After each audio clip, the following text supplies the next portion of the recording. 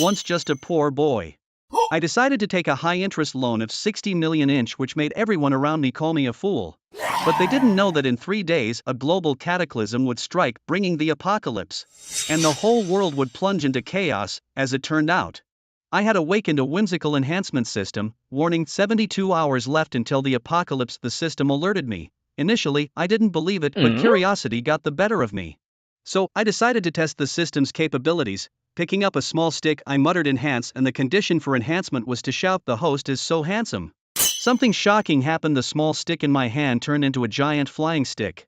This unbelievable scene forced me to accept the system's existence and made me realize the apocalypse countdown was probably real. To survive the impending apocalypse, I decided to build a combat vehicle. I sweet-talked and mortgaged my way to another 60 million. Then went straight to a 4S shop and bought a vile signature, a 1.200 square foot new RV. With only 3 days, I rented a large warehouse and raided the local supermarkets for supplies. Over these days, I did many bizarre things, all due to the whimsical conditions set by the enhancement system. For instance, the condition to enhance the vehicle's shell involved 100 kilograms of steel, half a smoked cigarette, and a lollipop stolen from a little girl. While 100 kilograms of steel was somewhat normal, the latter two conditions baffled me. Reluctantly, I gave a lollipop to the neighbor's girl, waited for her to take a few licks, and then took it back to complete the task. Even for someone as shameless as me, my face turned red with embarrassment. There were many more absurd upgrade conditions. The enhancement condition for the wheels was 100 kilograms of rubber and taking each wheel out for a 10-minute spin. The windows needed 10 kilograms of sand-fried dough sticks and soy milk. The condition to enhance a fire axe was to chop bread with the axe, which had to be split perfectly in half. While these ridiculous requirements made me lose face, the voice prompts from enhancing the RV were more joyful than driving it. After a series of enhancements, I felt exhausted and had spent all the borrowed millions. Looking at the enhanced RV, I felt a strong sense of security, despite the exterior of the vehicle remaining unchanged. The storage space inside was incredibly expanded, especially the fuel tank and refrigerator. Upon opening them, one would find a gigantic space inside. I moved all the food from the warehouse into the vehicle, along with the enhanced axe blades, gas masks, and medical equipment. With about 5 hours left on the apocalypse countdown, I began enhancing my own body. The condition was to do 100 jumping jacks, 100 sit-ups, and 100 push-ups every day for 7 days. By the 3rd day of this fitness regimen, I re-evaluated what was still missing in my vehicle. The car system hadn't been upgraded yet, thinking of the condition for enhancing it. A 1 terabyte SSD filled with resources. I almost flipped the table in frustration. What did that have to do with the car system? But recalling previous conditions, it seemed not so unacceptable.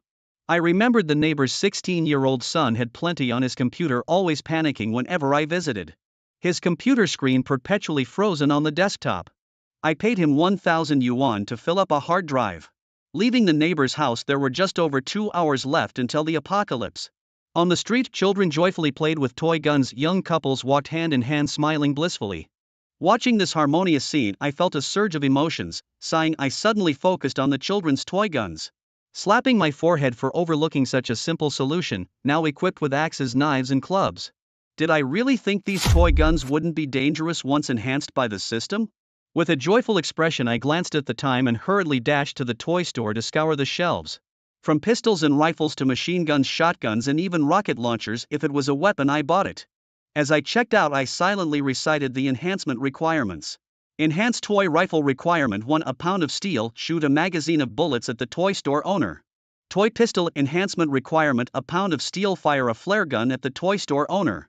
A sense of foreboding had already crept into my mind before I saw the enhancement conditions, and upon reading them I was utterly dumbfounded. The most bizarre of all was the condition for the toy pistol.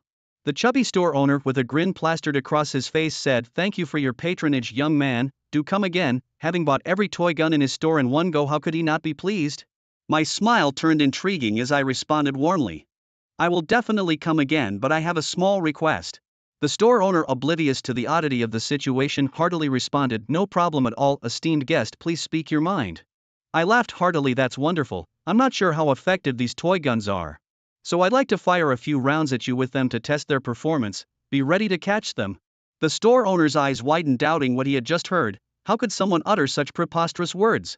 After a brief and friendly negotiation, he agreed to my request. I aimed the toy gun at the back of the chubby store owner. And in an instant, strange screams echoed from within the toy store. Passers-by hearing these odd sounds couldn't help but sneak a peek. Unaware mothers stood dumbfounded at the door of the toy store, their expressions turning bizarre upon hearing the owner's screams. After having a go with each toy gun, I walked out of the store feeling jubilant. Returning to the warehouse with only half an hour left before the apocalypse, I began enhancing each toy gun. A series of system notifications rang out, filling me with a sense of unprecedented satisfaction and security. I moved all the weaponry into the RV. Then proceeded to enhance the vehicle's system. A 1 terabyte SSD loaded with resources vanished and a congratulatory message announced. Information detection system acquired. As the notification sounded, the RV seemed to come alive at that moment. An invisible magnetic field spread from the vehicle, displaying all detected objects within a 500-meter radius on the monitor. Not only were items listed, but the locations of nearby people were also marked with red dots on the map. With less than a minute left until the apocalypse, I double-checked the doors and windows for safety. Then hid inside the RV and refreshed the news on my phone. My mind was flooded with apocalyptic images, and oddly I found myself anticipating it. When the countdown ended and the apocalypse descended, it promised a complete upheaval of order, a reshuffling of human rights and status, a calamity, but also an unprecedented opportunity. As the countdown hit 0 inch, I sat baffled inside the RV, feeling no change, curious. I stepped out to look around. Outside, it was still peaceful, albeit a bit dim. I continuously refreshed the news on my phone, and after several minutes I finally saw a notable headline: a wave of suspected rabies cases floods B City Hospital. This news acted like a spark, followed by a barrage of similar information. Videos of people in hospital gowns biting others as they surged out of the hospital were especially terrifying. I suddenly realized that this so-called apocalypse might just be a viral epidemic. These topics instantly topped the trending searches. The country issued an emergency notice urging everyone to hide inside buildings to avoid being bitten by the infected. Emergency departments mobilized to intercept the infected on the streets, the noise startling me as I browsed my phone. Looking out the window, I could see pandemonium on the streets, with panicked pedestrians fleeing in terror. Emaciated patients roamed among the crowd, their sudden bursts of incredible strength overpowering.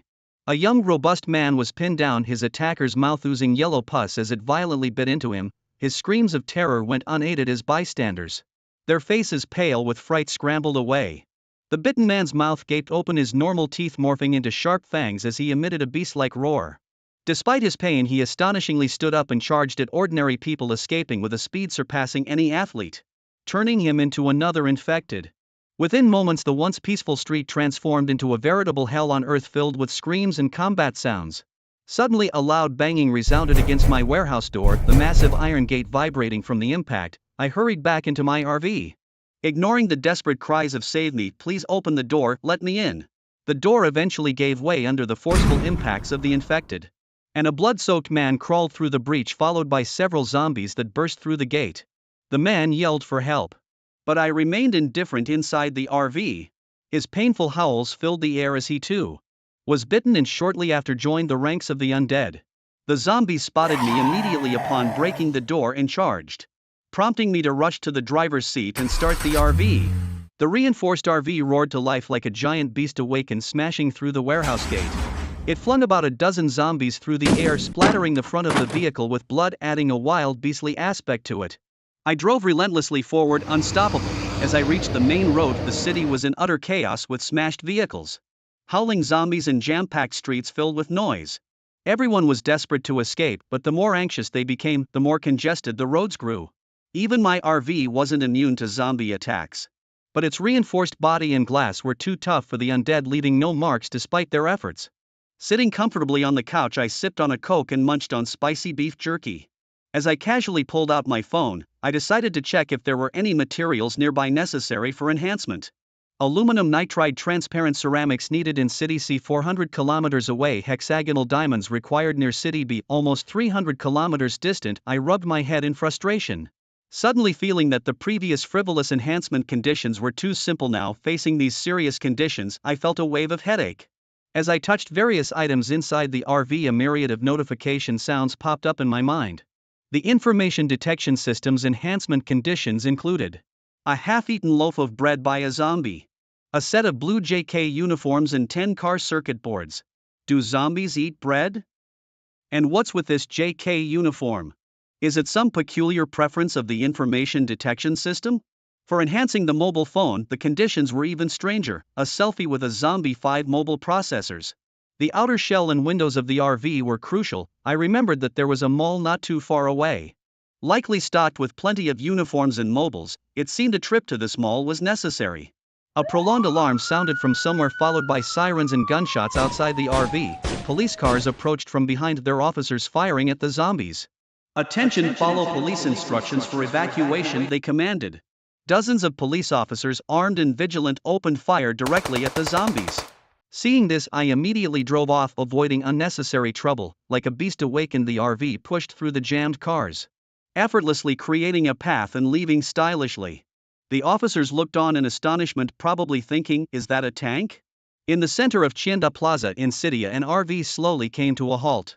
On my way here, I had already plowed through hundreds of zombies. It's been over 3 hours since the apocalypse began, although the internet hadn't completely gone out.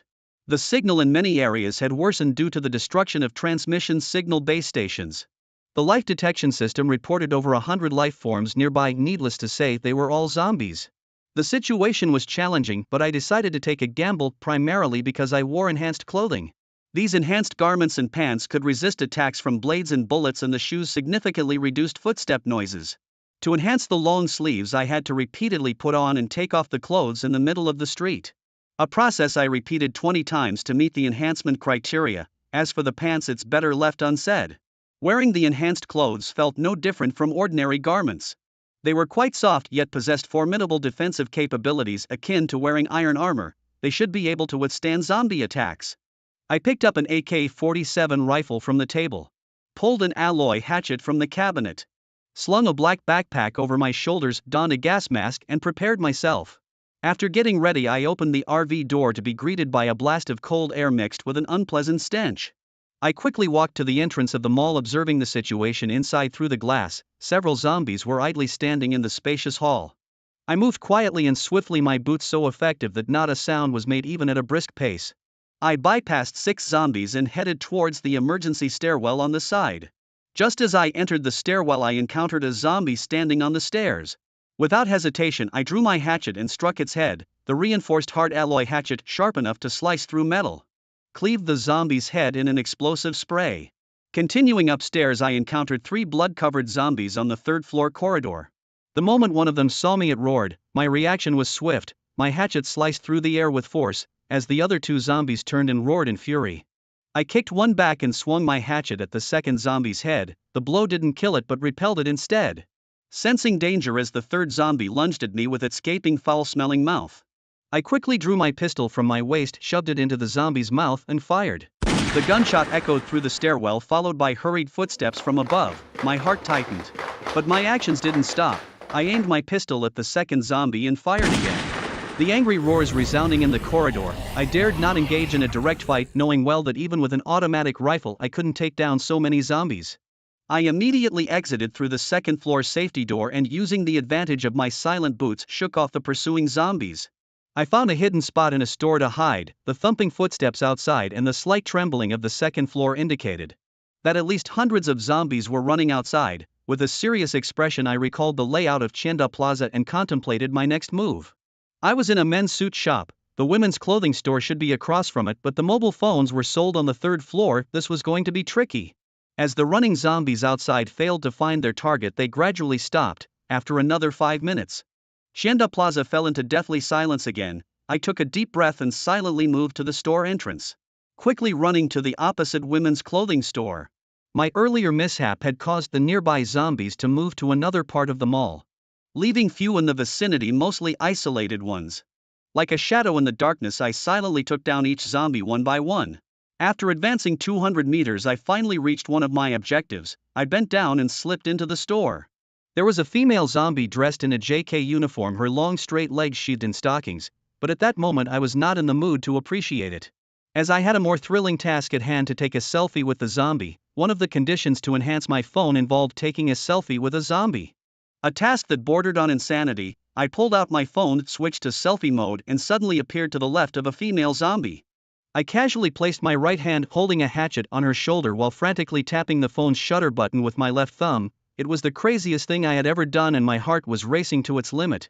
Just as I finished taking the photo of the female zombie and I moved simultaneously, her gaunt dry face turned sharply towards me, her mouth agape, revealing a gaping maw. Reacting instinctively, I kicked her hard in the stomach. She lost her balance and fell hard to the ground. I advanced quickly, my axe swinging down hard on the female zombie, who now lay limp and powerless, finally silenced. The whole experience was thrilling, to say the least. Now only a schoolgirl uniform and 5 phones remained. I picked up a school uniform from the store using my phone's light to check the colors available: pink, red, black, purple, every color except blue. The female zombie I had just encountered had been wearing a blue schoolgirl uniform. Shining my phone's light on her, I confirmed it was indeed blue. "Sorry, miss," I muttered as I packed the blood-stained blue uniform into my backpack and covered the body with other clothes from the shop. With a suave smile, I dashed up to the 3rd floor like a phantom. Upon reaching the 3rd floor, I successfully broke into a phone store. Chopping the lock off a cabinet with my axe and grabbing the latest model phone inside, whispering "enhance" under my breath, the enhancement was successful. "Congratulations," flashed across the screen. "You've obtained a superphone with unlimited capacity, unlimited battery life, an S-tier processor, and an S-tier metal casing.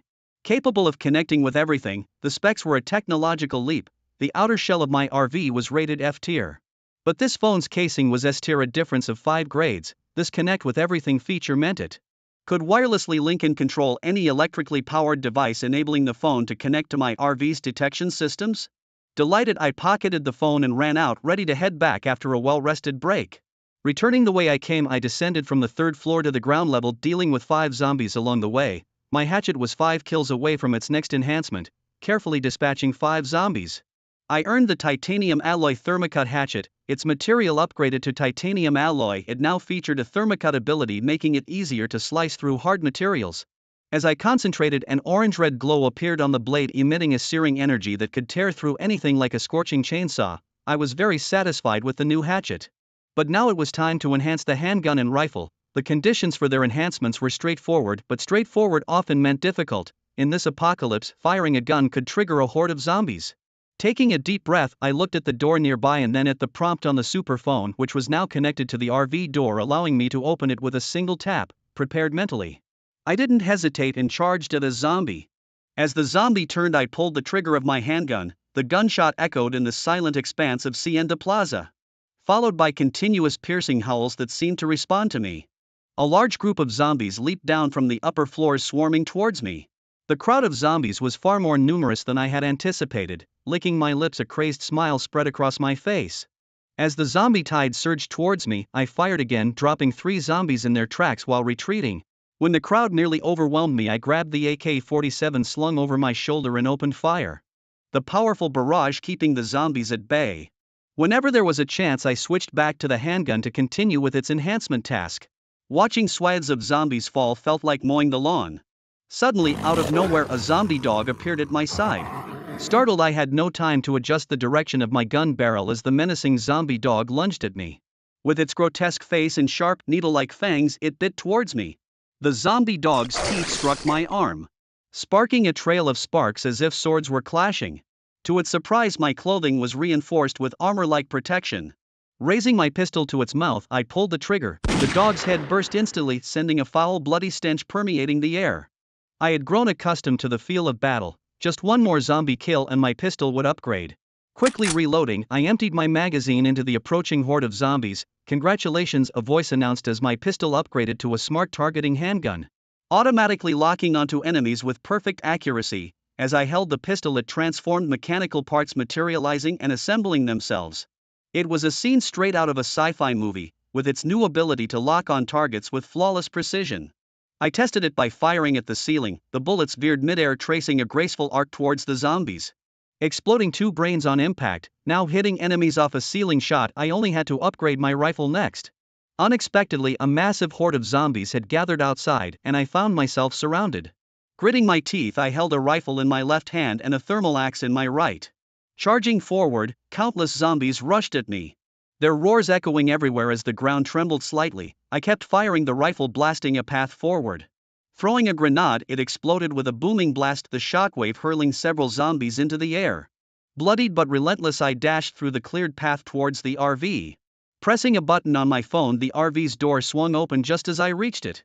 With a strong leap, I entered and quickly shut the door behind me using my phone again. The RV was soon engulfed by more zombies pounding relentlessly on the doors and windows.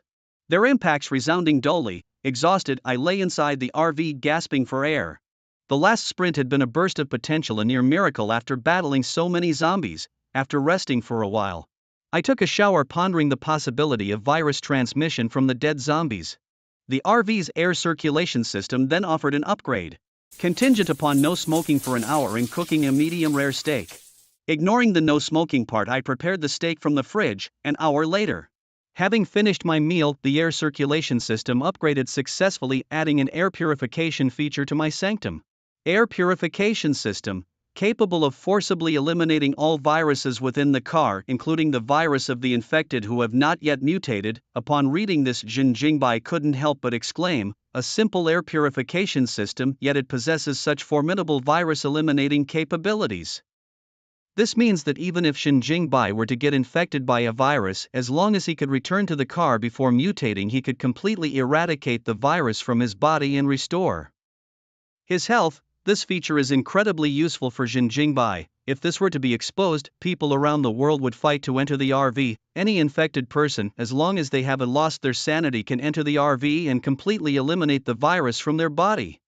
However, Jin Jingbai isn't so magnanimous as to reveal this to the public. Moreover, human nature cannot withstand such a test. If people were to find out about the RV's capabilities, it wouldn't lead to global celebration but rather human contention. Therefore, Jin Jingbai decided to keep the RV's antiviral function a closely guarded secret. At 9 o'clock in the evening, Jin Jingbai sat on a soft sofa, wiping down his hand axe while fiddling with his super phone. He was unable to meet the enhancement conditions for his AK-47. His rifle had only killed 88 zombies, still 12 short, but it didn't matter, he would have plenty of opportunities in the future.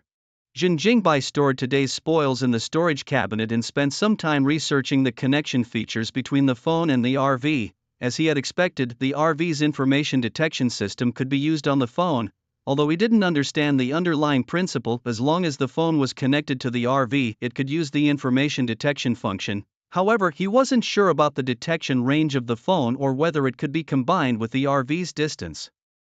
He glanced at the horde of zombies gathered outside the window. It was pitch dark outside, so dark that you couldn't see your hand in front of your face. Blood-curdling handprints were pressed against the glass and heads with hair falling out kept bumping against the window. In such a situation, there was no chance for Jin Jingbai to go out and experiment.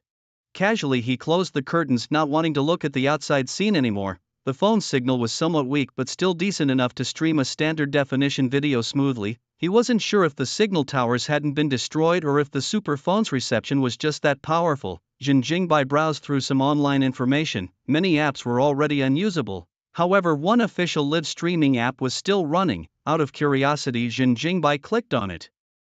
The screen showed several middle-aged men engaged in a heated discussion. I think this kind of live streaming is meaningless. Teaching people how to survive in the apocalypse. There are barely any signal towers left. How many people can actually watch our live stream? Isn't this a joke? Said a refined man wearing glasses, his tone somewhat agitated. Clearly he didn't like the live stream and thought the authorities were wasting time. A fat middle-aged man with a big belly sitting next to him responded calmly, it's not quite the apocalypse yet. I believe that with our country's efforts we will eventually overcome this virus struggle. That's right, Professor Tan, don't be too agitated. Our live stream's purpose is to provide those who can access the internet with more survival knowledge, the young female host said with a smile, trying to mediate. It's easy for you to say, anyone with half a brain can see what's going on now. Professor Tan snorted coldly, we are already in the apocalypse, the virus mutated long ago, it just broke out today. Within a few hours the entire world has fallen, this is no longer an ordinary virus struggle. At this point, are you still deluding yourselves? If we want more people to understand survival in the apocalypse, our first task should be to deploy troops to protect the signal towers and prevent the complete collapse of the network. Countless people need the network to seek help, to look up ways to handle sudden situations. The impact of the network on modern humans is enormous. Not everyone is a survival expert. Not everyone can quickly adapt to the apocalypse, and not everyone has a sharp mind for quick reactions. Many people won't know how to respond correctly when faced with unprecedented situations, but with the network, the nation's leadership can guide the populace on how to escape, how to hide, how to find nearby companions and so on. The network's influence is incredibly significant. The obese middle-aged man sighed heavily and said in a deep voice, Professor Tan, you are right, we do need to face the current situation head-on, but you're oversimplifying things. The country has too many issues to deal with and Huawei is vast with a severely understaffed military. Huawei not only needs to build shelters, evacuate and protect civilians, but also safeguard research institutes from destruction. With so many responsibilities, where can the country find the manpower to protect all the major bases? Although there are many soldiers in Huawei, they are not enough to save the entire nation simultaneously. Moreover, a country has too many obligations to fulfill. There will always be gains and losses, and in such circumstances, they must prioritize the greater good. It's not that the state is too harsh, but to survive in an apocalyptic world, one must understand the necessity of making difficult choices. The discussion among the group of experts gradually took on a more serious and realistic tone. Enough, let's not argue about these things anymore. Don't forget why we are doing this live stream. It is to educate the public on survival strategies so that more people can make it through. A woman who had been silent all along finally spoke up. She seemed to hold some authority as everyone stopped their discussions and turned their attention to her immediately. There's no point in hiding the truth anymore. The officials likely won't oppose what I'm about to say, so I will be blunt. The woman stood up, seemingly about to announce something significant. The virus that has plagued the globe for 3 years has completely mutated. It has erupted simultaneously across the world. We have given this mutated virus the simplest and most straightforward name, the zombie virus. Taking a deep breath, the woman continued in a grave tone, earlier today all the infected individuals collectively turned into walking corpses. They feed on humans, spreading the virus through saliva and blood. Don't think you're safe if only scratched. Their blood-soaked hands are also a means of transmission. Everyone around couldn't help but sigh. Some even closed their eyes as if hearing the public's curses. To be able to produce such detailed data indicates that the virus had precursors. Any powerful country likely knew about it long ago but concealed it to avoid causing panic. The fact that countries worldwide kept such a massive secret is bound to draw criticism. The woman continued, once infected individuals quickly become emaciated, their nerve reactions slow, their gaze dulls, they lose hair rapidly, blood flows from their eyes and pus from their mouths. Anyone witnessing these symptoms must immediately distance themselves, as these are signs of mutation. Once the infected fully turn into zombies, their bodily functions will greatly enhance. Strength, speed, vision, smell, hearing, everything will far exceed human capabilities.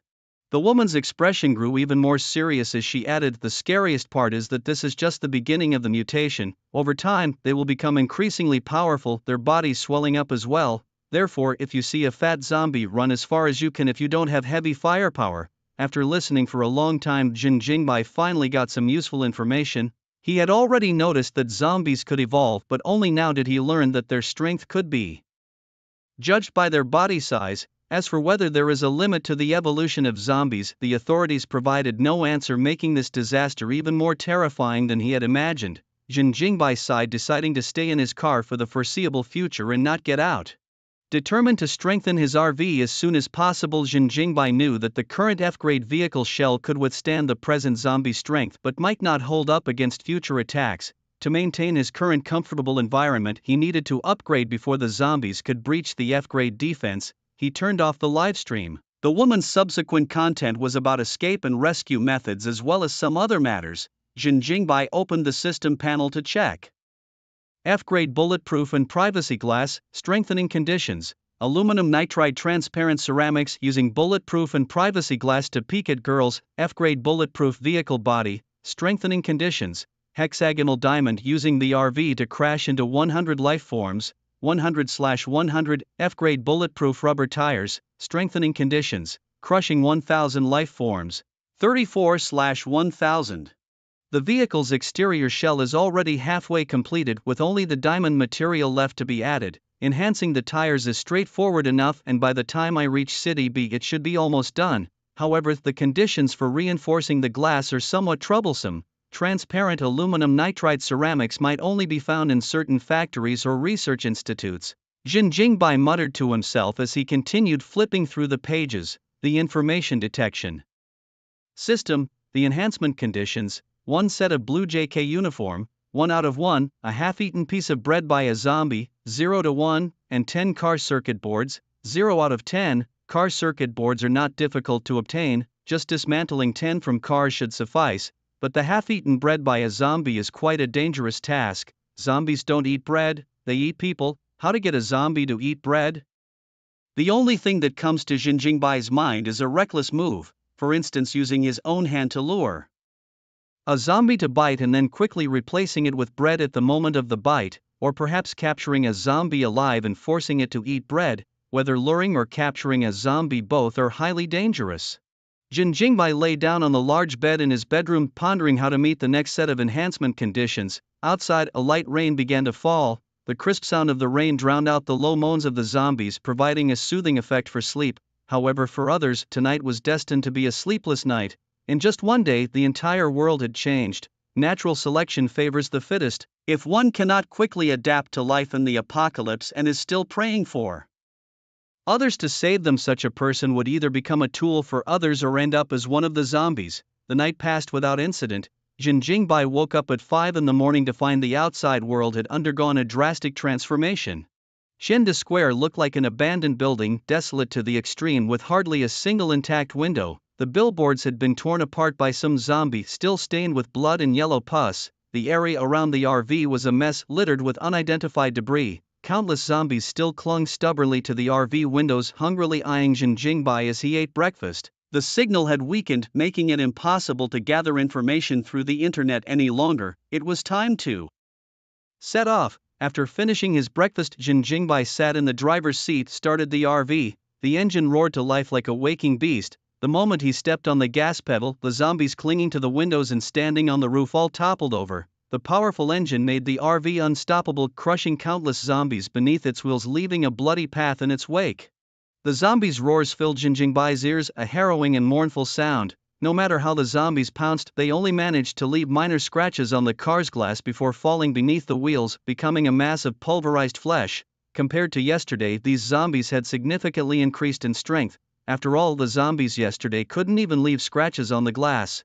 The rapid evolution of the zombies instilled a sense of urgency in Jinjingbai, prompting him to press the gas pedal even harder. Besides the exterior wheels and glass, Jinjingbai had also reinforced many other parts of the RV, such as the engine chassis and exhaust system. Over 3 days, Jinjingbai had turned the RV into something resembling an ironclad fortress, ensuring that neither the roof nor the bottom could be easily breached.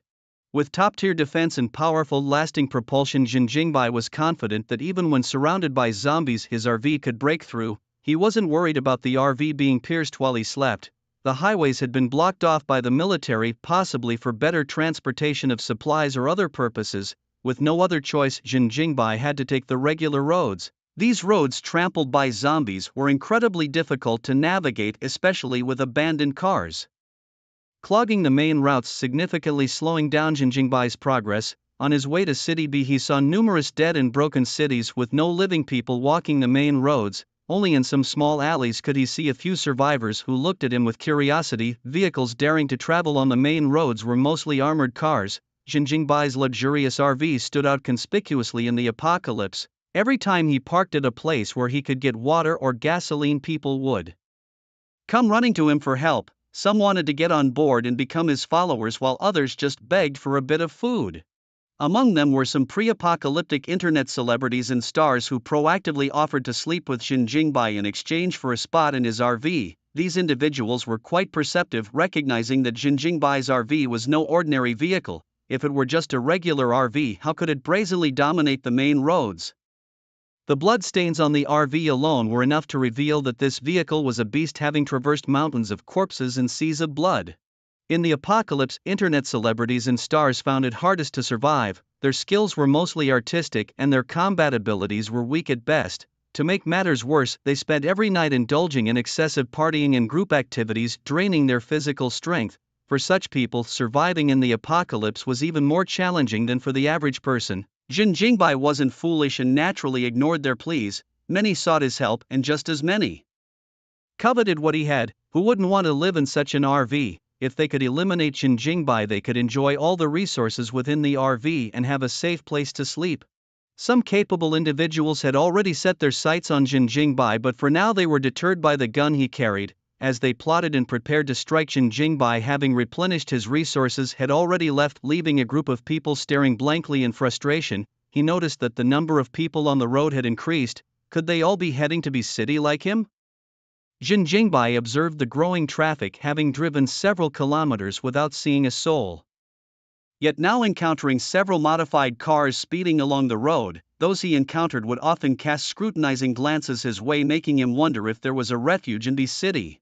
Suddenly, the roar of a motorcycle approached from behind, slowing down only when it reached the driver's side of Jin Jingbai's RV. "Brother Bike, is that really you?" a familiar voice called out from beside him. Jin Jingbai glanced over indifferently and saw that it was Rao Wan. Who was Rao Wan? Of course, he was the honest guy who provided a terabyte of seeds, but this guy looked much bulkier now. Damn, did he inject protein powder directly into his muscles? In just a few days he had bulked up like a bull. Jin Jingbai gradually slowed down and stopped by the roadside. He didn't get out but rolled down the window slightly to chat with Rao Wan. Even though they were former neighbors, Jin Jingbai didn't fully trust him. In this lawless era, people's hearts could change. Rao Wan stopped his Yamaha VMAX motorcycle and laughed. "I don't know what's going on either. Lately, I've felt an endless surge of strength and my body gets stronger by the day." He showed off his muscles, which were far more developed compared to the scrawny guy he was a few days ago. Now he looked like a seasoned fitness trainer, his naive appearance making him seem like someone with muscles for brains. Stronger by the day? Jin Jingbai was taken aback. This was unexpected. Could it be that Rao Wan was infected with the virus but retained the zombie's evolutionary abilities without mutating? Or did the apocalypse bring new opportunities along with crises? "Brother Bai, are you also heading to the Be City refuge? Why don't we go together?" Rao Wan asked excitedly. When he was behind, he thought the RV looked familiar. Seeing it up close, he realized it was indeed Jin Jingbai's. Finding a companion in the apocalypse was a rare stroke of luck. Be City has a refuge. "Where did you get this information?" Jin Jingbai inquired. "The soldiers said so." "Brother Bai, didn't you hear the news from the army and decide to go to Be City?" Rao Wan explained. "Honestly, I heard many places in China are building refuges and the one closest to our city is in Be City. The army reached a city. Why didn't you go with them?" Jin Jingbai asked. The army wants us to wait and follow their orders to help search for other survivors," Rao Wan replied, somewhat annoyed. "They said those who don't want to wait can head to Be City on their own, but they didn't open the highways for us. It's really ridiculous. If we can't count on the army for protection, at least they should provide a highway, asking civilians to travel regular roads facing countless dangers along the way is like a pilgrimage to the West." Rao Wan couldn't understand what the army was thinking. They didn't help the civilians much but were actively searching for survivors. He claimed to help the common people yet displayed a domineering attitude and refused to open the highway. It's baffling. The military blockade of the highway is understandable to prevent it from being overrun by zombies. However, it's strange that they allow you to leave freely. Ruan Jingbai stroked his chin and pondered. If the army's true intent was to save civilians, they wouldn't let you leave. They would force you to stay, ensuring safety only by their side. It seems the apocalypse has changed many things, including some figures within the military. It's highly possible that this unit in City A does not follow national orders. As the apocalyptic order collapses, countless ambitions rise. Though it's only been a few days, some have sensed that this calamity is far from simple. Nations worldwide might fall in this disaster. Relying on the protection of the state no longer seems the best choice. Forming one's own team might become the foundation for survival in this new world. As nations fall, those with significant power will emerge victorious in the apocalypse. Ruan Jingbai suspected that someone within the military wanted to establish their own force. Blocking the highway is a way to filter out obedient civilians. Once the subordinates are compliant, building a force becomes straightforward. But what could ordinary civilians do? It certainly isn't as simple as it appears. Thinking of this, he glanced at the muscular Rao Wan. A bold guess swirled in his mind. Rao Wan's situation is peculiar. If his condition is not accidental but another step in human evolution, then it means everyone might awaken powerful abilities. The military's intelligence is very sharp. If they act strangely, it's because they have information unknown to ordinary people. Could the rampant virus not only create infected people but also evolve individuals? The more Ruan Jingbai thought about it, the more plausible it seemed. He believed Rao Wan was one of these evolved individuals. The military's motive to filter obedient people is to ensure that those who awaken still follow their commands. Although some capable individuals might act independently, they would be a minority. the combination of vast ambition, military power, and evolved humans could give birth to a new force. Yuan Jingbai took a deep breath, sensing the ambitious nature of this military leader. To dare break away from national control and establish their own base, their inner thoughts must be terrifying. Never mind them, he thought. Brother Bai, can you open the door and let me in to warm up? This weather is too cold and I feel it will get even colder soon. Raowen shivered his strong body, complaining continuously, but he didn't look afraid of the cold at all. I'm not going to City B, I'm heading to City C, we're not on the same path, perhaps we'll meet again someday.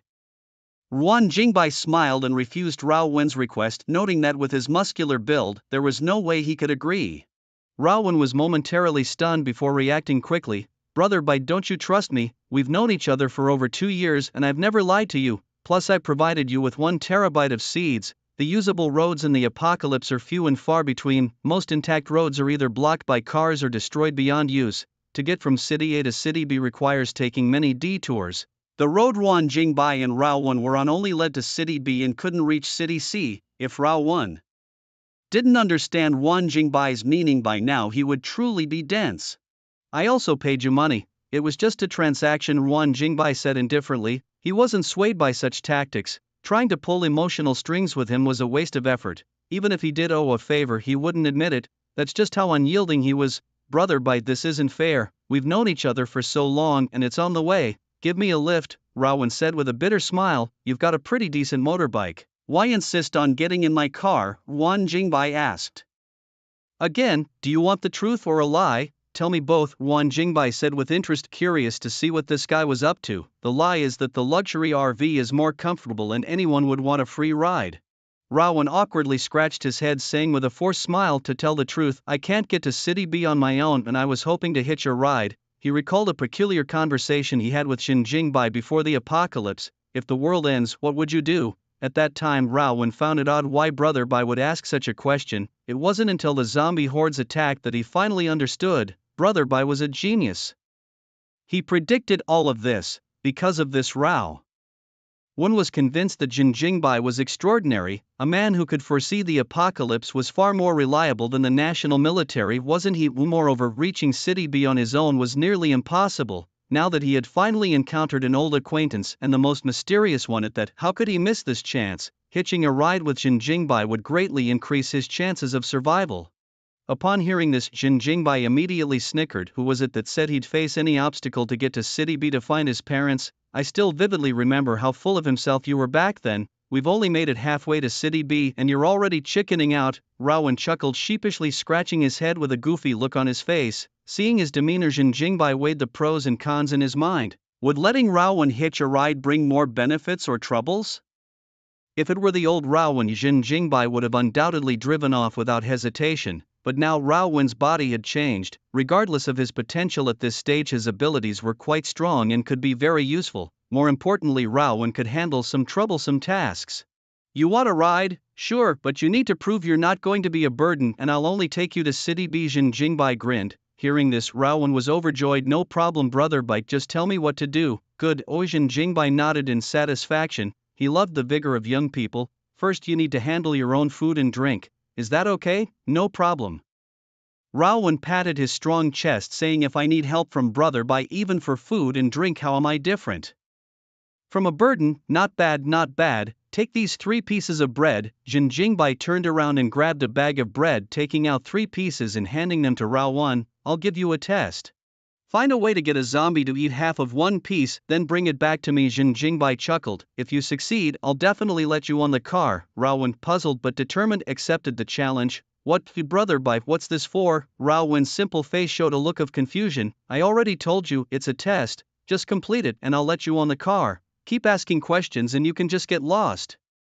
Xin Jingbai waved his hand impatiently. Doing all these things as a follower, just follow the orders. Really, Brother Bai, you're not lying to me, really. When I Xin Jingbai speak, it's truer than gold and silver. Xin Jingbai nodded with a smile. Raowen took a deep breath, gritted his teeth, and accepted the bread. All right, Brother Bai, wait here for my news.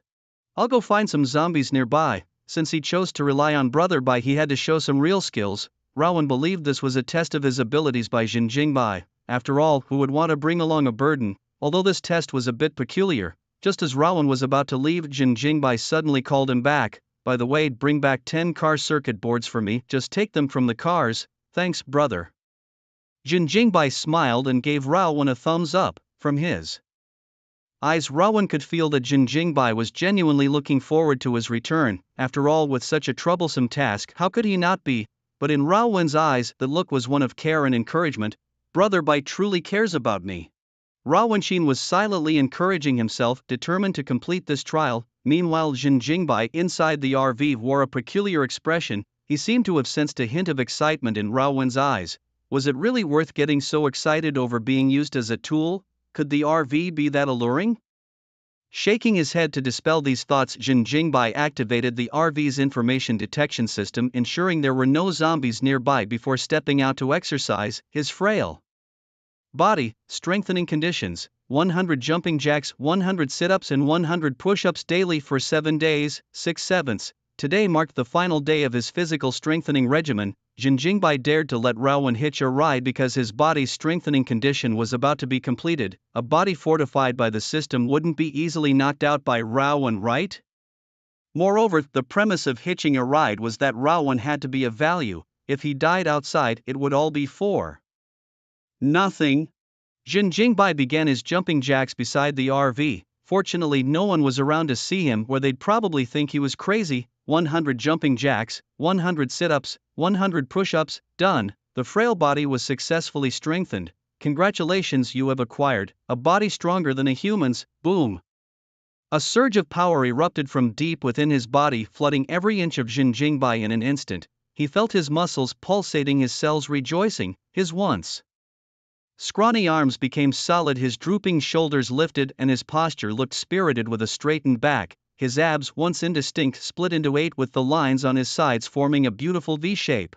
In an instant, Jin Jingbai transformed from a weak, frail youth into a well-built and aesthetically pleasing man. His muscles were not bulky but rather the type that looked lean in clothes and muscular without. Whether male or female, anyone would feel a striking visual impact and an intense masculine allure. Whoosh! Jin Jingbai threw a punch, creating a slight breeze. He felt an inexhaustible energy surging within him, eager to unleash it all in one go. However, he managed to suppress this urge. His current state was merely an illusion caused by the sudden surge in strength. There was no such thing as endless power. Only a fool would truly believe that. Instead of rushing to unleash his strength, it was better to first adapt to it. Mastering his newfound strength would provide ample opportunities for future displays. He performed several sets of exercises, feeling every change in his body. Jin Jingbai discovered that his physical abilities had undergone a qualitative leap, even managing a single-finger handstand with ease. He lifted the several-ton RV effortlessly. Whether in strength or speed, he had far surpassed human limits. This was akin to being a scion. It was incredibly powerful. No wonder it was called a body stronger than a human's. Jin Jingbai finally understood the meaning of surpassing human limits. His physical capabilities had exceeded the bounds of humanity. Now he could punch through a zombie with ease. Of course, the zombies he had encountered so far posed no threat to him. He hadn't forgotten that some animals had also mutated from the virus. Creatures like tigers and bulls surely had greater strength than human zombies. Plus, the virus continued to mutate, making zombies increasingly powerful. The current zombies were easy to defeat, but the future ones might not be. If Jin Jingbai became complacent due to his sudden surge in strength, he would suffer dearly in the future. Feeling relieved, now there was no need to worry about Rowan attacking him. Jin Jingbai, in high spirits, returned to the RV and poured himself a glass of soda. Time to check the next condition for body strengthening. System: strengthen the body. A body stronger than a human's. Strengthening conditions: perform the new Treasure Island dance daily in front of an audience for 30 days. Jin Jingbai almost dropped his cup. What kind of bizarre strengthening condition was this? He suspected this wasn't a strengthening system at all but a social death system. It was bad enough to have to dance weird dances daily, but to do so in front of an audience, wasn't that like declaring to everyone that he was a lunatic? He wondered if animals counted as an audience. If so, he could find a dog to watch him dance New Treasure Island every day. Jin Jingbai pondered. If dogs counted as an audience, then did zombies count as well? A bizarre image suddenly popped up in his mind. He seemed to envision himself standing on top of an RV every day dancing in front of a horde of zombies. The scene was so beautiful that he dared not think further. Jin Jingbai shook his head again, opened a notepad on his computer and began organizing the enhancement conditions to see which ones were still incomplete. First, he focused on the weapons. The AK-47 only needed to kill 12 more life forms to be fully upgraded. This task was too easy, he could complete it later today. The enhancement conditions for other firearms were similarly straightforward, all requiring the killing of life forms. The machine gun needed to kill 500 and the shotgun required 300. However, the rocket launcher had a slightly different condition that also provided Jin Jingbai with a clue: an excellent RPG rocket launcher. Enhancement condition: kill 10 secondary life forms with the rocket launcher. Jin Jingbai wasn't sure what secondary life forms were, but he guessed they were related to zombie evolution. Maybe once they reached a certain level of strength, they would be called secondary life forms. The specific name was still unknown. Whether secondary life forms had even emerged yet was also a mystery, therefore the rocket launcher upgrade could wait. Jin Jingbai then placed his hand on the smart pistol and information popped up in his mind again: smart targeting pistol, enhancement condition 1, carbon composite materials. Enhancement condition 2, in front of a human, throw the pistol into the air to spin 10 times and then catch it precisely by the handle, repeating this 30 times. Was this condition meant to make him show off? It seemed quite ridiculous, not to mention for the pistol to spin 10 times in the air it would have to be thrown several meters high. If he failed to catch it, it would be incredibly embarrassing. Even if he managed to catch it, it wouldn't look cool at all, it was just plain stupid. Fortunately, Jin Jingbai was thick-skinned enough to attempt it. The real trouble was the carbon composite materials, which were rare and could only be found in specific places. Next, he looked at the enhancement conditions for the RV. The exterior shell needed 6 more hexagonal diamonds and the task of ramming life forms had long been completed. The glass required aluminum nitride transparent ceramics and the second condition was to peek at girls through anti-peep glass.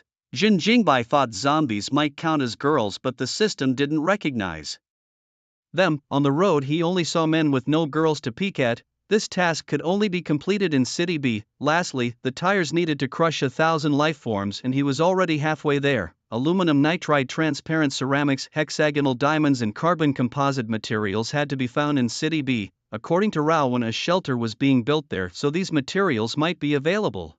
In summary, Jin Jingbai didn't need many materials. The behavioral conditions were the hardest to meet, testing his courage, strength and thick skin. While waiting for Rowan to return, Jin Jingbai decided to watch the dance video of New Treasure Island that he had saved. Don't ask why he had such a video on his phone. On the other side, Rowan was riding his motorcycle slowly, feeling touched. Brother Bai had given him tasks to collect a half-eaten loaf of bread by zombies, 10 car circuit boards, and to solve his own food and drink issues. From any perspective, it seemed like a losing deal. In the apocalypse, the most critical issue was food and water. If he could solve these problems himself, why would he need to rely on someone else? Yet, following Jin Jingbai not only required him to solve his own food and drink issues but also to act as a toolman. No company exploited its employees to this extent.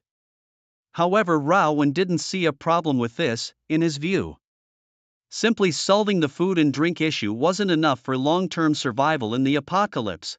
The number of zombies would only continue to increase, becoming stronger with each passing day. It was almost impossible for him to reach City B alone. Moreover, in this apocalyptic world, zombies weren't the only threat, humans were just as dangerous. Along the way, Rowan had witnessed countless people scheming and fighting each other for resources, thus he longed for a reliable partner. Though the neighbors had a poor opinion of Jin Jingbai, calling him eccentric and ill-behaved, it was often such people who survived the longest in the apocalypse. Rowan didn't consider himself particularly smart, and when faced with the treachery of humans, his only option was to avoid conflict. The reason he had survived thus far was due to sheer brute strength. If not for the changes in his body, he would have perished long ago. To reach City B, he had to hitch a ride with Jin Jingbai, otherwise death was inevitable. Rowan took a deep breath in the chilly air and stopped his motorcycle in a dilapidated alley. His strength was immense. He easily dismantled the car's circuit board from a roadside vehicle, tying it to the motorcycle's rear with some belts scavenged from dead zombies.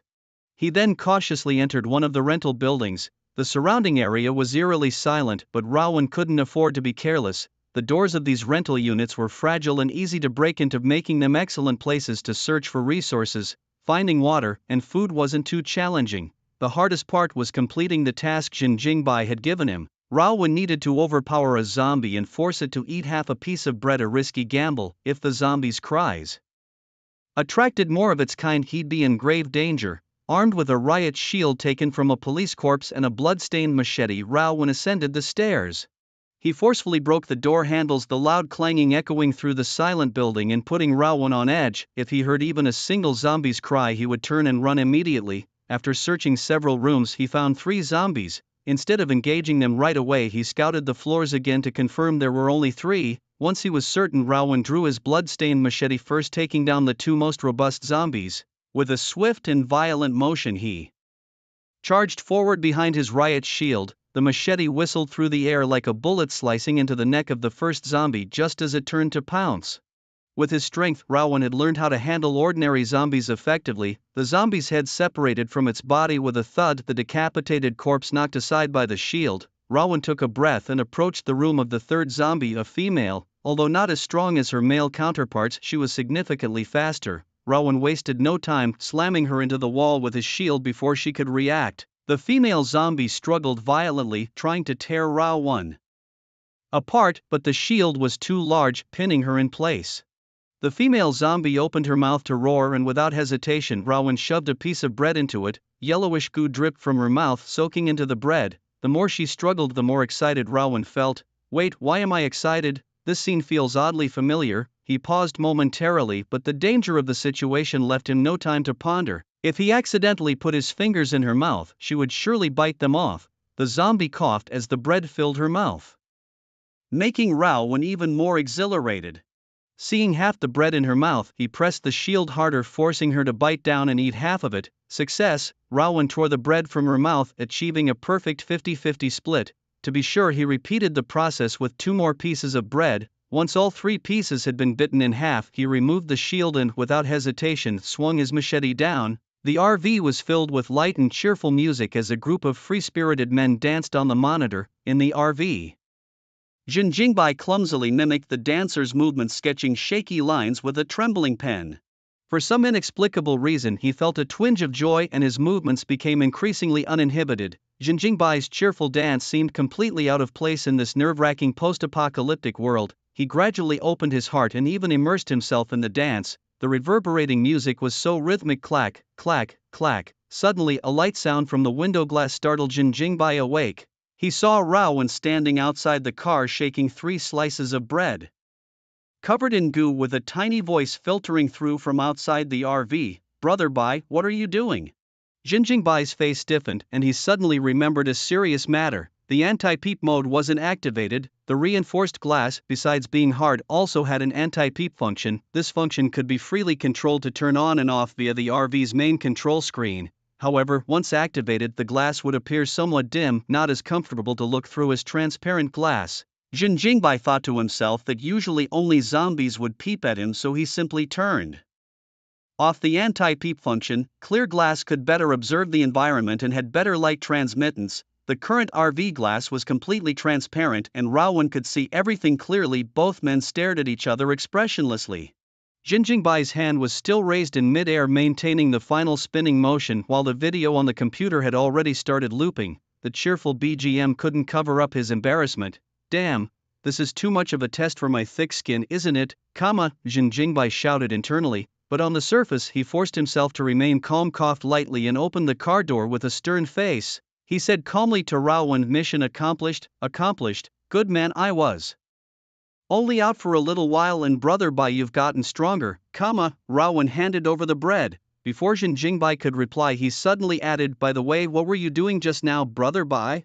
You are getting stronger and so am I. I've been this strong all along, you just didn't notice, Jin Jingbai said, glancing at the items tied to the back of the motorcycle, nodding in satisfaction. Not bad, we've got the car circuit board too. Of course I wouldn't want to let brother Bai down. By the way, were you dancing just now, brother Bai? Rawan asked again, curious. Jin Jingbai's mouth twitched slightly and he said coldly, can you handle your food and drink needs yourself? Of course, but brother Bai, you were dancing to Shin Takarajima, right? Rawan persisted, seemingly on purpose clinging to the topic. Jin Jingbai was instantly annoyed. He had tried to change the subject so many times, clearly not wanting to talk about it, yet this guy kept asking and asking, showing no tact at all. Now your second task is to learn the dance Shin Takarajima. If you can't learn it, don't even think about getting on the car, Jin Jingbai said, his face darkening as he took the bread and the car circuit board. Then he threw a tablet into Raowen's hand. Immediately he closed the car door, locking Raowen outside to learn the dance. Hey, what, do I really have to learn the dance to get on the car? That wasn't the deal. Raowen felt like crying. If he had known, he wouldn't have teased him. Now, if he couldn't learn Shin Takarajima, he wouldn't be able to get on the car, feeling like he's hoisted by his own petard. But given the situation, if he didn't learn the dance, wouldn't all his previous efforts be in vain? Helpless, Raowen could only put on a bitter face and start learning the dance moves from the video. Jin Jingbai hummed lightly, feeling quite vindicated. He placed the materials on the ground, his palm caressing the car's display screen, silently chanting, "Enhance the information detection system." A blue JK uniform, a car circuit board, and a half-eaten piece of bread by a zombie were all covered by a layer of blur and then slowly disappeared. The information detection system enhancement succeeded and he was rewarded with a primary artificial intelligence. What, artificial intelligence, Jin Jingbai was somewhat dumbfounded. He couldn't understand why an information detection system would turn into artificial intelligence. There seemed to be a slight connection between the two, but not much. "Hello sir, I am the primary AI, would you like to rename me?" A mechanical voice suddenly sounded inside the caravan, unable to tell if it was a man or a woman. A human face made up of numbers appeared within the display with a wide smile, but the digital face was so blurry that it made the smile look a bit creepy. "The primary artificial intelligence seems far superior to the ones available on the market. Its name alone suggests there must be intermediate and advanced versions too." Jin Jingbai smiled and said, "My name is Jin Jingbai, you can call me boss from now on. As for your name, let's go with awaken, like the silver in real gold and silver." "Alright boss, I've already integrated with the vehicle's computer in your phone. You can call me anytime if you need anything. If you feel uncomfortable, you can restrict my permissions," echoed a Yin's mechanical voice through the RV's sound system. Despite the mechanical tone, the respect in the voice was palpable. The system-enhanced AI would never betray. "Ain, do you still have your information detection function?" Jin Jingbai asked, concerned. "Don't worry boss, I can still detect information and the range has been extended to 1 kilometer. I've also integrated this function into your phone, making it capable of covering a 2-kilometer radius." Upon hearing this, Jin Jingbai couldn't help but laugh out loud. A 2-kilometer radius meant a 4-kilometer diameter detection range. Truly a super phone. Suddenly Jin Jingbai remembered he hadn't checked the enhancement conditions for the super phone, so he mentally commanded super phone enhancement conditions. 1. The crystal core of a level 5 lifeform. 2. Have a web novel author dress in women's clothing for a phone ad and be praised by 10,000 people for looking good. Jin Jingbai was stunned. The crystal core of a level 5 lifeform was one thing, but finding a web novel author to dress in women's clothing for an ad and get praised by 10,000 people? Was this system designed by a novel reader? Jin Jingbai's head was filled with black lines. This wasn't something he could enhance right now. Not only was it highly challenging, but the conditions were also extremely bizarre. So he shifted his hope to enhancing the AI, primary AI, enhancement conditions. 1. 10 fangs of level 5 lifeforms. 2. Find a partner for the AI. Jin Jingbai nearly flipped the table. What was going on here? He didn't even have a partner yet, he had to find one for the AI, the enhancement. Conditions were getting stranger and stranger. He had thought that high difficulty conditions would be reasonable, but Jin Jingbai suddenly realized he had been too naive. The depth of these conditions was beyond his grasp. The system demonstrated that high difficulty and bizarre conditions could coexist. While Raowen was practicing dance, Jin Jingbai's expression kept changing, making Raowen nervous. Brother Bai is indeed as rumored, with an unpredictable personality. Riding in Brother Bai's car, I hope I won't end up in trouble, Raowen worried, even doubting Jin Jingbai's sexual orientation. Looking at the dance video playing on the tablet, the joyful dance movement suddenly revealed a sense of anxiety, intensifying Raowen's unease. Jin Jingbai gently massaged his temples and recorded the enhancement information into the computer to avoid forgetting. He glanced at the previous records and saw the enhancement conditions for the computer. A 100T server and snatching dog food. Seeing this, he smiled and ignored it. What the heck, really now?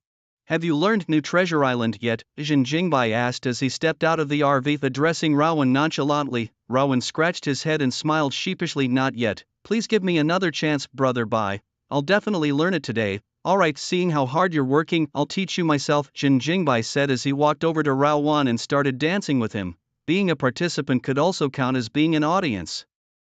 The enhancement condition for Jin Jingbai's body required him to dance New Treasure Island in front of an audience. Rao Wan as a dance participant was also an audience, right? Dancing alone would be awkward, but dancing together felt different. Come on, follow my moves and let's dance together. 1 2 3 4. 2 2 3 4. Jin Jingbai demonstrated the dance moves with a serious and focused expression.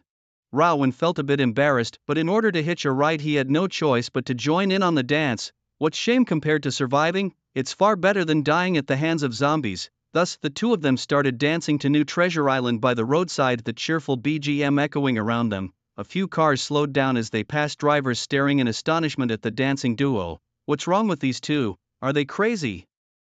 Someone even considered the idea of hijacking their RV, thinking it must be loaded with supplies, but a companion quickly shot down the idea. Are you nuts? There's definitely something fishy about this. Who in their right mind would be dancing out here? They're probably baiting us. Let's get out of here before we get into trouble. Passers-by all showed wary expressions. The apocalypse had made people more self-indulgent, leading to a surge of bizarre behavior. People were unpredictable, their actions erratic. One moment they might be chatting and laughing with you, and the next they could be swinging a knife, and you couldn't reason with them. It all came down to whose fists were bigger.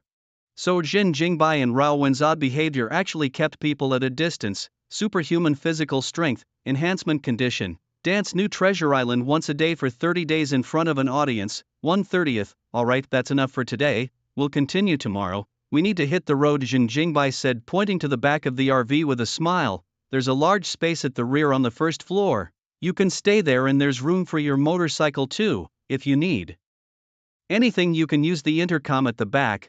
This luxurious RV had 2 floors. The second floor, where Jin Jingbai stayed, housed the driver's seat, living room, kitchen, bathroom and bedroom. The first floor was mostly storage space, with the rear area big enough to hold a small car, but since Jin Jingbai hadn't put a car back there, it was quite spacious. Hearing he could hitch a ride, Rao Wan was overjoyed. Thanks, Brother Bai.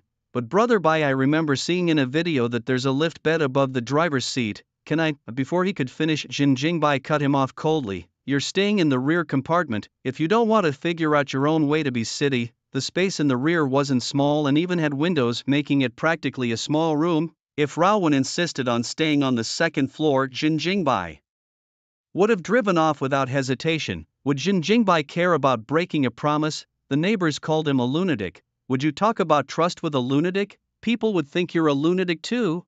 Fine, I'm just saying. But for things like bathing and using the toilet, Brother Bai, you can't expect me to handle that on my own, right? Rao Wan asked with a bitter smile. This time Jin Jingbai didn't get angry. Instead, he smiled and nodded. Of course, we're brothers after all. We've known each other for 2 years. Brothers who only get to stay in the rear compartment? What a cheap brotherhood, Rao Wan thought to himself, but still forced to smile. Being able to hitch a ride to B city was already great. He couldn't ask for more. Besides, the rear space was quite large and he was content. He had just mentioned it on the off chance he could get a better spot. If not, it wasn't a big deal.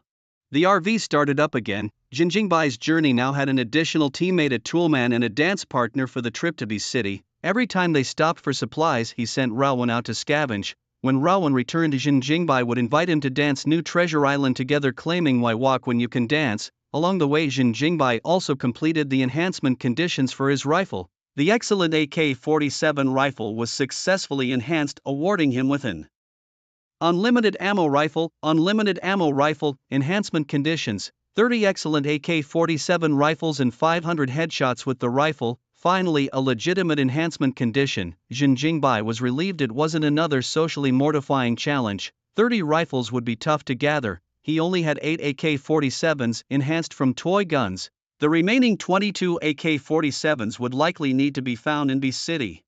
In City B there's a refuge and surely there are weapons there. When the time comes, he could figure out a way to trade for some. With the abundant supplies in his vehicle, it shouldn't be difficult to exchange for firearms. Boss, there's a special situation 2 kilometers ahead. According to our detection, there are about 40 lifeforms blocking the road. Judging by their movements, they appear to be humans. The AI controlling the RV suddenly alerted Jin Jingbai. Generally, even If they encountered humans, awaken wouldn't issue any alerts. This indicated that these people's behavior was too peculiar and had been classified by awaken as a special action. What's going on? Could it be a robbery? Zhen Jingbai's curiosity was piqued. He activated the voice function inside the RV, connecting to the rear compartment. Rob, once the vehicle stops, go out and check the situation. It seems like someone is blocking the road ahead. Take your gear with you. Zhen Jingbai had given Raowen a set of enhanced clothing and even reinforced his riot shield. Even if a rocket launcher hit, as long as Raowen could withstand the impact, he would remain unscathed. Moreover, Raowen's strength was increasing daily and his height had grown from 1.7 meters to 1.9 meters with exaggerated muscles. With Zhen Jingbai's equipment, Raowen had been transformed into a super tank. Whenever danger arose, sending Raowen to investigate was the go-to strategy. Blocking the road? Are they trying to rob us? Raowen's voice had become rougher and his physique was like a towering iron pillar, completely unrecognizable from his pre-apocalyptic self. By the time they reached City B, his parents might not even recognize their own son immediately. Damn it, they dare to rob us, must have a death wish, Raowen cursed. The RV stopped 200 meters from the target. It seemed the situation was just as Zhen Jingbai had suspected. The people ahead appeared to be road robbers. The entire main road was blocked with debris and several cars were burning on the side. Many human corpses were strewn across the ground. Abandoned vehicles were piled up, creating a depressing scene against the gloomy sky and rusty scrap metal. The roadblockers stood atop the heap of abandoned cars, grinning with undisguised greed in their eyes. Brother Joe, we're going to strike it rich this time. Such a big RV must be loaded with supplies, a real fat sheep. One of the lackeys laughed. Better be careful, such a big RV looks anything but simple. It could be an armed vehicle, someone cautioned, reminding them not to get overconfident. Ha, so what? Even if it's armed, our brother Joe is an ability user. No amount of bullets can harm him. The group laughed arrogantly, paying no heed to Zhen Jingbai's RV. In the center of the group stood a man smoking alone. He looked reluctantly at the completely burnt-out cigarette in his hand, casually flicking the butt to the ground and habitually stepping on it.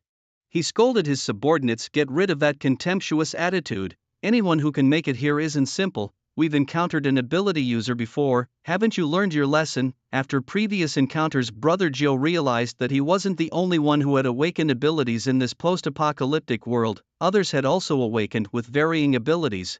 If not for his slightly superior ability, he would have failed already. So now he didn't dare underestimate any travelers. A mishap could cost lives. Yes, Brother Joe is right, the RV is stopped. Maybe they want to change routes after seeing us. The group looked strangely. They wanted to laugh mockingly but held back because of Brother Joe's earlier warning not to get cocky. Many want to leave, but they all come back in the end.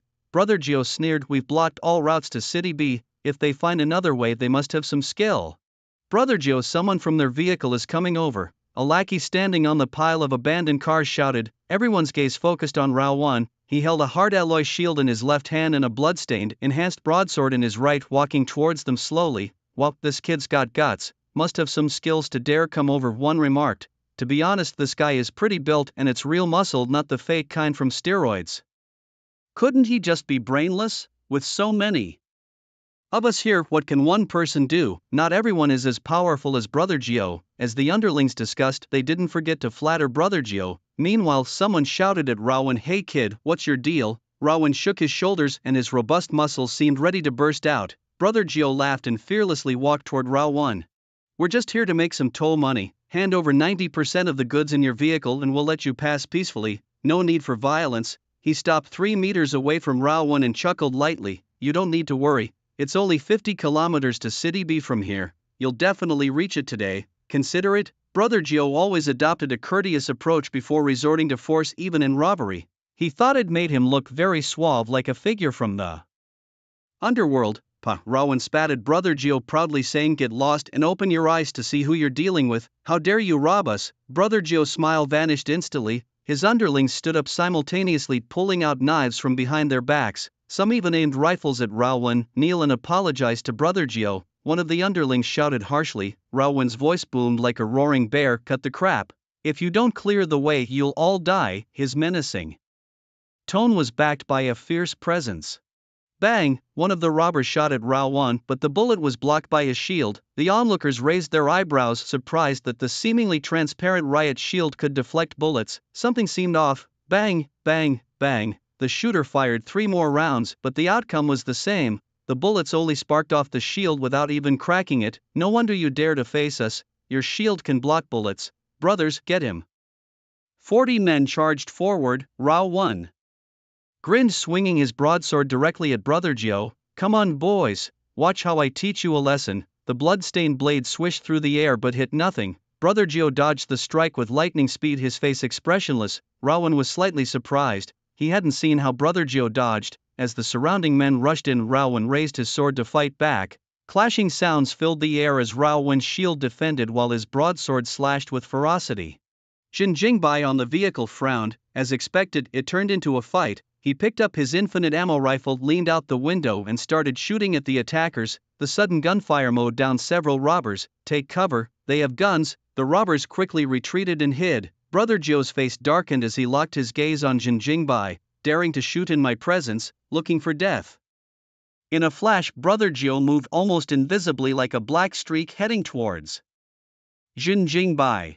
The rushing wind alerted Jin Jingbai. Instead of retreating, he instinctively punched into the air. Whoosh, a gust of wind passed by, revealing Brother Gio as the source. He had been 200 meters away just moments ago. Jin Jingbai realized this person was similar to Rao 1. They both had undergone some transformation. Rao 1's strength had surged, while this man's speed had skyrocketed. Fortunately, Jin Jingbai's keen instincts prompted him to punch preemptively. Brother Gio, sensing Jin Jingbai's formidable strength, had to dodge, giving Jin Jingbai a chance to retreat. I enclosed the window halfway. Following Jin Jingbai's command, the RV's window began to rise. Brother Gio's eyes widened as he vanished once more, reappearing by the window with a punch that had the force of a descending tiger. Boom, crack. The RV shook violently from the impact. As a crisp sound resonated, Jin Jingbai saw Brother Gio retract his fist in pain, his face contorting in agony. The sound wasn't the shattering of glass but the breaking of bones. What kind of glass is this, so hard? Brother Gio almost cried from the pain. Speed is equivalent to power. When a fast-moving object hits a stationary one, it can easily shatter it. To resist such an attack, the stationary object must be incredibly tough to the point of making everyone exclaim in shock. Otherwise, even if it isn't pierced, it would still be deformed from the impact. However, the current situation was beyond Brother Gio's expectations. With his ability-enhanced speed, not only did his fist fail to shatter the glass, but it also broke his own hand bones.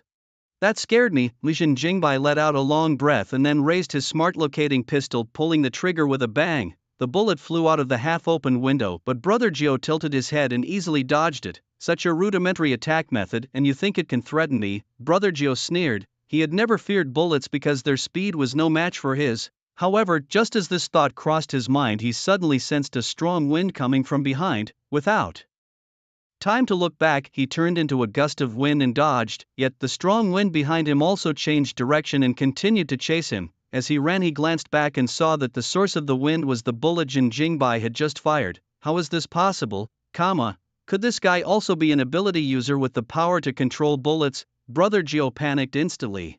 Thinking it over, he felt something was off. Earlier, when Jin Jingbai punched, the wind pressure was far beyond normal. His ability was to control the wind, so he was particularly sensitive to it and couldn't be mistaken. If Jin Jingbai was an ability user, he must be a strength type. But how to explain the bullets that could turn? Brother Gio couldn't figure it out and had no time to ponder further. He became a blur, running quickly around the RV, the rotating wind almost moving the vehicle. Even so, he couldn't shake off the pursuing bullet. He had to change position, running to the pile of abandoned cars on the road, grabbing an iron plate to swat at the bullet. Bang! The bullet embedded itself into the iron plate, finally coming to a halt. Brother Gio breathed heavily, unsure if it was from exhaustion or fear. He looked at Jin Jingbai with suspicion, only to see him smiling and firing another round. 6 bullets flew out in succession, tracing a beautiful curve in the air, heading straight for Brother Gio like guided missiles. Knowing how to deal with bullets now, Brother Gio wouldn't repeat his previous mistake. Using his wind ability to cover himself, he wielded the battered iron plate to deflect the bullets. Gunfire echoed, sparks flew and iron clashed with bullets, producing a shower of sparks. Jin Jingbai reloaded and fired another 7 shots. Brother Gio swept forward like a shadow, using the iron plate to hit each bullet with precision. The farce seemed to end there. Brother Gio returned to a spot not far from the RV window, throwing the tattered iron plate with all his might. Under the influence of his wind ability, the iron plate flew through the half-open window like a rotating saw, its power immense. Facing the incoming iron plate, Jin Jingbai remained calm. With a crisp snap, he caught the spinning iron plate in one hand. The force of the wind in his palm felt like it could cut through anything, but Jin Jingbai's superhuman physique neutralized it with brute strength. Outside, Brother Gio's face showed utter shock. How could this be, even with wind? Enhancement, he blocked it barehanded. This guy really is a strength-type ability user. Brother Gio's expression turned grim. Knowing he was at a disadvantage, his right hand already crippled and the RV as tough as a fortress, he felt cornered. Glancing at his subordinates, Brother Gio was taken aback. They were attacking Rawan, but their efforts were in vain. Rawan, is standing like an iron pillar, was completely unscathed. Rawan resembled a world boss from a game dungeon. Wielding a hard alloy shield, he charged into the crowd with a brutal impact, sending several people flying on the spot. Immediately after, Rawan swung his large knife with a primitive aura, slashing fiercely. The mere force of his swing generated gusts strong enough to blow people away, let alone those struck by the knife. Anyone hit by the blade was either severely injured or killed instantly, despite being surrounded by over 40 assailants. Rawan managed to kill 10 and heavily injure several others. Such a feat would be considered akin to an adult beating up children. The armed attackers were sweating profusely, trying desperately to shoot at Rawan. To their utter shock, his clothes seemed as impenetrable as iron armor, rendering bullets completely ineffective against him. This guy was also a superhuman. Damn it, Brother Gio realized that this time they might really be doomed. Inside the car, Jin Jingbai smiled, his hand slightly exerting force to crush an iron plate into a ball and toss it to the ground. Close the windows. With the car windows fully closed, Jin Jingbai picked up his super smartphone and opened the All Things Connected app. Selecting all controllable vehicles within range, he finally clicked on Rawan's location. Buzz! In an instant, the engines of the vehicles roared to life simultaneously. A dozen armed cars charged from behind the attackers, smashing through all the roadblocks. Boom! One of the oil barrels was hit by a car, triggering a series of explosions. Burning cars stormed into the battlefield, sending a dozen people flying on the spot.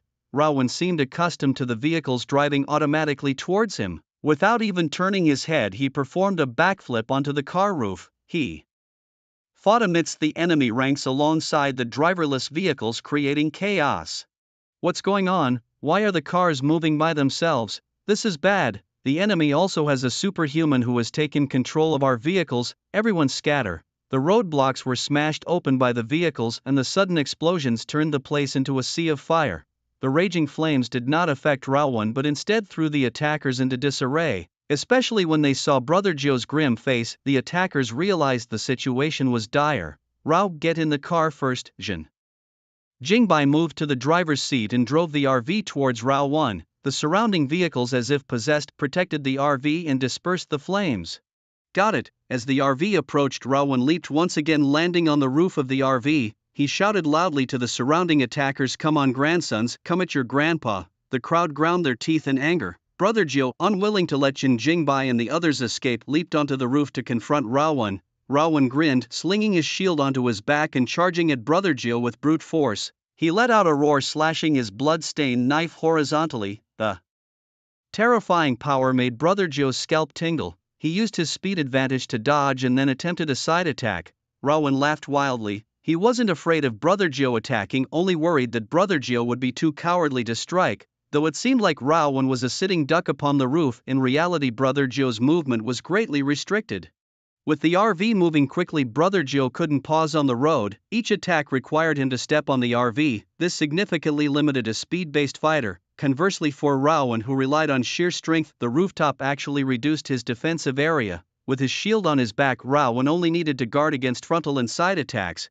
Additionally, his reinforced clothing protected his entire body, leaving his head as the only vulnerable point. Such a small attack range left Brother Gio feeling helpless. None of his underlings could offer any assistance. He had to bear all the attacks alone. Rawan's blood-stained knife swept with a gust, forcing Brother Gio to continuously dodge. A single hit would result in either death or severe injury. Amid their intense battle, Jin Jingbai suddenly slammed on the brakes. Creak! The two figures on the car roof simultaneously paused, with Rawan stabilizing himself by leveraging his strength advantage. Seizing the moment when Brother Gio's balance was off, he swung his broadsword fiercely. Squish! Brother Gio's body flew sideways like a kite with a broken string, leaving a trail of blood in the air. With a loud crash, he plummeted into a pile of scrap cars. The steel heap collapsed, burying Brother Gio alive. Brother Gio, his underlings exclaimed in shock. Some ran towards Brother Gio while others began to entertain thoughts of retreat. If even Brother Gio with his supernatural abilities was defeated, what chance did they stand? Rao, catch the gun. Jin Jingbai stepped out of the RV, tossing a machine gun to Rao 1. He himself wielded a rifle with infinite bullets, precisely aiming at the heads of those blocking their way. Kill them all. Jin Jingbai's voice was as cold and emotionless as a machine. As his words fell, he was the first to open fire, spraying bullets at their heads. Rat-a-tat-tat, several heads burst into blood blossoms like airy blood-colored roses, grotesque and gory. The rifle with infinite bullets, enhancement conditions, 30 premium AK-47 rifles, 8/30ths, 500 headshots with a rifle, 139/500. Kill them all. Rowan was momentarily stunned. Jinjingbai's icy tone cut through. It's the apocalypse now. If you dare let one escape, you can walk the remaining 50 miles yourself. Anyone who dares to lay a hand on me must die. Even if they were a saint before the apocalypse, they must die. Rowan swallowed hard, then his eyes flashed with killing intent. He raised the machine gun and unleashed a hail of bullets on the fleeing enemies.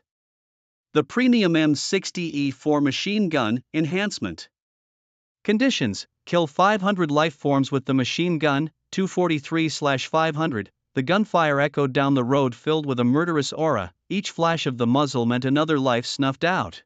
The two of them, one high and one low, held the upper hand with infinite firepower. In less than a moment, all 40-some people lay in pools of blood. Flames roared around them, sending them off as the abandoned steel became their burial ground. Before leaving, Jin Jingbai dragged out the severely wounded Brother Gio and left him with a live grenade. 40-some people blocking the road, all gruesomely killed in the street. This scene was witnessed by a few onlookers who had been lingering nearby, wary of Brother Gio's group but unwilling to hand over their supplies. They had hoped to gather some companions to break through Brother Gio's blockade together. But what they never expected was that Jin Jingbai and Rowan, driving an RV, would break through so easily and kill Brother Gio and his men. Their overwhelming strength and ruthlessness left a deep impression on everyone. Who is this guy? He's too brutal. Even killed someone with supernatural abilities. Both of them have abilities too, and they're really strong. I remember that luxury RV. They were dancing by the roadside before. Good thing I didn't go provoke them. The dance was popular online, called Shinbashi Island or something. Is the dance the point? The point is how ridiculously strong they are. Some recognized Jin Jingbai and felt a wave of relief. If they had unwisely provoked them, they would have been dead for sure. Too terrifying, especially the driver. He kills without hesitation, must have killed a lot of people. He's a butcher, doesn't even blink when killing. A butcher who loves song and dance. The dance butcher. Survivors nodded in disgust in the background, feeling a mix of gratitude and awe. If it weren't for Jin Jingbai, passing through here would have been much harder. Jin Jingbai, unaware, had a peculiar nickname spreading about him. Brother Bai, aren't we being too cold-blooded, Rao? When cautiously asked, despite his imposing 6 feet 3 inches frame, he was merely a 16-year-old youth. Jin Jingbai's ruthless killing left Rowan feeling bewildered and scared. To survive in the apocalypse, you must eliminate all enemies. Anyone who lays a hand on me, I will kill. Jin Jingbai replied calmly. Rowan found his words made sense. He forced a stiff smile and tried to lighten the mood with a joke. If I were your enemy, would you kill me too? As soon as these words were spoken, Jin Jingbai suddenly turned his head to look at Rowan, then directly raised his smart positioning pistol. To prevent you from betraying me, I've decided to kill you now. No. I was just joking, Brother Bai, please don't shoot. Rowan yelled anxiously, breaking out in a cold sweat. He swore never to joke like that again. His intuition told him that Brother Bai was truly capable of pulling the trigger. After seeing Jin Jingbai put away the pistol, Rowan finally breathed a sigh of relief. He asked again, Brother Bai, why didn't we ask that fast guy earlier? Maybe he knows something about special abilities. It's meaningless, Jin Jingbai replied indifferently. When we get to City B, we'll naturally find out. If I'm not mistaken, there should be many people like you. Once there are more superhumans, it means these things will no longer be secrets. They're bound to release information publicly, so there's no need to ask a dying man. It's just a waste of time. Brother Bai, you also have special abilities, don't you? And your enhancement ability seems even more powerful, Rowan casually remarked. Jin Jingbai took a cola out of the fridge and said, alright, go back to your car trunk. Rowan glanced longingly at the luxuriously decorated 2-story house and asked with a sheepish smile, can I take a shower before going back? Fine. I'll even give you a few more bottles of cola, okay? Hurry up. Jin Jingbai waved his hand impatiently. Thanks. Brother, Rawan cheered and hurried off to grab clean clothes from the car trunk before rushing to the bathroom for a shower. If it weren't for Rawan's recent good performance, Jin Jingbai wouldn't have been so accommodating. Moreover, Rawan had greatly helped him in meeting his enhancement conditions. Because Jin Jingbai lent his firearms to Rawan, the number of lives killed by Rawan could also be counted towards the enhancement conditions. The required number of kills for firearm enhancement could be achieved through others. This was a significant discovery for Jin Jingbai. Lending his guns to others could effectively speed up the completion of enhancement conditions, sparing Jin Jingbai from the exhausting task of killing with each gun himself. It was just too tiring.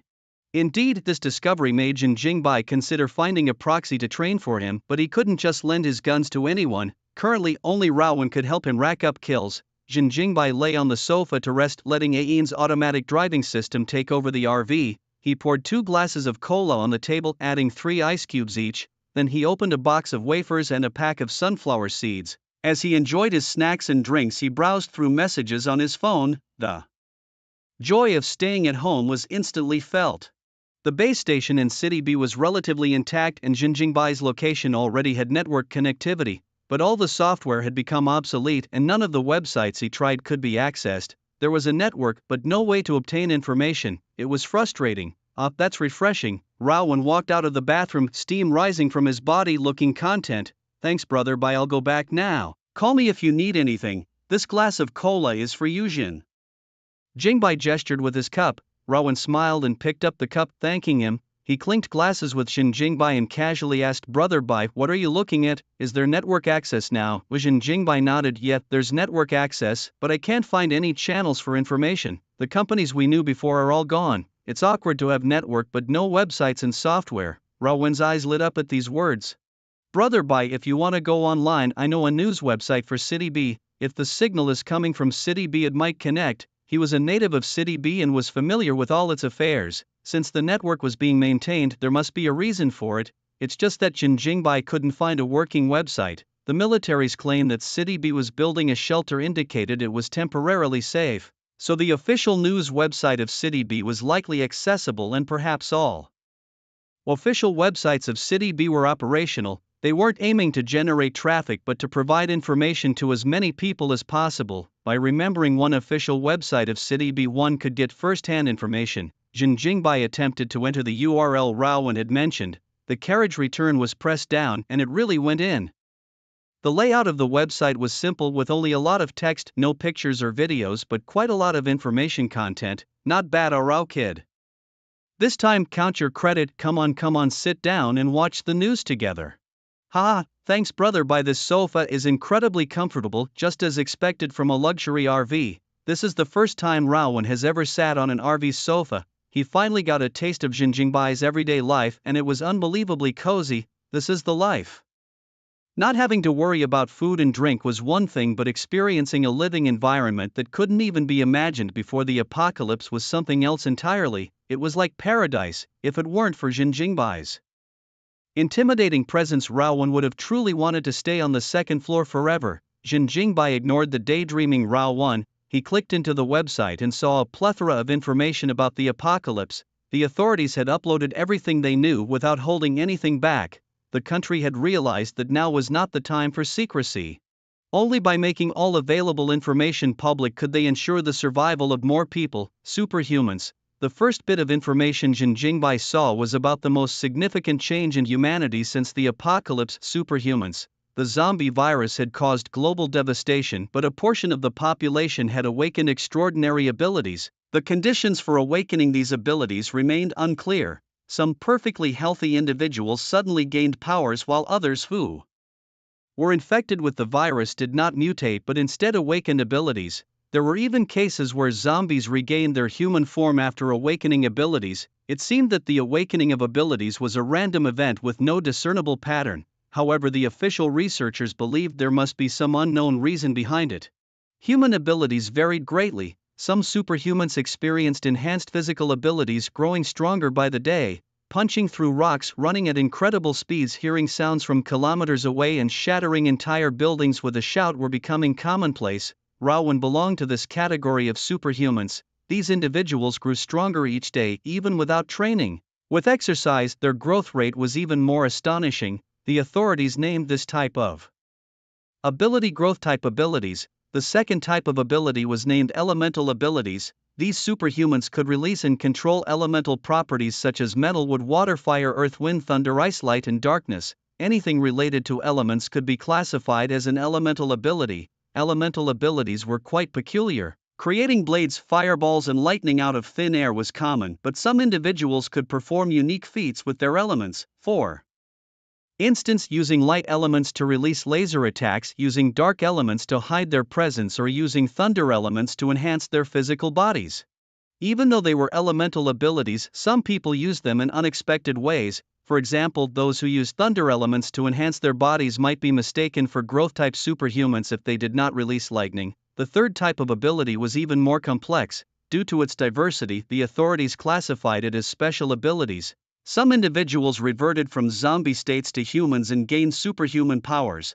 They could fly, shoot lasers from their eyes, and their bodies were as tough as steel, allowing them to fight their way out of zombie hordes. Others suddenly awakened teleportation abilities, moving from G City to B City in an instant, providing the authorities with valuable information from G City. Some awakened summoning abilities, calling forth bizarre creatures to aid them in battle. Others could control minds, read thoughts, or command animals. This was too chaotic. Suddenly Jin Jingbai felt that his RV was not very secure. The corners of his mouth twitched as he read these descriptions, thinking that these superhumans were downright monstrous. For instance, someone with teleportation abilities could easily steal from his RV, and that Superman-like individual was just ridiculous. It felt like something out of a story. Brother Bai's abilities weren't simple either. Your enhancement ability has no limits. Forget about superhumans. Even gods would be taken down by you. Rao Wen's flattery, though a bit exaggerated, had some truth to it. He knew Jin Jingbai had enhancement abilities but didn't realize that it was due to a system, not Jin Jingbai's innate power. The system had appeared before the apocalypse, so Jin Jingbai believed it was not his superhuman ability. As for whether he could awaken an ability, Jin Jingbai was unsure.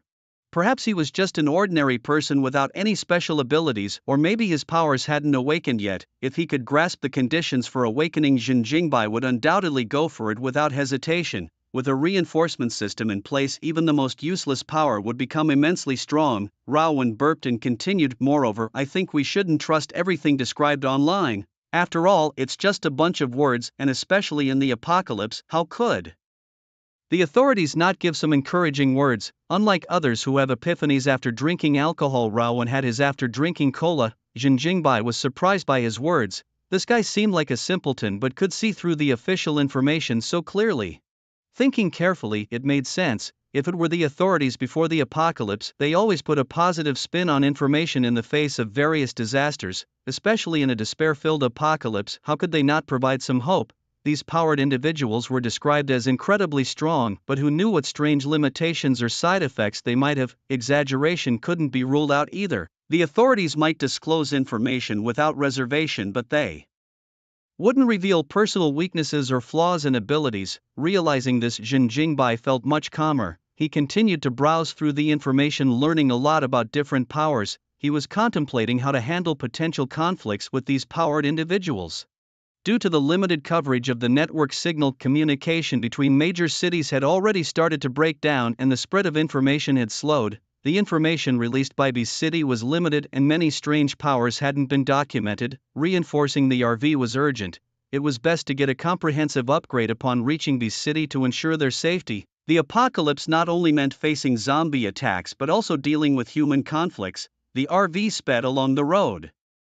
20 kilometers away from B City, the road became bumpy. The bumps weren't caused by potholes but by countless bones and flesh. The outside air was bone-chilling, mixed with a strong smell of blood, and the crimson road looked like the entrance to hell.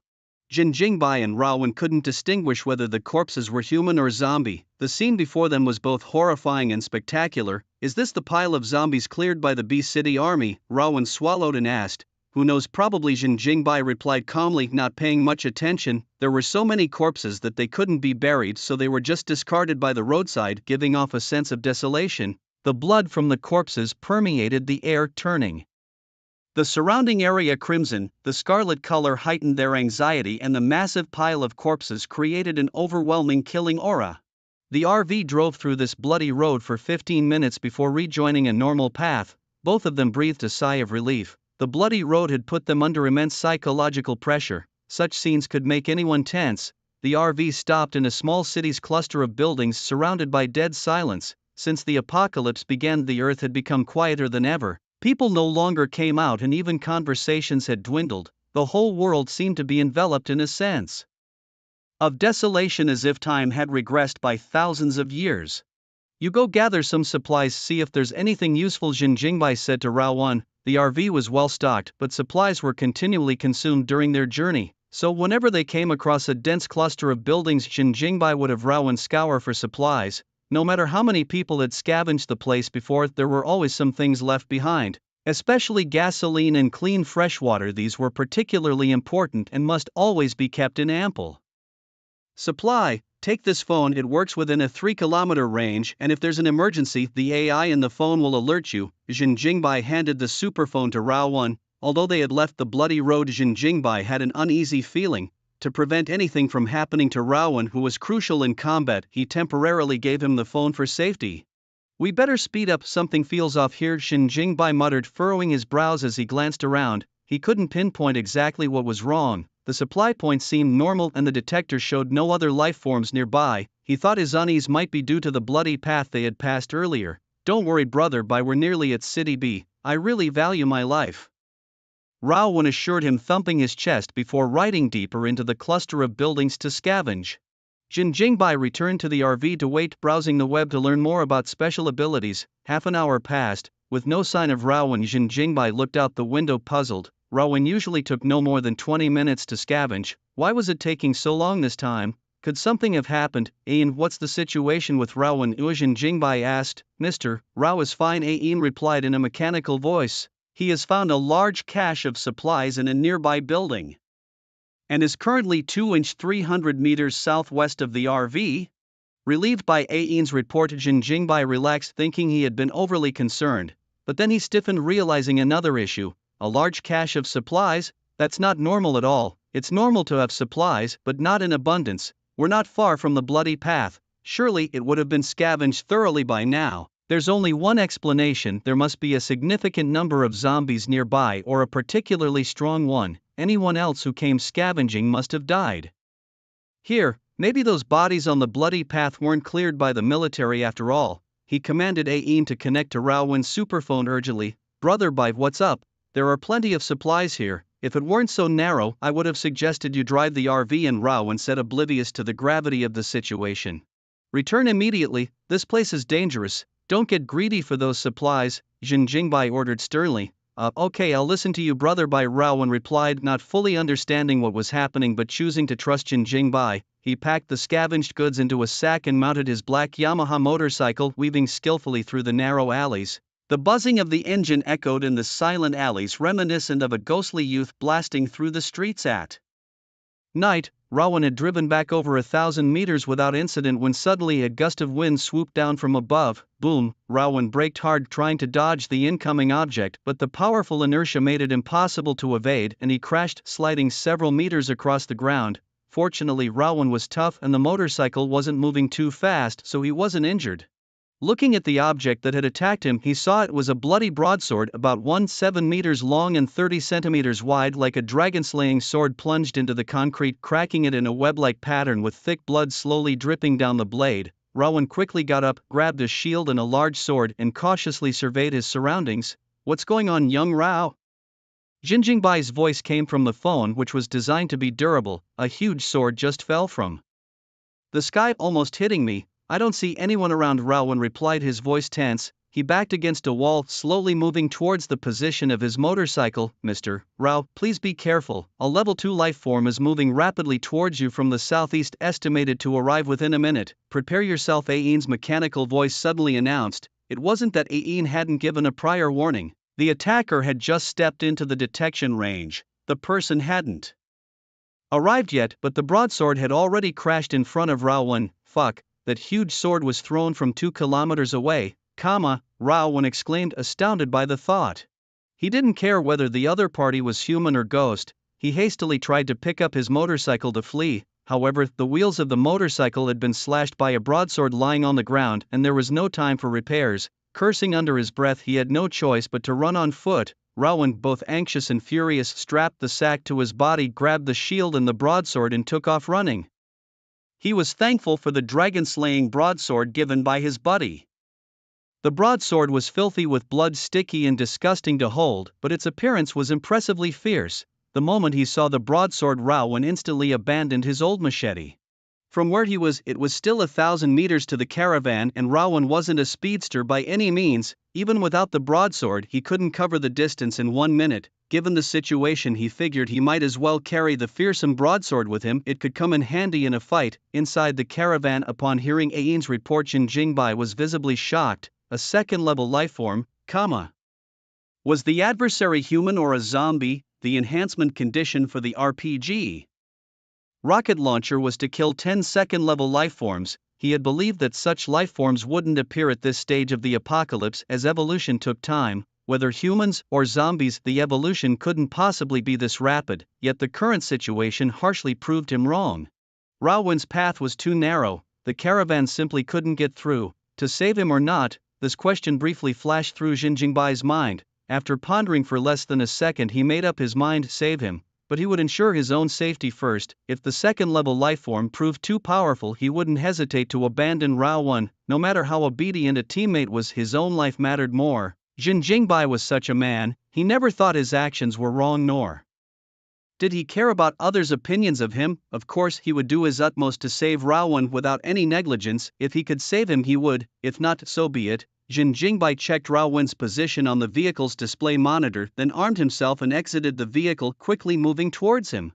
The rumble of collapsing buildings echoed from a distance, raising clouds of white dust. This indicated that the second-level lifeform was likely a zombie, not a human. The loud and aggressive pursuit was not characteristic of human hunting methods. The loud noise rapidly approached as Rowan ran with all his might, his large frame knocking over a multitude of debris. The echoing clutter directly led the pursuer to his position.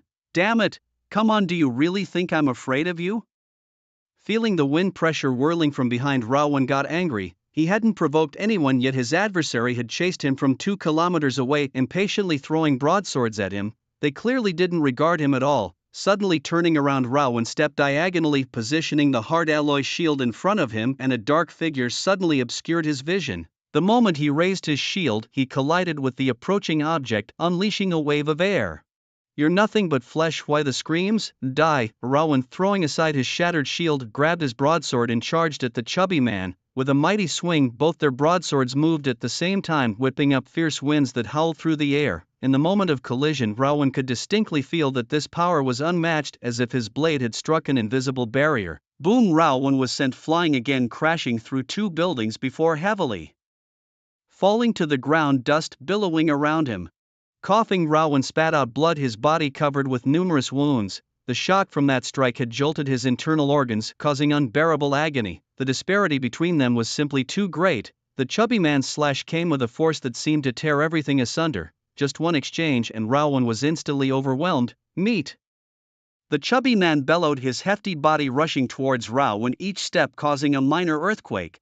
Though obese, his speed was incredibly fast. His agile movements, contrasting starkly with his quivering flesh, resembled a high-speed train thundering towards Rowan. Rowan, unable to curse, tried to get up and dodge, but the chubby man was too quick. In the blink of an eye, Rowan could only grab his broadsword to block in front of him. Boom! A tremendous force struck again, their broadswords clashing with a metallic clang. The ground beneath Rowan cracked open and waves of powerful air surged out, nearly knocking him unconscious on the spot. Suddenly, a blaze of fire shot from the distance, striking the chubby man right in the head. The chubby man, hit by the rocket fire, let out a deafening roar. A foul stench wafted over, almost making the injured Rowan cough out his last meal. "Goodness, he's not dead." Jin Jingbai, standing on a rooftop, folded his rocket launcher. He saw no indication of a refresh in enhancement conditions, meaning the chubby man was far from dead. It seemed a rocket launcher wasn't enough to kill a second-level lifeform. That was awkward. The difficulty of enhancing the rocket launcher appeared quite high. In pain and with smoke rising from his head, the chubby man roared furiously, ignoring Rowan below and charging directly at Jin Jingbai, creating a gust of wind. enraged by the attack. His speed was even faster than before, almost too rapid for the eye to catch. In an instant the gust arrived and the chubby figure moved as if teleporting in front of Jin Jingbai. With a terrible scream, the chubby man's massive broadsword, carrying a fierce wind, swept across, creating a tornado storm. Intent on flattening everything in its path, Jin Jingbai's eyes narrowed and he immediately drew a titanium alloy hot-cutting hatchet from his waist. Clang! A harsh sound of metal on metal rang out. Jin Jingbai with his short hatchet forcibly resisted the impact of the huge broadsword. A burst of energy suddenly dispersed between them, making Jin Jingbai's muscles tense, his coat flapping loudly in the wind. Adjusting the angle of his hatchet during the clash, he skillfully diverted the force of the chubby man's strike, deflecting the massive broadsword.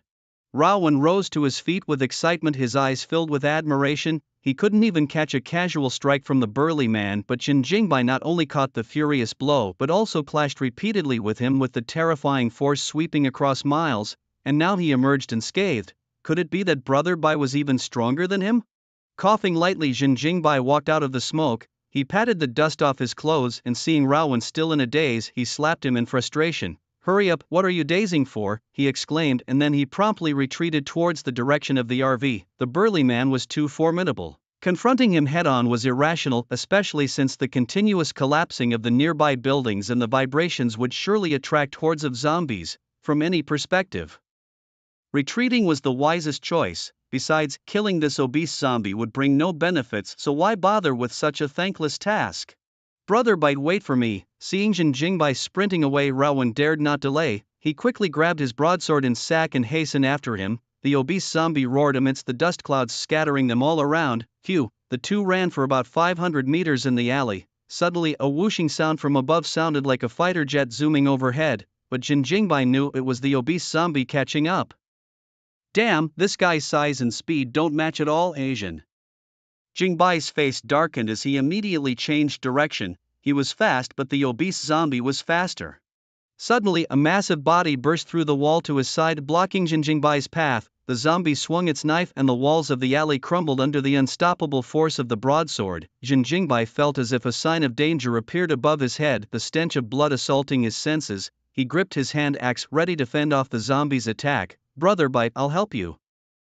At that moment Raowen shouted, raising his broadsword above his head and heavily smashing it down on the zombie. Boom! The two broadswords collided, creating another wave of air. Even the falling debris was swept away by the force. The recoil reddened Raowen's face, but he managed to withstand the zombie's attack with all his might. Raowen was somewhat exhilarated as his rebounding broadsword slashed down again, unleashing a fierce whirlwind.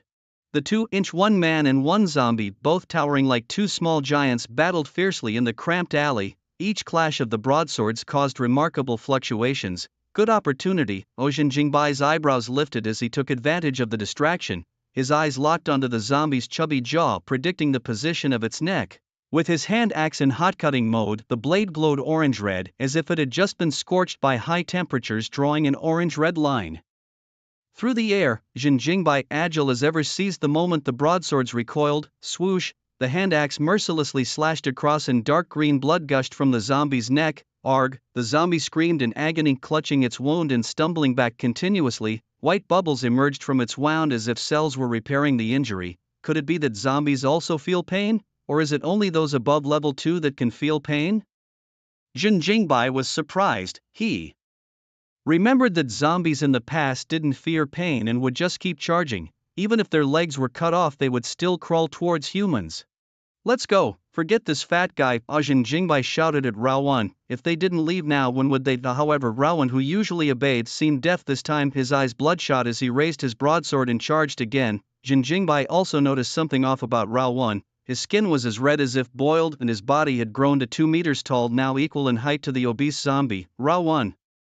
Jin Jingbai called out to him again, but still received no response. Raowen, alone with his sword, kept slashing at the injured zombie, each strike causing a loud impact. It used to be the zombie overpowering Raowen, but now the roles were reversed, partly due to Raowen's sudden increase in strength. His body size continued to grow and his attack strength also rose continuously. Like a beast with a berserk buff activated, he was as fierce as a wild animal that had lost its reason. Raowen transformed into a butcher, wildly hacked at the chubby zombie. Jin Jingbai was unclear about Raowen's condition at the moment. he seemed to have lost his reason, and no matter how much Xin Jingbai shouted, it was useless. The poor chubby zombie became like a punching bag, howling in pain under Rao Wen's relentless assault but unable to strike back. Rao Wen's body continued to grow, his strength becoming more formidable with each swing, and the speed of his broadsword strikes increased as well. Even the wounds on his body healed rapidly, leaving only a crust of dried blood in a matter of moments. Under the ferocious assault, the chubby zombie gradually lost the ability to resist, and its head was cleaved into a mushy mess by Rao Wen's broadsword. At this moment, Rao Wen's face was twisted in a savage grin, laughing manically as if he was the cruel zombie and the chubby one was an innocent human. Hey, that's enough, we should head back, Xin Jingbai said, exasperated. It's already a mess, and you're still chopping? Seeing Rao Wen unresponsive, Xin Jingbai stomped his foot, leaped beside Rao Wen and threw a powerful punch at his face. Bang! The punch caught Rao Wen mid-chop, causing his large frame to stagger backwards. A flash of violence crossed Rao Wen's eyes, seemingly preparing to retaliate against Xin Jingbai. Xin Jingbai was ready for a fight, his clenched hand axe activating its heat function, the scorching temperature transferring to his palm. However, as Rao Wen's gaze met Xin Jingbai's, he suddenly paused. The bloodshot look in his eyes cleared up somewhat. Bro, what just happened? Looking at the large crater on the ground and the badly chopped zombie head, Rao Wen first appeared confused, then shocked. He tried to recall the recent events, which were all quite blurry. Seeing Rao Wen regaining his consciousness, Xin Jingbai finally put away his hand axe and shook his somewhat sore hand. The punch that hit Rao Wen's face had actually hurt Xin Jingbai himself. Your skin is really thick, he commented. Now that you're awake, let's go. Ah, bro, did I just? We'll talk more about it in the car. Grab the stuff and let's evacuate. Xin Jingbai packed up the used rocket launcher and took the lead in leaving. The recent battle had attracted many zombies, and staying any longer would leave no chance to escape. The now conscious Rao Wen was very cooperative. He quickly grabbed a sack filled with supplies and also remembered to take the 2 broadswords. These swords were the only gain from the fight with the chubby zombie. It would be a waste to leave such fine blades behind, especially since Rao Wen found them perfectly suited for him, feeling tailor-made and exceptionally handy. As for the motorcycle with a broken wheel, he abandoned it on the spot. There was no need to bother moving a broken motorcycle, especially since they were almost reaching City B. If a motorcycle was needed later, finding another one wouldn't be a problem in these apocalyptic times. The two returned to the RV. Xin Jingbai immediately cleaned his clothes and took a comfortable hot shower. Lying on the sofa, he began to inspect the supplies Rao Wen had brought back: coffee, red wine, mutai. The first things Xin Jingbai felt in the sack were a bunch of beverages. Well packaged. Even after such a fierce battle, nothing was broken, he noted. He wasn't much of a drinker. It was clear Rao Wen had included the beverages for himself. Rao Wen is still underage and short on money, had never tasted alcohol before. This scavenging opportunity was too good to pass up. Xin Jingbai chuckled and shook his head, placing the beverages on the table and continued to dig through the sack. 6 packs of cream-filled cheese cookies, 3 boxes of white chocolate, a carton of sweet milk, 2 packs of plain beef jerky and a box of egg rolls, all with recent production dates and long shelf lives. Despite the dangers, the loot was considerable. Rao Wen may have lost his shield, but he gained 2 broadswords. Bro, could you help me strengthen these 2 broadswords? Rao Wen asked with a sheepish smile after his bath. His gigantic stature was evident. His head even touched the RV's ceiling, forcing him to duck as he walked. Though he had regained his consciousness and his skin was no longer red, Rao Wen's body size remained unchanged at 2 meters tall. Despite his simple and honest appearance, Rao Wen seemed to possess a gentle and kind heart hidden beneath a fierce exterior. But no one would have expected that this seemingly simple and kind-hearted man would have just revealed such a brutal side. Xin Jingbai snorted lightly. I told you to come back quickly, but you didn't, and now you want me to strengthen your weapon? Rao Wen, looking embarrassed, immediately retorted, it's not that I didn't retreat, it's just that I couldn't outrun that fat zombie. He was too fast. He had indeed tried to retreat at the first moment he received the order, but his motorcycle broke down midway, preventing him from returning on time. Considering the supplies you brought back, I'll let you choose one of 2 options, food or a weapon enhancement, Xin Jingbai said indifferently. Although they were about to arrive in City B, supplies were still very tight. The military protected the civilians and distributed supplies, but people couldn't just lie in bed every day waiting, they had to contribute. In these apocalyptic times, the nation couldn't directly support all survivors without their contribution. More supplies would inevitably require more labor. Thus, even in the city, B shelters supplies were extremely important to Rowan, especially since he was a big eater and his food consumption had significantly increased. After some thought, Rowan seriously said, "Strengthen the broadsword. With a weapon, I can gather supplies myself. Supplies only solve immediate hunger, but a weapon can stave off prolonged starvation." Jin Jingbai chuckled lightly, placing his hand on the cleaned broadsword. Metal broadsword, enhancement requirements: kill 1,000 life forms, 3456/1000, 1 metal broadsword, 1/1. The enhancement requirements have been met. Zombies can also help increase the kill count. It seems that the fat zombie used this sword to kill quite a few people. I can help you enhance it, but it will require merging 2 broadswords into one. No problem, thank you, brother. By the enhancement of the metal broadsword was successful. Congratulations on obtaining the vibranium broadsword. Wow, is it the vibranium from Marvel? Can even materials from movies and TV shows appear? Another golden legend. Jin Jingbai felt a bit envious. His strongest hand axe was only made of titanium alloy, and yet his junior had obtained a weapon even more formidable than his. A vibranium-made broadsword meant that for a long time to come, Raowen's broadsword would not suffer any damage and its sharpness would surpass all other weapons on Earth by several levels. The 2 broadswords merged into one, forming a large, beautifully detailed silver sword that gleamed coldly. A strand of hair falling onto the blade would be split in 2. You really hit the jackpot, kid. I'm tempted to keep this sword for myself. Jin Jingbai tossed the broadsword to Rowan, waving him off impatiently. Take it and get back to your compartment. I'm afraid if I look at it any longer, I might just take it for myself. Rowan's face lit up with excitement. He didn't know how powerful the sword was, but just from its appearance he knew it was absolutely impressive. Look at this shine, look at this color. Rowan chuckled, holding the sword lovingly. All right, I'm going back now. He didn't want Brother Bai to snatch this amazing sword. By the way, Brother Bai, you haven't told me what exactly happened earlier? Just as Rowan was about to leave, he turned back. Jin Jingbai opened a bottle of sweet milk, took a couple of sips, and then slowly said, "It's nothing serious. First tell me what you remember." "I remember being attacked by the fat zombie, then Brother Bai saved me, and I rushed up to help Brother Bai." Rowan paused, his brow furrowed as he recalled. "The rest of the memory is a bit fragmented. I seemed to become very powerful, pressing down on the fat zombie and beating him mercilessly." "Yes, you were pressing down on the fat zombie and hacking his head into pulp, but you kept swinging your weapon and your face looked terrifying, almost psychotic," Jin Jingbai said with a light laugh, seemingly unconcerned as he continued to enjoy his sweet milk. "Stop teasing me, Brother Bai. I need to understand whether that state was good or bad. What if I lose control again and hurt my family?" Rowan smiled bitterly, feeling somewhat afraid. Anyone who knew they could lose control would feel uneasy because you never know what you might have done. Under such conditions, it was unclear which consciousness was controlling the body. It felt eerily as if he was possessed, sending shivers down his spine. What if this was a disease? Wouldn't that be troublesome? Jin Jingbai chuckled. "Don't worry, I think it's not a big deal. After all, it only took one punch from me to bring you back to your senses. Plus, you retain some memory, which means it wasn't a total loss of control. From what I've gathered online, this might be a part of your abilities, perhaps a breakthrough when pushed to the limit, or a unique power akin to going berserk or rampaging in video games. These aren't just wild guesses, there's a high likelihood to them." Jin Jingbai had seen many unusual powers listed on official websites, each more outrageous than the last, including abilities like temporary astral projection.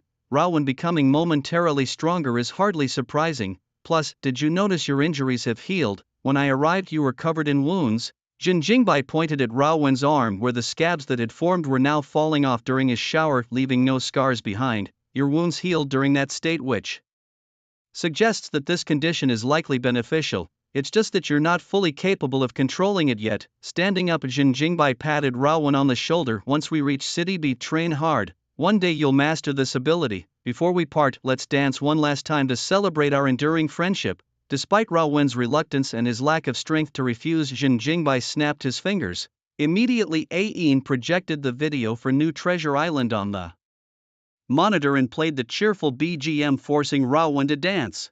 The enhancement condition was clear. In front of an audience, dance to New Treasure Island once daily for 30 days, April 30th. The city in Huagua was once a bustling metropolis, its skyscrapers countless, and its daily human traffic ranking among the top 3 in the province. However, the current state of B City was a stark contrast, with ruins and rubble everywhere. Several skyscrapers had collapsed, leaving nothing but chaos and ash as if the city had just endured a war. The once beautiful and thriving urban scenery was now trampled by zombies with crimson blood flowing like rivers. The entire city was a scene of bloodshed and destruction. Seeing this, Rowan's heart panicked. His parents lived in B City and the thought of them perishing in this disaster was too much to bear. He could only anxiously gaze out of the window.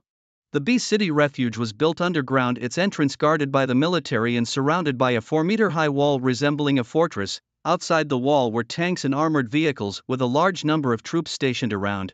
As Jinjingbai's RV approached, the soldiers became alert, gripping their weapons ready for combat. In the past, many infected had tried to break into the refuge thinking they could still be saved. This selfish behavior endangered many lives, but in the face of death, most people only thought of themselves because no one wanted to die. Thus, the entrance to the refuge had to be heavily guarded. Stop, inspection. A soldier stepped forward, signaling for the RV to halt. People around showed surprise at the sight of such a luxurious RV amidst the apocalypse. What's the deal with this guy, driving a luxury RV in these end times? Must be a powered individual. Who else would? The luxury of the RV suggested it contained substantial resources. Quiet. A few new recruits whispered among themselves, only to be immediately scolded by a veteran nearby. Due to a shortage of military personnel, every refuge was recruiting with the incentive of better resource allocation. Yet even so few were willing to join the military. Ordinary people did not want to face zombies, nor did they have the capability to fight them given the high mortality rate. Those who dared to join the military post-apocalypse were mostly powered individuals. The addition of new recruits also led to a serious issue. Military discipline was not as strong as before. Jinjingbai and Rowan stepped down from the RV. With a lively spirit that hardly resembled that of the afflicted, the two men seemed well-matched and cooperative. The soldiers relaxed a bit, grateful that they were not dealing with troublemakers. Please report your names and origins. We need to inspect the vehicle to ensure no one else is on board. We hope for your understanding and cooperation, said one soldier. The man saluted and replied, no problem. My name is Jinjingbai and this is Rowan. We've come from City A. Jinjingbai then opened the vehicle door, allowing the two soldiers to check inside. He trusted that these men wouldn't steal his belongings. After all, they were soldiers and he believed they possessed basic moral integrity. Quickly, the soldiers completed their inspection of the RV. Though they found nothing out of the ordinary, they were astounded by the amount of supplies stored inside. These supplies could sustain hundreds of people if moved into the shelter, they thought. They wondered about the origins of these two men. With such an abundance of materials, could it have been looted from somewhere? As they glanced at Jinjingbai and Rao Wen's sturdy frames, their suspicions grew, especially considering Rao, one who stood like a giant at 2 meters tall and was built stronger than an ox. Such muscle would be a waste not used in looting, they mused. What's the problem? Is there an issue? The captain of the defense squad approached slowly. No issue. There are no other living beings inside the vehicle. The soldiers responded respectfully. Then come with me to verify your identities. Also, since you mentioned you came from City A, could you describe the situation there? The squad captain Wei Hongbao smiled and said, I'm Wei Hongbao. You must be quite capable to come all this way from City A. Are you interested in joining the military? He gestured toward the large gate of the enclosure, which began to open slowly. No interest, Jinjingbai stated indifferently as he walked back to the RV and drove it inside. Rowan also had no interest in joining the military. His main concern was the whereabouts of his parents. He had come to City B primarily to find them. As for supplies, he was confident in his ability to procure them on his own. Throughout their journey, his confidence in his own abilities had grown. He felt that the soldiers before him were no match for him. It wasn't a mocking of the soldiers, but rather superhumans were simply too powerful. Even the strongest soldier was still a mere mortal. Which superhuman wasn't a being that transcended ordinary humans? Now, although the military's main force still comprised the old soldiers, Rowan knew that sooner or later superhumans would take over. Whether it was in terms of military achievements or sheer power, the ascension of superhumans was just too rapid.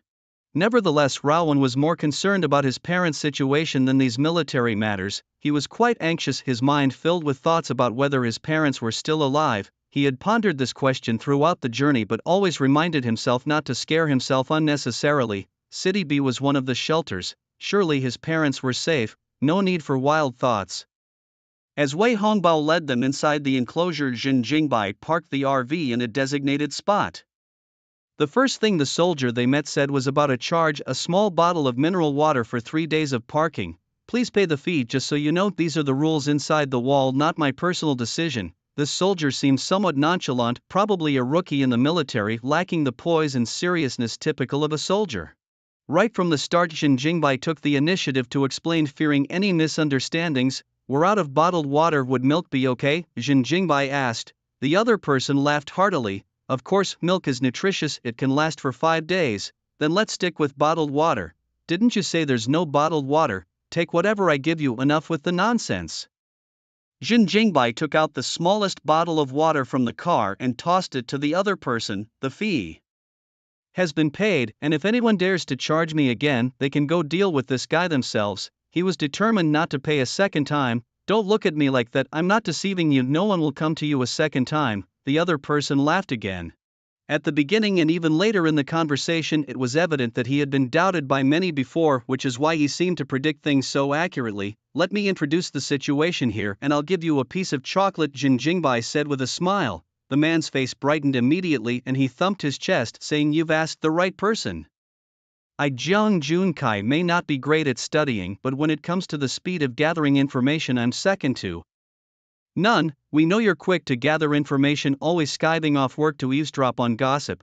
At that moment, the defense squad captain Wei Hongbao approached slowly, chiding him with a smile. Accompanied by Silence, Raowen walked alongside, constantly looking around as if searching for something. His eyes were filled with hope yet concealed a trace of worry. Uncle Wei is here. I haven't been slacking off, just collecting fees properly, definitely no embezzlement. Jiang Junkai saluted. Wei Hongbao patted his back and laughed. Only you could be so cunning. Come with us, you'll help verify Mr. Jin Jingbai's identity information. Yes, sir, Jiang Junkai responded loudly. Although a soldier, Wei Hongbao understood the nuances of human interactions. Everyone could see that Jin Jingbai wanted information from Jiang Junkai. Wei Hongbao also wanted to recruit Jin Jingbai and Raowen, so he let Jin Jingbai and Jiang Junkai get acquainted first, which would facilitate his recruitment efforts. Wei Hongbao was a shrewd man. He planned well, but Jin Jingbai wasn't easy to persuade. Jin Jingbai surveyed the internal aspects of the wall. The entrance to the shelter was conspicuous, located at the center of the wall. 2 soldiers stood at the door, chatting with relaxed smiles, far less serious than the officers stationed outside. The soldiers inside the wall were clearly new recruits, not having undergone rigorous training. Rather than being new soldiers, they seemed more like ordinary office workers. Looking into the shelter from the entrance, one could see a steel ramp with bright blue neon lights on both sides, giving it a strong mechanical feel. A cylindrical steel tower stood above the entrance, occasionally emitting steam and a scent of food, likely from the kitchen below. The combination of machinery and steam gave it a steampunk vibe. Jin Jingbai and Raowen were not yet allowed to enter the shelter. Wei Hongbao told them that to enter they needed to verify their identities and sign a regulation contract. Jin Jingbai had no immediate plans to enter. He felt safer in his RV. More importantly, driving the RV offered more freedom and adventure. The shelter's main purpose was to provide food and lodging, with residents assigned jobs to help expand the shelter, which were simple and easy. Later, they planned to grow food inside the shelter, aiming to restore a life similar to before the apocalypse. We already have communal meals, clean and sanitary. Upon hearing Jiang Junsai's words, Jin Jingbai almost laughed. The promises seemed too good to be true. The expansion work for the underground shelter was undoubtedly heavy. It couldn't be easy, and to have a dedicated area for growing food, enough living space for the residents, was a prerequisite. To achieve all this, who knew how long it would take? Plus, with the protective wall at the entrance to fend off hordes of zombies, creating a bright future amidst internal and external troubles was not possible without a decade. Jiang Junkai pointed not far from the entrance, where many people gathered, with various items laid out on the ground.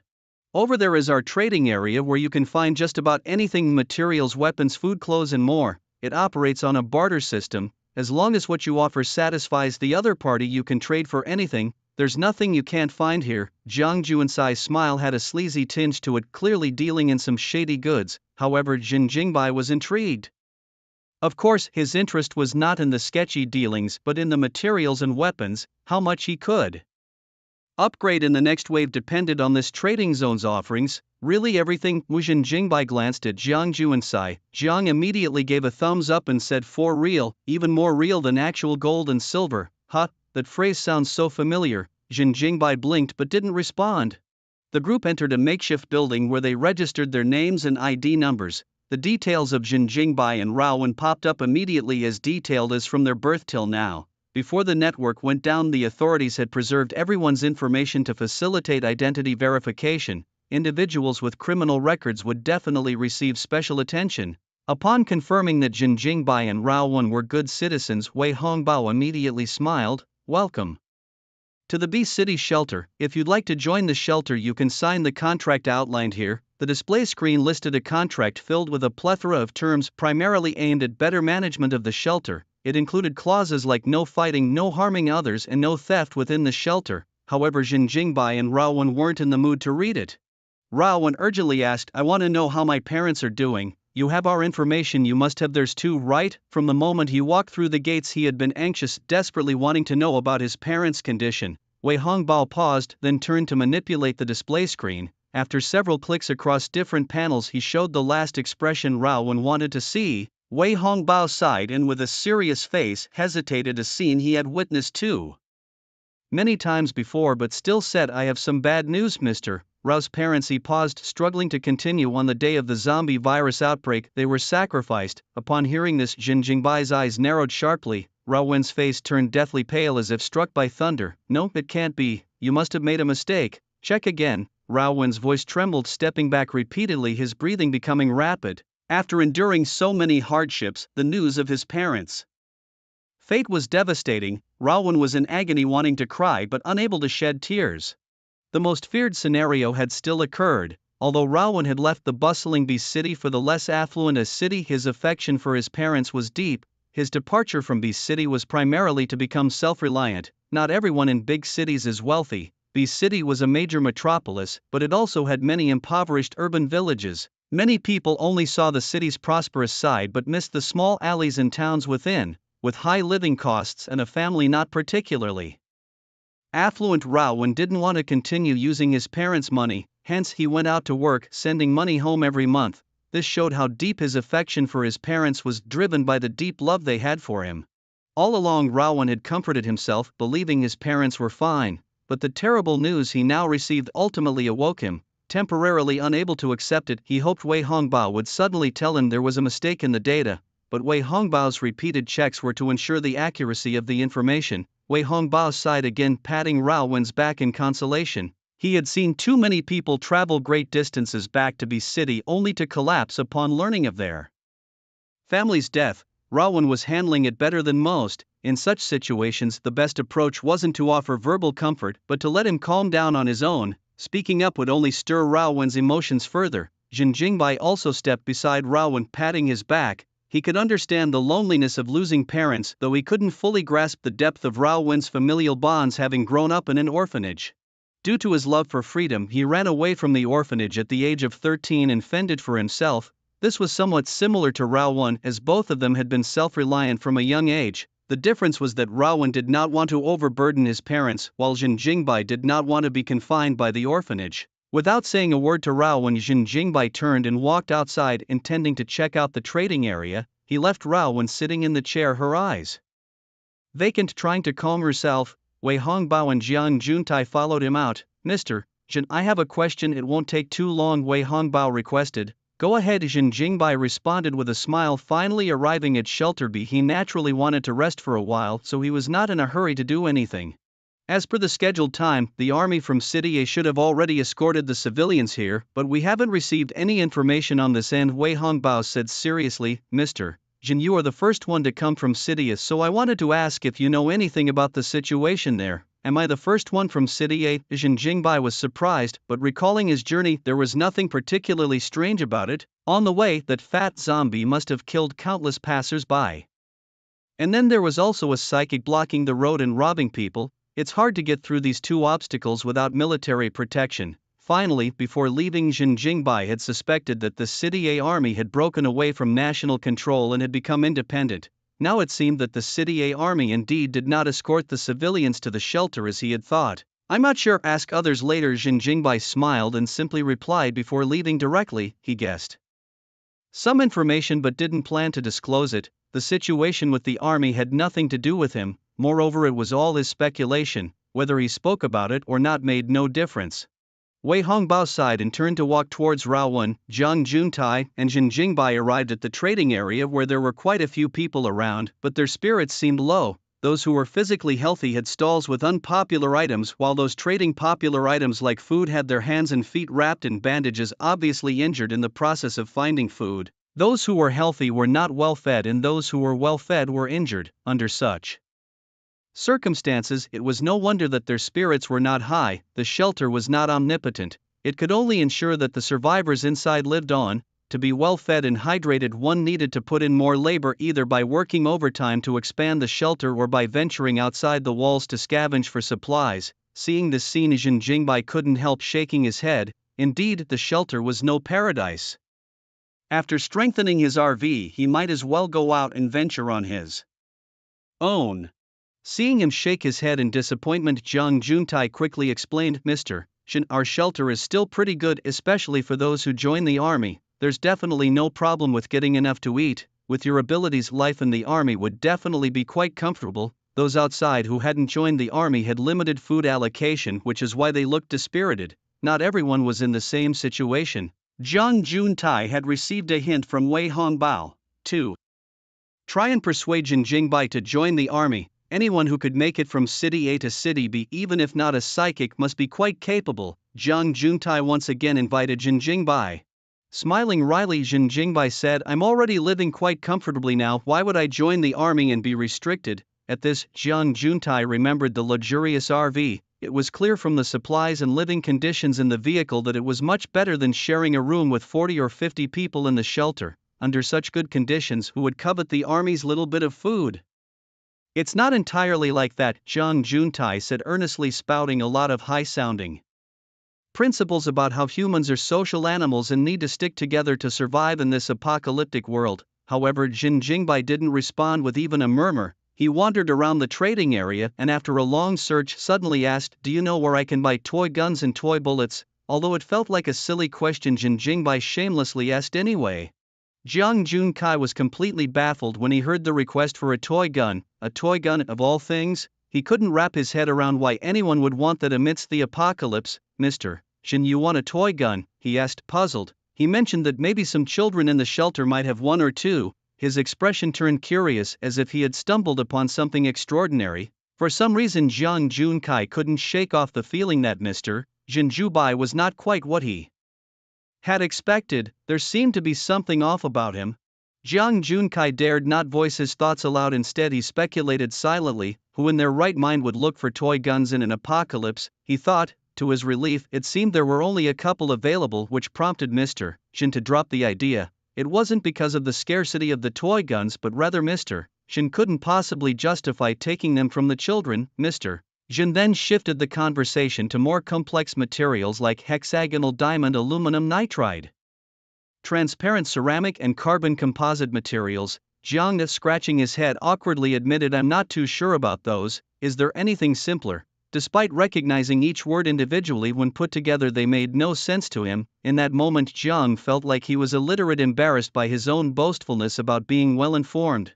Mr. Jin asked again, this time about trading for an AK-47 rifle. Yes, we have those in our military stocks. I can take you there for a trade," Zhang responded eagerly, finally something he understood. He quickly led the way to the military area near the entrance of the shelter. There all sorts of firearms and ammunition were neatly displayed, exuding an aura of solemnity. Zhang explained their purpose to the soldiers, who nodded slightly and smiled. "Hello, Mr. Jin, as long as you have the necessary goods, we can provide as many AK-47s as you need." The rules had drastically changed in this post-apocalyptic world. Before the apocalypse, China had strict gun control, but now anything could be traded if one had the resources.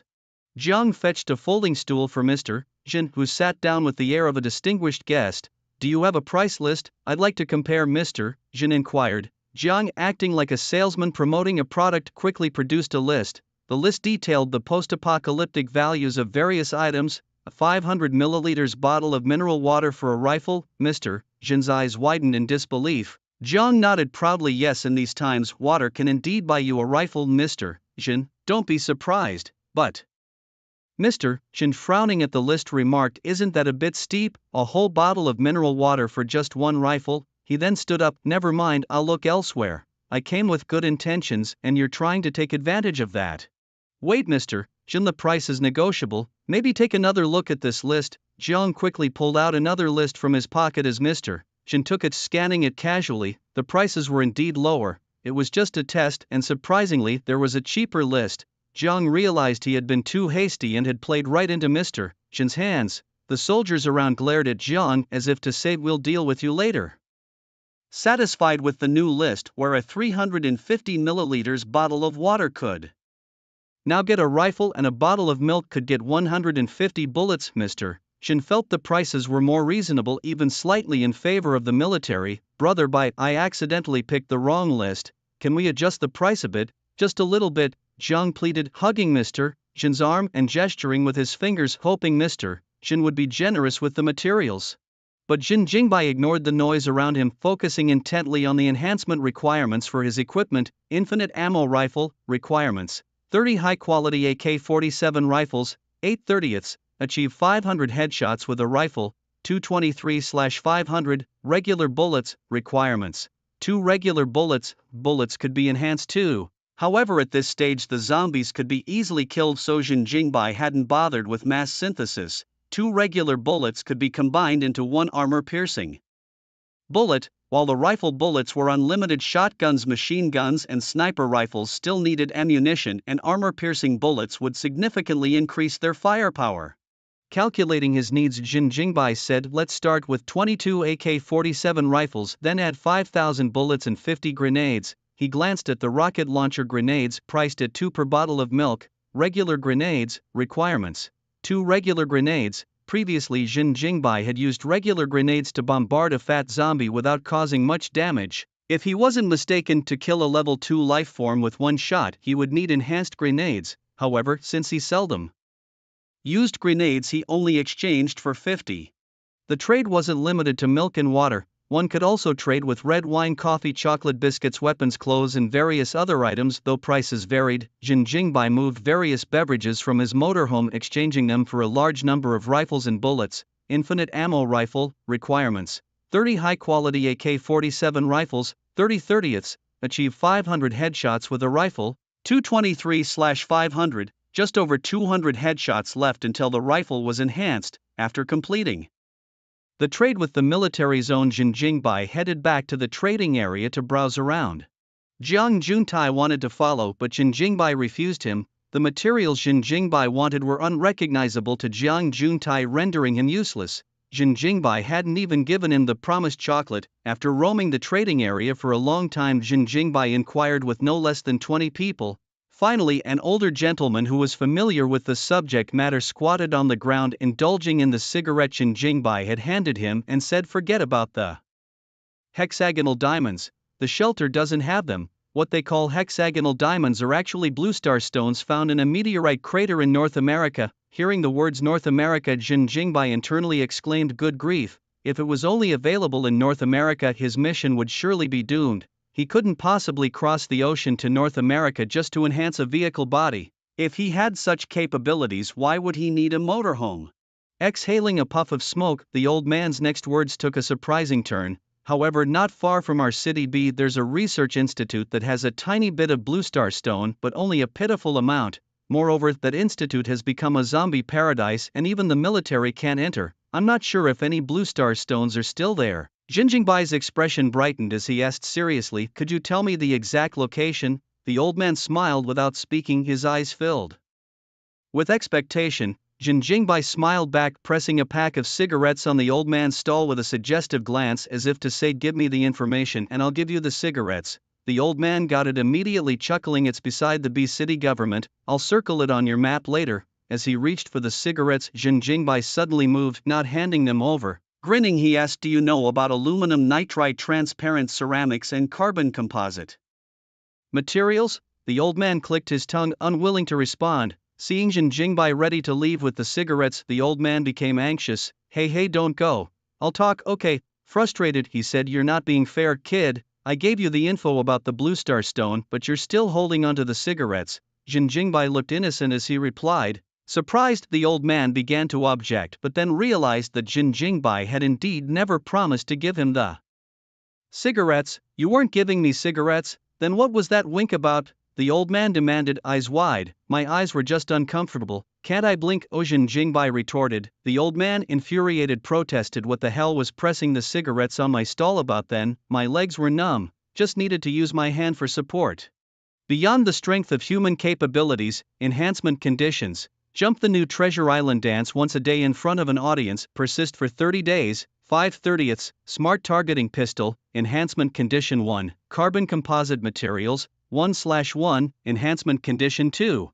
In front of humans, toss the pistol into the air, making it spin 10 times, then catch the handle accurately and repeat 30 times, 30/30ths. The smart targeting pistol enhancement is successful. Congratulations on obtaining explosive folding pistol. Explosive folding pistol, each bullet has explosive effects and can fold into a watch. As the enhancement prompt fades, a mechanical folding sound emanates from Jinjingbai's hand. The smart targeting pistol, which was initially emitting a soft blue glow, disassembles and transforms once again. Numerous tiny parts appear out of thin air, assembling and disassembling the firearm on their own. When the mechanical assembly noise ceases, a new gun emitting a red light and full of a technological aura lands in Jinjingbai's hands. The first feeling upon gripping it is one of sheer comfort. This new gun seems tailor-made for him. The grip fits perfectly in the palm, and although it feels incredibly smooth, it also possesses a strong friction, ensuring it won't slip from his grasp. Jinjingbai has long ceased to care about the principles of technology, as every enhancement seems to break the existing paradigms. The enhanced items inherit all the functions of their predecessors, and this explosive folding pistol definitely retains the locking ability too. Jinjingbai examines the pistol closely and notices a strange crease on it. Driven by curiosity, he forcefully bends it. Instantly, the red body of the gun turns into a myriad of tiny components. They seem to possess a life of their own, rapidly crawling from Jinjingbai's palm up to his wrist. The tiny components quickly assemble into a refined red mechanical watch on his wrist. It's space-saving and convenient. Jinjingbai can't help but admire, finding this feature incredibly practical. Whenever he needs to use the pistol, a simple slide from his wrist transforms it back into its gun form, simple and quick. By loading ordinary bullets, it can produce explosive effects, and with armor-piercing rounds, wouldn't it have armor-piercing explosive effects? Would the explosion occur upon touching the armor or after penetrating inside, or would it explode upon each impact? The combination effects of enhanced bullets and the explosive guns still require further research. Jinjingbai silently recites the enhancement mantra again. Explosive folding pistol, enhancement condition 1, 500 grams of grade D metal material. Enhancement condition 2, running 2 kilometers naked with the pistol, must be completed by the host personally. Enhancement condition 3, the pistol must kill 500 second-level life forms. Grade D metal material? What kind of metal counts as grade D? Seeing the first enhancement condition, Jinjingbai frowns slightly. He inwardly sighs at the increasing difficulty of the enhancement conditions. Previously, the materials had names, at least giving him a direction to look. Now, without even a name for the material, where is he supposed to find it? Ojin Jingbai glances at the second enhancement condition and suddenly bursts into laughter, almost crying. Running naked is one thing, but the specification that it must be completed personally by the host is just too much. The system is dead set on making him run naked, and he appreciates the effort. Jin Jingbai grits his teeth in hatred towards the system, yet he has nowhere to vent his frustration. Overwhelmed with grief and anger, he can only cook himself a lavish dinner to turn his sadness into appetite. As night falls, a cold wind sweeps through the city. Due to the massive collapse of city buildings, the howling wind grows stronger. Most people take refuge indoors to keep warm, while only a few remain on the surface to continue trading. As winter approaches, some parts of China have already begun to see light snowfall. Although City B is in the south, it too welcomes the cold air, which is not a good sign for humanity in this post-apocalyptic era. The cold weather only impedes their movement speed. Tisk, since the outbreak of the zombie virus, the gloomy weather was bearable. But it's getting colder every day. Could the Earth also be infected with the virus? Ha, Oldly, you really have a sense of humor, but this weather is indeed outrageous. Given this trend, this winter is going to be exceptionally cold. It was uncertain if we could survive this harsh winter, with a dozen civilians and enlisted soldiers gathered around a fireside inside the wall, warming their hands on hot sweet potatoes and chatting idly. They were the night watchmen for the evening, stationed at the entrance to prevent any sudden incidents. More personnel were on rotating duty atop the wall, where the wind was fiercer, causing them to shiver uncontrollably. Outside, the soldiers maintained stern expressions, allowing the cold wind to whip their faces without flinching. At that moment, a distant light caught their attention. Everyone instantly went on alert, signaling the approaching vehicles to stop. The 3 vehicles that approached had all been modified. Their blood-stained exteriors seemed to tell of the difficult journeys they had endured. "Stop and be inspected," the soldiers shouted loudly. The vehicles halted one by one inch, and a dozen men and women alighted, shouting, "We are ordinary civilians from city with no infected among us. We'll know if there are any infected after inspections. Please step out and wait to the side." The soldiers responded with stern, indifferent tones. Seeing the number of people, the soldiers increased their numbers to 10 for the vehicle inspections. Other soldiers aimed their guns, ready for any deceit. After a brief moment, the soldiers saluted and reported, "Report, no abnormalities found." Only then did Captain Wei Hongbao nod and shout to those on the wall, "Let them through." The vehicles were thoroughly inspected, and the wall's gates slowly rose. The 3 cars started up again, moving into the wall. Just when everyone thought the situation was calm, Wei Hongbao glanced at the underside of the middle vehicle and instantly sensed something was amiss. The body of the middle vehicle seemed much higher off the ground than the others. "Stop!"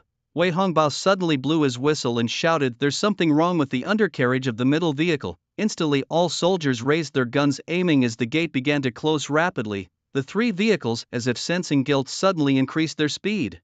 Hearing the refusal to stop, all soldiers fired at once, primarily targeting the vehicle tires. The 3 vehicles lost control, simultaneously overturning and crashing into the wall. A harsh screeching sound echoed through the night, alarming all the night watchmen. Suddenly, with a loud bang, the first vehicle smashed into the wall. "Damn it, what's happening? Intruders inside the wall, all soldiers on alert, The rookies shouted in panic, while the veterans roared loudly. The untrained rookies froze in place. "Someone actually breached the wall, huh? I thought it was supposed to be safe. Quick, block the entrance to the shelter, don't let anyone in." A chaotic commotion arose as the first overturned vehicle caught fire. The occupants, their faces pale, scrambled out of the car. The ignited vehicle exploded with a loud boom, sending thick smoke and flames shooting into the sky. The second vehicle also exploded, revealing its underside, a metal cage. Inside the cage, a large Alaskan Malamute, its eyes oozing yellow pus and its right leg covered in blood, lay dying. Next to it, a fluffy Alaskan Malamute puppy with whimpers repeatedly licked its mother's wounds. At the sight of these 2 dogs, everyone's gaze sharpened and 4 words flashed through their minds: zombie virus. The pus-oozing eyes were too conspicuous a symptom. Anyone with such discharge had left an unforgettable shadow on those around them. They couldn't be mistaken. It was a zombie dog. "Shoot to kill," the veterans shouted, and the guards on duty immediately fired at the cage. With a fierce roar, the large Alaskan Malamute suddenly stood up, breaking out of the cage. Unlike typical infected, it didn't attack its offspring but instead charged into the crowd, fighting fiercely. As bullets swept through, it swiftly dodged them like a gust of wind. Even the civilians who had brought it were visibly shocked and scattered in terror. The puppy, filled with sadness, tried to follow its mother but was too slow. Moreover, the numerous humans around it all emitted malice. Taking advantage of the chaos, the puppy slipped into the dimly lit parking area. Despite being pursued by humans, it utilized its small size to weave in and out under vehicles, quickly shaking off its pursuers. On the RV, Jin Jingbai was lying on the couch, munching on spicy beef jerky while browsing through messages on his phone. Suddenly he heard a faint scratching at the door, which puzzled him. Normally, someone knocking wouldn't produce such a sound. He walked up to the door to check but saw nothing. Casually, he pressed the door open button, ready to step outside and take a look. As the door swung open, a small black and white figure darted into the vehicle with bouncy leaps. Upon closer inspection, it turned out to be a small black and white puppy. The puppy scampered up and down the RV, the wooden floor thumping under its paws, its little tongue hanging out as it panted heavily. Outside, there was a commotion and many people passed by Jingjingbai's RV as if searching for something. "Hello, have you seen a dog pass by here?" someone asked, looking up at Jingjingbai. The RV was elevated, preventing them from seeing inside from the door. After an awkward incident last time, Jingjingbai had kept the privacy mode activated to avoid forgetting it again. Therefore, these people couldn't peer inside through the windows and could only view the front of the vehicle. But just from the warm-tone lighting and the decor at the front, they already felt the warmth and comfort, concluding that the interior must be well appointed. If not for the current situation, they would have liked to ask if they could come in for a sit. Jingjingbai glanced at the puppy running back and forth in the corridor, seemingly lost. he responded with a light smile. No, it might have gone the other way. After saying that, he promptly shut the door. Hey, wait, if you encounter a dog, please kill it immediately. A dog carrying a virus has just breached the wall and one of the pups has gone missing, the person exclaimed, frustrated at being cut off so abruptly. Let's go, the mission is more important. They felt somewhat irked by Zhen Jingbai's attitude. It seemed quite rude. After all, everyone was part of the same refuge, seeing each other regularly. Couldn't he be a bit more cordial? Zhen Jingbai walked over to the puppy, which was growling at him in a juvenile voice. Dare come closer and I'll bite you to death. However, in Zhen Jingbai's eyes, the puppy's behavior was somewhat cute and silly. Come here, let me give you a hug, he chuckled, squatting down and motioning to the puppy, uttering the universally recognized dog-teasing sound. Hearing this professional term combined with Zhen Jingbai's amiable smile, the puppy felt slightly swayed. This human didn't seem bad. After all, then Zhen Jingbai picked up the spicy beef jerky from the table, waving it in front of the puppy. The puppy sniffed it, found it a bit pungent, but the spicy aroma was too tempting. After only a moment's hesitation, the puppy decided to trust this human. It bit into the beef jerky, using its small paws to help its tender teeth tear at the meat. Its tail wagged unconsciously, showing how happy it was at the moment. It even allowed Zhen Jingbai to pet it without resistance.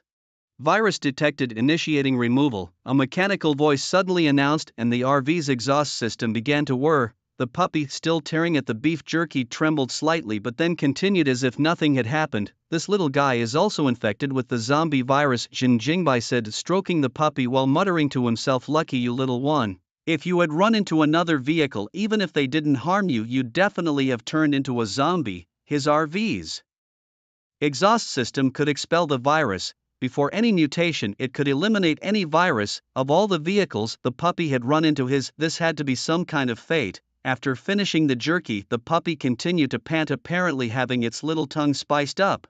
It scampered around Zhen Jingbai in excitement, wagging its tail wildly, resting its front paws on Zhen Jingbai's legs. It whined softly, its eyes conveying a mix of emotions. It was grateful for the food Zhen Jingbai had given it, and it seemed to beg him to save its mother. You want me to save your elder, don't you? I can't do that, but from now on you can follow me, Zhen Jingbai said as he gently patted the little dog's head. He had always wanted a dog but never found the right one on his travels. In this post-apocalyptic world, dogs were far more reliable than humans. In a dog's eyes, its owner is everything with no betrayal. Humans, on the other hand, were far too complicated. A companion who would stand by your side no matter what was a rarity in these end times. What should I name you? Zhen Jingbai pondered, his mind scrambling for ideas, but all he could think of were the words gold and silver. Glancing at the spicy beef jerky on the table, he chuckled, you seem to like spicy flavors, how about another piece? As he spoke, he held out another piece of jerky to the dog. Without hesitation, the dog snapped it up, panting happily as it savored the treat. From now on your name is Spicy, got it? Zhen Jingbai laughed. Just as he finished speaking, the dog, still tearing at the beef, seemed to nod its head. Whether it was a coincidence or a truly understood human speech was a mystery. Zhen Jingbai looked out the window, where the sound of gunfire had continued for a long time before finally ceasing. More people were searching for Spicy. Stay here and don't run around. I'll go outside and check, Zhen Jingbai warned Spicy. The dog panted with its tongue out, its tail wagging furiously. It circled Zhen Jingbai twice, then suddenly lay down on the ground, seemingly indicating that it wouldn't be noticed. Zhen Jingbai patted Spicy's head again and then stepped out toward the gate. Inside the walls, 3 cars that had breached the perimeter were now blown to scrap, the burning flames adding a touch of warmth to the cold weather. The occupants, about a dozen people, were handcuffed by soldiers and lined up against the wall for questioning. However, the one who killed the zombie dog wasn't a soldier but Rao Wen.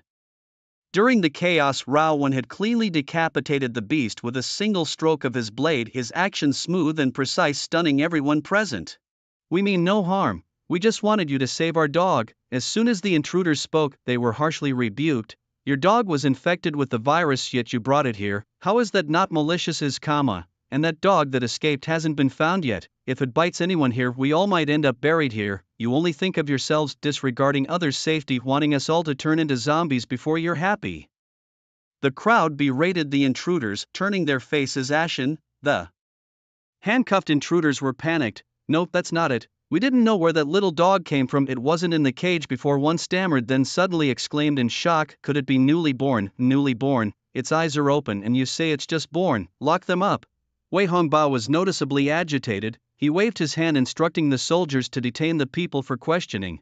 "Thank you, Mr. Rao, for your help. To express our gratitude, we offer you temporary residence in the shelter," Wei Hongbao said with a smile to the stoic Raowen. Raowen, feeling downcast, looked up at the 4-meter-high wall and softly said, "I'd like to sit up there and look at the scenery." "Of course, that's no problem." Wei Hongbao nodded with a smile. Having defended the shelter from the zombie dog, Rao Wen's contribution was significant, and sitting atop the wall was certainly no issue. "Mr.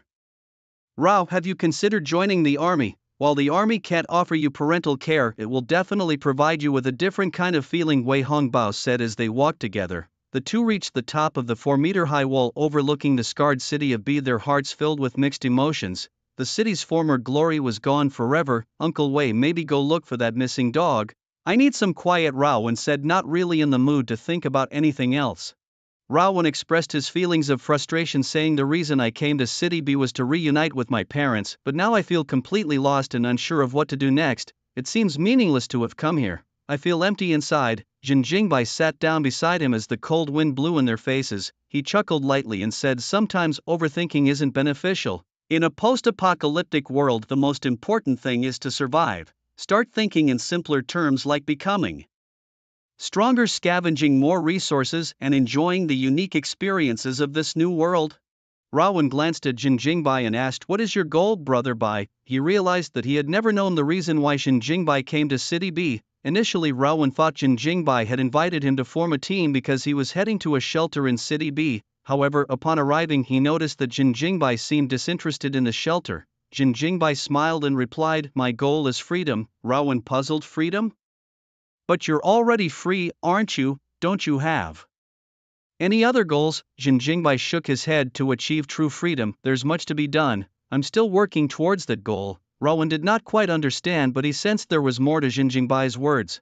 The two sat by the wall, staring into the distance as the bone-chilling wind howled around them. Despite the cold, their robust constitutions made them feel rather comfortable. City B was dark like a deep abyss, occasionally pierced by faint lights, perhaps from vehicles weaving through the city or the flashes of gunfire. After a long silence, Raowen suddenly spoke, "Brother Bai, you plan to leave the shelter, don't you? Can you take me with you throughout the journey from City A to City B?" Raowen felt that, apart from his parents, Brother Bai was the person he knew best. They had faced various challenges together and built a deep friendship, at least that's what Raowen believed. Whether Jin Jingbai felt the same about this friendship remained unknown. "Join the army instead. Following me is pointless," Jin Jingbai responded indifferently. "Are you kidding? With this bizarre system I carry, it would be troublesome to have you around, especially with tasks like the naked run. Imagine the embarrassment if you saw me running around naked. I don't want to be tied down by the military either. Please, Brother Bai, I want to fight zombies with you." Raowen suddenly stood up and bowed deeply, his voice filled with determination and hope. Jin Jingbai gave a half smile. "I only take those who obey me. Can you do that?" "Of course," Raowen nodded solemnly. "What if I asked you to die?" Jin Jingbai said, smiling. Raowen paused, then replied, "If my death could give Brother Bai a chance to live, I would do it." "Hey, you're quite cunning. With that honest face, you could probably deceive many," Raowen responded with a cheeky grin, his face taking on a sycophantic expression reminiscent of a pre-apocalyptic salesman dealing with customers. At that moment, Raowen was indeed selling something himself. Jin Jingbai yawned, neither agreeing nor rejecting outright. "It's late. I'm going back to sleep. You should stay at the shelter tonight." With that, he jumped off the 4-meter-high wall. "Brother Bai, does that mean you agree?" Raowen shouted after him. "We'll see." Jin Jingbai waved without turning back, leaving his decision uncertain. Before making any decisions, Jin Jingbai always liked to think things through carefully, weighing the pros and cons. After parting with Raowen, he didn't head straight back to his RV but went to the trading area to exchange some dog food. His dog at home had a preference for spicy beef jerky, but he couldn't just feed it that. Most importantly, the enhancement requirements for the desktop computer needed dog food, a desktop worth 20,000, enhancement requirements, a server with a 100 T capacity, and dog food snatched from a dog's bowl. Since he already had a dog, he decided to complete this task as well. Jin Jingbai once again approached Jiang Junkai and asked, "Do you have anyone selling dog food and servers here?" "Dog food?" Jiang Junkai gave him a strange look, then pointing to a couple nearby, he said, Brother Bai, isn't that dog food over there? Jin Jingbai looked over and saw a woman holding a man's hand with a pained expression, tears brimming in her eyes as she said, "Your arm is bleeding, it must hurt a lot, right?" "It hurts, but as long as you're here, my wife, any pain can be healed," the injured man replied affectionately. At this, Jin Jingbai slapped Jiang Junkai on the back of his head, scolding, "I want real dog food, not this kind for humans." Jiang Junkai rubbed the back of his head in pain. Jin Jingbai's slap was not light and Jiang Junkai looked somewhat disheveled from the strike. He took the lead and soon they arrived at a cellar with dog food. After some haggling over the price, Jin Jingbai traded a cigarette for 3 bags of dog food in different flavors. "Do you have a dog? Why didn't you come to me during the day to exchange it? Your dog isn't the one that just ran away, is it?" the dog food seller asked curiously. Jin Jingbai snatched the dog food and retorted, "What I do is none of your business, here's a cigarette, take it." With a flick of his fingers, a cigarette from the pack flew out, landing precisely in the seller's hand. Seeing Jin Jingbai's fierce demeanor, the seller shrank back, not daring to say another word. However, he secretly went to find Wei Hongbao and informed him of Jin Jingbai's suspicious behavior. After all, trading a cigarette for 3 packs of dog food felt like a huge loss to him.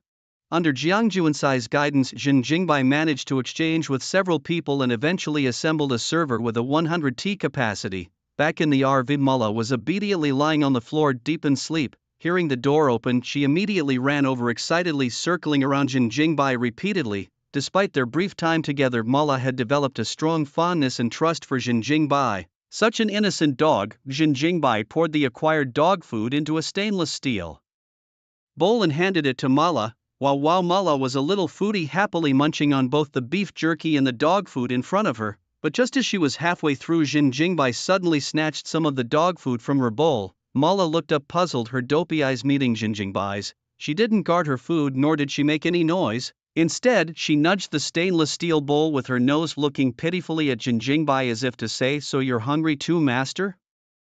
You eat first then." Jin Jingbai couldn't help but laugh and cry at this misunderstanding. He hadn't raised this dog wrongly. Although she misunderstood his intentions, she was sincere towards her master. Smiling, he stroked her fur, and with his other hand on the computer's main unit, he muttered an enhancement spell. A desktop worth 20,000, enhancement conditions, a 100T server, 1/1, dog food snatched from the dog's bowl, 1/1, the desktop computer enhancement succeeded, congratulations on obtaining a holographic projection system, a smart Alaskan Malamute puppy, enhancement condition, gaining the dog's trust, 1/1. The enhancement of the smart Alaskan Malamute puppy succeeded, congratulations on obtaining a talented Alaskan Malamute. Jin Jingbai originally intended to enhance the computer, but he ended up enhancing Mullah as well. The desktop computer on the table slowly disappeared. A holographic projection abruptly appeared and transparent floating panels emerged in various parts of the vehicle. Mullah's small body shook as if enjoying a spa massage, her eyes squinting in comfort. This holographic projection didn't need a projector, nor did it need a host for data storage. Jin Jingbai's eyes widened, feeling that the enhanced items were becoming increasingly bizarre. Completely beyond the knowledge that modern humans could understand, he flipped his palm and the holographic projection's control methods floated out. This holographic projection had already integrated with the RV. Silver could now be presented in 3D right in front of Jin Jingbai without any projection equipment. The image could appear in any corner of the motorhome with adjustable transparency and clarity. Even the interaction function had reached a perfect level. Jin Jingbai tried a basketball minigame. Though there was no weight in his hands, a realistic basketball projection appeared. With a casual toss, the basketball followed a perfect parabolic trajectory into the projected hoop, with clarity comparable to reality and a frame rate rivaling human vision. The perfect motion capture combined with various advanced technologies blurred the lines between reality and illusion for Jin Jingbai. This feature was incredibly potent. If it could be projected on a large scale, it might even be possible to build a virtual empire. Inside the modest motorhome lay countless advanced technologies. If any of these technologies were to be leaked, they would cause seismic impacts. The combination of mobile phones, computers and artificial intelligence gave Jin Jingbai a strong sense of security. The data security level inside the motorhome had reached the global pinnacle. Even if all hackers in the world joined forces, they couldn't breach his motorhome. Just a bit more reinforcement of the motorhome's shell and it would be safer than any shelter. As Jin Jingbai muttered about further reinforcement, the system popped up a message again: holographic projection system, enhancement requirement, advanced artificial intelligence system. Was it going to integrate with the AI system, unifying everything? Jin Jingbai crouched down to check on Malat, his dog. He stroked its little head, feeling its fur smoother than before. What did it mean that Malat had an extraordinary talent? Did it have enhanced learning abilities? Talented Alaskan Malamute can quickly master all its capabilities. This was the only system message Jin Jingbai couldn't fully understand. The ability to quickly master its capabilities was something even a smart dog could achieve. Malat was already very intelligent, and the system also described it as a clever dog. After the enhancement, it shouldn't have just been an increase in intelligence, as that wouldn't match the system's enhancement standards.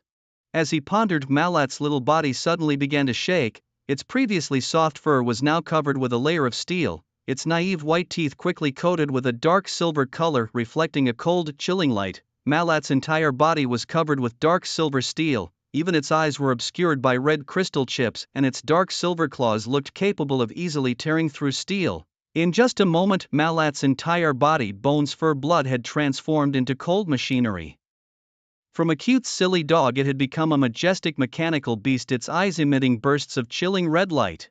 The voice was still too immature, sharply contrasted by the fierce and dominating presence of the mechanical Spice. The mechanical dog form of the Spicy was incredibly excited, running back and forth inside the RV.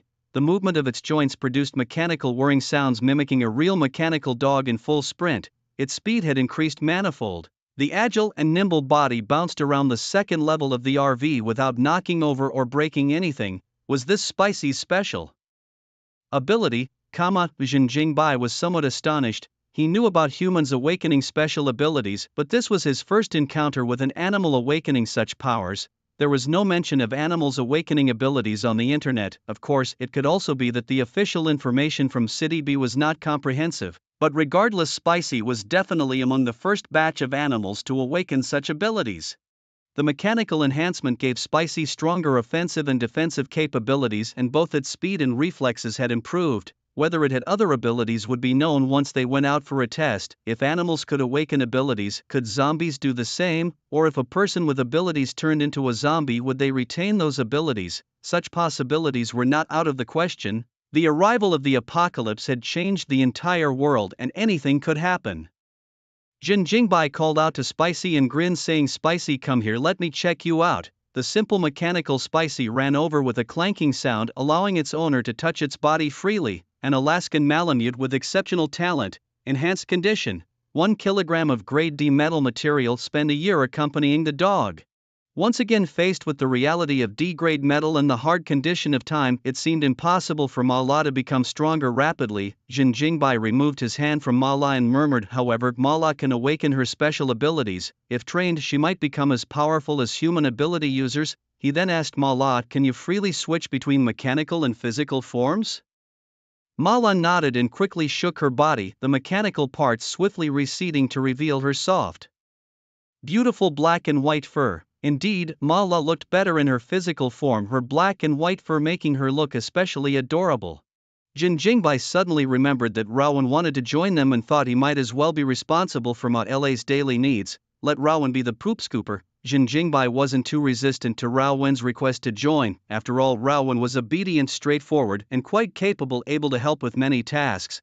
The only drawback was that Rowan's presence made some things inconvenient for him. His system was not always serious, often imposing strange enhancement conditions, especially some socially awkward ones. Although the enhancements were optional, Jin Jingbai couldn't resist their tempting effects and couldn't control himself.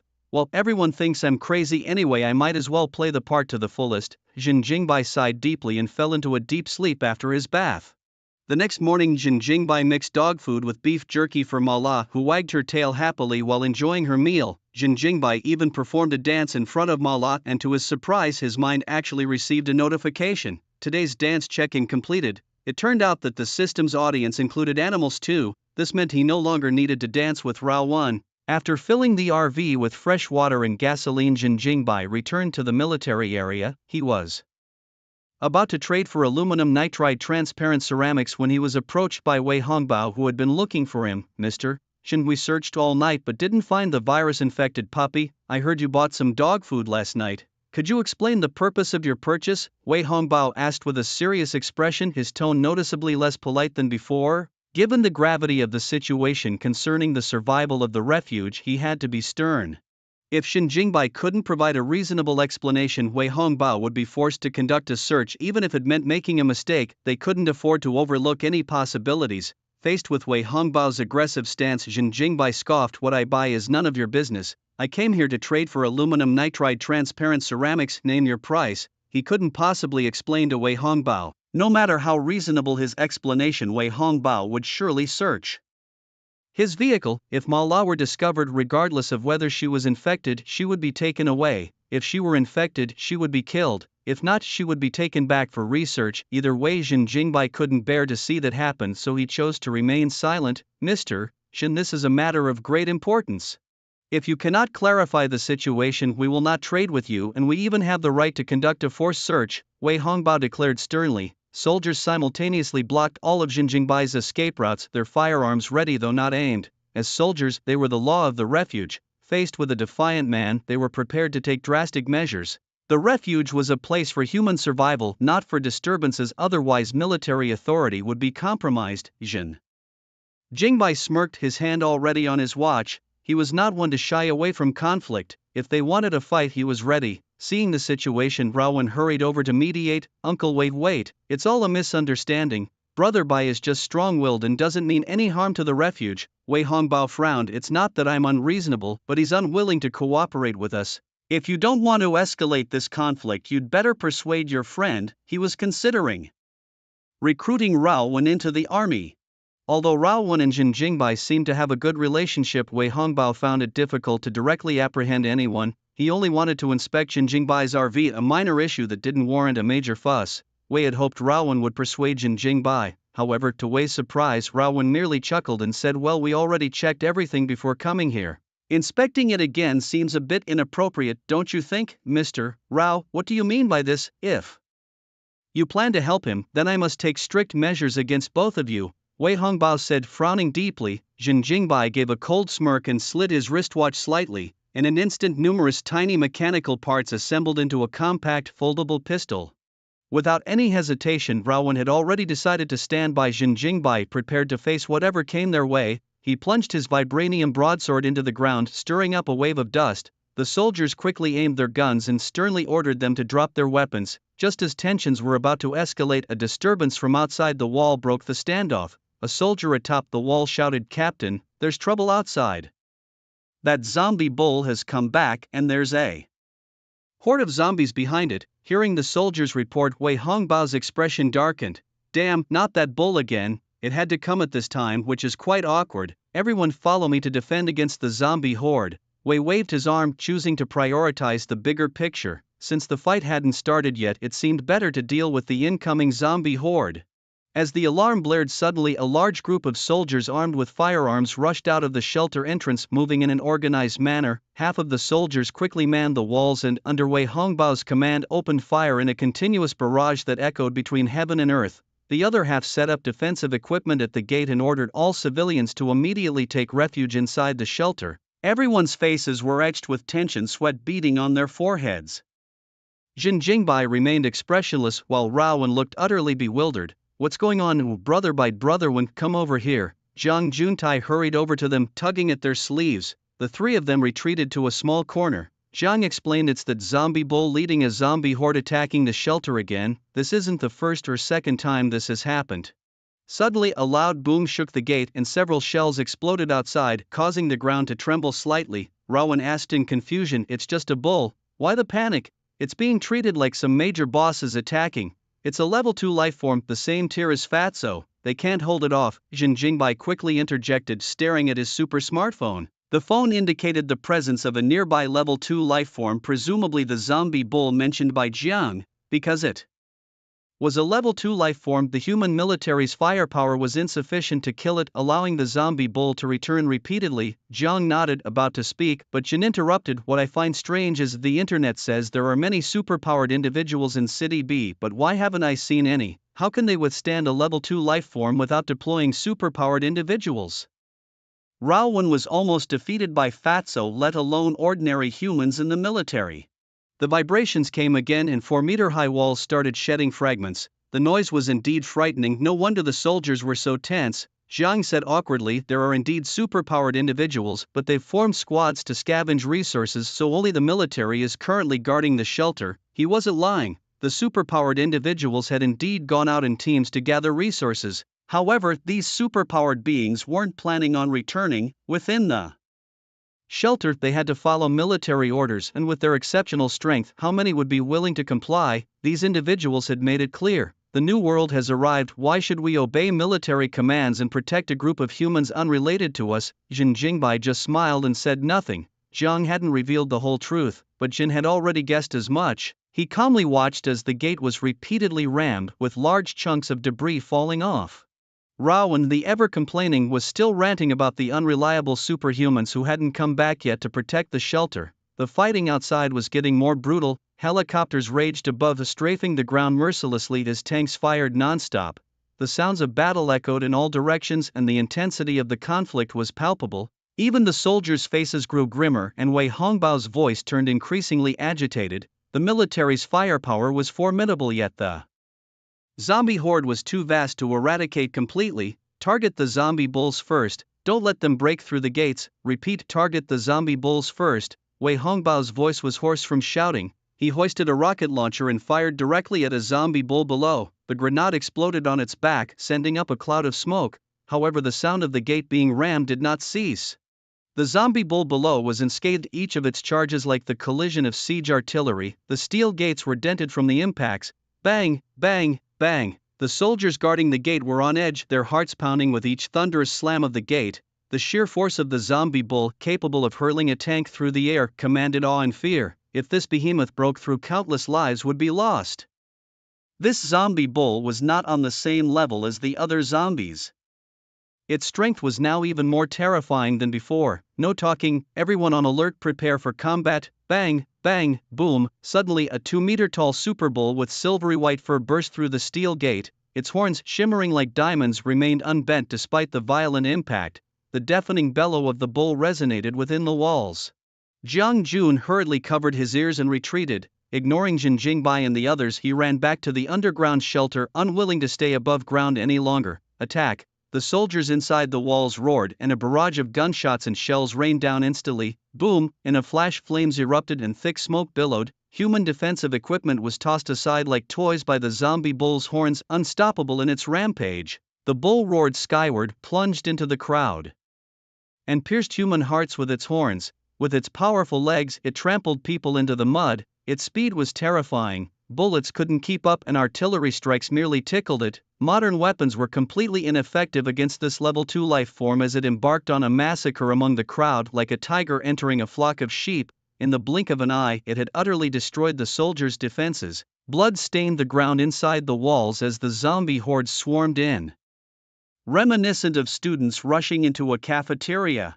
Wei Hongbao's face turned a mix of blue and red, tears welling up in his eyes. The fallen soldiers were his longtime comrades in arms. To say he wasn't heartbroken would be a lie. Rowan stood up, his expression grave, and looked toward Jin Jingbai. Brother, should we intervene? If we don't act soon, more will die. Jin Jingbai grinned and yelled towards Wei Hongbao on the wall. Hey, need a hand?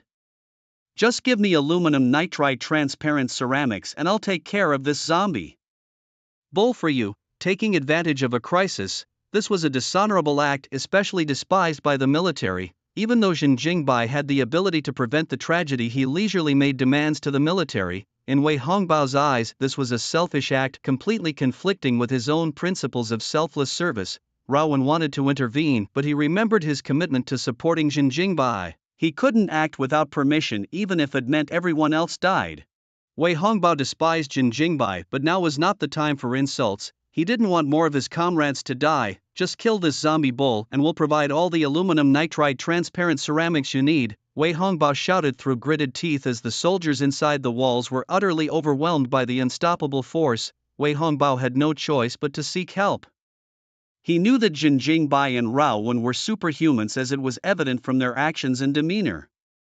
If they were not superhumans, how could they possibly drive an RV from City A to City B? If they were not superhumans, how could they remain indifferent to the warnings of the soldiers? This confidence stemmed from their power. Jin Jingbai cracked a mocking smile, his eyes full of jest. He spoke unhurriedly. I forgot to mention, I'll be heading to the research institute next to the government building shortly, and I'll need your soldiers to help me clear out the riffraff. Wei Hongbao was furious. Even at such a critical moment, Jin Jingbai was still making demands. Fine, whatever you say, just save the people, damn it. Wei Hongbao's eyes were bloodshot as he yelled hysterically. Don't shout so loudly, Jin Jingbai replied with a calm smile, not charging towards the zombie cow nor letting Rowan take action. Instead, he simply raised his crimson explosive folding pistol loaded with armor-piercing bullets. Bang! In an instant, the bullet streaked across like a long rainbow, striking the zombie cow directly in the head. The cow's scream was deafening. The moment the bullet met the cow's head, it exploded like 10 grenades going off at once. The charging zombie cow was knocked sideways by the blast, crashing heavily to the ground. Under the force of inertia, its massive body rolled several times before finally hitting a wall, creating spiderweb-like cracks and stirring up dust and thick smoke. Within the smoke, half of the zombie cow's head had been blown off, but it wasn't dead yet. Bubble-like substances began to form at the wound, rapidly healing it. The cow staggered to its feet, but before it could even roar in anger, Jin Jingbai pulled the trigger again. Bang! The gunshot echoed loudly around. Another long rainbow streaked through the air, hitting the same spot on the cow's head. Boom! The second explosive armor-piercing bullet was unstoppable, blowing the remaining half of the zombie cow's head into a bloody mist. Thick smoke billowed again, and the burning flames ignited the blood on the cow's head. The dark green blood splattered on the wall, resembling a blossoming dark green rose, eerie and captivating. Just 2 shots, Jin Jingbai had easily killed the formidable zombie cow that had been wreaking havoc in the refuge. Rowan, who had raised his broadsword, didn't even get a chance to use it. The cow's head was shattered into pieces. Wei Hongbao, standing near the wall, had not expected the zombie cow to be instantly killed by Jin Jingbai.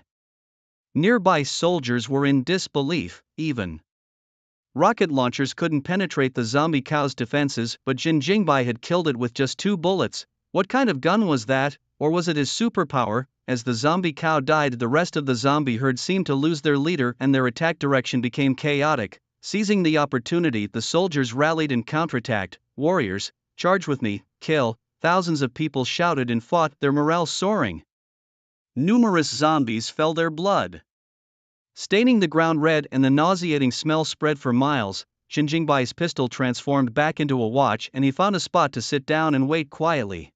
Rowan, full of admiration, asked, "Brother, by that watch is so cool. It can switch between a watch and a gun. Is it a technologically enhanced weapon?" He thought the folding feature was incredibly useful, wishing his broadsword could also fold. Not only would it be convenient to carry, but it would also look stylish when drawn. Yes, but whether your broadsword can be enhanced to fold, I'm not sure, Jin Jingbai chuckled. Seeing Rowan's interest, he added, "If you want to fold your broadsword, you might want to find someone to modify it." Rowan clearly wanted something similar. However, since the blade was made of vibrating metal, modifying the broadsword would require finding a superhuman blacksmith capable of successfully transforming it. As the two chatted, the zombie herd had been pushed back beyond the walls by the military's firepower. The iron gate, smashed by the zombie cow, had to be patched with iron bars by the soldiers. The victory brought a roar of excitement from countless people. The zombie cattle that had long troubled them were slaughtered, effectively resolving the refuge's lingering threat. "Congratulations on winning this battle. Now it's time to fulfill our promise," declared Jin Jingbai as he stood up and walked towards Wei Hongbao. With a light leap, he jumped onto the 4-meter-high wall. Wei Hongbao's face was gloomy. This victory brought him no joy. If Jin Jingbai had taken action from the start, there wouldn't have been any casualties. In Wei Hongbao's eyes, this was Jin Jingbai's revenge on them. Thus, expecting Wei Hongbao to look pleased was out of the question. "I can give you the aluminum nitride transparent ceramics, but we can't spare troops to help you attack the research institute," Wei Hongbao said sternly. "Too many soldiers died just now. To continue protecting the shelter, we can't spare more hands. Blame your slow action earlier." Wei Hongbao's words might have been partly true. The shelter was indeed short on manpower, especially after the recent casualties. But hearing this, Jin Jingbai's face darkened. "What do you mean by that, Wei Hongbao?" His eyes hardened and a surge of murderous aura swept from him like a fierce beast awakening. Wei Hongbao immediately felt a chill, as if he had fallen into an ice cave. Jin Jingbai was known for tricking others, yet no one dared to trick him. The explosive folding pistol reappeared in his hand. Pointing it at Wei Hongbao's forehead, Jin Jingbai said coldly, "If you can't keep your promise, your life will be the exchange." "Wait," Wei Hongbao's body shook, his face pale as he added, "We're willing to compensate you with supplies since we truly lack manpower in the shelter. You can also wait a while until we finish recruiting more soldiers, then we can go to the institute with you." He hadn't expected Jin Jingbai to be so aggressive, drawing a gun at the slightest disagreement. Even with all his worldly experience, Wei Hongbao was not prepared for this reaction. Is this really necessary, the way he's acting? He's definitely going to shoot, is he crazy? Wei Hongbao's face was darker than coal, not daring to make any sudden moves. Surrounding soldiers quickly noticed the situation, with hundreds pointing their guns at Jin Jingbai, their eyes filled with confusion. Jin Jingbai had helped them kill the zombie cattle, but now he was threatening Wei Hongbao. The soldiers were unsure if he was friend or foe. "Compensation? How much? Don't think you can fool me with a few bottles of mineral water." Jin Jingbai pressed the gun against Wei Hongbao's temple, his voice stern. "I can offer you 100 liters of fresh water, 100 liters of gasoline, 100 firearms, and a large amount of ammunition," Wei Hongbao said, watching Jin Jingbai's expression closely, ready to stop talking at any sign of interest to keep the compensation as low as possible. But he suddenly realized that Jin Jingbai's face was as expressionless as if paralyzed. After listing so much, not a flicker of emotion showed. "Enough," Jin Jingbai finally said after calculating in his mind. Fresh water, gasoline, food, firearms, ammunition. The amounts were substantial, reflecting either genuine sincerity or a strong will to survive. This batch of supplies would last Jin Jingbai more than a month. Coupled with the supplies in his motorhome, even if he were to be stranded in the wilderness for 2 or 3 months, he wouldn't worry about food and drink. "Very well, I'll take these supplies, if you dare deceive me." Jin Jingbai grinned, not finishing his threat. If Wei Hongbao dared any tricks, the next second would surely see a head roll. In City B's shelter, without any other superpowered individuals, Jin Jingbai and Raowen were invincible. The pistol disassembled into myriad small parts, crawling up to his wrist and reassembling into a cool mechanical watch. Wei Hongbao breathed a sigh of relief and led the soldiers to move the supplies.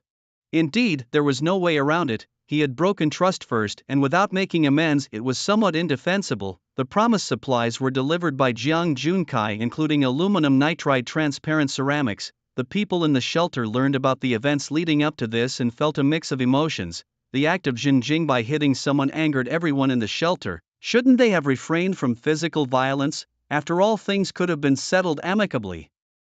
However, Jin Jingbai didn't see it that way. He preferred to kick first and negotiate terms afterwards. As for Wei Hongbao, it was indeed his breach of trust that started everything. It might not have been a big deal with someone else, but unfortunately for him, he encountered Jin Jingbai, a madman. The people in the shelter couldn't really complain. They couldn't just focus on Jin Jingbai's temper, especially after understanding his explosive nature. Who would dare to provoke him? The soldiers were too afraid to even speak with this madman, fearing they might offend him again.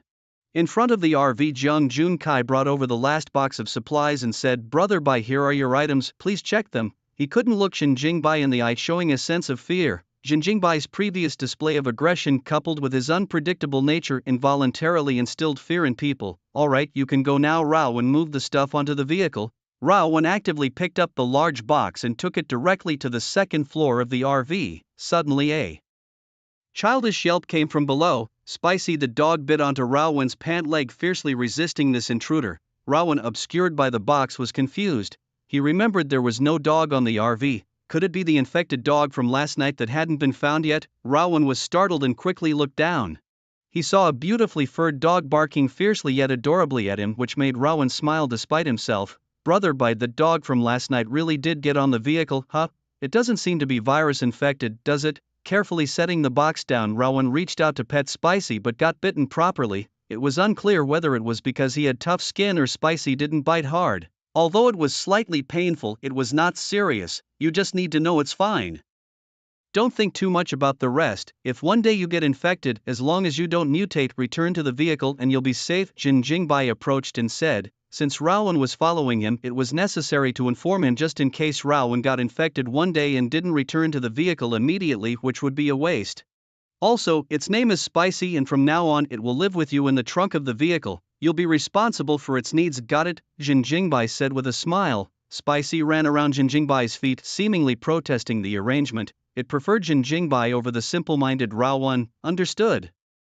Rawan nodded seriously, then his face stretched into a wry smile. But brother Bai, if others join us later, won't they all be squeezed in with me? The cabin is spacious enough for another dog or person, but it will become very cramped if more people join. I believe many will choose to follow you like I did. We can't all be crammed together, right? Jin Jingbai stroked his chin, his face thoughtful. He hadn't really considered this before. Initially his main concern was simply how to survive. There was no time to think about others. But now, the situation was different. The apocalypse had brought about drastic changes. The group of superhumans who left Shelter B were right, a new world had arrived, and it couldn't be viewed with the same old perspective. Surviving in this new world alone was extremely challenging. Humans not only had to fend off zombie attacks but also contend with the new force of superhumans. Not all superhumans were merely after power. Some sought authority and desires, and thus conflicts began. Moreover, there was only so much Shin Jingbai could do alone. Having a group would increase efficiency multiple times. He didn't need too many teammates now, but who could say about the more distant future? The RV was my foundation, and if I were to establish my own power, it should start with an upgrade of the RV. Jin Jing realized that this issue needed serious consideration. When the time comes, he could simply add another compartment behind the RV. One wouldn't be enough, then two. If two weren't enough, then three. If that still wasn't enough, he'd make it as long as a train, Jin Jing jokingly said. He casually opened the storage cabinet that had just been moved in. He gestured to Rao 1 and instructed, sort all the items, put those that need refrigeration in the fridge and those that don't in the storage cabinet. The spicy ones will stay with you for now. Regular storage cabinet, enhanced condition. Slam the cabinet door on your forehead 100 times. Come on, slam your head with the cabinet door 100 times first and then help me put the stuff inside.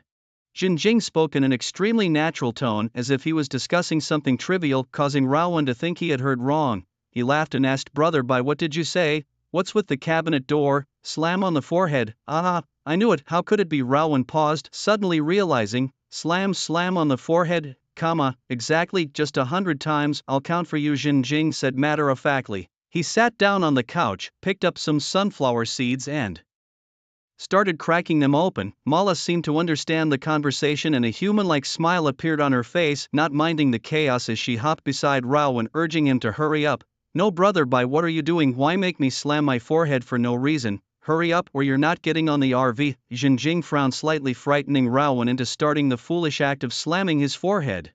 1 inch 2 3 4 Jin Jing counted while cracking seeds, with Mala loudly cheering him on beside. Regular storage cabinet successfully enhanced. Congratulations on obtaining 20 cubic meter storage space. After enhancing the storage cabinet, Rawan felt his brain trembling. He sorted the supplies into the fridge and storage cabinet, then promptly returned with Mala to the first compartment of the RV. The RV started up again. Underway, Hongbao's glaring eyes. Jin Jing personally drove the RV out of the wall. On the road, they encountered many people who had also come from City A. Their pace was much slower than Jin Jing's RV, so they had only reached the shelter today. Jin Jing glanced at the girls in the crowd through the anti-peeping glass, finally meeting the enhancement condition, F-grade bulletproof and anti-peeping glass. Enhancement conditions: aluminum nitride transparent ceramic, 1/1, utilizing bulletproof and anti-peeping glass to peek at girls, 1/1. Grade bulletproof and anti-peeping glass successfully enhanced. Congratulations on obtaining E-grade anti-superpower glass. E-grade anti-superpower glass can perfectly withstand E-grade superpower attacks. Are superpowers also classified as a B, C, D, E, etc.? Looking at the system's prompt, Jin Jing didn't quite understand how strong the enhanced glass was. However, based on his guess, it should be able to block attacks from most superpower users currently. Jin Jing silently recited the enhanced glass, E-grade anti-superpower glass. Enhancement conditions: 1. 500 grams of D-grade hardness transparent material. Enhancement condition 2. Have 10 girls wipe the glass while twisting their waists. Enhancement condition 3. The glass withstands 1,000 attacks. Sighing resignedly, Jin Jing felt weary. Should he return and find 10 girls to wipe the glass? Forget it. Wei Hongbao definitely wouldn't let him in. The relationship between the two could be said to have completely broken down, and the B-City shelter would no longer welcome Jin Jing. Thus, after obtaining the blue siderite from the institute, Jin Jing wanted to stock up on a large amount of supplies at once, but he could only head to the next shelter. Even if he hadn't broken ties with the B-City shelter, he would still go to the next one. After all, the information from B-City was limited. To learn more, he would have to go to other Cities, the RV drove on the desolate wasteland highway, dilapidated buildings whizzing by on both sides filled with an air of decay. Zombies blocking the road were all knocked away by the RV. Occasionally, zombies would get caught under the vehicle, the heavy wheels rolling over them, taking away their undead lives one by one. F-level bulletproof rubber tires, strengthening requirement, crush 1,000 life forms, 1,000/1,000. Congratulations on the successful enhancement of the F-level bulletproof rubber tires you have obtained. E-level adaptive deformable anti-ability tires. E-level adaptive deformable anti-ability tires. Capable of defending against E-level ability attacks, they can automatically transform into the optimal tires for the current terrain. After a long journey, the RV finally met the condition of crushing 1,000 life forms. This requirement seems simple but is actually quite random. Zombies that are hit by the RV and then run over by the wheels do not count as being crushed to death. The wheels must crush zombies that are still alive to count. Therefore, the enhancement condition for the wheels was delayed until now, finally completed. The RV stopped in a quiet area 1 kilometer away from the research institute. Jin Jingbai handed his phone to Rowan, saying, "Our target this time is the research institute near City B, rumored to be a paradise for zombies. Go and scout the situation and be careful not to trigger a zombie wave." It has been almost 2 weeks since the apocalypse began. Jin Jingbai had long forgotten these details. In the post-apocalyptic days, it is dark and grim, with almost everyone worrying about how to survive. People seldom think about what day of the week it is or how many days until the new year. Yet, the number of zombies is skyrocketing daily. Jin Jingbai is unclear about other cities, but in City B nearly 70% of humans have turned into zombies. This is the world after the apocalypse. A large number of humans, animals and insects have been infected with the zombie virus. They lurk in every corner of the city waiting for their prey. The blood of zombies spilled on the ground is absorbed by plants, turning into super nutrients. Consequently, brown vegetation has overgrown the walls of abandoned city buildings.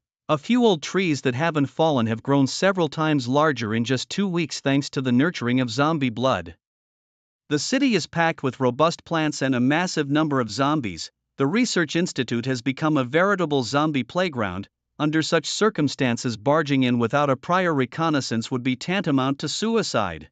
As Rowan stepped down from the carriage, he nodded. He took the phone handed to him by Jin Jingbai, preparing to scout ahead when Malahat quickly followed. Before leaving, Malahat barked softly twice at Jin Jingbai, signaling him not to worry. Jin Jingbai did not restrict Malahat's actions because Malahat is a dog with special abilities. Its mechanized ability can transform it into a real mechanical dog, undetectable by zombies, even avoiding INS probes. Moreover, Jin Jingbai wanted to test whether Malahat's abilities extended beyond physical transformation. Malahat was bound to become a main combat force. It couldn't stay in the vehicle forever. Jin Jingbai walked over to the tires and touched them gently. Level adaptive deformable anti-ability tires, strengthening requirement. Drive 1,000 kilometers, go up a mountain of knives, descend into a sea of fire and crush 10,000 zombies with the wheels. What a daunting task, to go up a mountain of knives and descend into a sea of fire. The requirements for tire enhancement are vague and indeed challenging. The sea of fire might be understandable, as burning lands can be called a sea of fire. But what about the mountain of knives? No matter how one thinks about it, it seems like a mountain filled with knives. Where to find such a thing? Build one yourself. Jin Jingbai thought this method feasible, though somewhat troublesome. He'll look for some helpers to build the mountain of knives when the opportunity arises. Jin Jingbai entered the plan into the holographic projection computer, and while Rowan was scouting, he took the opportunity to enhance the weapons and ammunition he had obtained. Ordinary bomb enhancement successful, congratulations on obtaining. Freeze grenade, ordinary bomb enhancement successful, congratulations on obtaining. Electric shock grenade, ordinary bomb enhancement successful. Congratulations on obtaining. Flame burst grenade, armor piercing bullet enhancement successful, congratulations on obtaining. Freeze bullet, armor piercing bullet enhancement successful, congratulations on obtaining. Flame burst bullet, ordinary grenade enhancement successful, congratulations on obtaining. Electric shock grenade, ordinary grenade enhancement successful, congratulations on obtaining. Freeze grenade. Enhancing two similar ammunitions could yield new ammunition, however. Enhancing the same items resulted in different new ammunition, something Jin Jingbai hadn't anticipated. The enhancement of armor-piercing bullets can randomly become either freezing bullets or blazing bullets, not fixed to one type. The enhancement of grenades and shells follows the same pattern. From the names of the ammunition alone, it's clear that these are not ordinary effects. Each type of ammunition is marked with different colored patterns. These patterns occasionally flicker, resembling enchanted weapons from a magical world. Ayin documented the appearance of these ammo to prevent Jin Jingbai from confusing their effects. The dazzling array of ammunition was piled up in various boxes. The faint glow emitted by the patterns was like magical circles filled with a sense of danger. Jin Jingbai picked up a freezing bullet, eager to test its effects immediately. However, he restrained this impulse, silently reciting the enhancement mantra in his mind again. Freezing bullet, enhancement requirement. 10 freezing bullets, October 10th. Only 10 bullets to enhance again. That sounds easy. Jin Jingbai felt a wave of relief. He loved these simple, non-embarrassing enhancement conditions. This is how to properly use the system. Congratulations on the successful enhancement. Super freezing bullet can instantly freeze everything within 100 meters radius. The name of this bullet seemed a bit random. Couldn't the system come up with a more impressive name? Jin Jingbai mocked in his mind. 10 bullets used for enhancement along with the enhancement target made a total of 11 freezing bullets. In front of Jin Jingbai they blurred and merged together, finally forming a pale blue bullet that looked like it was made of ice, crystal clear.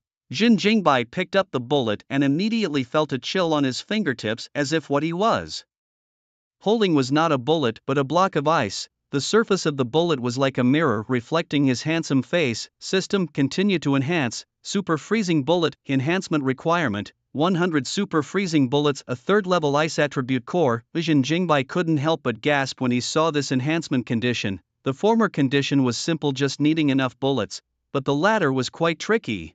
What are these cores? Could there actually be cores inside zombies? He remembered that there was no mention of this online. Jin Jingbai swiped his hand through the air, connecting to the official website of City B for information, but indeed there was no information on this subject. This kind of thing couldn't be hidden by officials. That means no one in City B has come into contact with cores yet. Could level 3 be referring to a third level life form? It's likely that a third level life form could produce a core. But what does this ice attribute mean? Do zombies also have attribute enhancements? This enhancement condition really baffled him. Jin Jingbai even wondered if this was the system's way of getting back at him. After all, he had just mocked the system for running out of cool names, and then the system came up with such a puzzling enhancement condition. Stopping a kilometer away was mainly for the convenience of information sharing and also to address emergencies effectively, in case Raowen encountered a level 2 life form like the last time. Jin Jingbai could provide rapid support. Rao, how's it going on your end? Can you explore more areas? Jin Jingbai dialed Raowen's number. Wearing a wireless headset, Raowen, who was scouting, replied softly, "There are too many zombies at the entrance of the research institute. I can only scan the perimeter. Hand the super smartphone to Malatang, let it take a tour inside the institute. Ian will handle the information collection," directed Jin Jingbai. Raowen was momentarily startled. Malatang? How could it get inside? As soon as he finished speaking, Malatang beside him shuddered, and its steel body re-emerged. The transformation from flesh to machine took less than 2 seconds, almost shocking Raowen out of his wits. It turned out that this seemingly dumb Malatang was not an ordinary pet dog at all. No wonder Brother Bai brought it along. After transforming, Malatang did not howl but instead hopped twice, signaling Raowen to attach the phone to its back. Raowen exclaimed in awe, amazed at the dog's transformation. He picked up a piece of thin rope from the ground and tied the phone to it. Post-apocalypse, the city was littered with debris, and finding a piece of rope was as simple as glancing around. Malatang, being in its mechanical state, won't be attacked by zombies. You should come back now. Okay, Raowen obeyed the command. Before leaving, he activated the camera function on the super smartphone and then cautiously returned to the RV from near the research institute. Inside the RV, the two munched on sunflower seeds while waiting. They watched through a holographic projection screen, viewing from Malatang's first-person perspective, which was quite interesting. For Raowen, who was seeing the holographic projection technology for the first time aboard the vehicle, it was a long-standing shock. Such technology, unseen in real life, was born in an RV. However, after seeing it a few times, Raowen became completely calm. It was just a holographic projection. He speculated that more black tech would appear in the future and that he needed to stay calm if he was to follow Brother Bai effectively. As Malatang ventured deeper into the laboratory, Ian's data also continuously updated, with the total number of zombies increasing at an alarming rate. When mutating exceeded the connection range, the screen paused. After about 20 minutes, Jin Jingbai and Raowen waited in the RV before the paused screen resumed. Ian transmitted the collected information back to the RV immediately. The holographic projection screen unfolded before them. As they saw the information displayed, their expressions grew solemn. The zombies inside the research institute were not the major issue, but the level 2 life forms inside had reached a terrifying count of 30. Among them was a zombie wasp that could evolve into a level 3 at any moment. The captured footage was dim, but some light bulbs were still working, flickering occasionally. From the footage, it was clear that the zombie wasp was about the size of a normal human. The most horrifying aspect was its silver-white human face, with eyes tightly shut as if it were in a deep sleep. Surrounded by 10 bloated level 2 zombies, their bellies inflated as if about to burst, with dark green pus flowing from the corners of their mouths, looking utterly disgusting. There was no doubt that these 10 fat zombies were guarding the zombie bees. The other 20 fat zombies were located on the first floor and the negative floor of the institute. The location of the zombie bee was the second floor. In addition to this, Jin Jingbai also saw the material he needed, the blue streak stone. It wasn't that Jin Jingbai was so knowledgeable that he recognized the blue streak stone right away. Rather, there was a transparent jar next to the zombie bee. Under the faintly flickering light, it could be seen that the label affixed to it was written with the 5 big words blue streak stone. This stone wasn't as beautiful as its name. Its appearance looked black and less than the size of a fingernail. If one didn't look closely, they wouldn't even be able to notice it. Spicy clang clang clang clang ran quickly and rattled to attract the attention of the zombies. However, due to the fact that it had no odor or temperature on it and it was a machine at first glance, the zombies instantly lost interest in it. Spicy returned safely. The first thing it did when it ran back to the car was to ask Jin Jingbai for credit, its little tail fluttering so fast that it turned into a fan. Jin Jingbai didn't mince words as he took out his small stock of spicy beef jerky and fed it to the dog. Next to him, Raowen gruffly said, "Brother, by this institute is not a good place to break into. It's really not easy to break in when what you need is next to the zombie bees," Jin Jingbai said with a bland demeanor. "But if we don't break in, it will cut off our future path. The caravan shell is not reinforced and it doesn't have much of an impact at this stage. But after another half a month, the F-class body would be easily torn apart by the zombies. If we don't upgrade to E-class defense, the two of us won't be able to find a place to live, not to mention getting to the next shelter. Tell me, brother, how are we going to act?" Raowen asked seriously. Actually, he didn't understand anything. What did breaking into the lab have to do with the future path? He wouldn't be able to figure it out even if he thought about it, but he knew that if Brother Bai said to break in, then he had to go and break in. As for what the reason for breaking in was, he didn't need to know. Jin Jingbai lifted his palm slightly and the holographic projection map instantly enlarged. He tapped the mark on top of the map and said, "The number of zombies at the institute's main gate is too high, so we'll have to go in through the back door and then go down to the -2 floors through the ropes of the lift elevator. The elevator is out of service and closed, so there are no zombies in the elevator shaft, which is a truly safe passage. Instead, the stairs of the safe passage were filled with zombies. During the virus outbreak, people chose to escape from the safe stairs. After all, the correct escape route when disaster strikes is to leave from the safe passage. No one would be foolish enough to continue taking the elevator.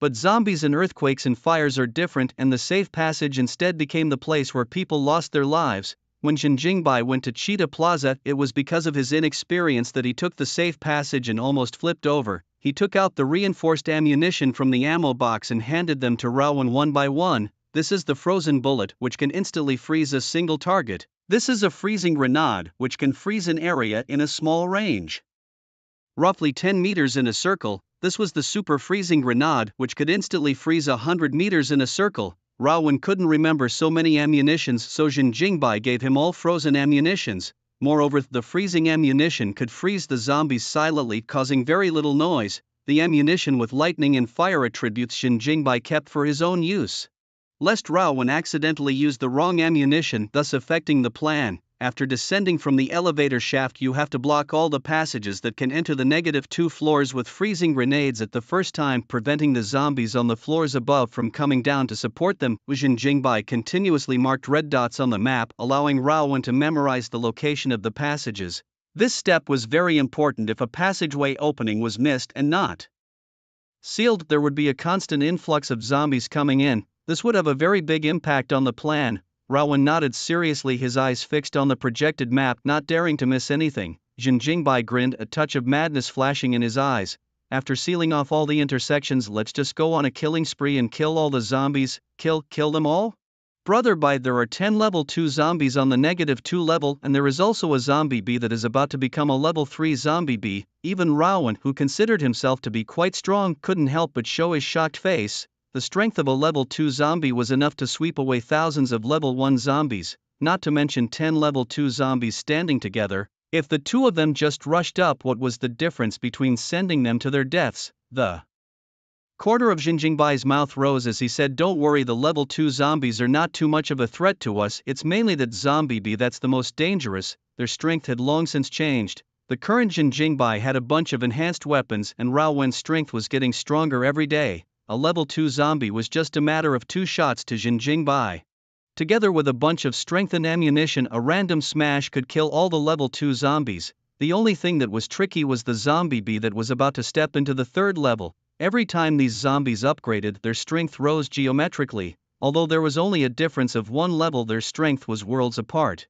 Jinjingbai's explosive folding pistol loaded with armor-piercing bullets could kill a level 2 zombie with 2 shots, but when facing a level 3 zombie, there was no telling how many shots would be needed to do so. The zombie bee seems to be in a deep sleep, indicating that he's in a critical period of breakthrough and might not be able to make a move against us at all, Rawan suddenly said. Jinjingbai was slightly stunned and immediately slapped his face. Breakthrough? This isn't fucking cultivation. Who stipulated that a zombie can't make a move during a breakthrough? This idea of being the first to substitute was dangerous. It's fine if they guess right, but if they guess wrong, they're likely to lose their lives over it. Listen, I'll go out to attract the zombies at the back door. You take the opportunity to go in and take care of the zombies near the elevator shaft first, and then go down together when I come over. Understand? Understood. Then start moving. Spicy. You go with Rao and improvise. Jin Jingbai gets up and puts on his reinforced clothes, and puts on the gas mask that has night vision. In addition to night vision, the mask's main function is to dilute the exhaled breath, effectively reducing the sensitivity of the zombie's nose. He brought all kinds of ammunition with him, and the fever-cut hand axe hung on his waist, while carrying the infinite bullet rifle on his shoulder. Although this rifle couldn't use reinforced bullets, it could be reinforced itself. Infinite bullet rifle, reinforcement conditions: 30 fine AK-47 rifles, 30/30ths, completing 500 headshots with the rifle, 223 to 500, only 200 headshots short of completing the reinforcement conditions. This was the reason why Jin Jingbai chose to attract the zombies himself. He did so that he could strengthen the rifle one more time. Perhaps the new rifle that came out of the reinforcement would be beneficial in dealing with the zombie bees. The 2 men and the dog split up. Jin Jingbai put the 30 AK-47 rifles required for the strengthening conditions on the roof of a building first, then this went to the roof of the building near the research institute. Jin Jingbai stood at a high place overlooking the downstairs. Rao One and Spicy had already been waiting in the hidden corner for a long time. He looked at the desolate city and muttered in a low voice, "Why don't we finish the naked run mission on the way?" Explosive folding pistol, reinforcement condition 1, 500 grams of D-grade metal material. Reinforcement condition 2, running naked with the pistol raised for 2,000 meters, must be completed by the host personally. Reinforcement condition 3, pistol kills 500 level 2 lifeforms, 1/500, one of the conditions for strengthening his explosive folding pistol was to run naked for 2,000 meters. Downtown B was deserted and Rowan couldn't see him downstairs. It was the perfect opportunity to run naked. With his body that surpassed human beings, running 2,000 meters was no problem at all. Fuck the brothers. Jin Jingbai stripped naked on the spot. Cold wind whistling in the ears. If not for the strong physical quality, a certain part of the body is estimated to be frozen into an ice sculpture. Jin Jingbai moved his naked body. The blood in his body boiled and all the coldness was resisted outside. This weather cold, some exaggerated off. This is to the rhythm of snow in the south? Jin Jingbai didn't have any nonsense, picked up the infinite bullet rifle and aimed 3 consecutive shots at the zombie downstairs to blow his head off. Bang! The sound of the gunshot echoed within the silent city, and all the nearby zombies looked towards him at the same time. Heart-rending roars resounded from all directions. Those zombies that saw Jin Jingbai were the first to run towards him, their numbers as dense as the ocean. Running, rumble, countless zombies ran towards Jin Jingbai at the same time. The ground shook as a result, and some of the dilapidated buildings collapsed one after another under this wave of vibrations. The smoke and dust raised by the rubble made the already dim city even more gloomy. As the rattling grew louder and louder, the originally dead silent city instantly became noisy and boisterous. Jin Jingbai seemed to feel that the commotion wasn't enough, and his infinite bullet rifle swept wildly with impunity, completing the headshot achievement continuously in the midst of the chaos. Complete 500 headshots with the rifle, 245/500, completed 500 headshots with the rifle, 278 out of 500, completed 500 headshots with a rifle, 386/500. Jin Jingbai's marksmanship had gone from being a rookie to being bulletproof. The process was also very simple. It was to constantly kill zombies with firearms. Practice makes perfect. Anything that was done more often, the proficiency would naturally be higher. Bang! A loud bang came from the iron door leading to the roof, and the swarm of zombies broke out. The moment they saw Jin Jingbai, it was as if a hooligan had seen a naked beauty, their eyes scarlet and their mouths salivating. Although Jin Jingbai was naked, she was not a beauty. The moment the zombie group pounced, he grabbed his clothes and rifle and jumped directly off the roof, landing with a handsome flip. The strong body that was naked and clean was particularly abrupt in the dim and dirty post-apocalyptic world. Jin Jingbai's face did not change color. His hand raised his explosive folding pistol, and he quickly ran towards the storage point of the weapon that he had placed in advance. White body became the beautiful scenery of this broken city. Upstairs, zombie collective fault. Part of the fragile body of the zombie fell dead on the spot. The other part of the rise towards Jin Jingbai chase. The glass of the building was broken by the zombies, and more zombies jumped down from the skyscrapers. A large zombie wave gradually takes shape. Rao 1 and Spicy didn't know that their boss was running naked at high speed in the city at the moment. At this moment, Rao 1 hit the ground running. He took Spicy with him to sneak into the institute and silently put down every zombie he encountered on the way. Boom! Rao 1 threw out a freezing grenade. The intersection in front of him instantly froze, and the coldness caused the temperature of the place to plummet. This grenade is really good. Once you throw it, it's a big ice cube, don't you think so, Spicy? Spicy bounced animatedly in agreement. From the back door to the elevator shaft, this is the only road left. All other intersections have been blocked by me. All the zombies have been wiped out. The next step is to wait for Brother Bai. Rao Wen walked to the elevator door and used brute force to break it open. The clicking sound echoed in the elevator shaft for a long time. Some of the zombies were attracted by the sound, but because they couldn't find the source of the sound, they collectively froze in place. Rowan used his flashlight to double-check the elevator shaft, ensuring that there were no zombies in the shaft before sitting down to rest. While teasing Spicy, he waited for Bai to come over. The task that Jin Jingbai gave Rowan was to clean up the nearby zombies, but Rowan over-delivered. Not only did he clean up the zombies leading to the elevator shaft from the back door, he also iced over all the other intersections, cutting off the possibility of zombies passing by and also cutting off the zombies' olfactory advantage. With all the intersections blocked, the zombies naturally couldn't smell the human scent on the other side of the frozen wall. Explosive folding pistol. Reinforcement Condition 1, 500 grams of D-grade metal material. Reinforcement Condition 2, running naked for 2,000 meters with the pistol raised, must be completed by the host himself. 1/1. Reinforcement Condition 3, pistol kills 500 level 2 lifeforms. 1/500. On the roof of a certain building, Jin Jingbai pleasurably put on his clothes. This trip to run naked brought him a different experience. This kind of running without having to worry about being seen by people was quite a return to primitive nature. This unlocked condition is great, don't release it next time. The big eagle spreading its wings was not a happy run at all, and it was very uncomfortable to bump around. In the process of running, Jin Jingbai not only had to be careful about being surrounded by zombies, but also had to worry about whether he would bump into survivors. Jin Jingbai lay on the roof and panted heavily. Not from physical exertion but from heart fatigue. Unlimited bullet rifle enhancement. Congratulations on obtaining AK-47 Fire Unicorn. Fire Unicorn. Is it the legendary Fire Unicorn that's worth 888? AK-47 Fire Unicorn. The explosive bullet effect is the same as the explosive bullet effect. The explosive bullet effect was just like the explosive pistol, although it didn't have the headlock ability, it inherited the unlimited bullet effect. Looking at the new rifle in his hand, Jin Jingbai showed a look of ecstasy. Infinite explosive bullets. Using this gun to furiously sweep at the zombie wasp, I guess it wouldn't be able to suffer, right? It's worthy of being called the Fire Qilin, it's just too fierce. AK-47 Fire Chelan, Enhancement Condition 1, 1 kg of D-grade. Metal, Reinforcement Condition 2, Rifle kills 1000 Level 2 lifeforms, Reinforcement Condition 3, running naked for 3000 meters with a rifle in hand, must be completed by the host himself. Fuck you, running naked again. How much does the system like running naked? I just finished running again and it's an extra 1000 meters. I'm going to go to the north. Xun Jingbai almost stormed out, wanting to give up on the mission.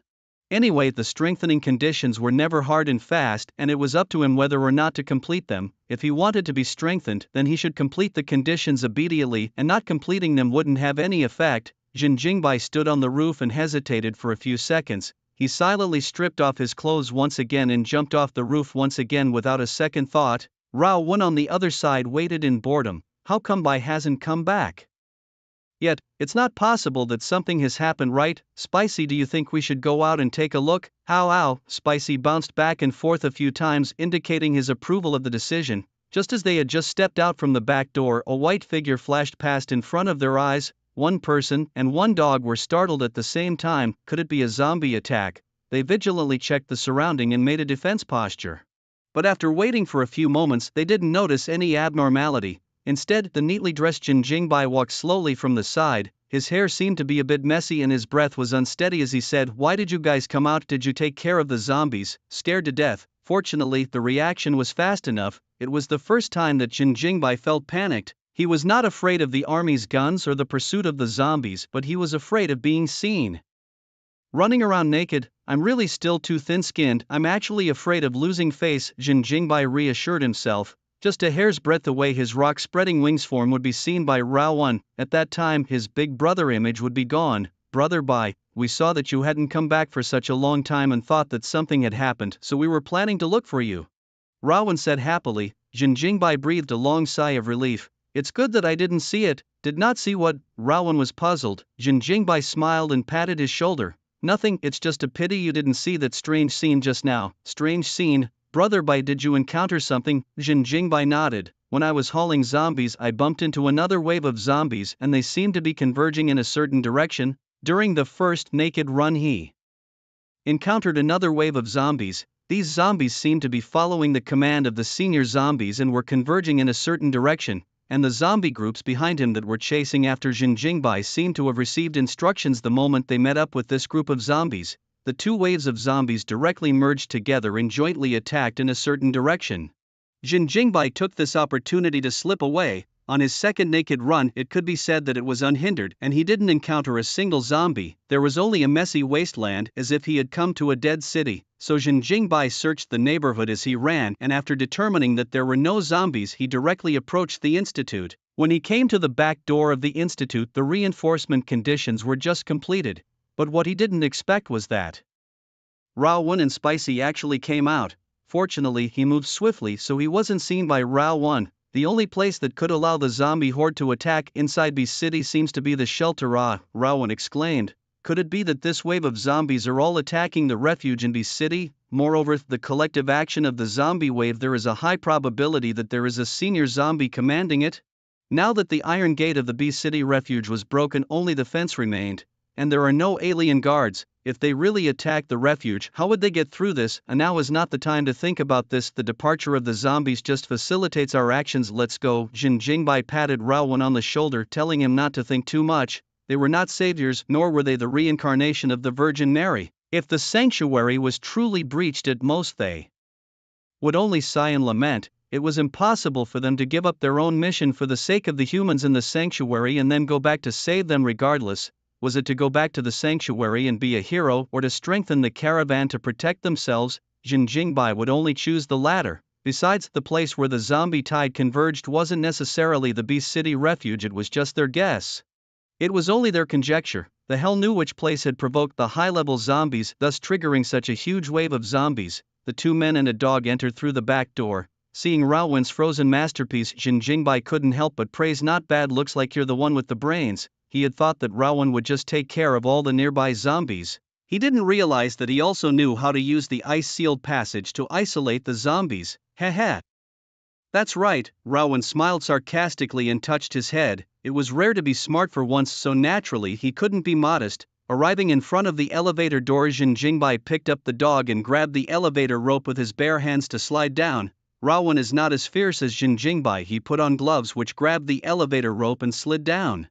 Hot cut hand axe easily cut through the bottom elevator door. Two people probe left and right to check. The temporary generator on the negative second floor of the institute was still running. However, only part of the area's lights were able to light up, occasionally flickering a few times. The lights were weak and dim. Jin Jingbai's gaze swept around and instantly found the 10 level 2 zombies. As if they were unable to bear their own weight, their bloated bodies sat paralyzed on the ground, their mouths emitting gasps. The zombie bee with a human face had its eyes closed tightly, hanging on the wall like a bizarre sculpture. The ordinary zombies around were directly ignored by Jin Jingbai, and the stragglers were as good as nothing to him. Even the 10 level 2 zombies were no longer a threat in his eyes. Spicy, you wait and help me bring the canister next to the zombie bee, then wait in the elevator shaft for us to take you up, Jin Jingbai said to the dog. As a result, Spicy threw a disdainful look. It exerted its mechanical ability and its shaking body was instantly covered in steel. Spicy's mechanical tail touched the elevator rope and the machinery on its tail actually fused with the elevator rope. With a swish, Spicy quickly ascended from the negative 2 floors to the first floor. It let out a soft cry and re-entered the negative 2 floor from the first floor again, wagging its tail incessantly at Jin Jingbai as if it was showing off its new ability. You actually still have the ability in this area. Why didn't you exert it just now and still want me to carry you down? Jin Jingbai glared at the dog, pretending to be angry. Spicy rubbed his mechanical head against his pants leg, indicating that he just liked his master to carry. Spoiled and cute and all that, the dog was the best at it. Alright, since you can go upstairs by yourself after you get that jar, go back to the caravan first. Ian will open the door for you, got it? The dog nodded and jumped straight out of the elevator shaft. The clanging footsteps attracted the attention of all the zombies. Spicy moved swiftly, deliberately aggravating the sound of his footsteps, and ran in the direction of the zombie bee. The moment all the zombies' attention was focused on Spicy, Jin Jingbai and Rawan jumped out at the same time. Boom! Rawan was the first to throw out a freezing grenade and huge blocks of ice instantly took shape, completely freezing the 3 nearest passages. A cold aura swept out and all the zombies roared loudly at the same time. The deafening sound turned into waves of air rolling and the drawings of the institute were blown all over the sky. The 10 big fat men instantly disappeared from their original locations. When they reappeared, they had already arrived in front of Jin Jingbai and Rawan respectively. The terrifying force brought a strong wind whistling and the drawings in the air were rolled and rattled as if a rhinoceros was charging in a general sound. Meet! The fat man threw an open fist, a punch that was enough to pierce through steel and iron plates. Rawan instantly swung his broadsword, slashing out the sound of breaking air. He collided with the 5 fatties to the ground, kicking up gusts of wind. Like giants squeezing into a narrow space to fight each other, they smashed a large number of objects and made a mess of the institute. Jin Jingbai similarly encountered 5 big fat men, but his movements were quite crisp and clean. He directly raised the fire qilin and quickly retreated and dodged with a stomp of his foot. The fire qilin swept wildly, each bullet carrying an explosive effect that mercilessly exploded within the fat man's body. The roaring explosions brought waves of heat to the surface and the flames lit up the entire laboratory. The drawings in the air blazed like medieval paper at a funeral, fluttering and flying. The bloated bodies of the 5 big fat men were blasted into rotten persimmons by the fire qilin and the bloody holes looked extremely bloody. Dark green pus and blood sprayed out from within the bloody holes, poofing out. The level 2 zombie faced Jin Jingbai's fire qilin and held on for less than 5 seconds before it became a puddle of slime and collapsed on the ground. Snort! Jin Jingbai suddenly threw a purple grenade in Rawan's direction. In an instant, blinding lightning spread like a spider web. With a loud rumbling sound, it engulfed towards the 5 fatties. Holy shit, brother, but watch out. Rawan's scalp immediately went numb, and seeing the situation, he hurriedly dodged and retreated. He had just left with his front foot when the thunder and lightning completely engulfed the 5 fatties with his back foot. The power of thunder was like a thunder dragon descending into the world as they wrapped around the fatties in death, crazily releasing thunderbolts. The 5 fatties screamed in pain. Dark green blood seeped out from within their skin and their bloated bodies turned into 5 glowing giants. You hurry up and seal the passageway, act according to the plan and leave the rest to me, Jin Jingbai softly chortled. He didn't stop there and threw out another explosive flame grenade. Rumble, scorching hot explosive flames swept across the field with a roar, as if magma was rolling and falling, fusing together with the lightning. The 5 fatties gradually lost their voices in heartbreaking screams. Rowan didn't froze, he moved extremely swiftly. His hand threw out freezing grenades one after another, sealing the remaining passages one by one, and the supporting zombies outside were all cut off by the ice wall. Rowan then raised his large broadsword and swung it towards the first-level zombies. Phew, the broadsword of Jinjin hardness chopped at the body of a level 1 zombie just like a laser cutting tofu. Rowan was like a harvesting machine, rapidly killing the zombies. Spicy managed to get hold of the jar containing the blue sidelight, and neither the lightning nor the flames had a single effect on it. With a light jump, it crossed the ground where the thunder and fire were intertwined. Entering the elevator shaft, the small tail hooked. It quickly ascended along the elevator rope and ran towards the caravan alone. Once, when facing a fat zombie, the two of them, Jin Jingbai and Rowan, needed to combine their efforts to easily deal with it. Now, however, they no longer took the fat man seriously. Raise the gun, throw the mines, instantaneous seconds. Jin Jingbai didn't take it lightly because he killed the fat man in seconds. His attention was always on the zombie bee. With such a big commotion, even if one was sleeping like a dead pig, they would all be woken up.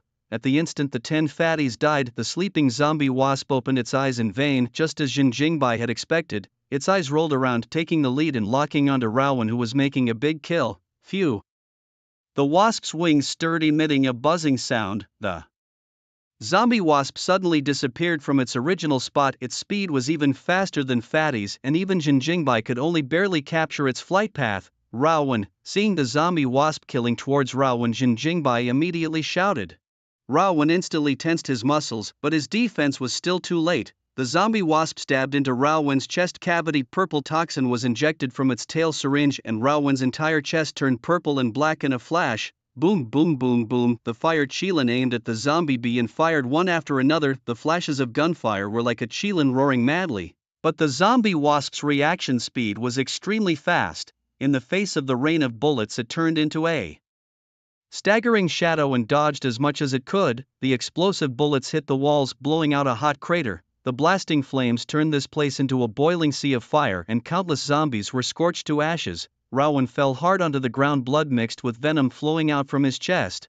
The pain from the intense poison made him unable to stop screaming in agony, his entire body falling into a state of paralysis. Human. Above the sea of fire, the zombie wasp actually spat out human words, a woman-like voice coming out of its mouth. A silver-white human face emerged with a demeanor exactly like that of a human. If it wasn't for the presence of the wasp's body, just by looking at the face one would definitely think that it was the face of a human. The zombie wasp's face was cold and his eyes were filled with a murderous aura. The moment the explosive folding pistol folded out from his wrist, Jin Jingbai pulled the trigger. Since the speed of the zombie wasp was faster than the rifle bullet shot, then it would use tracking bullets to hit it and see how it could still dodge. With 7 shots in a row, all the bullets in the magazine were empty. The armor-piercing bullets had an additional burst effect, forming 7 streams of crimson light that shot out.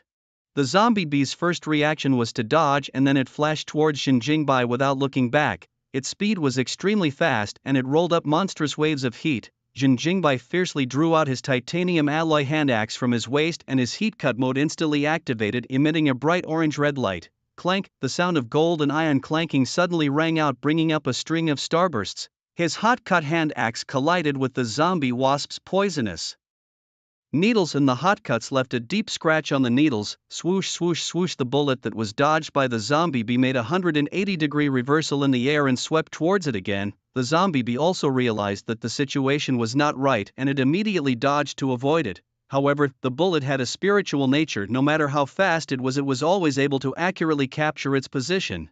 Forced to do so, the zombie wasp directly pierced the bullet with its needle. Unexpectedly, the moment it touched the bullet exploded, and the fire scorched its wings for a few minutes, especially since its syringe had already been cut by Jin Jingbai. Under the burning flames, all the venom in the syringe leaked and splashed.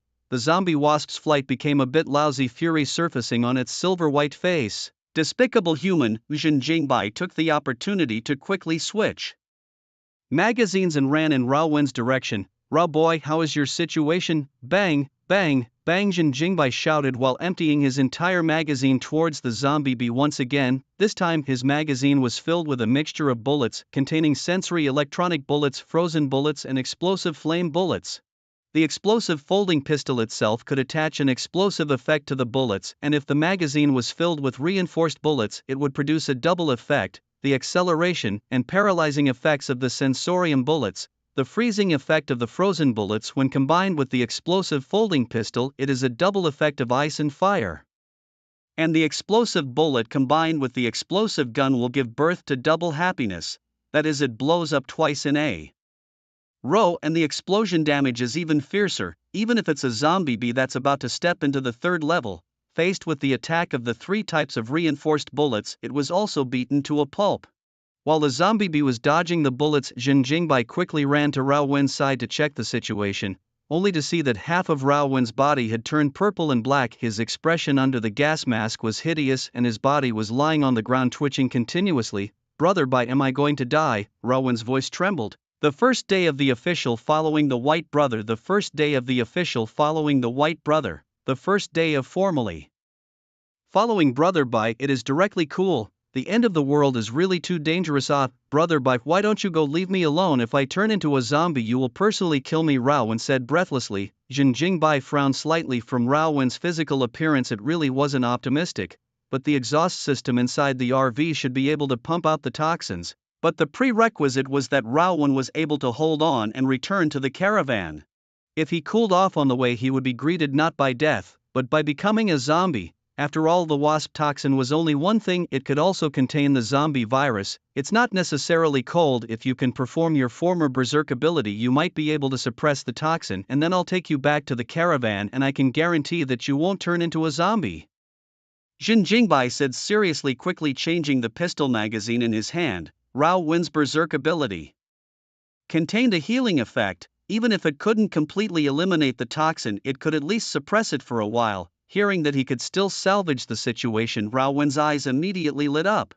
But when he thought that he had no idea how to unleash berserk, his eyes dimmed again. But I don't know how to release berserk. I won't have to know, either die or master the ability. Jin Jingbai picked up Rao Wen's Jinjin broadsword and locked his eyes on the zombie wasps weaving in and out of the sea of fire. He turned his back to Rao Wen and said in a deep voice, "I can block the zombie wasps and buy you time. If you die or turn into a zombie, I will immediately withdraw. Forgive me for not being able to bring your corpse back." His willingness to buy time for Rao Wen was already due to Rao Wen's defection. If it was anyone else, Jin Jingbai wouldn't care if the other party died or not. Boom, the zombie wasps in the distance have already mastered the law of bullets and know how to use objects to detonate bullets.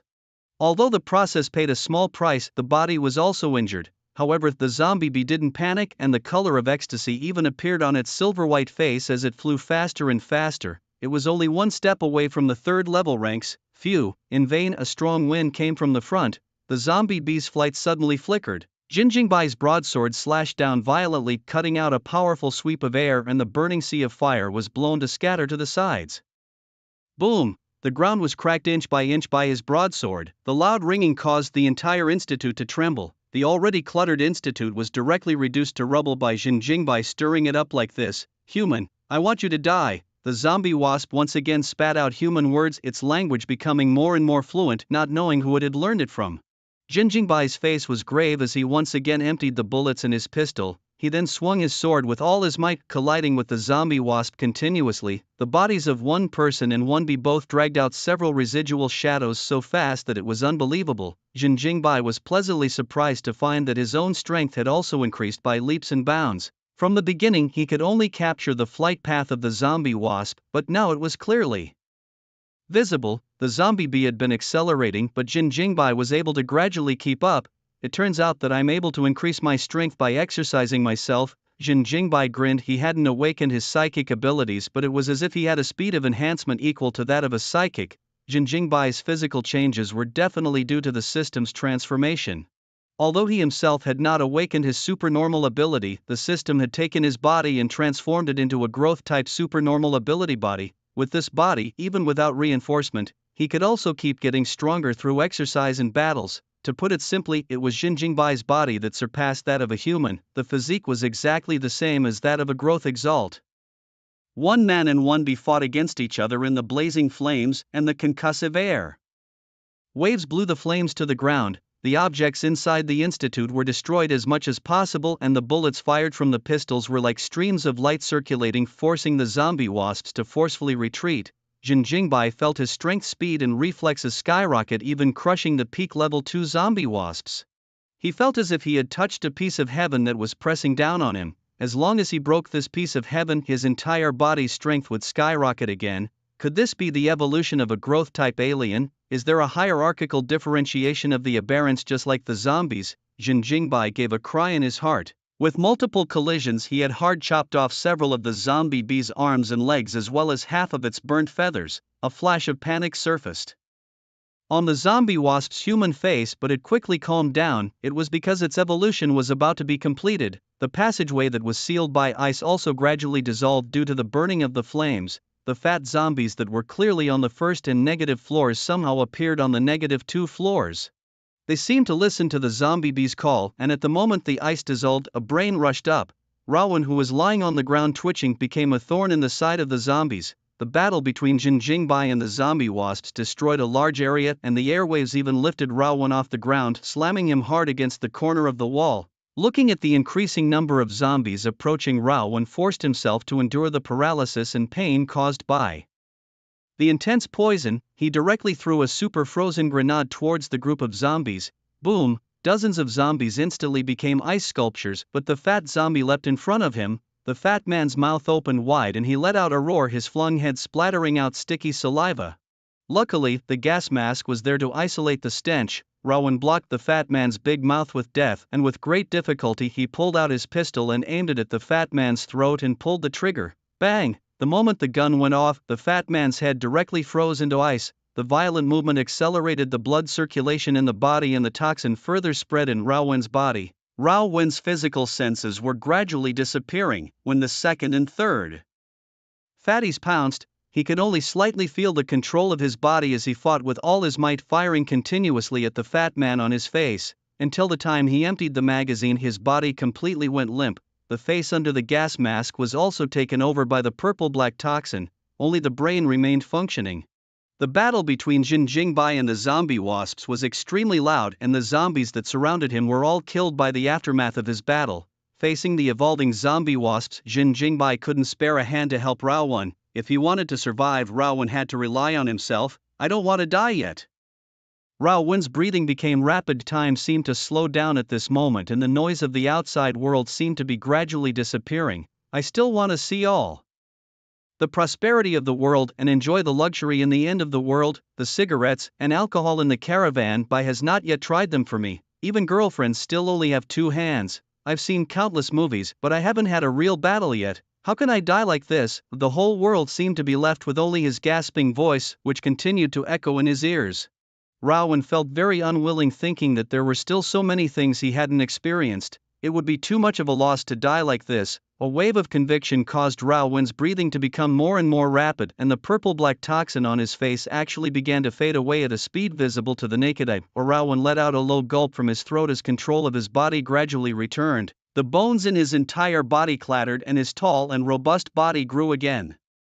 The already large muscles began to expand, and his 2-meter height continued to grow. It wasn't until around 2 meters 4 that it slowly stopped. The strong muscles formed a perfect proportion with the tall body without a hint of bloat.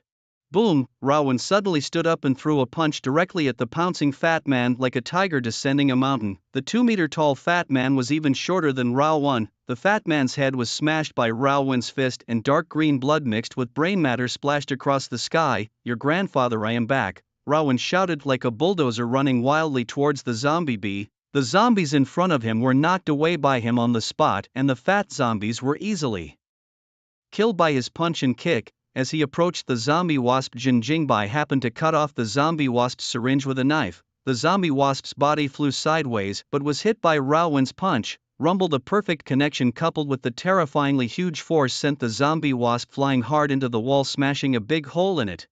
Brother Bite, let me help you, Rowan grinned. The gas mask on his face had fallen to the ground due to the expansion of his skull. The stench coming from his nose made Rowan frown slightly, but the surrounding heat did not affect him in any way. Jin Jingbai looked up at Rowan and asked curiously, "How did you master Berserk?" Rowan grinned and swore, "In order to guard Brother Bite, it is this belief that supports me."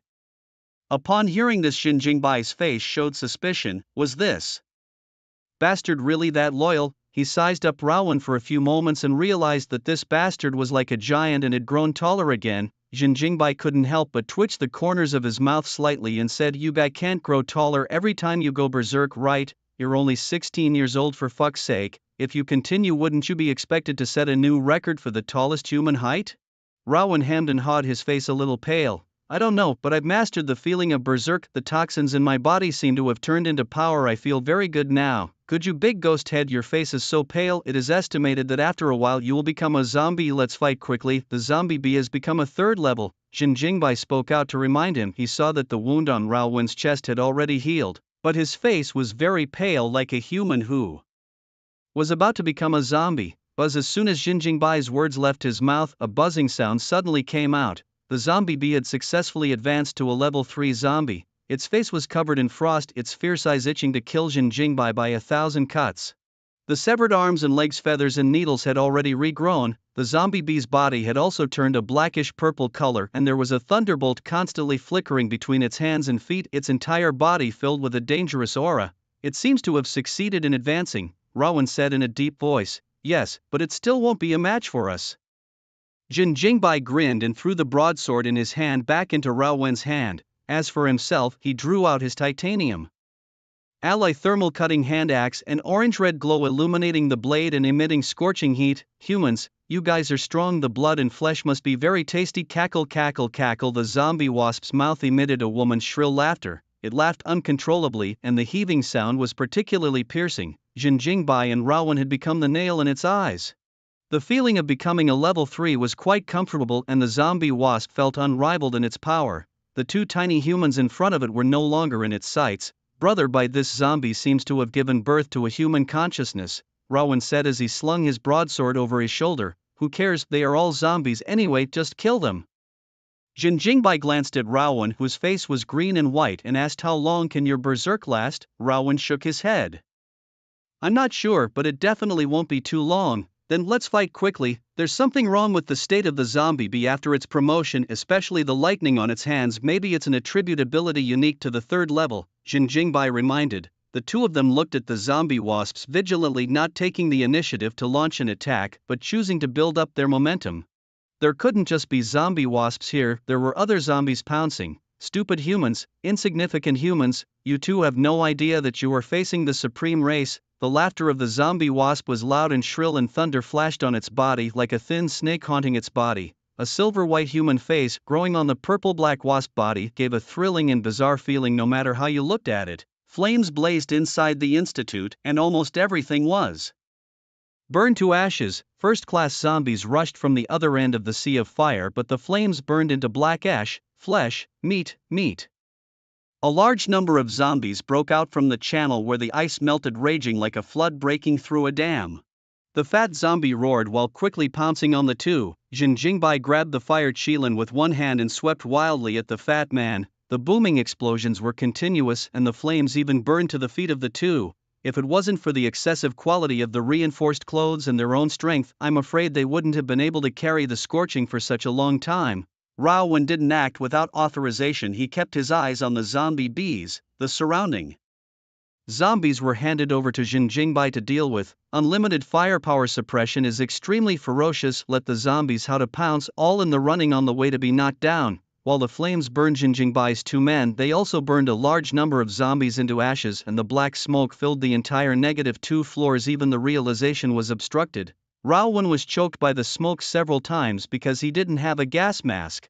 Jin Jingbai directly fired continuously at the ceiling, and the explosive bullets directly blew through the -2nd floor and the 1st floor. The vibration was accompanied by a loud rumbling. The floor debris collapsed and smashed down, raising a large amount of smoke and dust, and the burning black smoke went straight up into the sky. A weird smile appeared on the zombie bee's face. In this instant it was silent for a long time and finally moved, only to see the zombie wasp's entire body turn into a purple thunderbolt as the instant the smoke and dust lifted up. Snort! Jin Jingbai and Raowen's eyes stared as purple thunder lights suddenly appeared from the side. The confident zombie bee thought that the two tiny humans would never be able to keep up with its speed. After advancing to the third level, the zombie wasp not only possessed an intelligence equal to that of a human, it had also gained the power of lightning. At this moment it should more appropriately be called a lightning bee. With the power of lightning, the speed of the lightning bee had already broken the speed of sound. A deafening sonic boom of air spread out and the smoke was instantly blown away by this airwave. It had lightning entangled in its hands, feet and teeth, and its weapon of offense was no longer just a syringe. Human, give me death. The lightning bee laughed rampantly and opened its mouth wide to bite directly at Jinjingbai's neck. What it hated the most was this human in front of it. Therefore the first person to kill was Jinjingbai. The zombie wasp attacked like lightning. Just at the moment it was about to touch Jinjingbai, an orange-red light drew a graceful curve in the air. The thermal cutting hand axe slashed violently at the lightning wasp's neck. The hot axe blade cut madly like a chainsaw, emitting a snorting sound and nearly slicing off the lightning bee's head. How is that possible? This guy can keep up with my speed. The lightning bee's pupils shrunk drastically. It was a level 3. How could a human keep up with his speed? The lightning bee immediately felt a sense of panic. But Jinjingbai and Raowen didn't think that much. The moment Jinjingbai struck the lightning bee, Raowen's large broadsword was like a scrolling windmill slashing down with a fierce wind.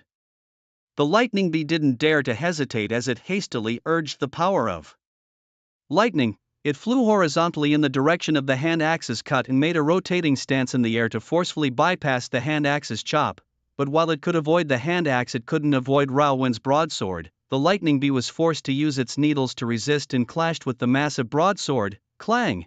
Clanging sounds shook out and billowing smoke spread in a circle. The Jinjin broadsword was incomparably sharp, the hardest metal on earth. How could the poisonous needles of a mere lightning bee possibly block the broadsword's attack? With a snort, the broadsword cut off the lightning bee's needle and ruthlessly slashed at its body, cutting out a deep scar. The lightning wasp's body splashed out a cloud of purple-black blood and a color of pain appeared on its silver-white human face. Hey! Flesh is still quite thick. Just now you stabbed Grandpa, but it hurts. This time it's Grandpa's turn to love you properly. Raowen roared loudly, his broadsword lifted up and slashed down again. The lightning bee naturally couldn't stay put and take a beating. Its feathered wings buzzed and stirred, purple lightning spreading in all directions. Jinjingbai and Raowen both felt their bodies numb at the same time, their speed of movement affected by the power of lightning. Two despicable humans, it was you who forced me to. Lightning bee's face was hideous as a ball of lightning beads formed between its hands and feet, containing endless thunder power within. Once it exploded, the entire institute would be reduced to ashes. The price was that for a period of time the lightning bee would no longer be able to use the power of lightning, and would need to be contained before recovering. Just then Jinjingbai forcefully resisted the lightning that paralyzed his body. Before the lightning bee could get up, he stomped on the lightning bee's feathered wings and his fever-cut hand axe slashed out once again. Holy shit, the lightning bee cursed directly. The nationalist is uneducated. It felt for the first time that humans turned out to be so disgusting. Directly stepping on the feathers, this means is as dirty as kicking a man in the balls. The thunder bead in its hand failed to coalesce and was directly interrupted by this kick from Jinjingbai. Jinjingbai's speed was quite fast, and even the lightning bee, which controlled the power of lightning, was unable to dodge this axe. The paralyzing effect of the lightning seemed to have completely disappeared at this moment. Jinjingbai clearly felt that his body had undergone a shocking change. That layer of heaven's bane had been broken. The lightning bee stepped into the ranks of the third level, and Jinjingbai also stepped into a new realm. In terms of strength and speed, he had once again crushed lightning bee. In desperation, the lightning bee chose to break its wings and fly alone. Utilizing a single feathered wing to quickly incite, he allowed his body to slide out sideways. Boom! Jinjingbai's fervent hand axe smashed into the air. The earth shattered inch by inch and the institute erupted into violent vibrations. The splattered debris happened to hit the lightning bee's wound, causing it to grimace in pain. Raowen, whose body was also paralyzed by lightning, also moved. Although his movement speed wasn't as fast as Jinjingbai's, but in his berserk state he was comparable to a level 3 zombie. The lightning bee, which only had a single wing, was unable to take off, so it crawled on the ground with its arms and legs woefully burrowing into the smoke and mist. Raowen picked up his broadsword and rushed up with a savage aura. His tall and heavy body stomped the ground with muffled sounds, and countless zombies were directly knocked away by him. Jinjingbai didn't pause either, as he and Raowen simultaneously rushed into the thick smoke, pursuing the lightning wasps. However, the black smoke scorched by the flames mixed with the smoke and dust raised by the debris, and the two were greatly hindered in their vision. In addition, the lightning bee had human consciousness. Knowing that it could not defeat the two, it cunningly hid. Where did this thing go? Just now dragged like a 250% and now there is no shadow. Rowan cursed. He felt that his power was declining and his berserk time was about to end. If he couldn't fight quickly, he would become a liability. Ojin Jingbai frowned slightly, pondering what to do. Was it to leave this way or to cut off the aftermath? Leaving was definitely not a good choice. Keeping the lightning bee as an aftermath would be extremely unfavorable to them. However, it would be extremely difficult to search out the lightning bee. Wait, it seems like I can look at it with my cell phone. Jin Jingbai grinned and pulled out his cell phone to tap on the detection function. There were a large number of red dots marking the map, but one tertiary lifeform marker was particularly eye-catching. Without a doubt, it was none other than the lightning bee. It was not in the sky but close at hand. Its location was very cunning, actually hiding in a black mud pile beside the two. The so-called most dangerous place was the safest place, but the premise is that Jin Jingbai does not have a super cell phone and detection system. Rao boy, Jin Jingbai called out to Rowan, his eyes signaling him to look at the mud pile next to him. Rowan gazed at it and almost laughed out loud. Eye of white brother, you say this wasp is really cunning. It seems that we cannot find or go back. Rowan walked towards Jin Jingbai's direction, and when he passed the black mud pile, his huge paw stepped precisely on the mud pile. The lightning bee hiding underneath had a black face. Its stomach was stomped by Rowan's stupidly large foot and the venom in its body shot out along the broken syringe. Its body, which was originally seriously injured, was now even more injured. But Lightning Bee knew that he must not make a sound. As long as they stayed up a little longer, these two stupid humans would be gone. Jin Jingbai sighed. It's a pity keeping such a big hidden danger. I'm afraid it will retaliate against us in the future. Forget it, let's go up the elevator shaft.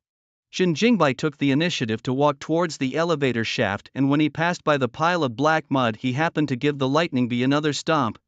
Lightning bee's wound was stepped on with black blood by this foot and his face twisted in pain. That wasn't all. Following behind, Rowan gave it another kick and the blood and venom in its body was once again forced out. Right brother, by the top was blasted through by you. Why don't we just jump up there? Rowan's footsteps suddenly gave way, casually saying, "We are all psychics, we can jump up there." When Jin Jingbai heard this, he immediately slapped his head. He suddenly realized, right, we are all psychics, still afraid of what elevator shaft? It seems to be mortal thinking. Go, let's jump up. Saying that, he turned back and gave Lightning Bee a kick once again.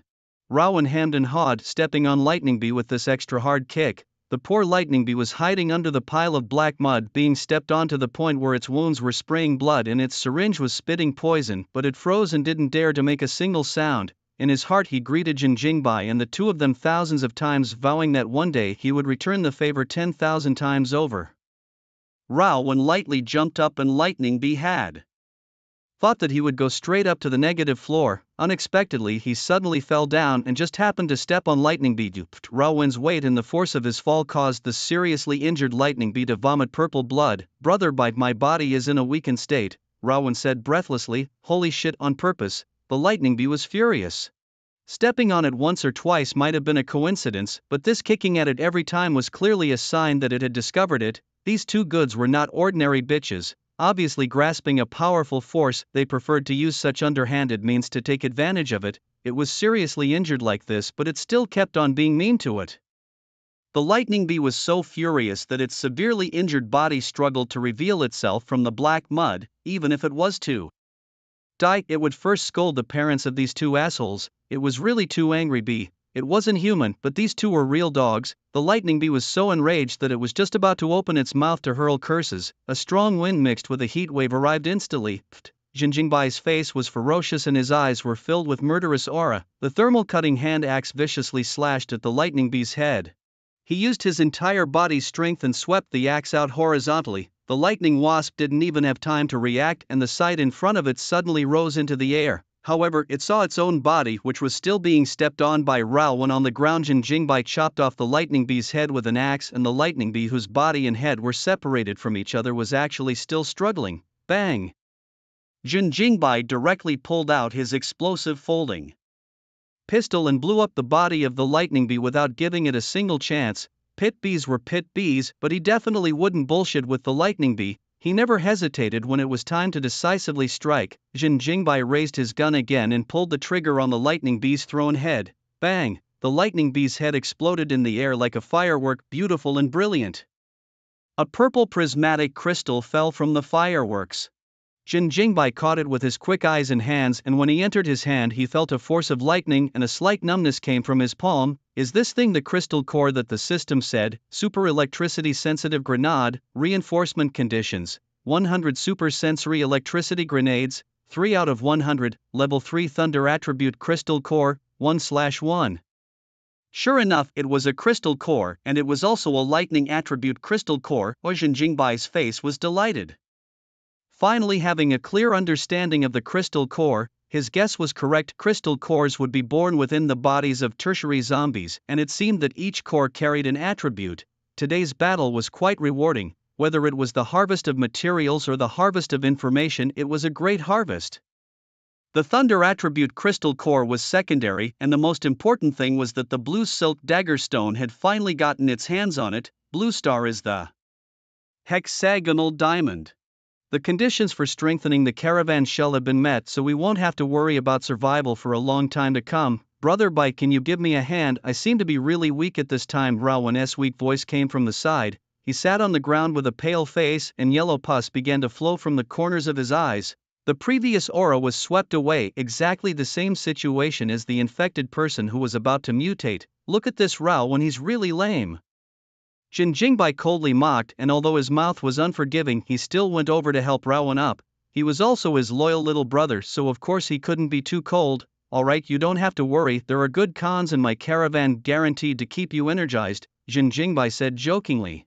It could be seen that he was in quite a good mood at the moment. Raowen's face was stagnant and his voice stuttered. Brother Jie, I don't know. Jin Jingbai dragged Raowen's movements suddenly stiffened. His face was indifferent and said, you just wanted to say Brother Jie, right? I should have just left you here to turn into a zombie. No, it was just a joke. Brother Bai must not leave me behind. Embarrassment surfaced on Raowen's pale face. He did accidentally call the wrong person just now. Seeing that you have performed well today, I won't bother with you, Jin Jingbai lightly hummed. If it wasn't for the fact that he was in a good mood right now, coupled with the fact that Raowen was in a state where he couldn't hold up any longer, he would have really wanted to leave Rowan here and scare him a bit. Ow! Above the Institute's cave pit, a spicy cry came from it, proving that it was safe up there. With the collision just now, all of the zombies from the Institute flooded into the -2 floors. Even if they didn't come over, they all fell down because the floor of the Institute was pierced. As the flames dissipated, the group of zombies were all burned to ashes as well. The battle ended and the Institute finally fell silent, leaving only choking smoke and dust to fill the air. Jin Jingbai observed the terrain through the night vision function of his gas mask, then his legs stomped. Hard stepping even on the ruined steps and jumping up to the first floor. The mechanical state of Spicy bounced around its master with vigor. After the berserk effect disappeared, Rowan completely lost his strength. His face was as pale as a dead man and he was weakly lying on Jin Jingbai's back. Due to his size being too tall, when Jin Jingbai carried him on his back, both of his legs could only be placed on the ground, dragging out 2 long trails. By the time he returned to the RV, Rowan had already completely fallen into a coma, as if he would become a zombie pouncing up in the next second. Zombie virus and abnormal toxins detected, being removed. Yin's mechanical voice filled people with a sense of security. The moment its voice sounded, it meant that Rowan was fine. The function of the caravan was the same as what Jin Jingbai had guessed. Not only could it remove the zombie virus, even the wasp's toxin was removable. Jin Jingbai stepped down from the caravan and the door of the first floor compartment slowly closed. He took out the blue sidelight from the jar and Spicy, who had recovered his physical body, followed him wagging his little tail happily. Class F bulletproof body, reinforcement conditions, hexagonal diamond, 1/1, using the caravan to crash into 100 lifeforms, 100/100, F-class bulletproof body reinforcement is successful. Congratulations on obtaining E-class anti-alien energy metal body. E-class anti-alien energy metal body. It can defend against E-class alien energy attacks and it can block all alien energy invasions. The so-called alien invasion is similar to the teleportation ability. E-class anti-alien energy metal body not only defends against E-class attacks, but also blocks all alien energies, similar to teleportation. Jin Jingbai's caravan had completely become a mobile fortress that could not be invaded after this reinforcement. Unless the body shell is breached, any speculative alien energy will not be able to enter the vehicle. This is the kind of mobile fortress I want, where no adept can invade unless the defenses are breached, Jin Jingbai exulted. With this feature, there was no longer any need to worry about special aberrants, even if the other party's abilities were even more bizarre. As long as they hid inside the caravan, it would be absolutely safe. If only I could add weapons inside the caravan. After a few more rounds of reinforcement, I don't even need to get out of the car, I can sweep all the way. Jin Jingbai decided to see if he could find someone to transform the caravan into an armed vehicle after he went to the next refuge.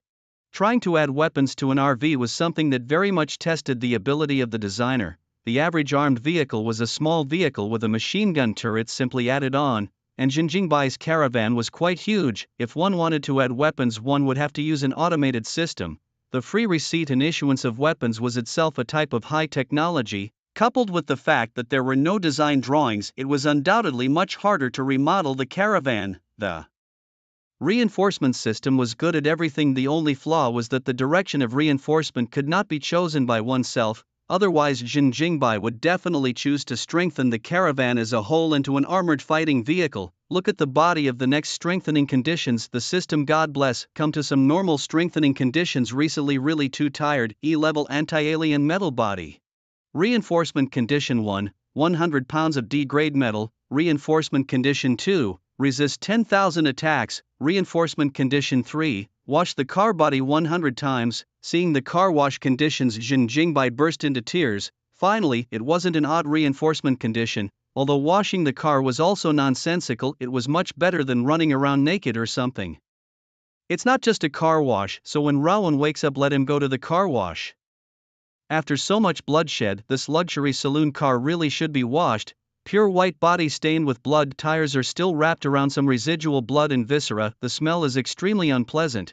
Although it couldn't be smelled inside the caravan, the appearance looked ugly. It felt like this wasn't a luxury caravan at all, but a steel behemoth that crisscrossed mountains of corpses and seas of blood. Especially every time you get out of the car without a gas mask, you will definitely vomit from the smell if you are not mentally prepared. Regularly washing the car is actually a good habit. Jin Jingbai took the dog up to the second floor of the caravan and rewarded it with a whole packet of spicy beef jerky. This time, Spicy did a great job of safely returning the blue streak stone to the RV. Not only did it follow commands, but it also knew how to create sounds to attract the attention of the zombies, creating sneak attack opportunities for him and Rao 1. When the dog grows up, it won't be a problem to cooperate with him in the battle. After going to the bathroom and taking a hot shower, Jin Jingbai threw his clothes into the washing machine. Suddenly he remembered that this set of clothes could also be strengthened and was very useful.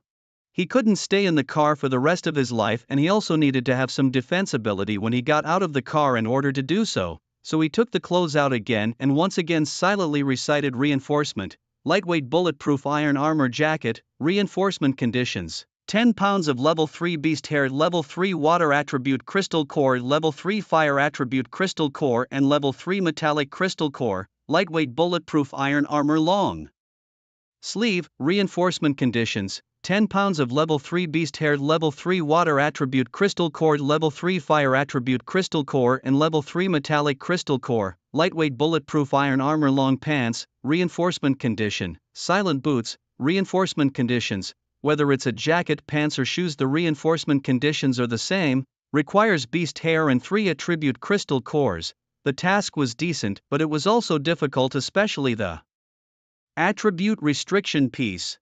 How many level 3 zombies were there inside the end times now? Forget about it, sooner or later he would encounter it. Jin Jingbai wasn't in a hurry anyway. Right now he was in a safe situation and didn't really need to get off and fight. The clothing enhancement aspect could be put aside for now. There would definitely be people selling crystal cores in the future, so maybe these materials didn't even need him to look for them. Jin Jingbai casually threw his clothes into the washing machine and picked up his titanium alloy thermal cutting hand axe. Titanium alloy thermal cutting hand axe. Reinforcement condition: hand axe kills a tertiary lifeform.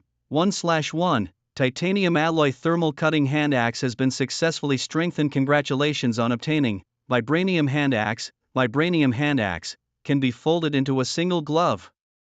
The Jinjin hand axe has the same folding function as the explosive folding pistol, only the hand axe is transformed from an axe into a glove.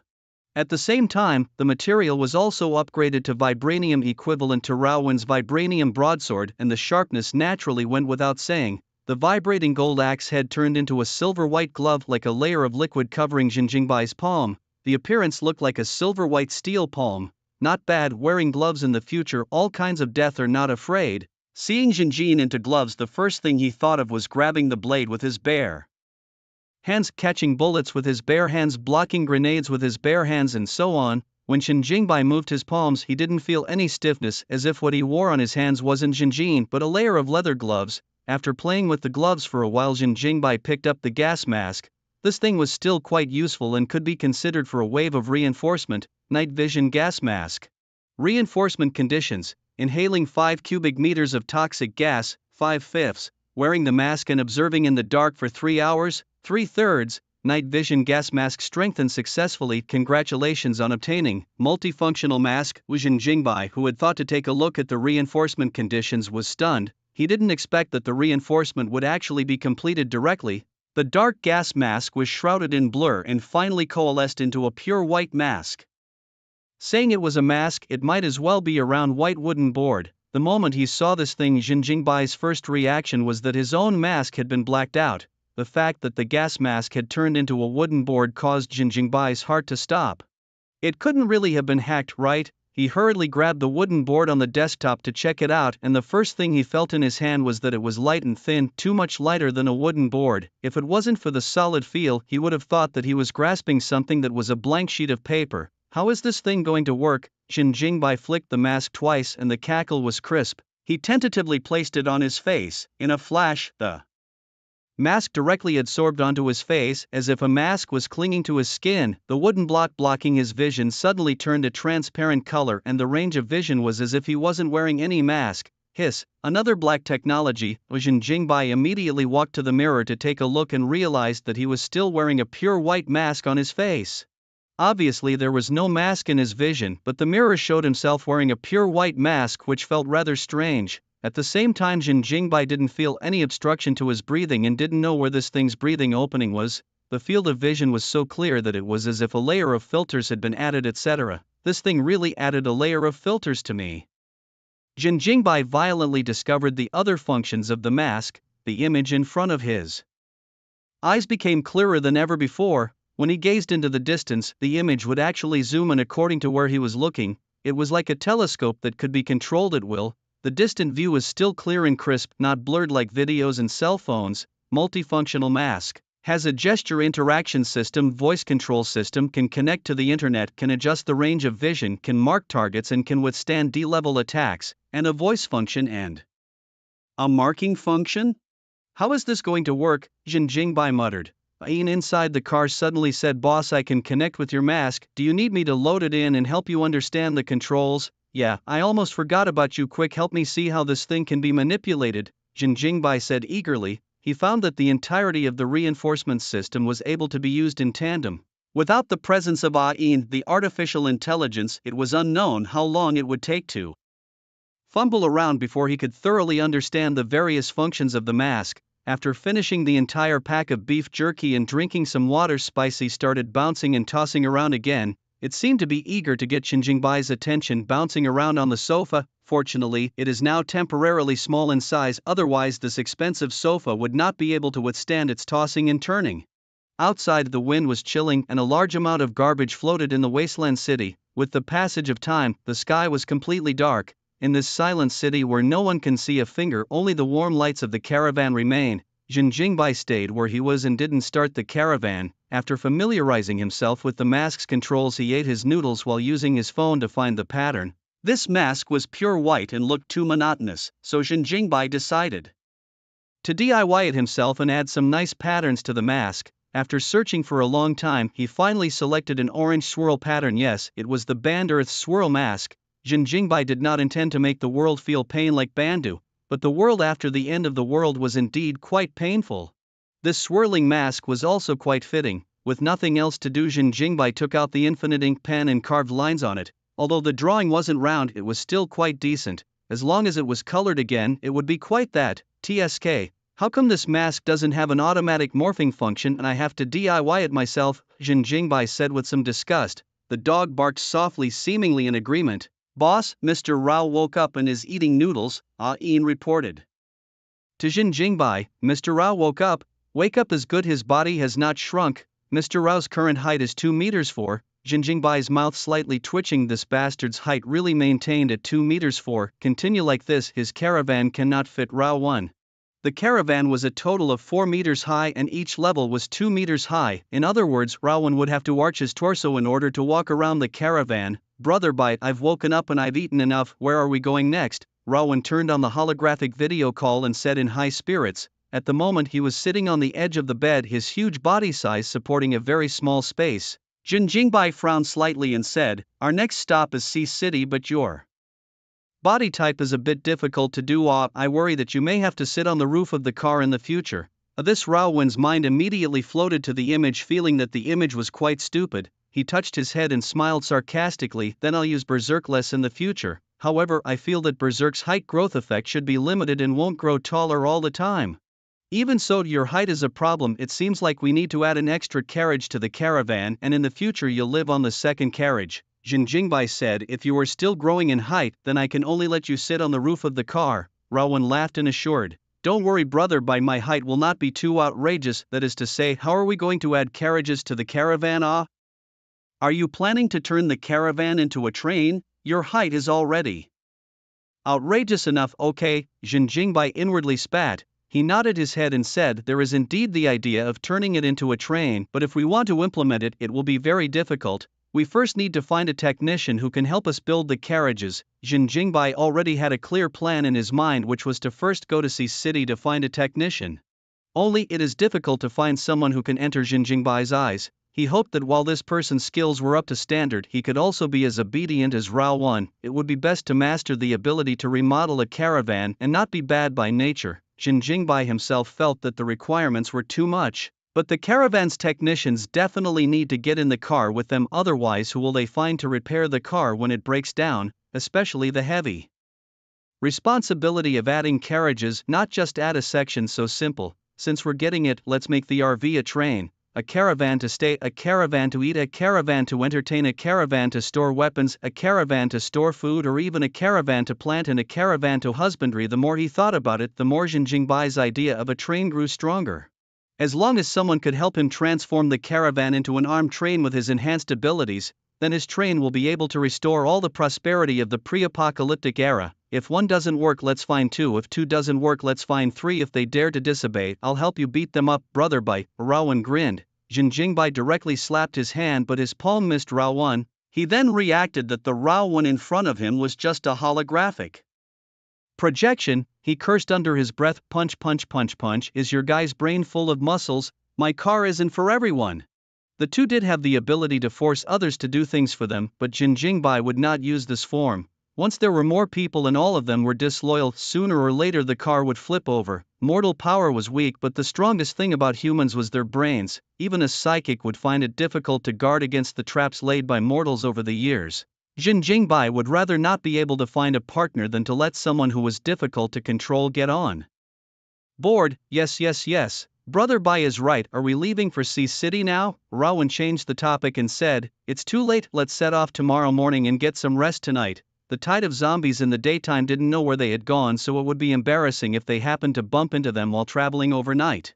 Although the current caravan has no fear of the zombie tide, he doesn't want to be surrounded by the zombie tide either. Jin Jingbai turned off the holographic call and went back to the bedroom to lie down. The dog got down to sleep in the car door position. Watching the door seems to be their natural skill. The night is silent. Tonight is exceptionally quiet. The two people and the dog both slept particularly well. When they woke up the following morning, the sky was still gray and depressing.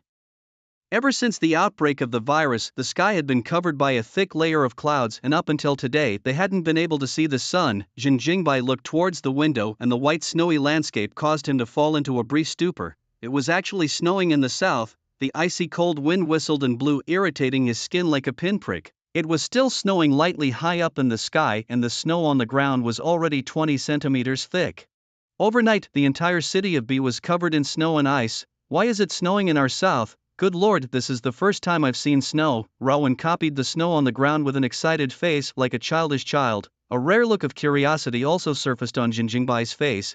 he pinches the white snow into a ball and throws it towards Spicy, causing the dog to throw a fit. The appearance of zombies itself has narrowed the living space of human beings, and now it is snowing. It is estimated that there will be a lot of people freezing to death in the street. Ah, Jin Jingbai exclaimed. Brother Bai, it's the first time it's snowed in the south, shouldn't we have a dance to help out? Not bad, you're very motivated. He hadn't even thought about the daily dance yet, but Rawan took the initiative to mention it instead, and Jin Jingbai directly gave a thumbs up for Rawan.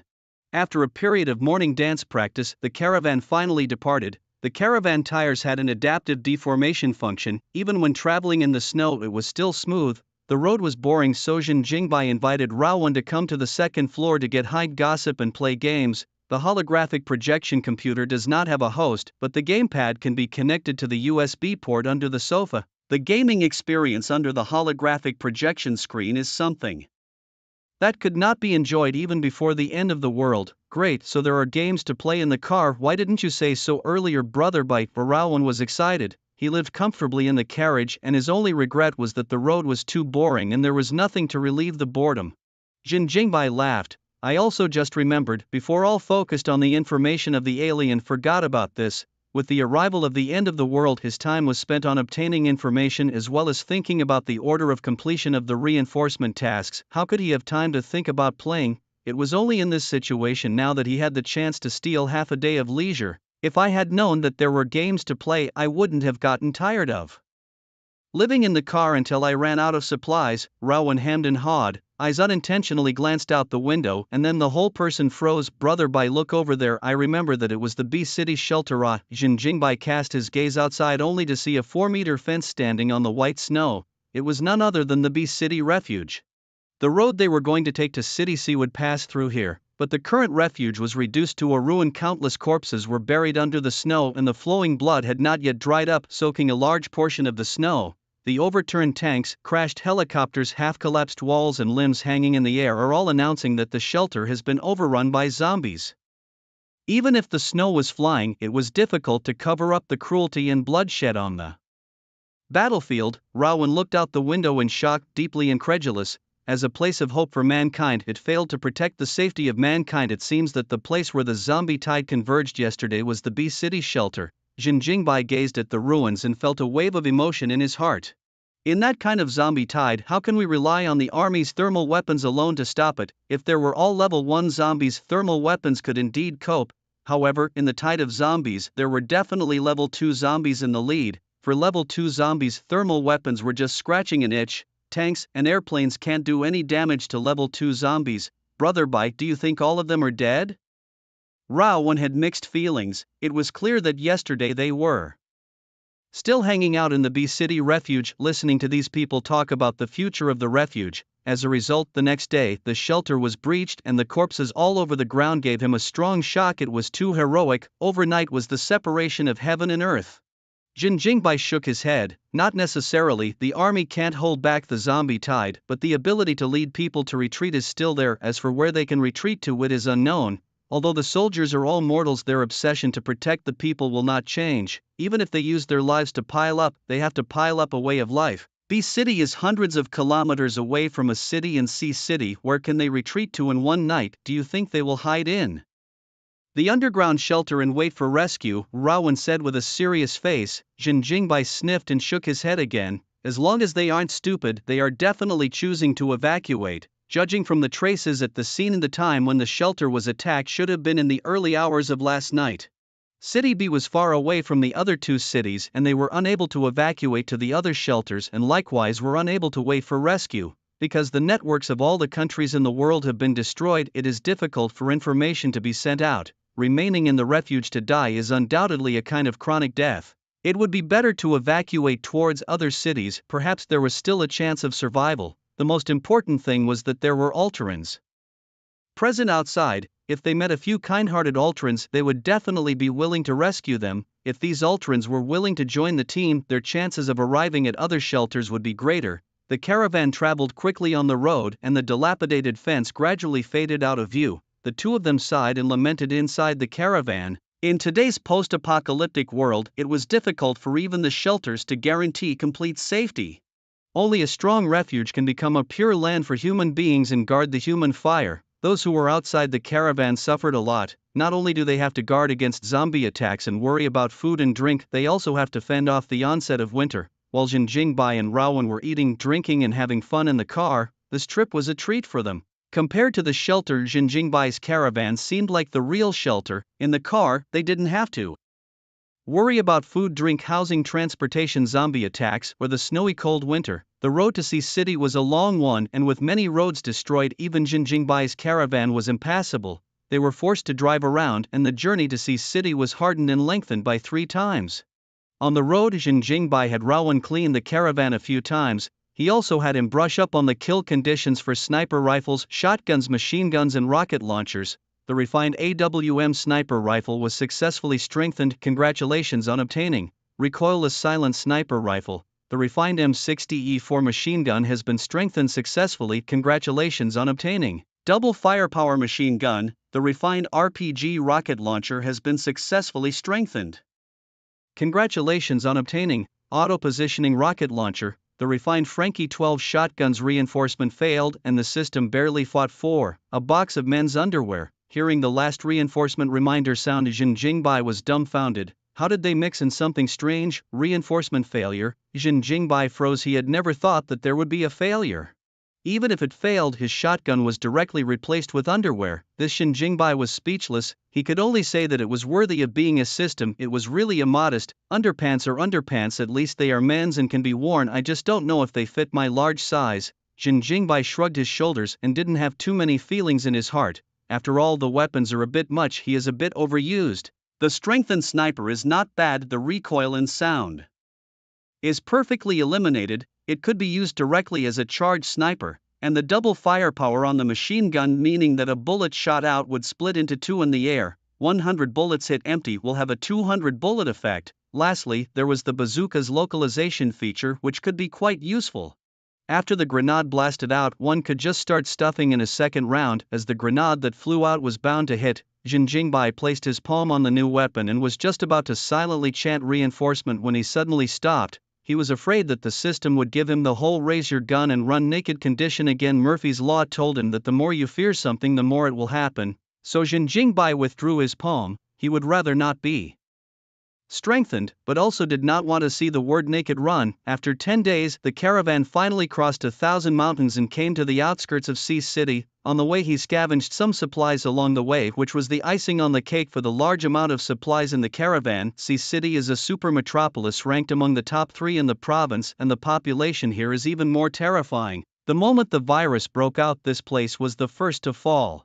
However, precisely because of the large population, the number of military personnel was equally large. The most important thing was that there were multiple psychics born in the Sea City army. Relying on their combat experience as soldiers, they quickly mastered their psychic abilities and suppressed the zombies in the entire Sea City, creating a large safe area for the people.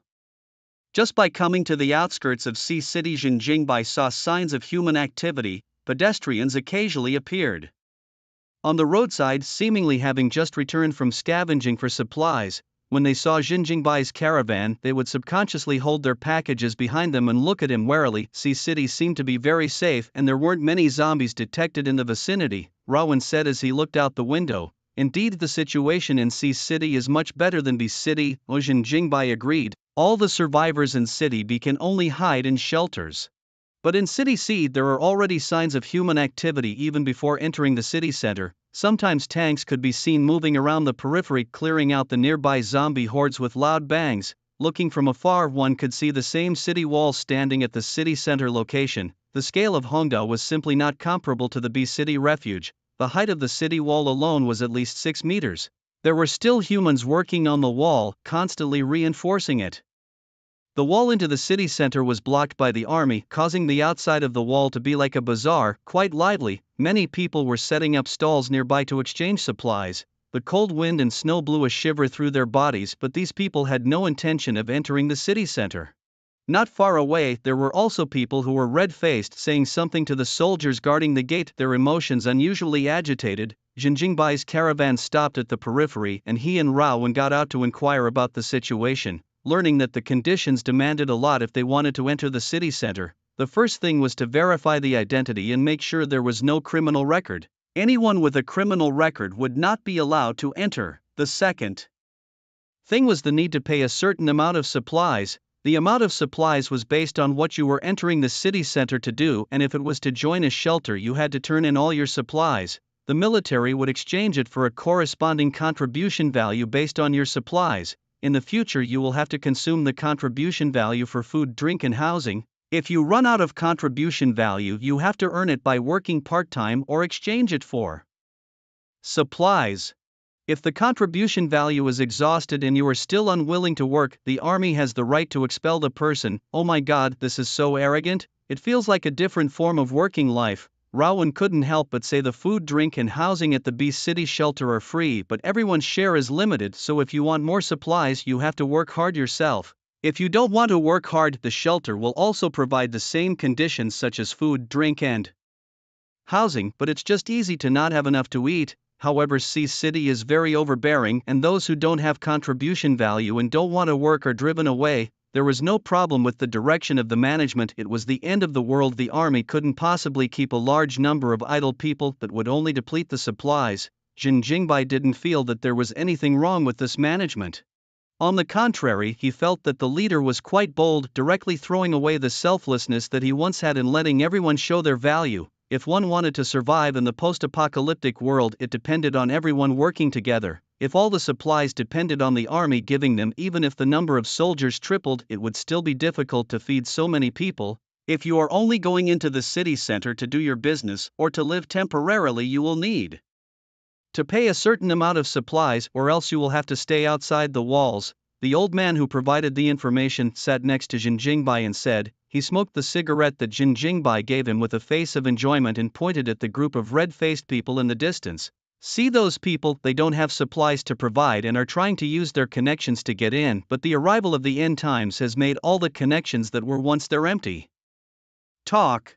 The old man snorted. That group of people, after some heated arguments, did end up returning without any success. In fact, the periphery of the wall is also very safe as long as there is no outbreak of zombie tide. There is no difference between inside and outside the wall. The old man laughed. I think the outside of the wall is still a bit free. There is no jurisdiction. You can go whenever you want. The old man was not from Sea City, but he had spent more than 2 weeks in the outskirts of Sea City and was quite clear about the rules here. He had provided a lot of information to the two of them, Jin Jingbai, and was sprightly and honest. Regarding the arrival of the end times, he was in an extremely good frame of mind. It could also be that he was old and knew that he wouldn't live for too long, so he acted extremely blasé about the arrival of the end times. Brother Bai, should we go into the city center? Rowan turned his head to look at Jin Jingbai. Let's see if there's anyone we're looking for on the periphery. If not, then let's go into the city center and take a look. Jin Jingbai asked to the old man. Do you know this side of the wall who has mastered the ability of vehicle modification? Vehicle modification? The old man exhaled smoke under his breath, extremely enjoying the flavor and warmth brought by the cigarette. He tried to recall for a while and said most of the people who can modify vehicles have already joined the forces and they are not willing to help others. But I know there is a guy with strong modification ability who has not joined any forces. It is said that he can modify anything as long as it is machinery, but I am not too sure if vehicles can be modified. Forces? Rowan blinked. Jin Jingbai said, yes, take us to him. Whether it can be modified or not, just ask and you'll know. Alright, I'll take you guys over to him. Say it in advance. I'm not sure if he can modify the vehicle. The old man finished the last puff of his cigarette. The cigarette but was thrown into the snow and then stood up. He led the way and the three of them walked into the abandoned streets and alleys. One would have thought that the abandoned buildings should be very cold, but the result was quite surprising to Jin Jingbai. Not only were there a lot of people in these half-rotted abandoned buildings, but they were also quite lively, like a marketplace before the end of the world. A large number of iron barrels were placed on the street, relying on the burning fire to dispel the coldness brought about by the snow. When some of the iron barrels were about to go out, someone would throw garbage into them to maintain the flames. There were a lot of people in the alleys, all wrapped up in quilts, casually lying in the corners of the abandoned buildings and hugging each other for warmth. Although all of them were haggard, there were no looks of panic or sorrow on their faces. This place is like a slum where people are poor. How about that? Doesn't it feel like the atmosphere outside the walls is not bad either? The old man laughed as he led the way in front. Jin Jingbai nodded and said, this place is indeed good. What will bring mankind to extinction is not the coming of the end, but mankind's own abandonment of hope. The people here didn't make it to the city center, but they are all striving for survival. It was no wonder that the soldiers would keep cleaning up the zombies in the periphery. The reason for that was because there were quite a lot of people living outside the walls as well. Once these people awaken their powers or save up enough supplies, they too can enter the city center. Here we are. This guy's name is Tang Chiji. He arrived here 5 days ago and hasn't changed his place of residence. The old man tapped on the door of the room and waited for a response. The original occupants of the abandoned building were all city locals. In the first hour of the virus outbreak, they all surrendered their supplies and entered the city center. So the abandoned building here is now ownerless, and the survivors can live here as they please as long as they don't get into arguments with each other. If there was an argument, it would attract the police on duty or the army passing by. There was no control outside the walls, but when they saw people arguing, the police and military would still come over to prevent them from fighting. Strange, isn't Tang Chiji here? The old man wondered. He had knocked on the door for half a day, but there was no movement at all inside. Jin Jingbai was a bit impatient. He went straight up and kicked the door open. The door of the room directly rotted into several cuts, and the crowd got a good look at the interior of the room. The room was small, similar to the rental house that Jin Jingbai used to live in. Inside the room was clean and tidy. Every item was neatly arranged. One look at the room and you could tell that the owner must be very self-disciplined. No one. Where would he go? Jin Jingbai asked. The old man frowned, slightly pulling the wrinkles on his face. Tang Chiji lived with his daughter. Even if he went out, there must still be his daughter at home, but scanning around the house, there was clearly no one else there. This matter is somewhat strange. Could it be that he took his daughter out to play? Rowan said without thinking. Jin Jingbai instantly slapped up again. Where do you go to play in the last days of your mom and it's still snowing? Do you go outside to pile up snowmen? But it is not impossible.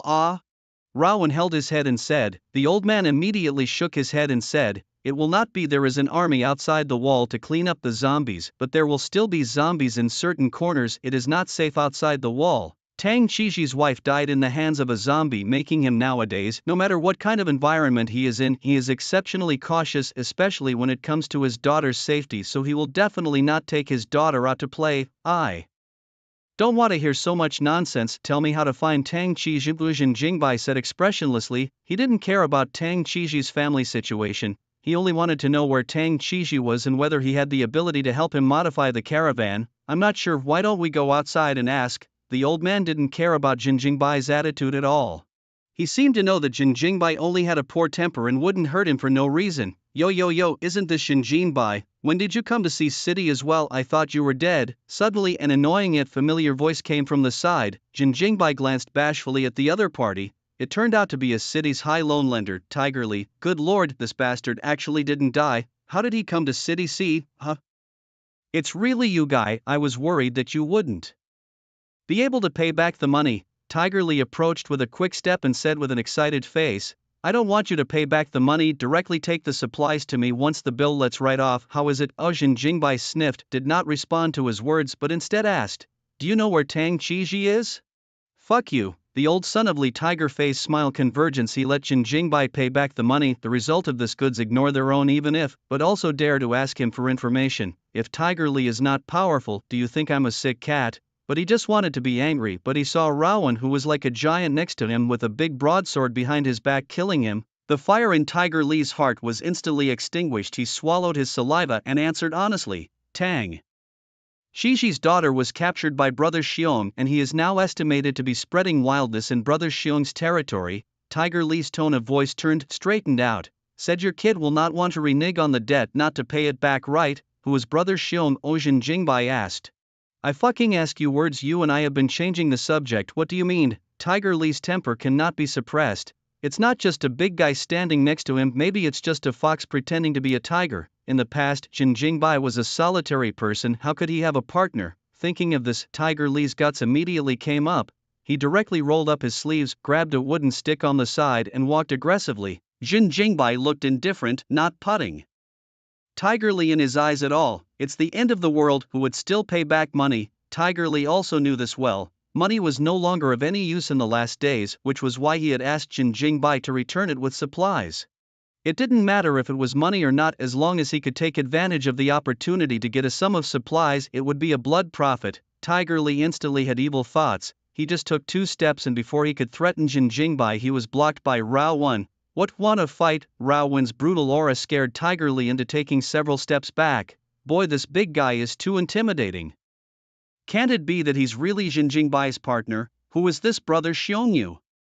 Speak of, where's his turf? Jin Jingbai inquired again as if nothing had happened. The old man next to him answered first. Brother Xiong is one of the top 10 forces in Sea City and his turf is outside the wall, so I can take you there. What are the 10 major forces? I heard you mention it just now. Raowen turned his head and asked.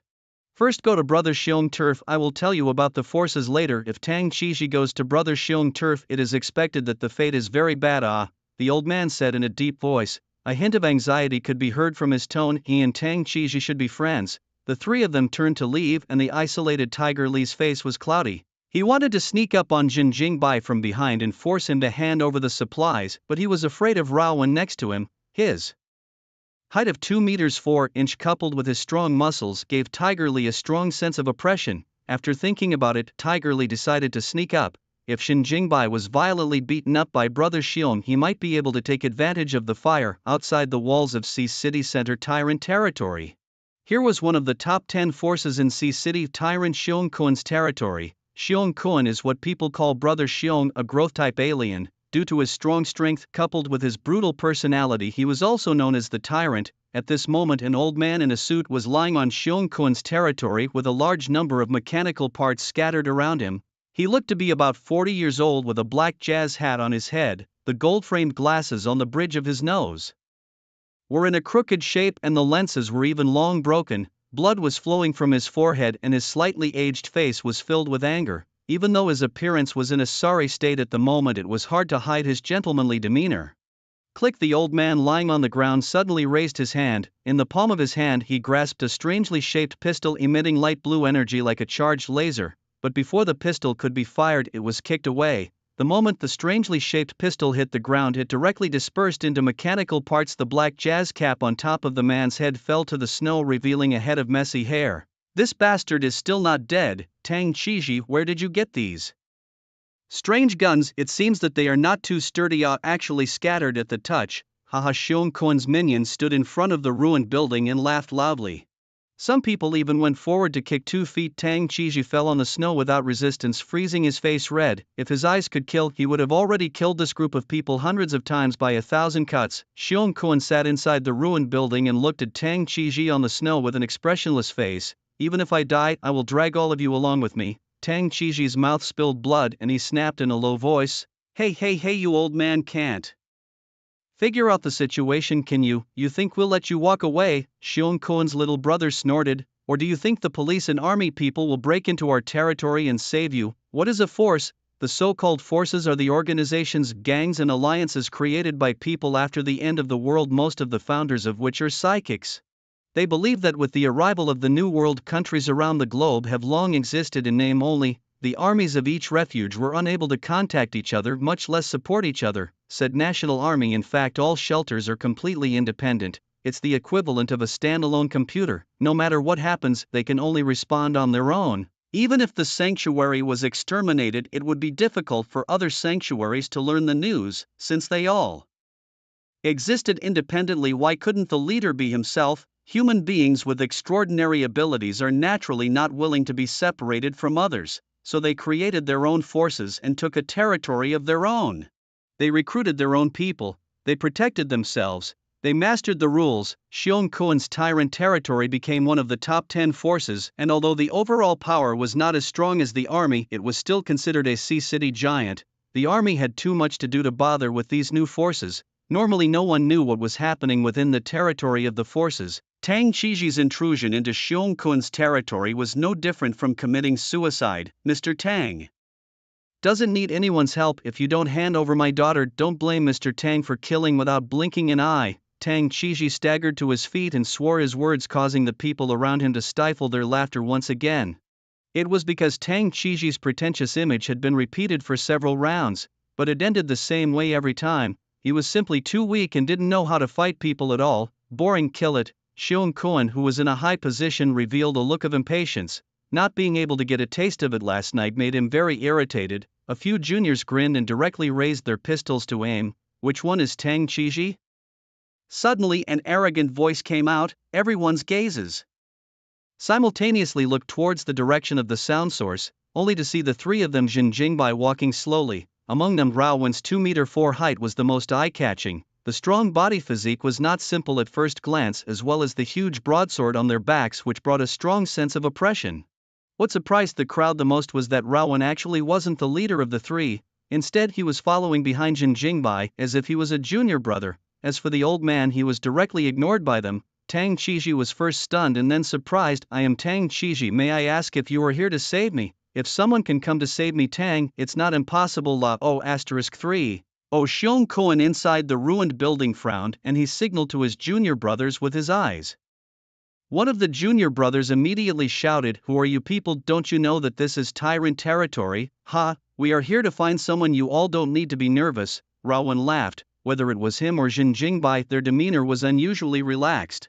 The bizarre trio made Xiong Koan and the others unsure what exactly was their origin. Jin Jingbai asked Tang Qiji, "I heard that you can transform any machinery. Can you transform a caravan?" Tang Qiji hurriedly nodded. "Yes, you can change whatever you want. Listen, if you can't remodel later, I'll make you a corpse too. There's a price to pay for lying to me," Jin Jingbai warned in a cold voice. If Tang Qiji thought that he could use this opportunity to live and thus deceive him, he would be too naive. Once Tang Qiji had no value, Jin Jingbai would kill Tang Qiji for Xiong Koan. The premise that he would save Tang Qiji was that Tang Qiji could help remodel the caravan, otherwise everything was empty talk. Hearing this threatening words, Tang Qiji not only did not fear but instead revealed a confident smile.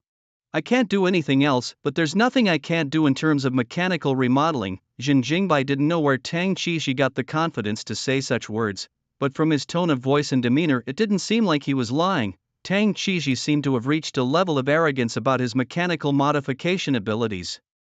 "Very well, I can save you from going out. How about you modify the caravan according to my requirements?" Jin Jingbai smiled. Tang Qiji's situation was not good at first glance. The other party had even raised their guns, clearly wanting to kill Tang Qiji. If they hadn't appeared in time, the current Tang Qiji would already be a corpse. Tang Qiji took a deep breath and suddenly said, "Sir, thank you very much for your help, but I can't promise you so easily unless you can help me find my daughter." The three of them Jin Jingbai froze at the same time, staring at him as if they were looking at a fool. The old man hurriedly shouted, "Tang Qiji, what are you doing? Something will be said later. You are not confused."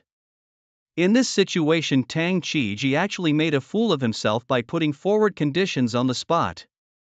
"Isn't this a rush to death?" Jin Jingbai sneered, directly turned around and left. Rao Wen laughed and waved goodbye to Xiong Koan inside the ruins. "Sorry, everyone, for the disturbance." After saying this, he followed Jin Jingbai's footsteps, not taking Xiong Koan's territory seriously at all. Only the old man stood in place, not knowing what to do. He couldn't figure out why Tang Qiji would do such a foolish thing. Tang Qiji was obviously a pretty smart person. What was wrong with him today? Tang Qiji climbed up from the cold snow. Using his hand, he gently patted the snow off his jazz hat and then put it on top of his head. The blood-stained face, along with the crooked gold-framed glasses, was no less gentlemanly. He stared at the back of Jin Jingbai, his voice resounding, shouted, "My wish is to save my daughter, not to live alone. Sir, if you can help me in the future, Tang will certainly help." Jin Jingbai looked like he didn't hear it and didn't even pause in his footsteps. What grandiose words are just farting to him? But Rao Wen behind him was very much in line with the little brother style. He turned around and laughed. "You're not the only one who can modify vehicles. We're already doing you a favor by saving you. Why should we help you save your daughter?" "Don't be funny, brother." Xiong Koan and the others watched the dramatic scene in front of them with interest. More and more people converged this way and they surrounded Jin Jingbai and the others with smiles on their faces. The tyrant territory was something you could come and go whenever you wanted. Tang Qiji's face was calm, as if he didn't see the people around him. His eyes were fixed on Jin Jingbai's back and he swore, "I will be the strongest mechanic in this world. Only the caravan I transformed is what you want. No one else can possibly do it." Still a resounding voice, proud to the extreme tone. Jin Jingbai finally stopped and said with interest, "Listening to your tone, it seems like you have the confidence to make me believe in you." Tang Qiji nodded discreetly without any nonsense. He raised his hand and snapped his fingers at Jin Jingbai with a "D," just as everyone was at a loss. Jin Jingbai's watch suddenly disintegrated and dispersed, turning into a dense mass of tiny parts that clattered towards Tang Qiji like a swarm of bees. Countless parts quickly assembled in front of Tang Qiji, forming a sci-fi pistol that emitted a crimson glow. Tang Qiji aimed the gun directly at Xiong Koan and pulled the trigger. Bang! Bang! The sudden turn of events sent Xiong Kuan and the others into a huge rage. This guy dared to shoot at their boss Xiong Kuan. The pistol magazine was emptied in one go and the 7 red-colored streams of light instantly came in front of Xiong Kuan. Between the flashes of lightning, a junior next to Xiong Kuan suddenly blocked the trajectory. The long knife in his hand slashed out like lightning and the 7 bullets connected into a line. Boom! Something embarrassing happened. This junior brother had thought to block the bullets for brother Xiong and put on a big show. Unexpectedly, the moment the long knife collided with the bullets, a cloud of smoke and flames instantly exploded. Several people were blown backwards by this heat wave and a few juniors were even scorched by the flames, lying on the ground alive or dead. Xiong Kuan's hair was burned out by the flames, becoming a big bald head with dark skin. I go so fierce. Tang Qizhi himself couldn't help but exclaim in shock. The effect of this gun was far beyond his imagination.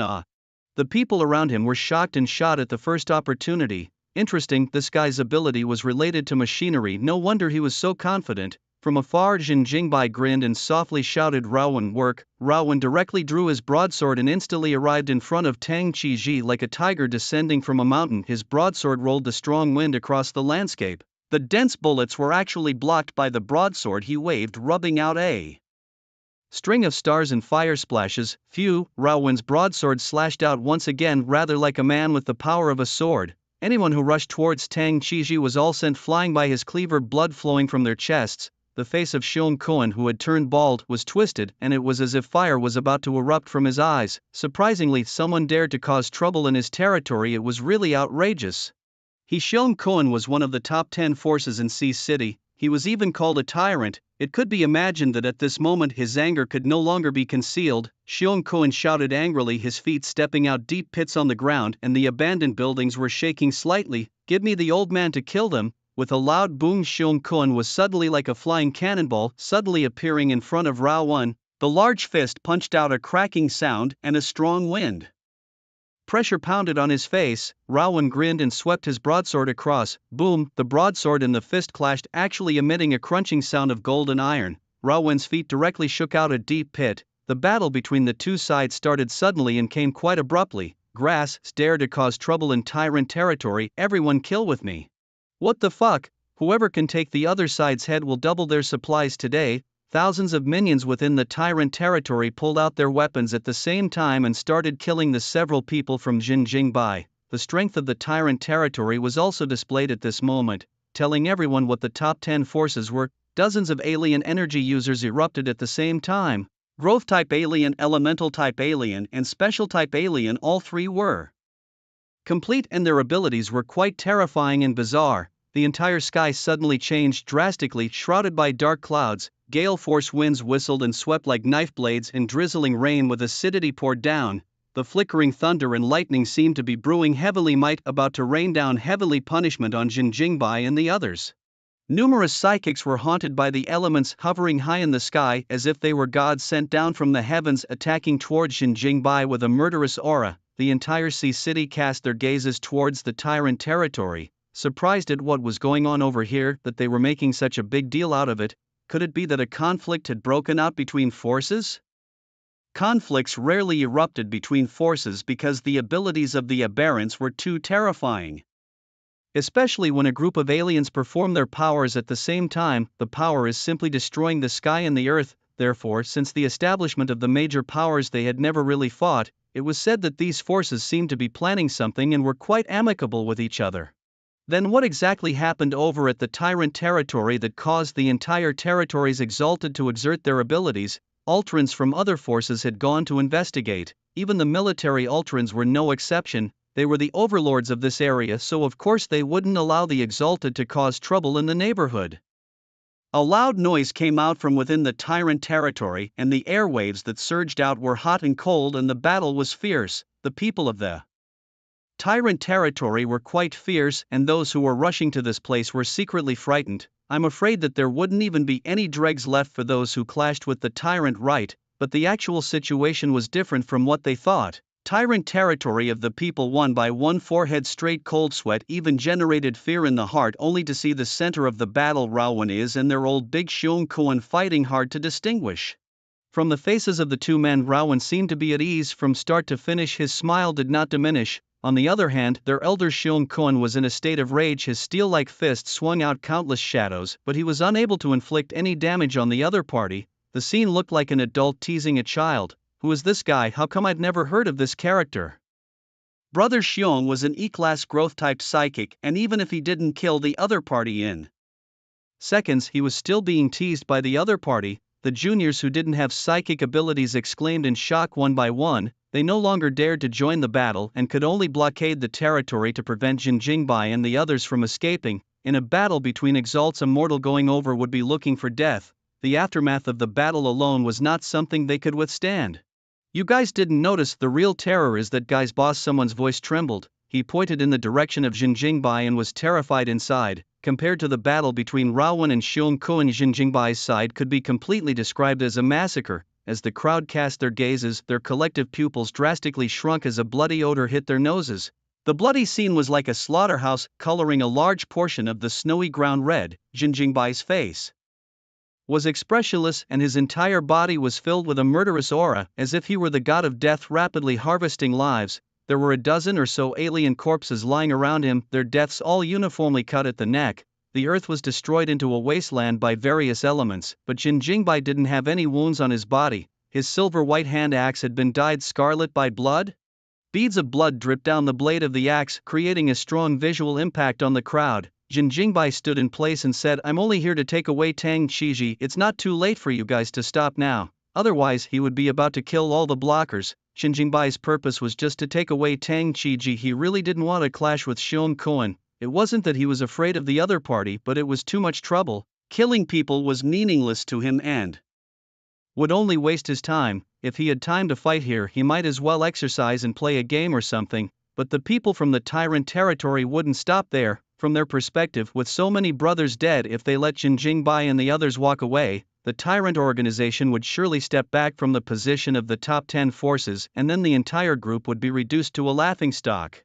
An organization that was barged into its territory and went on a killing spree and didn't even dare to let out a single fart didn't deserve to be a top 10 force at all. Rumble. A 2-meter-thick thunderbolt suddenly descended within the black clouds, carrying the might of destroying the sky and the earth, aiming directly at Jin Jingbai.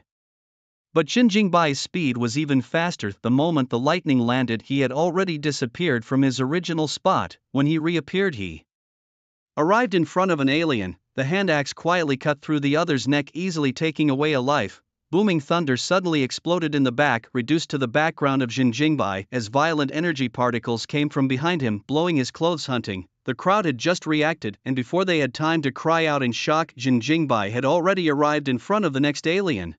Repeating the same axe stroke, another life quietly faded away. Jin Jingbai's figure dragged out several residual shadows on the ground. He swept past the aberrant like a gust of wind, setting off a bloody storm. The wind, fire, thunder, lightning and other elements behind him were like a torrential downpour, but none of the attacks managed to land on him. In front of him, growth-type aberrants were no different from mortals. All of them had a single axe, regardless of whether it was the people from the tyrant organization or the other forces that had rushed here. They collectively revealed shocked expressions. D-class alien. This was definitely a D-class alien. Even on the military side, there was only one D-class. No wonder this guy was so tough. The tyrant organization had hit an iron plate.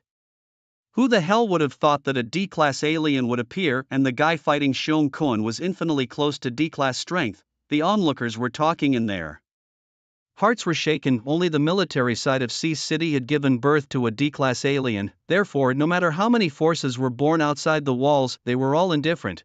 The difference between heaven and earth was the same as that of a zombie at every level of the alien span. As long as there is no D-class born among the forces, then no matter how many forces there are, they will not be able to shake the army's position. The pattern of Sea City is going to change. This person will become the new top 10 forces. Sea City is going to change. This person will become the new top 10 forces. Sea City is going to change, someone exclaimed. At this time, Xiong Kun inside the tyrant's territory suddenly flew out backwards, consecutively crashing and spoiling 2 buildings of ruins. Raowen laughed and was about to chase after him when a figure arrived from a distance. Everyone stop, the enemy of humanity is the zombie horde, not killing each other. A man in military uniform broke in and advised the 2 groups of people. This man looked to be a member of the military and had come to abort the battle. However, the situation in front of him, when it was said to be a battle, it was better to say that it was a one-sided hanging row when punching and flying Xiong Kuan and Jin Jingbai alone shaking a group of exalts. Tang Qiji in the side is not to put cold shot sneak attack when being targeted by people just one run, say he is not righteous. But he has been helping Jin Jingbai from beginning to end, call him righteous, but when he encountered the enemy he turned around and ran without any hesitation. The old man on the other hand blended into the pile of people and eagerly watched as the three of them messed around within the tyrant's territory. Tang Qiji at least had some fighting ability, only it was very weak. The old man, however, was a completely ordinary person with all his old bones running 2 steps and having to worry about whether or not he would fall apart. Thus a strange picture appeared. Rao Wen and Xiong Kuan were like bosses fighting each other, fighting exceptionally ferociously. Jin Jingbai on the other hand was unilaterally slaughtering the exalted just like the god of death, reaping human lives. Nearby there was also Tang Qiji who ran and assisted with explosive bullets, making a mess of the tyrant territory. 3 people had hardened one of the top 10 forces. I'm afraid no one would even try to believe it if they said it out loud, but the facts were right in front of us. The most crucial of them all naturally was Jin Jingbai's solo defense against dozens of Xenos. While not injuring himself, he had also killed a large portion of the aberrants. The blood splattered horizontally in the air, making the air filled with a persistent smell of blood, and the brutal image made the place filled with a solemn aura of death. Jin Jingbai stood in the center of the pool of blood like a Shura, his handsome and cold face chilling countless people. Too brutal. It was as if this person was born for the end times. Whether it was his character or strength, it was too much of a match for the end times. Xiong Kuan was not worthy of being called a tyrant when compared to him. Jin Jingbai was the real tyrant. The dark clouds recede, the wind stops blowing, and the rain gradually dissipates. This person is extremely brutal, and his speed of adapting to the end of the world is even faster than that of a soldier who has been through 100 battles. So is this good or bad? I feel that as long as I don't provoke him, nothing will happen. His eyes were very scary. Just now he just unintentionally swept me a glance. I almost thought I was going to die. The end of the world is like a return to his home for him. I have a premonition that in the near future he will definitely become a famous overlord of one side of the town.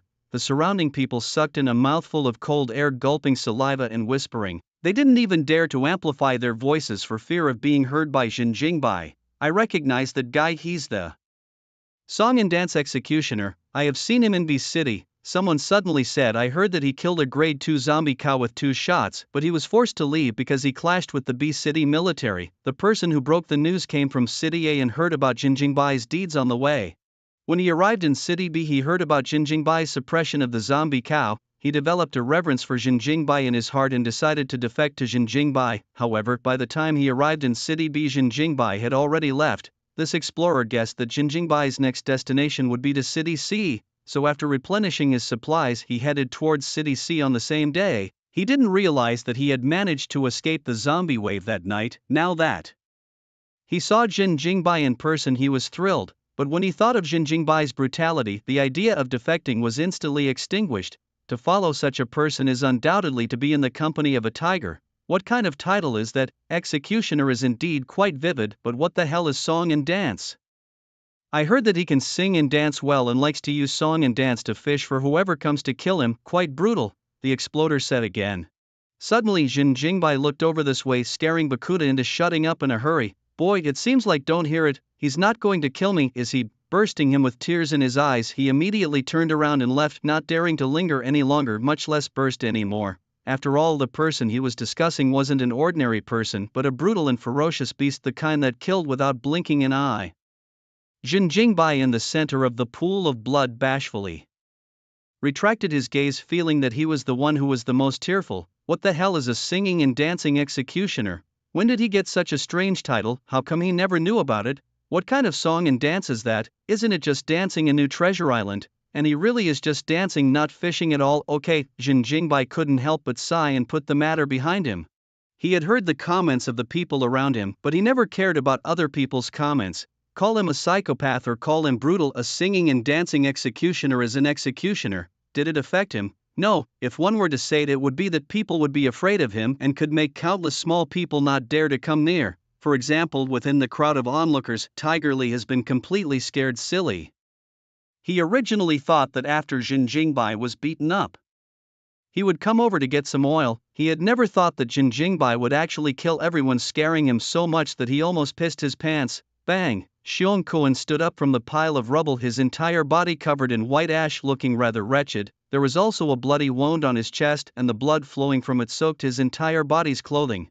Stop, haha, how can you ask me to stop at this time? Xiong Kuan questioned the soldier. If dozens of exalts died in your army, would you stop just because of a word from a kindred spirit? He pointed a trembling finger at Jin Jingbai and roared at the soldier. Look at how many people he has killed. How do you want me to stop? People have to know how to empathize with each other in order to understand each other, but most of the time, people are unable to think differently in the first place. What Xiong Kuan said was just for catharsis. He never thought that anyone could understand his feelings, much less think from his perspective. As the boss of the tyrant organization, there was no turning back for him now. Whether he could avenge his dead brothers or not, his tyrant organization could no longer be as strong as it was before. Perhaps after a while, it would be completely disbanded. Persuasive soldier's voice was bland. No matter what, you guys can't fight any longer. Too many parties will be affected. His gaze turned to Jin Jingbai. You also close your hands. As a D-ranked alien, you should resist the more difficult burden rather than using your own strength to bully the weak. A D-class alien could use his own strength to reverse the entire battle situation. If Jin Jingbai could join the army, he would definitely become the second guardian god of Sea City Center. This soldier's purpose for coming here was not only to stop the humans from killing each other, but he also had the idea of drawing Jin Jingbai in. However, when he saw Jin Jingbai's brutal demeanor, the idea of pulling him in was immediately put away, and he decided to report the situation first and let his superiors make the decision. As long as he doesn't intend to seek revenge on me, I can call it quits. Jin Jingbai grinned. If Xiong Kuan was unwilling, then he would just finish Xiong Kuan off, because the one who hated him the most here would only be Xiong Kuan. He was the one who had personally destroyed the tyrant territory, so how could the other party not hate it? Sure enough, the moment Xiong Kuan heard this, he directly fell into a state of rage and charged towards Jin Jingbai with a brain. The persuasive soldier was startled and was about to make a move to block him. However, Jin Jingbai was one step ahead. Everyone was unable to see Jin Jingbai's movements. He was like a stringed arrow shooting out swiftly, coming in front of Xiong Kuan. The hand axe in his hand quietly wiped through Xiong Kuan's neck. Crimson blood spurted out from Xiong Kuan's neck. The persuasive soldier intended to block Xiong Kuan, but he did not expect to hug Xiong Kuan, and the hot blood even dyed his uniform into a crimson color.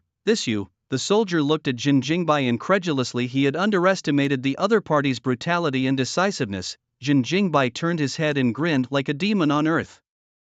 He didn't even give the soldier a chance to dissuade Xiong Kuan. He directly killed Xiong Kuan with a single blow, eliminating any future problems forever. At this moment, the soldier felt cold, like falling into an ice cave. He who had been born and died within the zombie horde had actually also become fearful of Jin Jingbai in full view of everyone. As the boss of one of the top 10 forces, the tyrant Xiong Kuan, he had just died here without a trace of resistance.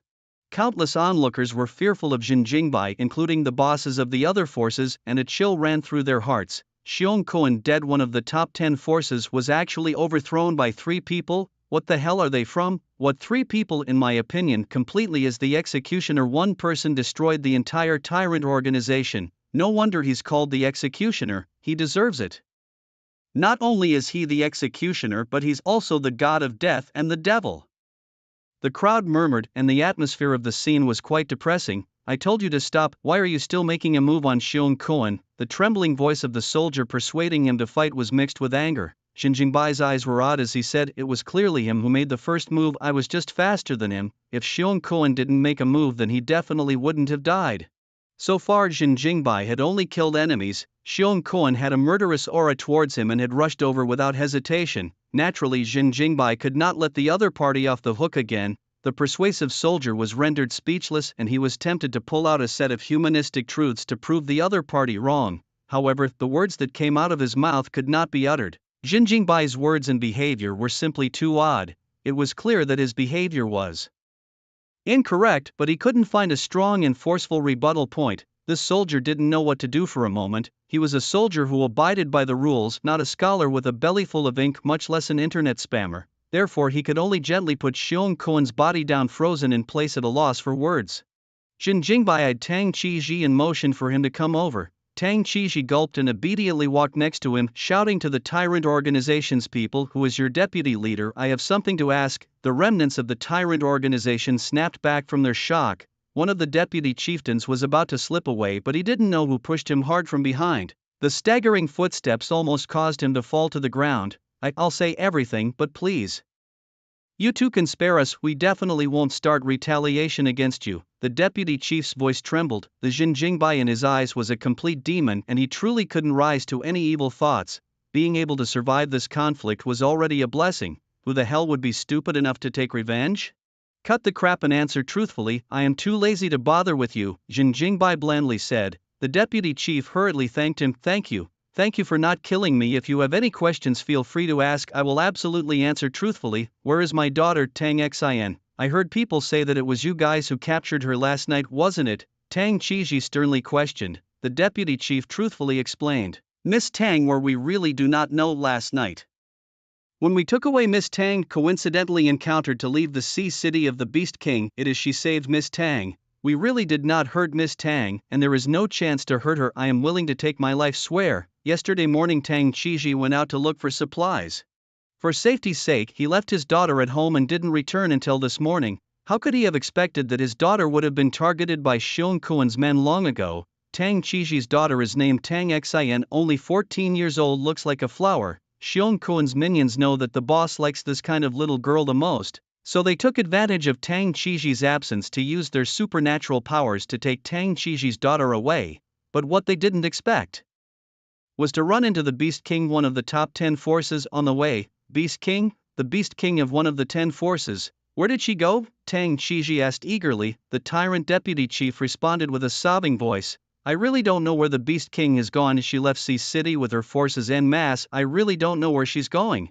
The deputy chief's eyes glanced at Jinjingbai from time to time, very afraid that the other party would slap him to death. After all, Jinjingbai's fierce reputation was killed, the murderous aura on his body had not even dissipated, and the sense of shock was too strong. "Beast King male and female, like female color?" Jinjingbai casually asked. "The Beast King is a woman. According to my understanding she is a normal girl." The old man who led the way before walked slowly to Tang Qiji's side and analyzed. "Tang Qiji Xiner was saved by the Beast King. It should be fine at the moment, don't panic first. According to my understanding, the Beast King's character is very kind, not a brutal person. As for why she didn't put Xiner back, I guess there are two possibilities.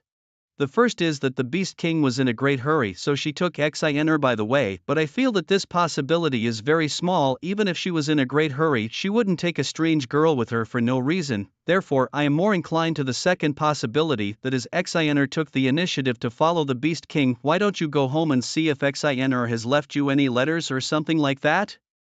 The old man's analysis made sense, but Jinjingbai always felt that things were not that simple. After all, a daughter and her father were dependent on each other. How could she just leave, unless she was forced to, or Tang Xin knew the Beast King and she trusted the other party? The old man continued. If there were no letters left behind, then it was the third possibility. From the Beast King's departure from Sea City overnight, there must have been an emergency, and Xiner's special psychic ability might just be of great use to the Beast King, so she was taken away in passing. Being analyzed by the old man like this, Tang Qiji instantly calmed down a lot. Judging from the Beast King's past deeds, she wasn't a bad person, plus, she needed Tang Xin's alien abilities, so the odds were that her daughter was safe now. "What is your daughter's alien ability?" Jinjingbai's face showed curiosity. Tang Qiji was slightly stunned and didn't hide it. Xin's alien ability can heal others' injuries and illnesses. His voice lurched and he hesitated for 2 seconds.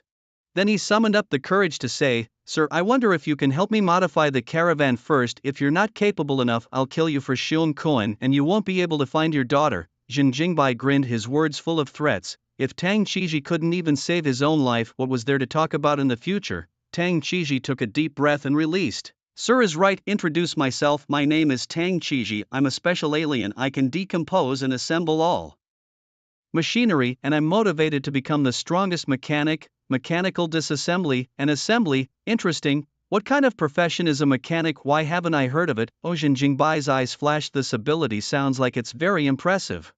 It's a new occupation that I started myself, because as long as it's machinery, I can break it down and assemble it," Tang Qiji said with a serious face. He wasn't bragging about being awesome, but any machinery in front of him, regardless of whether or not he had ever seen the object, he could instantly understand the principle and construction of the machinery. Hearing this, Xin Jingbai inwardly exclaimed, "Holy shit!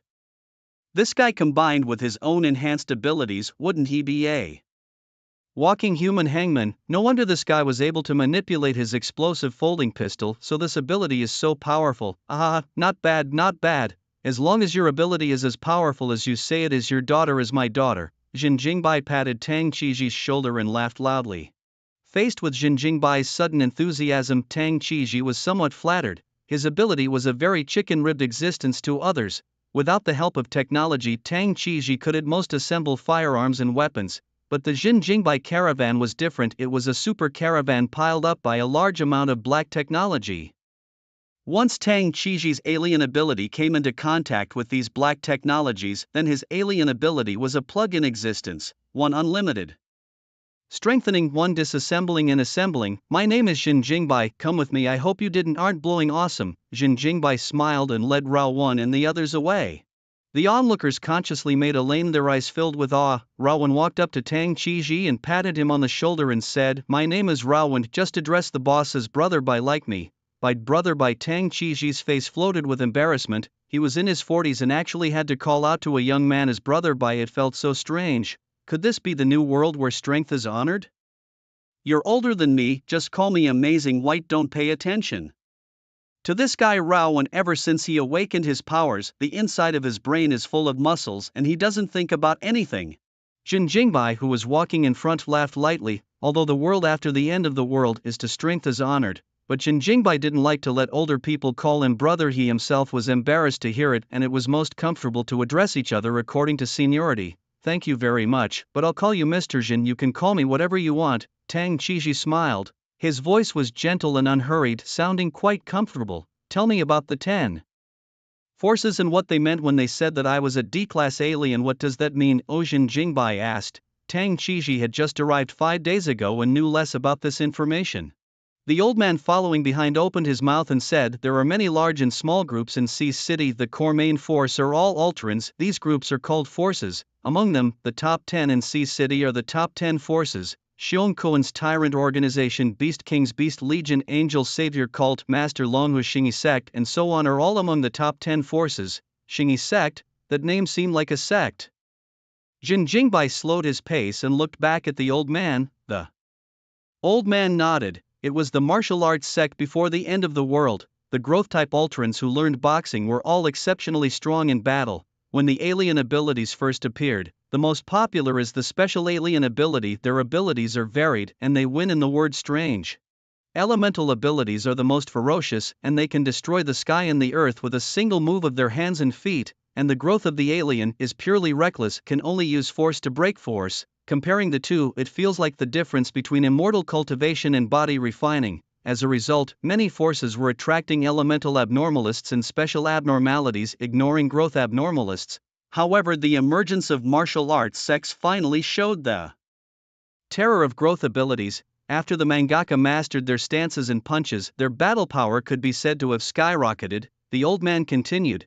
As for the D-class alien they are talking about, it is actually a rating for the grade of the alien ability. Currently, the grades are divided into 6, a B, C, D, E, F. The F-class alien is roughly the same as an ordinary alien. The F-class Alter Energizer is roughly the same as an ordinary zombie. The E-class Alter Energizer corresponds to a second-class zombie. The D-class Alter Energizer corresponds to a third-class zombie, and so on. Of course, this was only a comparison of grades and did not represent true strength. In a real fight, there are too many factors that affect victory and defeat. Killing the enemy at a higher level or being killed at a higher level were all common occurrences, although this is how the ratings are divided. The strongest aberrant that has appeared in Sea City so far is only rank D, and there's only one of them. It is said that in other big cities there are C-level and even B-level psychics. Speaking of this, the old man's gaze could not help but look at Xin Jingbai. The D-class alien in our city is a soldier in the army, and with him suppressing the center of Sea City, no matter how many forces there are outside, no one can shake the army's position. It was the existence of this soldier that forged the current Sea City center. However, the appearance of Jin Jingbai broke this balance. If he establishes his own force in Sea City center, he will surely be followed by countless alienists and become a super force that can rival the army, shake up the army. Listening to you, it seems like there will be a conflict between these forces and the army. Jin Jingbai seized the key point. If the forces wouldn't clash with the military, how could the word shaking be used to measure it? The old man laughed coldly. The forces were born to not follow the army's orders, but the most resources in territory that occupies Sea City right now is the army, so it's only a matter of time before there's a conflict between the forces and the army. When there are interests, there will be strife. This is the unchanging law of survival from time immemorial. The old man wasn't afraid of this being heard by the people around him. For this matter, everyone knew it in their hearts, they just didn't say it out loud. Isn't the so-called forces just to stand on their own? Currently, the forces did not clash with the army, but it was only because the difference in strength was too great and they had the ambition but not the ability. Once the forces develop, they will definitely have disputes with the army, because the greed of human nature was here. It was impossible for the major powers to be willing to live outside the walls all the time. They also wanted to enter the city center and become the overlord there. The corner of Jin Jingbai's mouth rose slightly and he did not ask any more questions. Soon the crowd arrived in front of the luxury caravan, and the 4-meter-tall caravan was surrounded by 24 survivors. Some restless people were already secretly performing car theft techniques. However, the security level of the caravan was too high and these people were not able to get their hands on it even though they had spent a lot of effort. Brothers, what about stealing cars? Jin Jingbai came behind the several car thieves and whispered. Their bodies stiffened, hastily shushed. Keep it down, this caravan must be a lot of supplies, enough for us to share together. Stop talking nonsense, be careful to attract the owner of the car. Jin Jingbai grinned, mocking, you guys can't do this car stealing technique, you guys look at me. After saying that, he gently knocked on the car door glass. The door suddenly unfolded. Several car thieves were stunned. The original car door is knocking on the glass to open. A few people were ecstatic and wanted to ascend to the second floor of the caravan in a hurry. Suddenly, a huge tugging force came from behind. The car thieves were viciously yanked to the ground by Rawan. Just give them a beating, teach these fools a long lesson. Okay, brother. Jin Jingbai took Rawan to deal with these car thieves. He led Tang Qiji and the old man up to the second floor of the RV. Seeing the luxurious decorations on the car, the warm and cozy warm-colored lights, the gold that could only be enjoyed before the end of the world, as well as so much that there was no place to store it and it could only be placed on the tabletop supplies, it could be described as a wide array of things. Tang Qiji and the old man were both stunned. Leaving aside the cozy environment, just the drinks and food on the tabletop were already mouth-watering. The dog bounced and ran around the trio, occasionally sniffing down the two strangers with his nose. This place was simply heaven. The old man didn't hide his inner envy. Don't look, it's not yours even if you look anymore. Jin Jingbai looked at Tang Qiji and grinned. I guess you can feel the things on the caravan, can you transform it? Tang Qiji took a deep breath and pressed his hands to the ground. The moment his supernatural ability was released, a wave of vast knowledge surged into the brain and vein like a needle stabbing and stinging. Boom! Tang Qiji screamed miserably, directly holding his head and kneeling on the ground, trying to digest this vast amount of knowledge. Tang Qiji, what happened to you? The old man hurriedly squatted down to check the situation. Tang Qiji was in a trance for a while before he finally recovered. I'm fine. He looked up at Jin Jingbai, his eyes full of awe. Mr. Jin, these technologies in the caravan, where exactly did they come from? It looks like you have a thorough understanding of everything within the caravan. Jin Jingbai laughed softly and said, the one inside the caravan is all made by me. The two of us can create a miracle by combining our abilities together. He glanced at the old man next to him. As for my ability, you will know in the future. I am glad to know you. Welcome you to join Uncle Tang. From the way Jin Jingbai addressed Tang Qiji, one could sense that his attitude before and after was clearly different. The two men gently shook their palms. Jin Jingbai specially opened a bottle of expensive red wine to entertain the two. The old man was quite sensible, and after the three of them toasted and enjoyed the glass of red wine, he took the initiative to get up and get out of the car. He knew that Jin Jingbai was only entertaining him for Tang Qiji's sake. What the two were going to talk about next, he, an old man, was not qualified to touch. If you help me find out where the Beast King went, I can provide you with food for 3 days. Thank you very much. I will definitely help you find out within 3 days. After the old man left, Jin Jingbai poured a second glass of red wine for Tang Qiji and handed the other party a medical kit. The blood on Tang Qiji's forehead had already scabbed over, but it needed to be treated, otherwise it would be easily infected. Uncle Tang, I'll address you as such in the future, Jin Jingbai smiled. I have two tasks to give you now. One is to help me transform the caravan into an armed vehicle. The other task is even more difficult. You have to transform the caravan into a train. Tang Qiji, who was bandaging his wounds, suddenly stopped in his movements. Train? The process of going from a caravan to a train was no longer a simple remodeling, it was completely a creation. A caravan ran on wheels, but a train ran on tracks. This was even more outrageous than a birdshot for a cannon. However, Tang Qiji finally nodded his head and said, I can help you transform the caravan into an armed vehicle. As for the train building aspect, I only have thoughts. Whether it can succeed or not needs to be tried to know. He never liked to be aimless. Whether he could do it or not, Tang Qiji would answer truthfully. Jin Jingbai also liked this point about him very much. Many people, when faced with humans stronger than themselves, would choose to exaggerate their abilities, trying to gain a chance to live by hoodwinking. But to Jin Jingbai, this kind of person, even if the other party managed to do it in the end, he could not be trusted by him all the same. If you wanted to get on his bus, you had to be a 100% loyal subject. When Jin Jingbai had allowed Raowen to get on his bus, the test he had given him could be considered quite dangerous. Now that Jin Jingbai had invited Tang Qiji to get on the train, he similarly needed to test the other party's abilities. When the ability was up to par, he would subsequently observe Tang Qiji to determine how loyal he was to himself. I need you to add these weapons to the caravan. Jin Jingbai opened the weapons cabinet and placed the huge machine gun on the table. Double firepower machine gun. A single bullet can produce a two-shot effect. You use your supernatural powers to build a few more of these machine guns to ensure that the train's firepower doesn't dry up. After saying that, he drew out another bazooka and placed it on the table with a bang. This is an automatic positioning bazooka. Just like the explosive folding pistol on your wrist, it has a tracking and positioning effect. This item is our large weapon. You add it to our car as well.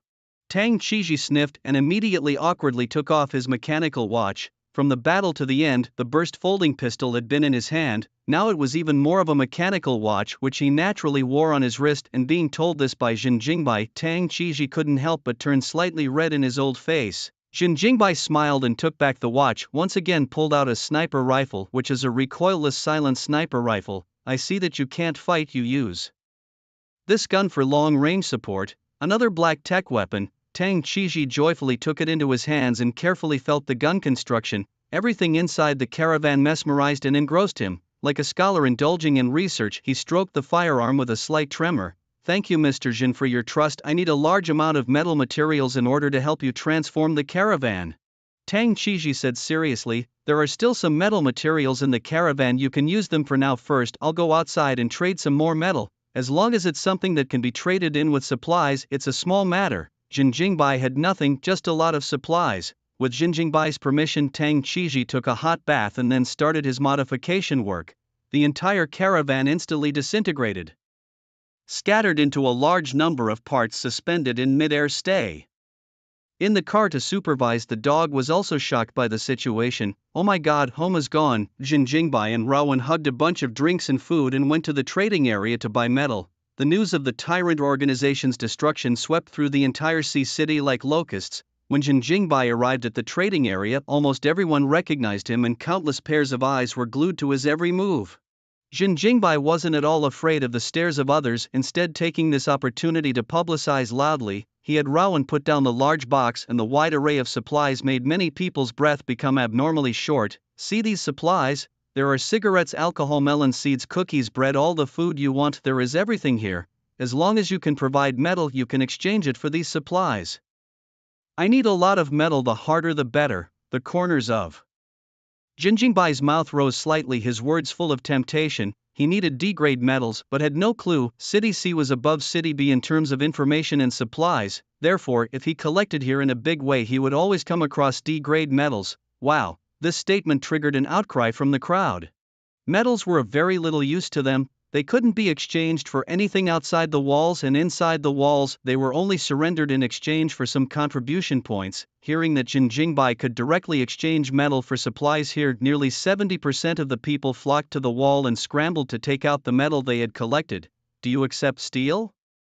It's definitely not rusted, it was removed from a new car. I have a piece of alloy here scavenged from the Institute and would like to exchange it for 5 packs of cookies. I have my own refined metal here. The hardness is absolutely outstanding in the face of people's fervor. Jin Jingbai took the metal in each person's hand without haste and carefully assessed the value of each piece of metal.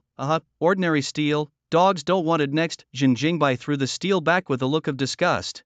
Abandoned vehicles on the side of the road were full of steel. This thing had no value to speak of. You made the metal yourself? Not bad, I'll give you a pack of cookies. If you have a better metal, remember to come to me. Your metal is not bad either. It's worth 2 bottles of Fat Man's Happy Water, which is a rarity after the end of the world, so you've made a fortune. E-grade metal. SOSO.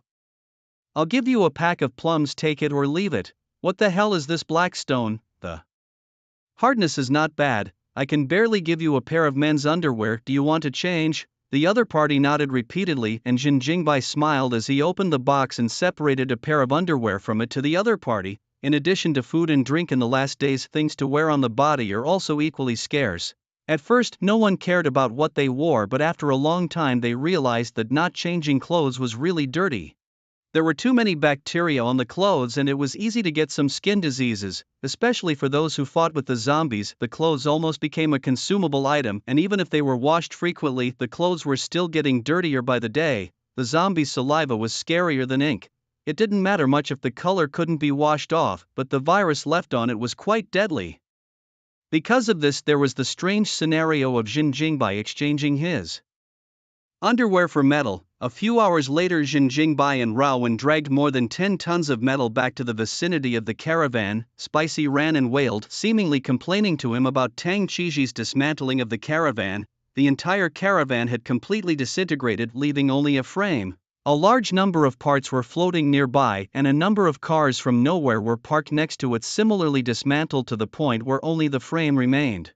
The car hardware was all integrated into the floating pile of parts, and it was impossible to tell which hardware matched which car. Tang Qiji sat in the center of the hardware pile, sweating profusely without a single tool in his hand. He could make the car hardware assemble itself simply by flipping it with the palm of his hand.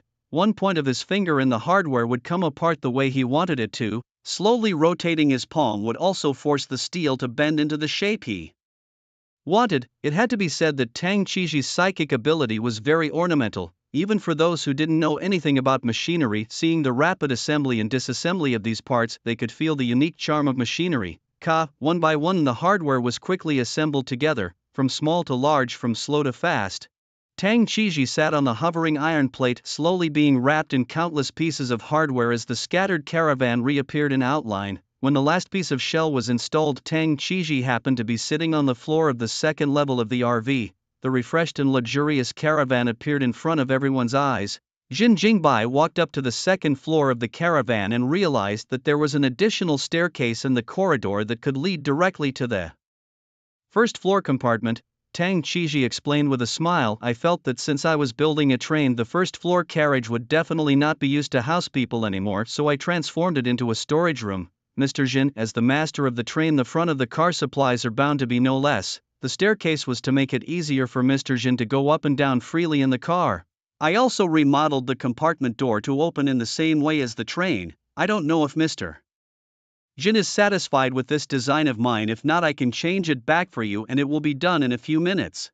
The original design of the luxury saloon car, the compartment is used to store small cars, so the designers did not design the stairs up and down in the interior, and the door of the carriages is also the whole baffle directly open. But Jin Jingbai didn't need to store a small sedan, and the original design of the compartment was a little less convenient. So Tang Qiji decided to change it so that the caravan could be more in line with Jin Jingbai's needs. Very good, it seems that your design ability is also quite strong. I have more confidence in the train program, Jin Jingbai revealed a satisfied smile. So far he really couldn't pick a fault with Tang Qiji. This man's battle power was weak, but the other aspects were really too perfect. Not only was he handsome, he was also quite well-mannered and talented.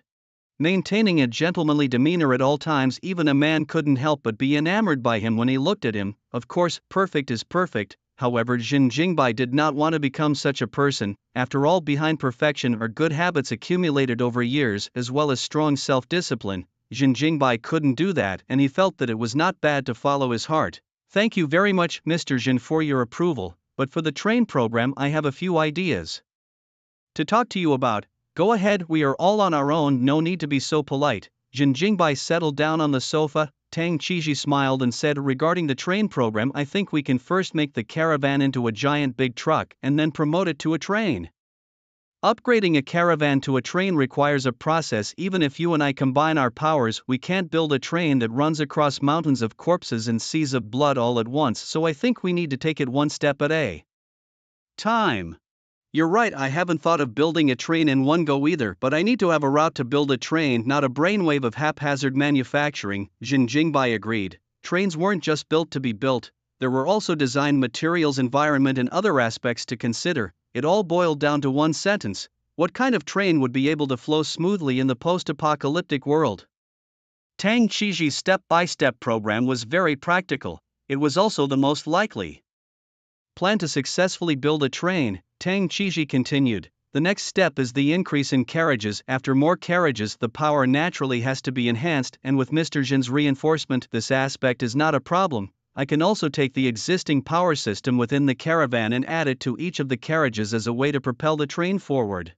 Actually, the thing we lack the most is manpower. His voice lurched and he said in a deep voice, currently we can only add 2 carriages, one for living and one for storage, which is already the limit. If we continue to add more carriages with the manpower we have, we won't be able to keep ourselves busy in the face of a swarm of forces. Jin Jingbai fell into silence after hearing this. For every teammate who boarded the train, he had to make sure that the other party was loyal, otherwise it would be a hidden danger. But the problem also came with it, and that was the lack of manpower on his vehicle. If an extra long train was created in the future, planting, animal husbandry, repairs, maintenance, and so on would all require numerous manpower. Could it be that the 3 of them would be busy all by themselves? This was obviously impractical, as it would take too long.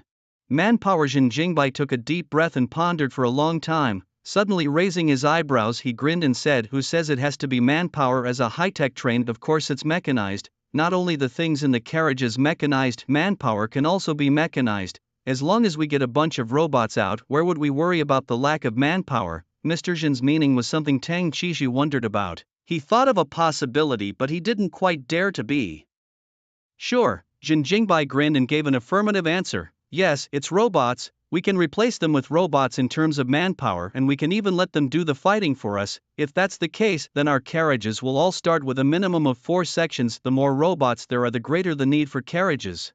Tang Chiji's face was solemn. The 2 of them talked for a long time. Rowan, who came back from beating up people, froze and didn't understand a word. Bored, he got up and left in the middle of the day, taking Spicy out for a walk. Night fell. Survivors outside the wall hid in abandoned buildings and hugged each other for warmth. Light flames occasionally flickering within the streets and alleys. Some of the police came out from within the wall and were on duty patrolling near the bright lights. The military hadn't abandoned the people outside the walls, they just had to keep a tight rein on them so that the ecology of the city center wouldn't be broken. Every night moment they would send soldiers or police out to patrol.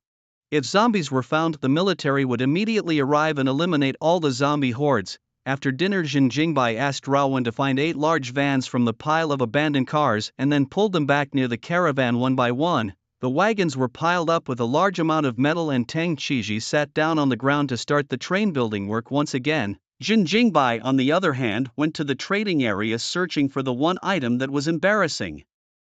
The inflatable doll. What did you say you wanted? A certain stall owner in the trading area looked at Jin Jingbai in disbelief. It was just too absurd. The murderous executioner actually asked him if he had any adult dolls. Is this some kind of special fetish? Standing on the opposite side, Jin Jingbai's face was expressionless. I'm asking if you have any inflatable dolls here, the kind for adults. Don't look at him with a calm face, but in reality he relies on his cheek to hold him up. Buying this kind of thing, whether you explain it or not, you will be thought of in that way. Who wouldn't be embarrassed? There is. The stall owner seemed to have discovered a new continent and was quite emotional. Do you want the star model or the anime model? If it is a customized model, there is really no way. After all, after the end of the world, the factories were destroyed. Jin Jingbai slightly thought about it. Both kinds of look at it. Okay, you wait here for me for a while, I'll bring it to you. The stall owner excitedly left. He never thought that someone would actually be willing to take food for this thing. In this era when it is difficult to guarantee food and warmth, who would buy this thing? Even if they could solve the problem of food and drink by themselves, wouldn't it be easy to think of that? There were plenty of people who would give their bodies for a few packs of cookies. Jin Jingbai waited in place for about 3 minutes before the stall owner came over with 4 humanoid dolls in a cart, causing many people to look at him sideways. "Big brother, take a look, which one do you like? If not, I can bring you a few different ones." The 4 dolls were all wearing a maid's outfit, and 2 of the dolls had faces identical to actresses. The other 2 dolls are anime models, respectively blue-haired Raimu and pink-haired Ram. Inside the anime, the faces of all 4 dolls were quite beautifully done. Especially the anime model of the character model did not lose the soulfulness of the secondary yuan, but also both the aesthetics of the three-dimensional can be called a masterpiece. The craftsmen who made these dolls were definitely existences with the intention of benefiting humanity. The surrounding people all cast curious gazes at Jin Jingbai, secretly saying in their hearts that a big man is a big man and his hobbies are different from others. Jin Jingbai ignored the gazes of others. His palm first pressed on the star model inflatable doll, reinforcement condition. Shibori with the doll 50 times. What the hell? Can't it be that the doll's plan to be strengthened into a robot is going to go down the drain? But letting him shibboleth with the doll was just too much. Jin Jingbai's face darkened as he put his hand on the anime doll, Raimu model inflatable doll. Reinforcement condition. Prove to 10 people that Raimu is your wife and gain each other's approval. To be completed by the host personally. This condition seems to be okay. Jin Jingbai's face skin became abnormally solid and thick without realizing it. For this kind of social death condition, the heart actually did not set off too many waves, just this one. "I use a pack of cookies to exchange with you, feasible?" Jin Jingbai patted the Raimu doll and sighed that it felt good in his hands. Can you take it directly? The other models you want?" The boss was ecstatic. "This thing can be exchanged for food is good. Where are so many requirements? No need, it's not very useful if you want more." Jin Jingbai shook his head. With Tang Qiji around, as long as one robot was strengthened, one could have countless more. As soon as Jin Jingbai picked up the equivalent Raimu, he threw a packet of cookies into the boss's hand. The body of the boss who received Bing Kong stiffened, and he wondered if Jin Jingbai had a brain problem. Such an awkward thing to ask so naturally, it felt like asking if you've eaten. Is this the secondary big brother? Old froze in place and held his tongue for a long time before finally forcing out a sentence on his face. Yes. Raimu model inflatable doll, reinforcement conditions. Prove to 10 people that Raimu is your wife and obtain each other's approval. Need to be personally completed by the host. January 10th. Hearing the system's prompt, Jin Jingbai reveals a satisfied smile. Not afraid of the other party's perfunctory behavior as long as it is recognized by the system. Just a verbal acknowledgement isn't simple enough. With his current majesty, how many people would dare to disagree with his words? Jin Jingbai grinned, holding Raimu and grabbing the onlookers to open his mouth again. "This is my Raimu's wife, don't you think so?" Yes.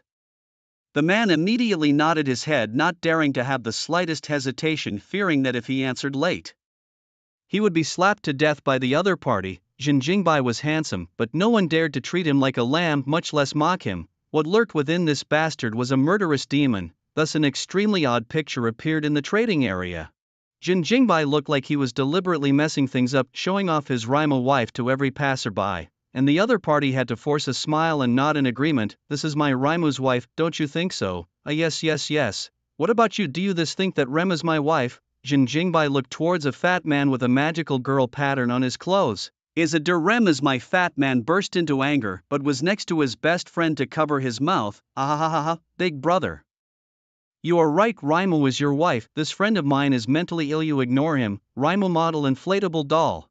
Reinforcement condition. Prove to 10 people that Raimu is your wife and gain each other's approval. To be completed by the host personally. October 10th. Jin Jingbai smiles faintly satisfied as he carries Rem back to the RV. Model inflatable doll enhancement successful. Congratulations on obtaining labor robot, reinforcement conditions. 30 days of dancing with a labor robot, 20 pounds of C-rank metal and 10 different styles of uniforms. Jin Jingbai's footsteps lurched and the Raimu in his arms suddenly came to life. She gently broke away from Jin Jingbai's embrace and bowed to him. "Master, may I ask what I need to help you with?" Raimu's voice was as melodious as a silver bell with a hint of softness. The expression on her face was no different from that of a human. She seems to be on the same level as Yin in terms of intelligence. "I remember that one of the conditions for AI enhancement is to find a match for Yin, and this Raimu seems to be able to do it." Jin Jingbai couldn't help but go forward and touch it. Finding that the skin was still dull skin, delicate and smooth, but the bones within the skin were as hard as steel, he also touched certain strange parts and found that the robot had indeed inherited the functions of a doll. Do you have your own name? Will it fight? Jin Jingbai asked curiously. The system says that it is a labor robot. Is it just a tool man unable to fight? I don't have a name yet. The master can name me. I am not good at fighting, but when the master is in danger I will step forward. The robot smiled. In that case you will be called Reimu from now on. The likeness is all here, so why think of another name? Reem has met the master. Jin Jingbai took Reem and folded back to the trading area, buying 10 sets of uniforms for Reem, JK Hanbok, stewardess uniforms, English-style uniforms, OL uniforms. Anyone who saw this scene couldn't help but gently rub their eyes, thinking that they must have been hallucinating. Inflatable doll alive?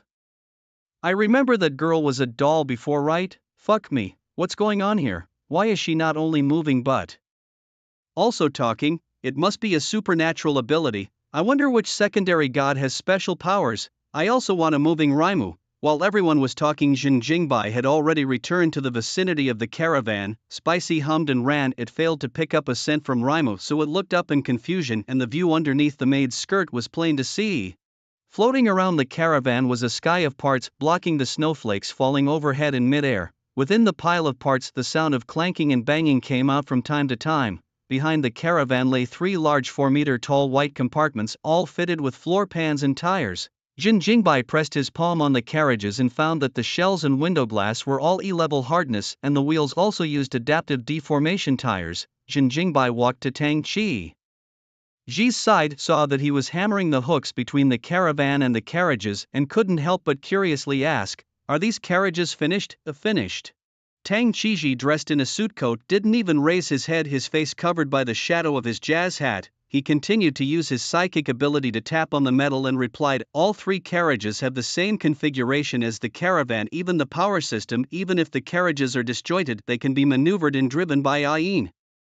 However, the weapons I haven't loaded yet. I'm afraid it will affect your rest tonight, so I put it to tomorrow." So soon, Jin Jingbai was surprised. He had only gone to buy a doll, and Tang Chi had finished the 3 carriages. "As long as there are enough materials, I can build anything quickly, including smart chips."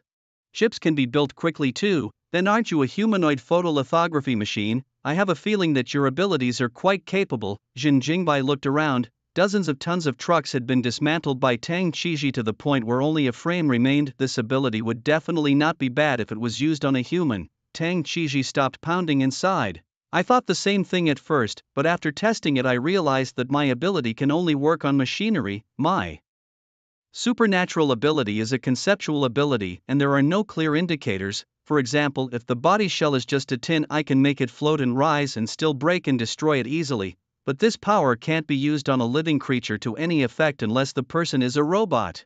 There's also the fact that tires are clearly rubber and glass isn't mechanical, yet they can be applied by my power." Tang Chi showed a bitter smile on his face. He didn't understand his ability. Disassembling and assembling was just a concept. There was no precise definition of which objects it could be applied to. Perhaps the definition of machinery was not determined by the ability but by yourself. You think the other side is machinery, then it can be controlled by you. Jin Jingbai put forward a bold idea. If that was the case, then wouldn't Tang Chi be able to instantly quarter the other party by simply brainstorming them as machinery? If he brainwashed himself into machinery, he might even be able to transform his body, make himself extraordinarily strong while also becoming extraordinarily long.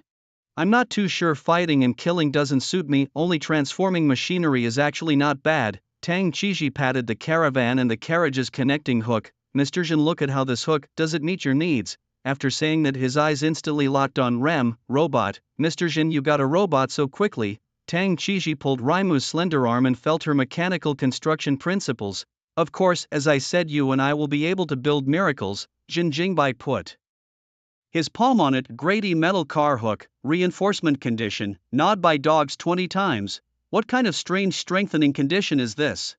Jin Jingbai's head was filled with black lines as he patted Spicy's dog head and pointed at the car hook. "Come on, take a few bites and see." Spicy, head tilted, did not understand what the master is doing. "Why would I want to bite this broken hook?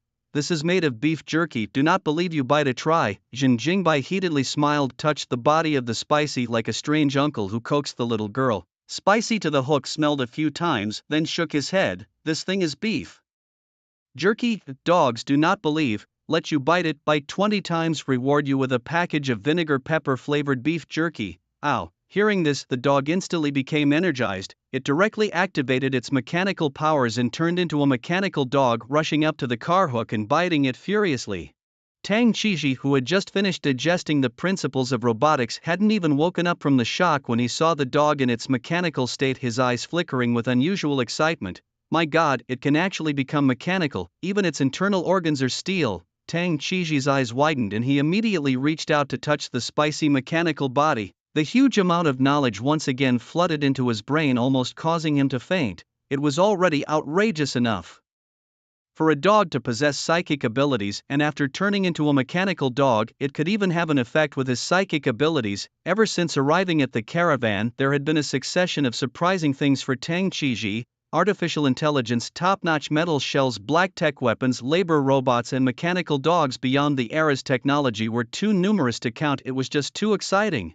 Spicy's sharp fangs clanged and tore at the car hook, leaving several scratches, but hard. The hardness of the hitch was the same as the caravan shell, which was made of E-grade metal. Seeing that the dog couldn't bite the car hook, Tang Chiji explained with a smile. Regarding the name of E-class metal, he had learned about it from Ayin. In other words, he didn't know about the grade differentiation of metals before. Jin Jingbai was slightly stunned and surprised. You also know alchemy? He only reacted now. The 3 carriages were all E-grade hardness. Wasn't this exactly Tang Chiji's masterpiece? No, just knowing the principles of E-class metal construction and then synthesizing it. Tang Chiji shook his head.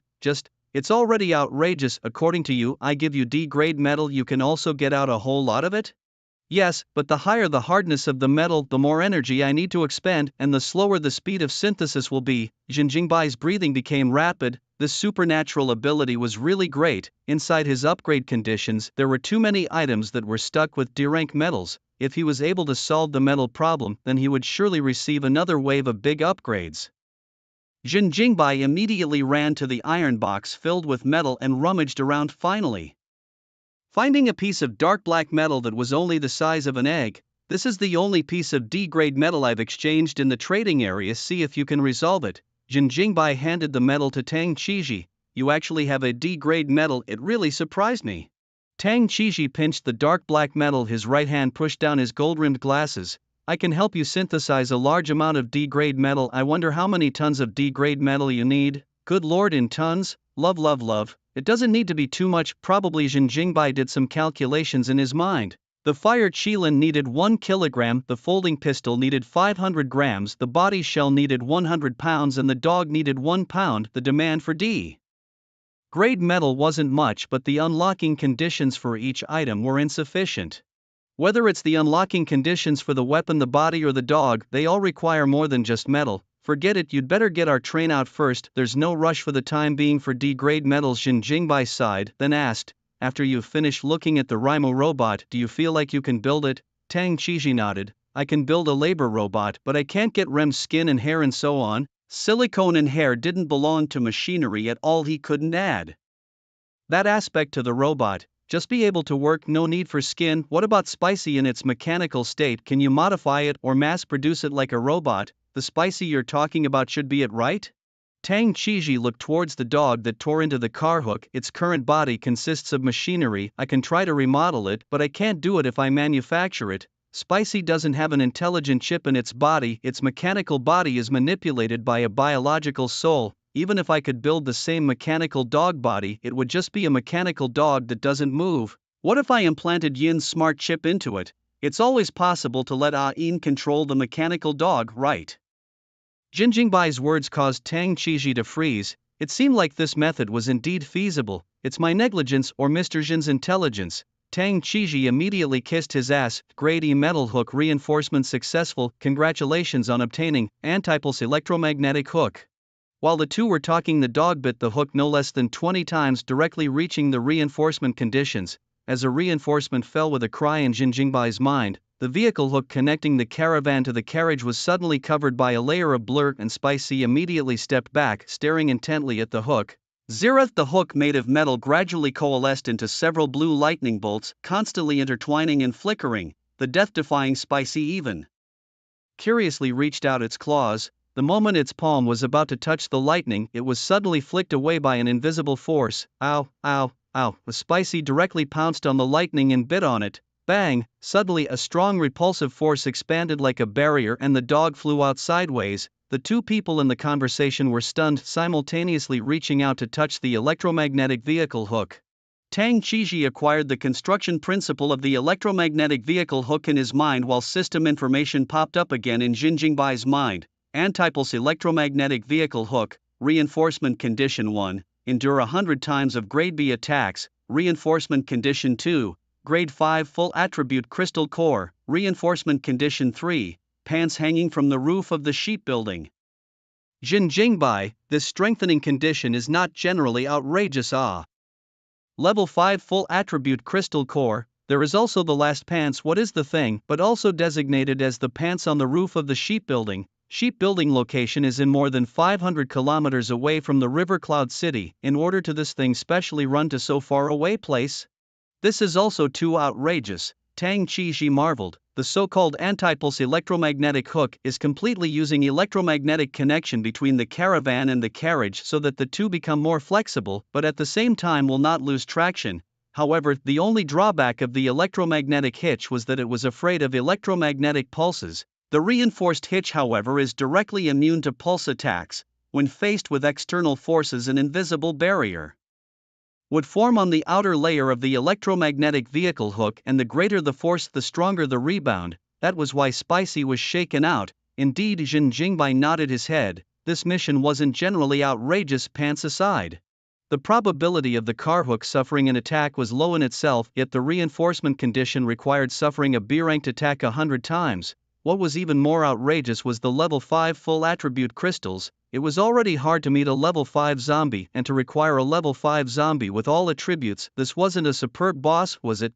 The two of them simultaneously sucked in a breath of cool air. One was because of the shock of the black technology, and the other was because the difficulty of the reinforcement conditions was too high. Jin Jingbai to the 3 carriages are strolling once. See Raowen has moved the beds and other things to the second carriage, is huffing and puffing, and the second carriage is only 1 layer 4 meters high to accommodate Raowen's 2-meter body is more than enough. Uncle Tang also early rest Raowen, this bastard already sleep like a dead pig. You can stay in the same carriage as him, I will. Tang Qiji smiled and nodded, not meaning to rest as he wanted. Having gained so much technological knowledge in one night, how could he sleep? Jin Jingbai didn't bother anymore. He brought Remen the dog on board, leaving Tang Qiji alone to continue remodeling the carriage in the wind and snow. The task of taking care of Spicy in the future fell into Rem's hands. The global temperature plummeted and the flurry of snow had absolutely no intention of stopping. The snow got bigger and bigger. When the Southerners first saw the snow, each and every one of them was so excited. But what was never expected was that the snow had become their nightmare, taking the lives of countless people. The 2-day burst of temperatures caused more than 200 people to freeze to death outside the wall. The snow piled up to their knees and also buried the bodies. Survivors in Sea City never expected that they would not die in the mouths of zombies, but would be frozen alive by nature and pass away in their sleep. Jin Jingbai, who was sitting on a huge amount of supplies, took advantage of this opportunity to buy metals in a big way. No matter how much he offered, there were people willing to trade. Dozens of pounds of metal surprisingly only exchanged for a bottle of mineral water spring and a packet of cookies, placed before the end of the world. It was definitely a very absurd thing. However, under the environment of starvation and cold, metal in the hands of the people was no different from scrap iron, and cookies and water became rare treasures. With the acquired metal, Tang Qiji even improved the power systems of the 3 carriages and the caravan. The reason why he didn't build more carriages was because the labor robots didn't have the ability to fight for the time being and couldn't take care of too many carriages. Currently, the first floor of Jin Jingbai's caravan was used to store food and also served as a residence for Raimu and the dog, while the second floor was Jin Jingbai's residence and living room. The first compartment is used to store weapons, making it easy for Jin Jingbai to access them. The second carriage was the dormitory of Tang Qiji and Raowen, which could take care of the front and back carriages. The third carriage stored the labor robots. Although there were currently only 3 robots, the compartments had to be prepared in advance. The 3 robots were plain in appearance, just a few large grayish iron blocks composed of no looks to speak of. Mechanical body also respectively printed on the number 1 inch 2 3, representing their names. Number 1, Number 2, Number 3, the three of them stood on the pure white 4-meter carriages on guard and scouting, letting the cold wind and snow blow without being affected in the slightest. Near the carriages echoed the pleasant BGM, careful stroke by stroke sketching the tip of the pen, slightly trembling crooked lines, 3 men and a maid in the snow and wind following the rhythm of the music dance. There is an Alaskan dog pup in the side of the joyful jumping. Tang Chiji, face covered with embarrassment, life is forced, he had to dance. Jin Jingbai told him that it was a trained tradition that he had to dance every morning to help boost his productivity. Isn't this the corporate culture of a fucking sales company? Luckily, it's a snowy day now and the survivors are hiding in the ruins to keep warm. If anyone else saw them, Tang Chiji would definitely have to find a crack to drill into. He also finally understood why Jin Jingbai's title was Song and Dance Executioner. It turned out that the legendary ability to sing and dance was true. After the morning dance, Jin Jingbai and the others sat on the sofa on the second floor of the caravan. Enjoying the indoor heater and drinking the black tea that Rem had brewed. The day was quite pleasant. The old man rubbed his frozen palms and held up the steaming cup of tea. Mr. Jin, the results of the matter you asked me to investigate have come out. 2 days ago, Jin Jingbai asked him to investigate the whereabouts of the Beast King, promising that as long as he did it right he would get 3 days of food. This is just my speculation, but the possibilities are high. Are you willing to listen? The old man asked carefully. The crowd sat around the sofa ring. Tang Chiji was a bit impatient, but he didn't dare to interject privately. Jin Jingbai smiled slightly. Tell me about it. The old man sipped his black tea and leisurely said, A week ago, someone brought a piece of news, and it was said that there was a fruit tree within the Tam Shadow Cave and that the fruit on the tree could help people enhance their psychic abilities. Only this news had many doubts and was extremely low in credibility. Almost all the forces did not take this news seriously except for the Beast King. With something so good, who would be willing to share it out? This point alone made people feel suspicious. Moreover, the person who brought the news back had only heard about it, not seen it with their own eyes, so the major powers directly cut off the idea of exploring the Tam Shadow Cave. The news was suspicious, plus the credibility was not high. Running from Sea City to Tam Shadow Cave was too high a risk factor. There were more and more zombies outside every day, and it was entirely possible to go from Sea City to the Shadow Cave and kill them all the way there. In case the Tan Shadow Cave was a trap, even the top 10 forces would be tired of dealing with it. The old man once again sipped his tea. Before the Beast King left Sea City, she poked around a lot of information to that blabbermouth, and I think the possibility of the Beast King going to the Tan Shadow Cave is extremely high. Tang Chiji looked at Jin Jingbai with an excited face, wanting to depart immediately.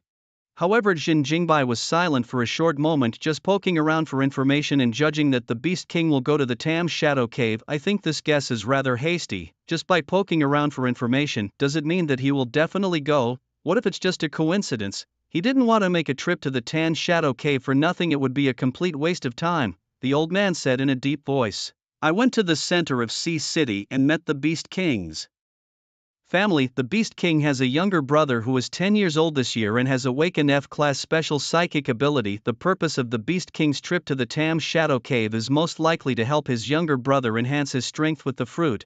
The level of alien ability can be upgraded through exercise. However, it is very difficult to enhance and generally have to experience life and death combat to get a breakthrough. After all, psychic ability is not immortal.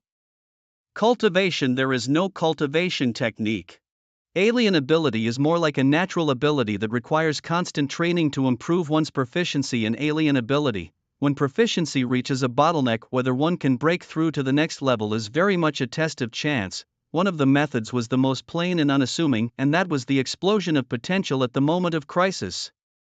But the Beast King's younger brother was only 10 years old, so how could he possibly let him go out to fight? And the F-class alien ability was too weak. It was impossible to wait for the Beast King's younger brother to grow up before he started exercising his alien ability, right? Being able to awaken his psychic abilities at the age of 10 would have been a chance to lead the race. In order to let his younger brother win at the starting line, then this fruit that can enhance the alien ability, the Beast King is naturally bound to get it.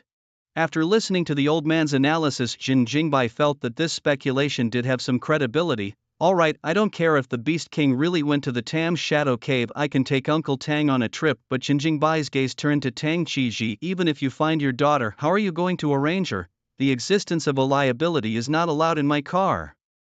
There were two main reasons why he was willing to make the trip. The first was on the basis of Tang Chiji's Hard work over the past few days. The second was that Jin Jingbai also had some interest in this fruit tree who wouldn't like to get stronger. His physique already belongs to a growth-type psychic, and by taking this kind of fruit the odds are that he will be able to improve as well. My daughter has healing psychic abilities, she is not a liability, Tang Qiji immediately retorted. If I say yes, then yes, Jin Jingbai coldly returned. A strong sense of oppression hit his face. Tang Qiji's breath caught and his retort was immediately silenced. After a few days of contact, Tang Qiji had thoroughly understood Jin Jingbai's person. This guy was normal for a while and out of sorts for a while. Sometimes like a kind young man, sometimes like a psychopath with brain problems. His personality was simply inscrutable, and he was even more frightening than the ancient kings. Think about it on the way. How to arrange your daughter's destination. Jin Jingbai stood up. In fact, the center of Sea City is quite good. There are numerous forces outside, and the interior is guarded by the army. Letting your daughter stay in the center of Sea City is a good choice. He handed the food on the table to the old man. This was the reward he had promised before. There was milk, cookies, bread, and sweet potatoes, enough for the other party to eat for 3 days. Thank you, Mr. Jin. The old man gave a thank you, his gaze similarly looking at Tang Qiji. I think Mr. Jin is right. Sea City Center is a good choice. After saying that, he turned around and left without stopping. The words before he left were not a gesture of goodwill to Jin Jingbai, but a truthful statement from the heart. The conditions in downtown Sea are too good, and as long as one is willing to work, one can live a carefree life. The security level inside was even better than the pre-apocalyptic world. There were soldiers patrolling everywhere. There was no crime at all, and no one dared to do anything illegal inside. There was no danger to speak of in letting Tang Qiji's daughter be alone inside Sea City, unless the entire center of Sea City was overrun by zombies. But this is very unlikely. Let's set sail. Target Tam Shadow Cave. Jin Jingbai gave the order, and Ain immediately started the train. The 3 4-meter-high 15-meter-long carriages looked stout and spectacular. Together with the luxury caravan in the lead, it's already considered a small train. The engine of the train and the carriages started at the same time, like an awakened beast roaring up to the sky, rushing in the snow and wind. The dim light pierced through the snow curtain, and the roaring sound of the train attracted many survivors within the ruins to watch. Many people were shocked to see such a spectacular train in the post-apocalyptic world. For some reason, they had a premonition that they had just witnessed the birth of a miracle. The train gradually moved away from Sea City, and the zombies, attracted by the sound of the train, gradually became more and more. They came rushing after the sound of the train, only to be mercilessly crushed by the train, their bodies poofing and rotting underneath the car. Jin Jingbai descended the stairs to the first floor, which had been completely opened up when Tang Qiji remodeled it. The previous storage area and the carriages blended together perfectly, making the first floor even more spacious. The pale yellow cabinets on both sides of the carriage had all been reinforced with oversized cubic space. 90% of the food and drinks on the train were stored in these unobtrusive cabinets. At the end position of the first floor, 2 cribs were placed for Spicy and Rem to use. Rem was a robot and didn't need to sleep, so her bed was actually a large charger where she could lie down to replenish her power during the night moments and take care of the dog in the meantime. Jin Jingbai walked slowly to the rear of the carriage, and the small hatch opened automatically. The cold wind and snow whistled in, and the roar of the train gave him the feeling of sitting on a real train. Between the caravan and the carriages, they were firmly held together by several blue lightning bolts. The first carriage hatch then opened. What met his eyes was a silver-white colored carriage. There was a wide array of weapons hanging on the walls, and large and small ammunition boxes were placed on the floor, giving off an air of smoke. Mr. Jin Jingbai had just raised his foot and walked into the weapons storage compartment when Tang Qiji, who was dressed in a suit and coat, followed him from behind. He held down his black jazz hat to prevent the wind and snow from blowing away. I wonder if you have ever thought about building your own forces with your current abilities. If you were to form a force, you would surely have a large number of aberrants following you. Not waiting for Jin Jingbai to open his mouth, Tang Qiji jumped the gun and said, I know you're worried about the loyalty of those who join. I don't think it's that difficult. Our train can adopt the management scheme of the Sea City Center, governing the members with absolute power and distributing supplies with contribution points. Depending on the contribution value of the members, different classes of compartments would be assigned. Jin Jingbai's eyes widened. He didn't expect that Tang Qiji, who had been silent just a moment ago, should be filled with his daughter at this moment. However, what he never expected was that what Tang Qiji had opened his mouth to say was not about his daughter, but for him to build the snow country train. This kind of class management, isn't it exactly the snow country train? Good. Fellow, what does this bastard want? Jin Jingbai stared wide-eyed, waiting for the other party's following words. If there were a large number of followers on board in the future, the collection of supplies, zombie cleanup and other tasks could all be left to the followers. Tang Chiji walked into the weapons storage room and the hatch automatically closed. He took a deep breath and continued, as for the matter of supervision, we can completely hand it over to the labor robots, letting the robots supervise the followers to see if they're hiding supplies privately and letting awaken secretly monitor the followers to see if they're acting rebellious.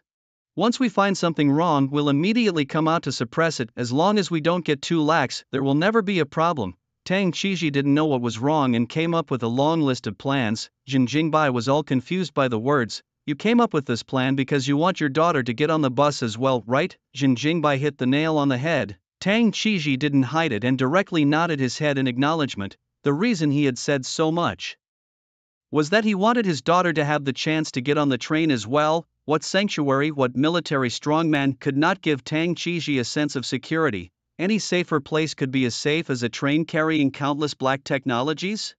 Even if all the sanctuaries around the world were breached, this train of Jin Jingbai's would definitely not be in trouble. Tang Chiji's confidence did not come from Jin Jingbai's power but from his understanding of technology. Let me think about it. Jin Jingbai didn't refuse, but he didn't agree either. He walked slowly towards the end of the compartment. The silver-white light illuminated every corner of the weapons depot, and the compartment with a hint of smoke flavor brought a strong sense of security. Jin Jingbai walked through the weapons compartment and came into the second section of the compartment. The light once again changed back to a bright yellow tone, warm and cozy. There was much more here, with a separate bathroom and kitchen and 3 bunk beds close together. There was some gym equipment on the floor and tons of snacks piled up on the tabletop.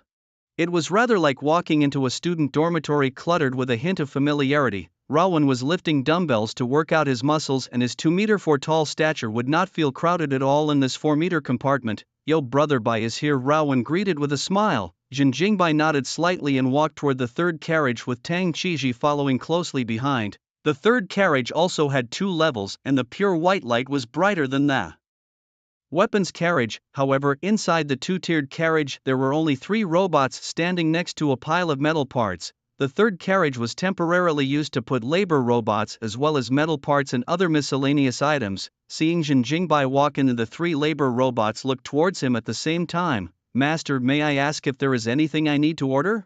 Jin Jingbai shook his head and sighed. There are still too few labor robots. I can speed up the manufacturing of robots. Tang Chiji immediately responded with the appearance of a loyal horseman. After admiring the construction of the train, Jin Jingbai re-entered the second carriage and casually found a bed to sit on. Brother Bite, what's wrong with you? What's wrong with our train? Rawan said with a big grin. He felt that this train was really great. The spaciousness allowed him to stretch out as much as he wanted. The cozy environment was hundreds of times better than the pre-apocalyptic rented houses, and there were also large piles of snacks for him to eat at will. Yes, after the small train was built, there was complete sharing in terms of supplies, no more eating your own. Rawan finally tasted the beer he hadn't been drinking and was quite comfortable for a while. He swore that if the supplies weren't enough, he would absolutely scavenge as hard as he could, in order to thank Brother Bai for his great kindness and also for himself to be able to eat more delicious food. Looking at the dumbfounded Rawan in front of him, Jin Jingbai had a sudden thought. He wanted to see what Rawan's brain would think of the idea Tang Chiji had put forward. Rao boy, do you think we should let strangers on the train? Strangers? Rawan was slightly stunned, and his first reaction was to veto it. Who are we to let strangers on board? This train was built by us, and the supplies were all collected by us. Why should we let them on board? Jin Jingbai grinned. What if the condition for them to get on board is to collect a large amount of resources for us and follow our commands? Hearing this, Rawan instantly became interested. What does Brother Bai mean, recruiting workers? Jin Jingbai nodded his head with a smile. That's right, use the supplies to recruit workers, but it's just like taking care of the employees. Only money into material, and then work will be life-threatening only. If you don't like it, you can't come. It's not mandatory. By Rawan, so said. Jin Jingbai also counted completely figured out. If you're worried that the people on the train aren't loyal, then start as a temporary employee who could be kicked off the train at any time. If the loyalty was good, then become a full-fledged employee with upgraded benefits. the pre-apocalyptic company system could be completely applied to the post-apocalyptic world. Jin Jingbai was preoccupied by the snow country train system and was worried that the train members would rebel en masse and everything would become someone else's dowry. In reality, he didn't have to worry about rebellion at all. The snow country train doesn't have as much black technology as he does, and there is also artificial intelligence supervision, and recruiting people could start with a few first. For example, first recruit a dozen people to come in and work part-time to ensure the loyalty of the old employees, and then recruit new employees, steady and gradual development.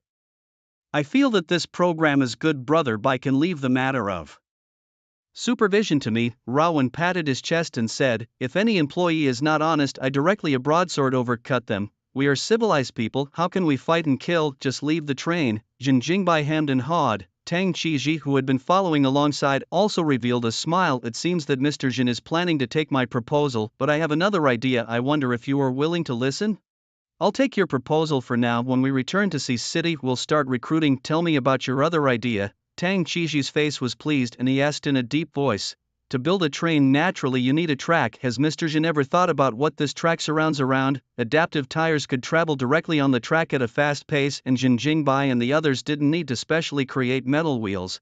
As long as they touched the track, the tires would automatically turn into metal wheels and roll quickly on the track. But the problem was that there was no track for their train to run on right now, and the national train tracks were either destroyed or blocked by obstacles that could no longer be used. Jin Jingbai's eyes looked at Tang Qiji in a bland manner. Listening to your tone, you seem to have an idea. Yes, there is a bold idea, but the difficulty is greater than building the track. Tang Qiji nodded cautiously and continued, we can build our own force, take an area within the city as a base, and our trains will travel around the territory. Hearing this, Jin Jingbai frowned. Don't you think this plan is stupid? Our train is the base, why do we need to take over territory? Let's not mention that the act of running around the territory is silly. Our automatic morphing tires can travel on any road and cross major cities, so why fix ourselves to a single place? When Tang Qiji heard this, he hurriedly waved his hand. Mr. Jin has the wrong idea, our territory isn't just one place. He lowered his voice and said, we can establish multiple bases in multiple cities, and these bases are used to collect and replenish supplies. The supplies in one place are limited and the resources are different, but when the supplies from multiple places are added together, we are in control of all the resources. If there is a problem in a city, our train can be evacuated at the first opportunity, taking our employees to other cities to continue to help us collect supplies. The destruction of the city has no effect on us who own the train. Those who contribute more can board the train, and those who contribute less will be assigned to bases. Those who are disloyal will have no place to stay. If every sanctuary had their bases, then the only place the betrayers could go would be the middle of nowhere.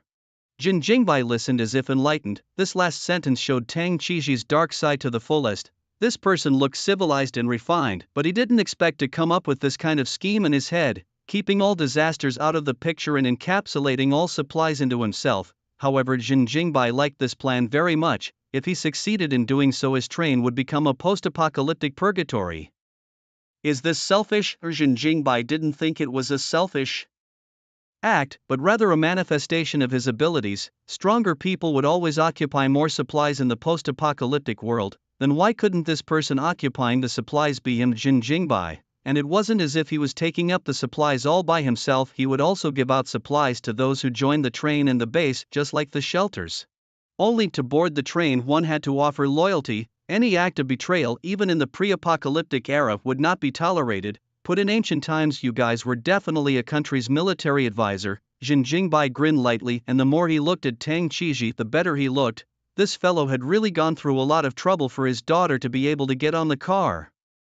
Tang Qiji took down his jazz hat and placed it on his chest, respectfully smiling. Thanks for the compliment, Mr. Jin. You must have been a king in ancient times. Only a brutal king, of course. This is something he did not dare to say. Brutality is brutality, but having the ability is fine. In this world, the winner is the king. Emperor Qin was also a tyrant, but no one could refute his power. The blizzard whistled and swept, covering the entire world in white.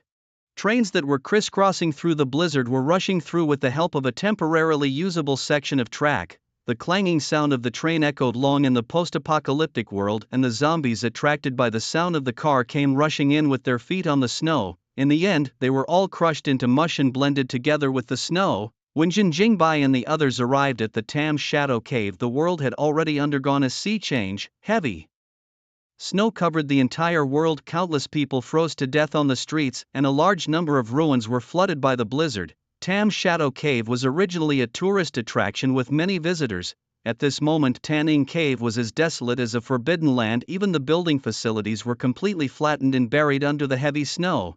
The long train slowly drove into the scenic area, and the silence around it was so depressing that it made people feel depressed.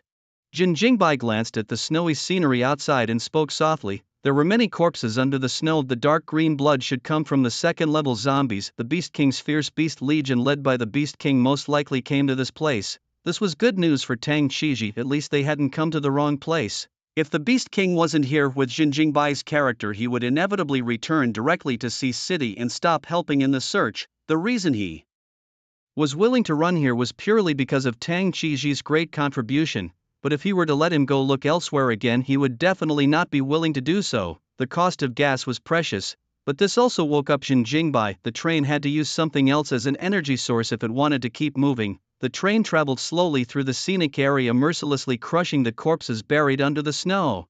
According to the location shown on the map, Jin Jingbai and the others arrived at the entrance of the Tam Shadow Cave. The Beast King left 4 days earlier than us, but our train speed must be faster than the marching speed of the mighty Beast Legion, and there shouldn't be much of a difference in the time that both of us arrive at the Tam Shadow Cave. The train's hatch opened, and the cold wind of 20 degrees below zero whistled in his ears. Jin Jingbai stepped on the zombie corpses within the snow with his feet. Judging from the stiffness of the corpses, they should have died within 24 hours, and the mighty Beast Legion is likely to be within the cave. Hearing this wave of analysis, Tang Qiji's face immediately surfaced with excitement. Brother Bai, are we going to drive in and take a look? Raowen got out of the car and asked. Jin Jingbai directly slapped him on the back of the head. Your brain is really getting dumber by the day. Such a narrow cave, you say drive in. Looking in from the mouth of the cave, one could vaguely see a narrow slope. Even if the train was able to get in, it would definitely be a difficult task to get out. Raowen's psychic abilities seemed to have some kind of problem doing things more and more brainlessly. Jin Jingbai was a little worried that after a while this bastard would turn into a fool.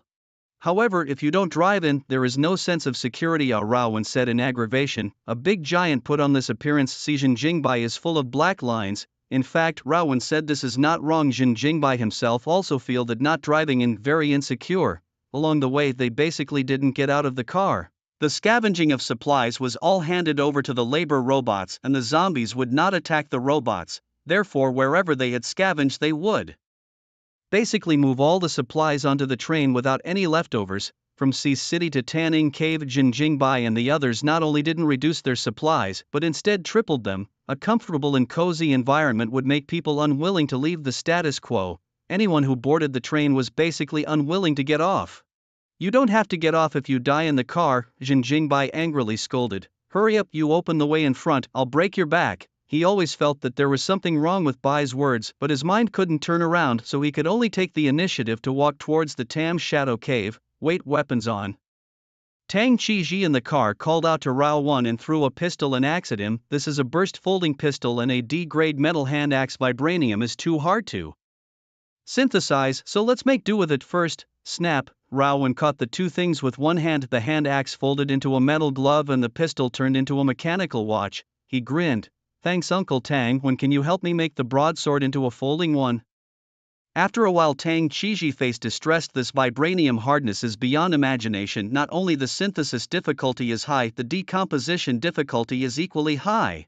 This was the first time he had encountered a situation where his supernatural abilities were hindered. For the vibranium hand axe and vibranium broadsword, he had no way to transform them for the time being. Tang Qiji gazed at Jin Jingbai and said seriously, Mr. Jin, I know that this request of mine is a bit excessive, but I'm still going to make it. I want to enter the Tam Shadow Cave with you. His daughter was most likely down there. As a father, how could he possibly be willing to wait? In the car, Jin Jingbai looked at him for several times. No one will always protect you in danger. You have to think clearly. Can't blame him for speaking too harshly. It's Tang Qiji himself who wants to follow him, and how many kilograms he has, everyone present knows it well. If Tang Qiji meets fatal danger, Jin Jingbai and Raowen may not be able to save him. If you want to follow, you have to take the risk yourself. I understand. I'll take care of myself. Please don't worry, Mr. Jin. Tang Chiji's face was solemn and he swiftly put on his sniper rifle. Okay, bring your stuff and let's go down together. Dog, stay in the car to guard. If you see an intruder bite him in, remember to notify us. Jin Jingbai shook his super phone. Ow. Spicy barked softly, obediently staying in the car to patrol. The three of them fought off the cold wind and carefully walked inside the cave of Tam's shadow. Under the effect of the silent boots, the trio moved quickly without making a single sound. Jin Jingbai wore a multifunctional mask engraved with orange swirls on his face, while Raowen and Tang Chiji's masks were pure white. The night vision function made the scene inside the dark cave unobstructed. Raowen and Tang Chiji were able to see the coordinates that Jin Jingbai had marked out with his mask and didn't have to worry about amateurish problems such as falling behind or making mistakes. As they continued to go deeper and deeper, the slope sloped more and more. Fishy odors poured from the depths of the cave and a sticky mass of blood would occasionally be touched on the dry rock walls. Suddenly a low chant that seemed to come from the abyss emanated from the darkness. Jin Jingbai and the others took a step and waited a few seconds before advancing again. A faint sense of oppression came from the front and a variety of strange auras filled the pitch-black Tam's shadow cave with mystery and the unknown. A heavy whispering sound like a wild beast panting was transmitted in bursts. Brother Bai, the situation is a bit odd, Raowen bowed and whispered. They only heard strange gasps but no sounds of fighting, much less human cries. It was a bit doubtful if the Manticore Legion was in there. Of course I know, but we're already here. If we don't go to the depths to take a look, I don't think Uncle Tang will be willing to do so. Jin Jingbai looked at Tang Chiji with a smile. However, his smile was covered by a mask and didn't show at all. Tang Chiji was about to open his mouth when he suddenly realized that there was a corpse in front of him, and this person's organs had already been gutted by the zombies and the blood all over the ground looked oozing to the extreme. Jin Jingbai wiped the blood on the ground with his finger and calmly said, "The blood is warm, just died not long ago. Those who will come here should be the Beast Legion is right. Be careful to alert, there may be zombies above the second level in the vicinity." Boom, his words just fell. Above suddenly came a huge sound, a large number of debris smashed down, revealing a vast pit. Densely packed zombies fell and smashed down from above, at least hundreds of starts like a humanoid rainstorm pouring down, making one's scalp numb. Jin Jingbai's face remained unchanged, pulling the super frozen grenade with a click and throwing it towards the top. Boom, in an instant a 100-meter glacier appeared across the sky, all the falling zombies all froze into dry corpses, their hideous faces frozen in the air. Muffled sounds continued to come from the glacier above, and a large number of zombies were still smashing down inside the cave, and the frozen cave entrance began to tremble slightly. Go, it's going to collapse, Jin Jingbai bellowed, directly leaping up and jumping down towards the depths of the Tam's shadow cave. Raowen grinned, his tall figure following without the slightest hesitation. However, Tang Chiji, who was dressed in a suit coat, was not so brave. In this 2 seconds of his hesitation, the ice above clicked, several cracks and a spider web cracked. Tang Chiji, secretly bad, scared him, hastily pressed the jazz cap, forced to jump down the bottomless depths of the pool shadow cave. Clothes, pants and wall friction out of the rustle, as if at any time will be torn open. Rumble in the moment he jumped, the glacier above instantly exploded. A large number of ice and zombies such as avalanches rolled down in hot pursuit behind. Tang Chiji tightly held the sniper rifle, his body sliding all the way down in the tilted hole, rather like the feeling of sitting on a water slide in a water park. The slide was too fast, and the feeling of weightlessness made Tang Chiji's entire heart hang in the air. Bang! Suddenly, on the way down the slide, he didn't know what he hit.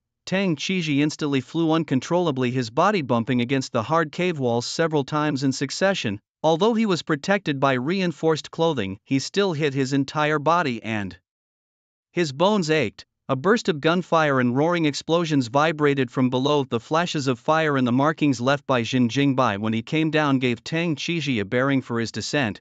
His body curled up to reduce the bumping, and finally a strong impulse managed to terminate his fall. Tang Chiji's head buzzed, unaware of what he was being blocked by. Some bright light seemed to appear in front of his eyes, and when he fixed his eyes, he realized that it was Raowen who had caught him. The surrounding area was filled with large zombies, and it looked like Jin Jingbai and Raowen had just killed them. The smell of black blood was like ink soaking the ground, and it looked very disgusting. Jin Jingbai once again threw out a super freezing grenade, instantly freezing the whole. He just came down. Rumble. The wave of zombies that looked like an avalanche continuously crashed into the ice, emitting a muffled sound. The number of zombies is too high, it won't be long before the ice wall is burst, let's go. Jin Jingbai took the lead and ran towards the light. Rowan laughed and carried Tang Qiji to follow quickly. The three of them passed through the deep passageway and rushed into the bright light location. What met their eyes was a large cave with a vast space, roughly 400 square feet in size. Unable to see the location of the cave's roof, a torch was stuck horizontally on the wall, almost burning out. It was this minuscule bright light that gave direction to Jin Jingbai and the others. Below the torch stood 4 zombie tigers, which were guarding beside a supergiant tiger that was 6 meters long. The moment the three of them entered, apart from the prostrate giant tiger, the 4 zombie tigers collectively turned their heads, killing aura in their dark green eyes. A heavy murmur sounded once again, and the source of the sound turned out to be coming from the mouth of the giant tiger in the back. It was lying on the ground gnawing on a human corpse, a white bone piled up together, bright red blood flowing all over its mouth.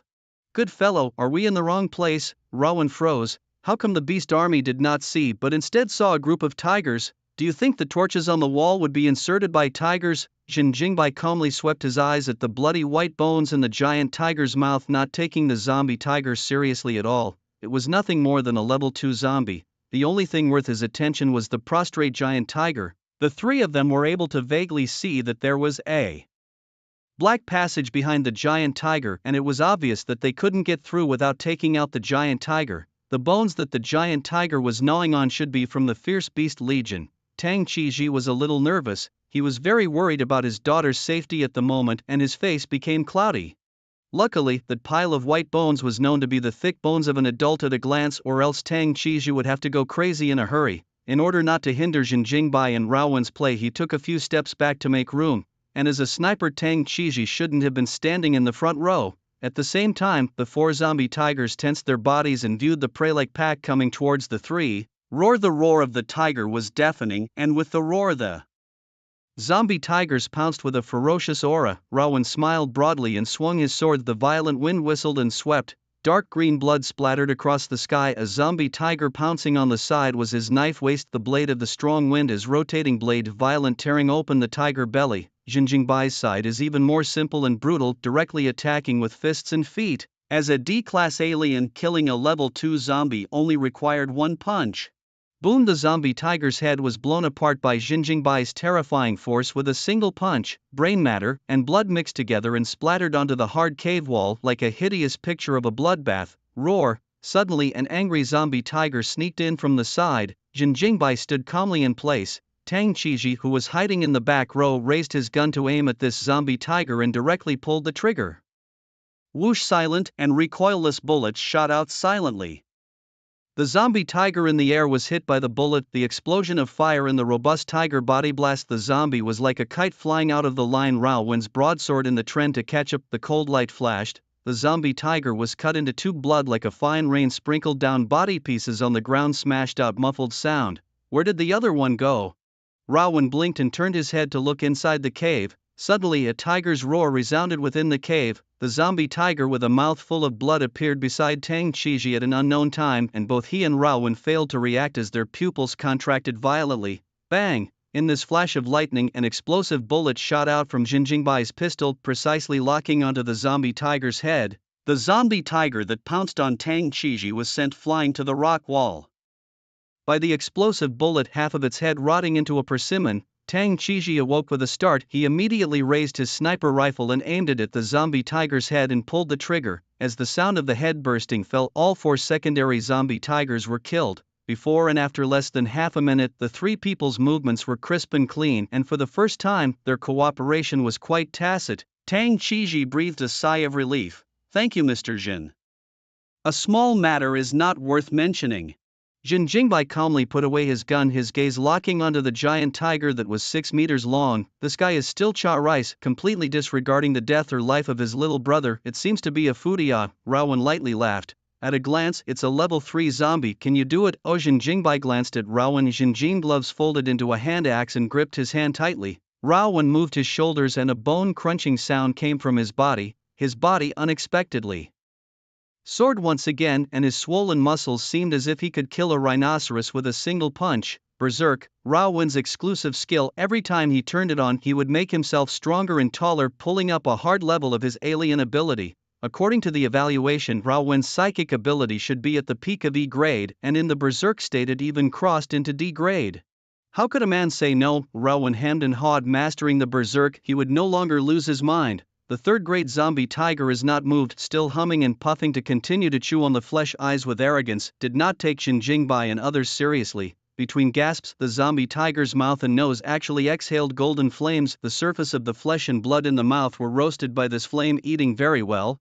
Silly tiger, if you don't dare to fight us, get out of the way, Jin Jingbai shouted at this zombie tiger. Call me Red Flame Tiger. A heavy voice came from the Red Flame Tiger's mouth. Jin Jingbai smiled playfully. Silly tiger, get out of the way, roar. The Red Flame Tiger was furious. A deafening roar emanated from within its bloody mouth, and the concussive waves of sound caused a large amount of dust to fall from within the cave. Jin Jingbai's outburst made it feel unprecedentedly angry. Ever since it became a zombie, no one had ever dared to be so arrogant to it, let alone calling it a stupid tiger. The third-grade zombie not only can spit out human language, IQ has also reached the level of human. Teenagers naturally can understand Jin Jingbai's mockery, but the teenager's heart problem also exists. Being provoked by Jin Jingbai 3 times, he completely fell into a state of rage. Red Flame Tiger stood up. His height reached nearly 3 meters, 1 head taller than Rao, and his strong breath crushed towards the crowd. If it wasn't for the wide space inside the cave, the Red Flame Tiger might not even have room to move. Good guy, how did this stupid tiger come in? The front and back of the 2 holes simply cannot be stuffed in, right? Are all felines fluid? Raowen exclaimed. This comment directly poked the Red Flame Tiger's pain point. The reason why it was lying down in this place and not going out was because the evolution caused its size to skyrocket, and now it simply couldn't get out enough. The Red Flame Tiger roared sternly, and flames erupted within its 5 senses. The entire cave trembled, quite like the authority of a mountain overlord. A blazing fire surged out from the Red Inferno Tiger's body. The giant tiger's entire body was set ablaze by the flames, and the reddish-golden flames dispersed all the darkness within the Tam Shadow Cave. The mask's night vision function was automatically closed, and the hot flames could still be felt even through the reinforced suit. Up! Jin Jingbai didn't spend any time, and the moment the bellowing voice fell, his body shot out like a stringed arrow. In the blink of an eye, he came in front of the Red Flame Tiger, carrying the blazing heat and swinging his hand axe towards the Red Flame Tiger's left leg. Raowen followed closely behind, his broadsword chopping towards the Red Flame Tiger's right leg. Wow! The blazing fire blossomed into a brilliant light, supporting the Red Flame Tiger like a round of obsidian sun. It violently opened the tiger's mouth, and the golden flames spewed out like gas. Jin Jingbai and Raowen's faces were stunned. Before the attack landed, their clothes had already been set ablaze by the flames. It was either dodge or be burned by the flames. However, the 2 of them did not dodge and ignored the flames on their bodies. Even the Red Flame Tiger froze. These 2 people didn't want to die. This thought flashed by, and the next azure bullet broke into its line of sight, answering its doubts. Only to see this super frozen bullet shot by Tang Qiji. At the moment it hit the tiger's head, the cold frost condensed into a block, instantly freezing the entire big tiger brain. The flame spat by the Red Flame Tiger's mouth was also forcibly suspended. Its face was unusually ugly, like it was being stuffed in its mouth when it was vomiting. Jin Jingbai's clothes were on fire, but he was not afraid to attack. 2 poofs sounded at the same time. The hand axe and broadsword brought out 2 lines of blood. The 2 front legs of the Red Flame Tiger were directly chopped off by the 2 men. The flames burning on the tiger's legs were also extinguished at the same moment, becoming 2 ordinary pieces of large tiger legs that smashed on the ground in a bloody manner. Roar! The ice on the Red Flame Tiger's head shattered, and a sad and miserable cry spread throughout the Tam Shadow Cave. The huge body fell heavily to the ground, smashing out a loud rumbling sound. The flames in its mouth felt like they were scurrying and thinning, jetting out uncontrollably, scorching the cave into a sea of fire. Tang Qiji aimed at the flames and fired continuously, utilizing the freezing bullet effect to extinguish the surrounding flames. Silent recoilless sniper rifle shot bullets like a ghost walking at night, silently changing the environment inside the cave. One moment inside the Tam Shadow Cave was a sea of fire burning, and the next second it became a glacial black night. The mask's night vision function automatically opens. Jin Jingbai and Raowen moved swiftly, just like 2 phantoms, quickly came to the position of the rear leg of the Red Inferno Tiger. The weapon in his hand splits out again. The Red Flame Tiger endured the pain and wanted to jump and counterattack. However, 3 purple streams of light flashed in the darkness, hitting its head and 2 hind legs respectively. Zira! purple lightning paralyzed the red flame tiger's entire body, and it was just about to jump when its body froze, its heart filled with fear. It had no idea where these streams of light came from and how that azure bullet appeared just now. Obviously, there was no sound at all, which broke its knowledge of human firearms and weapons and also caught it off guard. In this instant, when its tiger body was paralyzed, Jin Jingbai and Rao Wen's attacks did not show the slightest bit of mercy. The two flame-scorched hind legs were easily cut off by Jin Jin. The red flame tiger that had lost its ability to move had completely fallen into fear, and even the pain of having its legs and feet cut off was hard to cover up. No, the red flame tiger roared in terror as the temperature of the flames on its body reached the limit of its life. A large number of bubbles emerged from the parts of the chopped-off limbs in the process of rapidly repairing the wounds, but Jin Jingbai, who had the experience of decapitating a large number of zombies, was unlikely to give the red flame tiger a chance to repair its body. His and Rao Wen's figures flashed again, and the hand axe and broadsword, one on the left and one on the right, simultaneously split on the red flame tiger's neck. The blazing heat scalded the skin of the two men reddened, but their attacks did not stall in the slightest. Puff! The two men's figures crisscrossed, accompanied by the splash of fresh red-colored blood. A large tiger brain fell down, and the eyes of the glaring tiger were filled with despair and unwillingness. Facing three tiny humans, it didn't even have a chance to strike. It was inexplicably chopped off its limbs and lost its life. From beginning to end, the red flame tiger seemed to have only been a light bulb illuminating the scene inside the cave. At the same time, it also burned the clothes of Jin Jingbai and Rao Wen, scalding their skin red. Jin Jingbai walked to the front of the big tiger's brain and roughly inserted his arm into the brain, feeling out a crimson crystal core. Light and easy. It's a pity that the clothes can't be used. Can your supernatural ability make clothes? Jin Jingbai put away the crystal core and laughed at Tang Qiji in the back. I thought it was good that Tang Qiji could protect himself. I didn't expect this guy to actually play such a big role. The timing of each shot was caught accurately, and the arrangement of each bullet was subtle to the extreme. Sniping genius.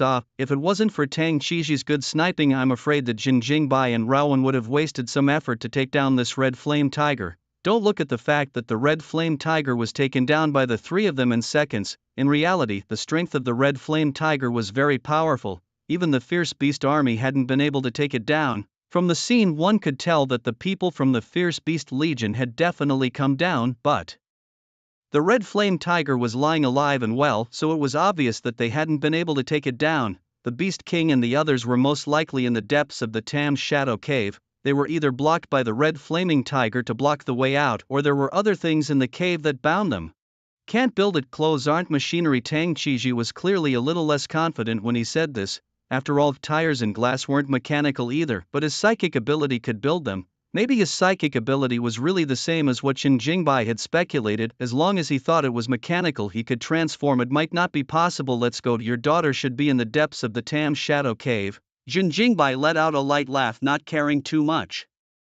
As he took the lead and walked in towards the mouth of the deep passageway, the depths of the Tam Shadow Cave, the pitch-black environment was out of reach, and occasionally water droplets would drip down from the top of the rock wall, splashing with a clear sound of ticking. The smell of blood permeated this place, and there was some firelight looming in the dark cave pit, reflecting the hundreds of humans lying on the ground. All of them still had a breath in them, but the wounds on their bodies couldn't stop bleeding.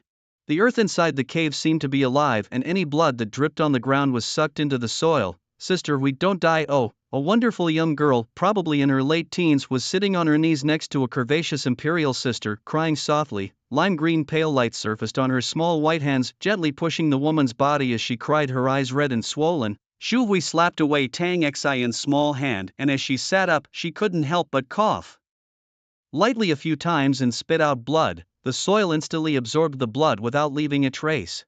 Ah, Sister Hui, you finally woke up. Oh, I thought you were dead. Tang Xian hugged Zhu Hui's delicate body. As she bobbed her head, she immediately wiped her tears on the other party's jacket, not knowing if it was intentional or unintentional. Nestled in front of the two was a huge tree. The roots of the tree grew from the floor to the top of the cave, and from afar, it looked as if this large tree was holding up this mysterious Tam Shadow Cave. On the branches of the tree hung a crystal clear fruit, and the faint pale light emanating from the surface was as extraordinary as it could be. Sorry girl, I shouldn't have brought you to this kind of place. Shu Hui picked up the two taijutsu on the ground, propped up the ground and stood up. Tang Xian shook her head.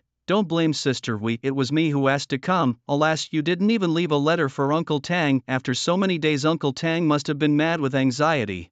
Xu Hui looked around at her injured and disabled teammates and couldn't help but sigh. Looking at the fruit on the tree again, her heart was filled with unwillingness. She had come here for the fruit on the tree, but she was incapable of getting the fruit and almost let her forces all of them be buried here. Xu Hui was inwardly remorseful and hated herself for not being strong enough. Xin, don't worry, I will bring you to break out. Xu Hui looked deeply at the fruit and inwardly became ruthless. I don't want this fruit, I will take you back to Sea City now. She wanted to make her brother stronger, but the lives of her teammates were just as important. She couldn't joke with other people's lives just for the sake of her brother's future.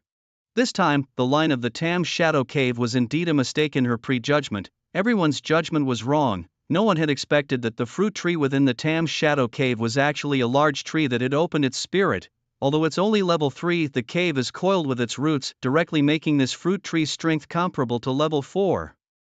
Sister, we don't blame yourself, it's actually all my problem. It was my greed for the fruit that caused the current situation. Tang Xin was even more remorseful than Zhu Hui. The two of them had known each other from a long time ago in Sea City. Even Tang Qiji didn't know about this matter, that Tang Xin and the Beast King, one of the top 10 forces, were actually friends. When Zhu Hui had learned that there were fruits within the Tam Shadow Cave that could enhance her strength, she had prepared to go forward to the Tam Shadow Cave to find out. However, when Tang Xin learns of this news, she also wants to go to the Cave of Shadows to obtain the fruit. Tang Xin's supernatural ability was healing, and she could heal any ailment, but her ability is too weak, the healing speed is slow and the range is very small. As an alien, Tang Xin didn't want to be a burden to her father and she wanted to become stronger, so she found Zhu Hui and spoke out her thoughts. Zhu Hui was bound to disagree, but she couldn't hold Tang Xin's mouth. The articulate Tang Xin first bragged about how powerful Zhu Hui was and how she would surely be able to protect her, and then proved many times that her own supernormal abilities were extremely useful to the team. The last thing was that this matter could not be told to Tang Qiji, otherwise she would not be able to offer a contribution. In the end, Zhu Hui agreed with Tang Xin but asked Tang Xin to leave a letter at home informing her whereabouts lest Tang Qiji look around and lose his life. But no one expected that just as Tang Xin was about to write the letter, she was attacked by the tyrant's territory. Luckily, the process had a scare and she was unconscious when she was rescued by Zhu Hui. Thinking that Tang Xin must have written the letter, Zhu Hui directly led her away from Sea City. It was only after they were halfway there that Tang Xin finally woke up. Learning that Tang Xin hadn't had time to write a letter to Tang Qiji before she was caught out, everyone felt incredibly embarrassed. This was halfway through their journey, should they return or not. After discussing, Tang Xin decided to go directly to the Tam Shadow Cave. I'm sorry Xiner, I couldn't help you get the fruit, you didn't even leave a letter, I'm worried your father will do something stupid, let's get out of here. Zhu Hui took the two taijutsu back to her waist. I also need to trouble you to help me heal my teammates, otherwise we won't be able to get out at all. Tang Xin nodded her head obediently, a hint of worry showing in her eyes. I don't know if that group of people outside are done dying, they are just too bad. No movement for such a long time, they must have died. Zhu Hui took a deep breath and looked vigilantly at the sky-high tree in the distance. The Tam Shadow Cave wasn't a scam, but a trap. The news about the fruit was spread by one of the top 10 forces in Sea City, the Heroes Society. The purpose was to find mice to go in and die to help crusade against the Red Flame Tiger.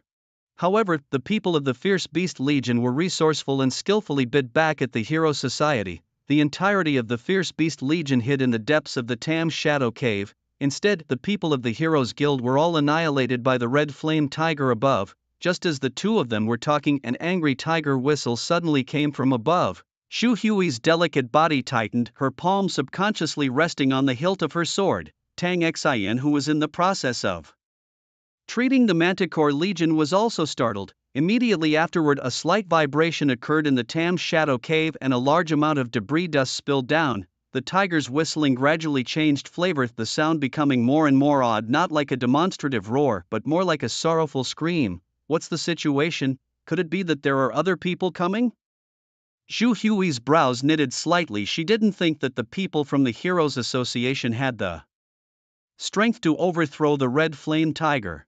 If they had the strength, how could they have spread the news? So the ones fighting the Red Flame Tiger right now must be another group of people. That brain tiger seems to be screaming in agony. Yeah, who's so powerful? Could it be the D-class alien from the army that's here? Tang Xian was surprised. As soon as the words fell, a loud rumble came from above once again. The battle was intense. Xu Hui shook her head and said, "It shouldn't be now that Sea City is surging with dark currents. The Army One won't easily leave Sea City." The two had just chatted for 2 sentences when the violent vibrations subsided. This was something that the entirety of the mighty Beast Legion didn't expect. This is the end. That group of people shouldn't be cold as well, right? Just as the crowd was wondering, rustling footsteps came from above.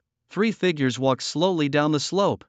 When they got a good look at one of them, Tang Xian couldn't help but be dumbfounded. "Dad!" Tang Xian stood dumbfounded in disbelief. She wondered if she was hallucinating. How could her dad appear here? This wasn't just bumping into him anywhere on the street, but deep within the Tam's shadow cave, with a red flame tiger guarding the door above. Could it be that her dad and the other 2 had killed the red flame tiger up there? How can this be possible? This thought almost made Tang Xian laugh. It was too absurd. How could a daughter not be aware of her dad's strength? Xianer. The moment Tang Qiji saw his daughter, his emotions flared up and he hugged Tang Xian as he couldn't stop the tears from flowing down his face. Fortunately, the imagined thing didn't happen, otherwise he really didn't know how to explain to his late wife. "Dad, how did you get here? That red flame tiger up there?" Tang Xian subconsciously backhandedly hugged the back of his father's shoulder, a shocked face. Tang Qiji emotionally eased over. He took down the gold-framed glasses, wiped the tears from the corners of his eyes. "It was Mr. Jin who brought me here, and the red flame tiger above has been solved by us, so I'll take you out of here." "You said that the red inferno tiger above was solved by the 3 of you," Zhu Hui said with wide eyes. She gazed at the 3 of them and felt that the one who could subdue the red flame tiger should be the 2-meter-tall Rao Wan. However, the attentive one noticed that Rao Wan was centered around Jin Jingbai. In other words, this man, who appeared to have a bland demeanor, was most likely the core of the trio. A fire-breathing tiger was just a breeze. Rao Wan hemmed and hawed. The weakness after the berserk had made him a little tired. He didn't have any politeness and directly sat on his butt next to the Manticore Legionnaire member to rest. The Manticore Legionnaires sitting on the ground collectively revealed a shocked expression. 3 people had killed the red flame tiger, so how strong were they?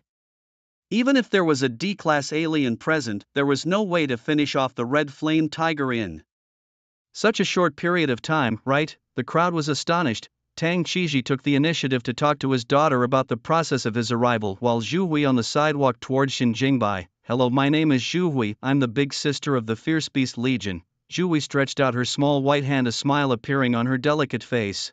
The friendly attitude caused Jin Jingbai to feel a trace of surprise. The people of the 10 great forces were so nice to talk to. Shouldn't they all be arrogant and come up to ask about their identities first? Oh, Jin Jingbai sized up Zhu Hui for a few moments before finally shaking hands with the other party. He didn't have any grudges with the other party, so although he wouldn't be too enthusiastic in his attitude, he wasn't so bad as to put on a smelly face. "My name is Jin Jingbai, this is my little brother Rao Wan." After saying that, he gazed at the distant tree with a sky-high, crystal-clear fruit in a manner that was tantalizingly easy to pick. But Jin Jingbai was not stupid. With so many fruits hanging on the tree but no one picking them, it was obvious that danger existed. Zhu Hui walked to Jin Jingbai's side and solemnly said, "That tree absorbed a large amount of zombie blood and became an evolved plant, with a strength level equivalent to that of a level 3 zombie and a level D alien. Anyone who walks within 300 meters of its roots will be attacked by the roots, and the attack will come from any direction. Once injured by the roots, the blood will flow more than once unless Xian'er uses her psychic ability to treat it. Our Beast Legion tried their best to get as close as 200 meters. This was all the information they had obtained so far, and Zhu Hui told Jin Jingbai without any concealment. It wasn't because she was prone to trusting others, but she trusted Tang Xian's father. Zhu Hui had learned about this person Tang Qiji from Tang Xian's mouth, and he was an uncompromising gentleman who had a very good character. Someone who would travel with Tang Qiji shouldn't be outrageous to any extent. Since Xin Jingbai had the strength to bring Tang Qiji here, it meant that his strength was rather uncomplicated. Now wasn't the time for hooking up. Only if both sides combined their efforts would they have a chance to get the fruit of the tree. Either they feasted together or both sides were empty-handed. Jin Jingbai didn't respond as he took a step into the 300-meter range to personally try out the magic of this large tree. Thud. The moment he stepped within 300 meters, a thick tree root broke through the ground like a sharp arrow coming from overhead. Jin Jingbai raised his hand and chopped out an axe. The Jinjin axe blade and the sharp tree root even bounced off a crisp sound, as if it was a gold-iron clash. He stomped his feet with gravity, his body quickly rushing towards the skyscraping tree. Shoo, shoo, shoo. Sharp tree roots suddenly shot out from all directions like a giant fishing net, intertwined and so dense that it dazzled the eyes.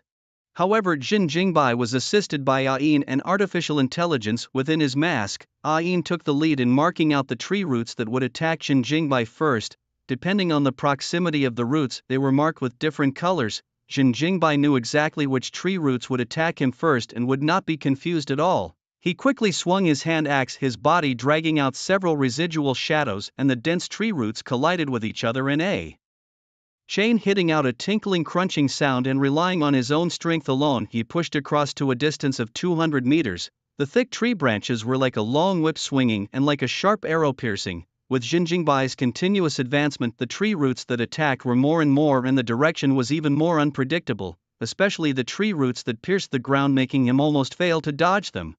"Brother Bai, I'll come to your aid," Rowan bellowed, raising his burst-folding pistol as he threw his D-grade metal hand axe towards Jin Jingbai. Boom! An explosive flame bullet shot out, instantly igniting the densely packed tree roots. Jin Jingbai's left hand shifted slightly, borrowing the hand axe at just the right moment. With two hand axes in hand, his chopping speed became even swifter, and the tree roots that were like a torrential downpour were surprisingly forcefully suppressed by him. Jin Jingbai advanced again, and when he was less than 100 meters away from the fruit tree, a strange change occurred. The sky-high tree uprooted thicker than the red flame tiger's body. The roots of the tree slapped towards Jin Jingbai with a whistling gale. Jin Jingbai's face changed slightly, his double axes folded into gloves and crossed his chest to resist.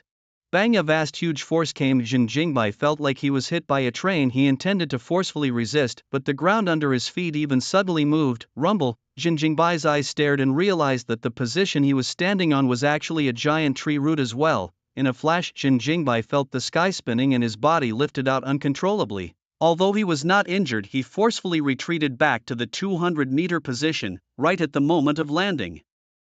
Tree roots from all directions came again, forming an impeccable and overwhelming attack on Jin Jingbai in mid-air.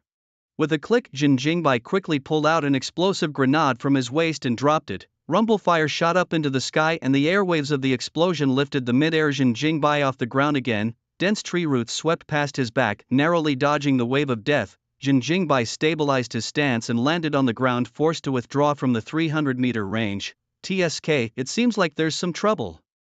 Jin Jingbai frowned slightly, wanting to pick this fruit. It was indeed somewhat difficult. The roots of the sky-high tree had already filled the entire Tam Shadow Cave, and the closer it got, the more roots there were. Wanting to rely on one's own strength to get there was obviously unlikely. Jin Jingbai's face showed helplessness. No wonder the entire mighty tiger army was injured. This fruit was indeed powerful.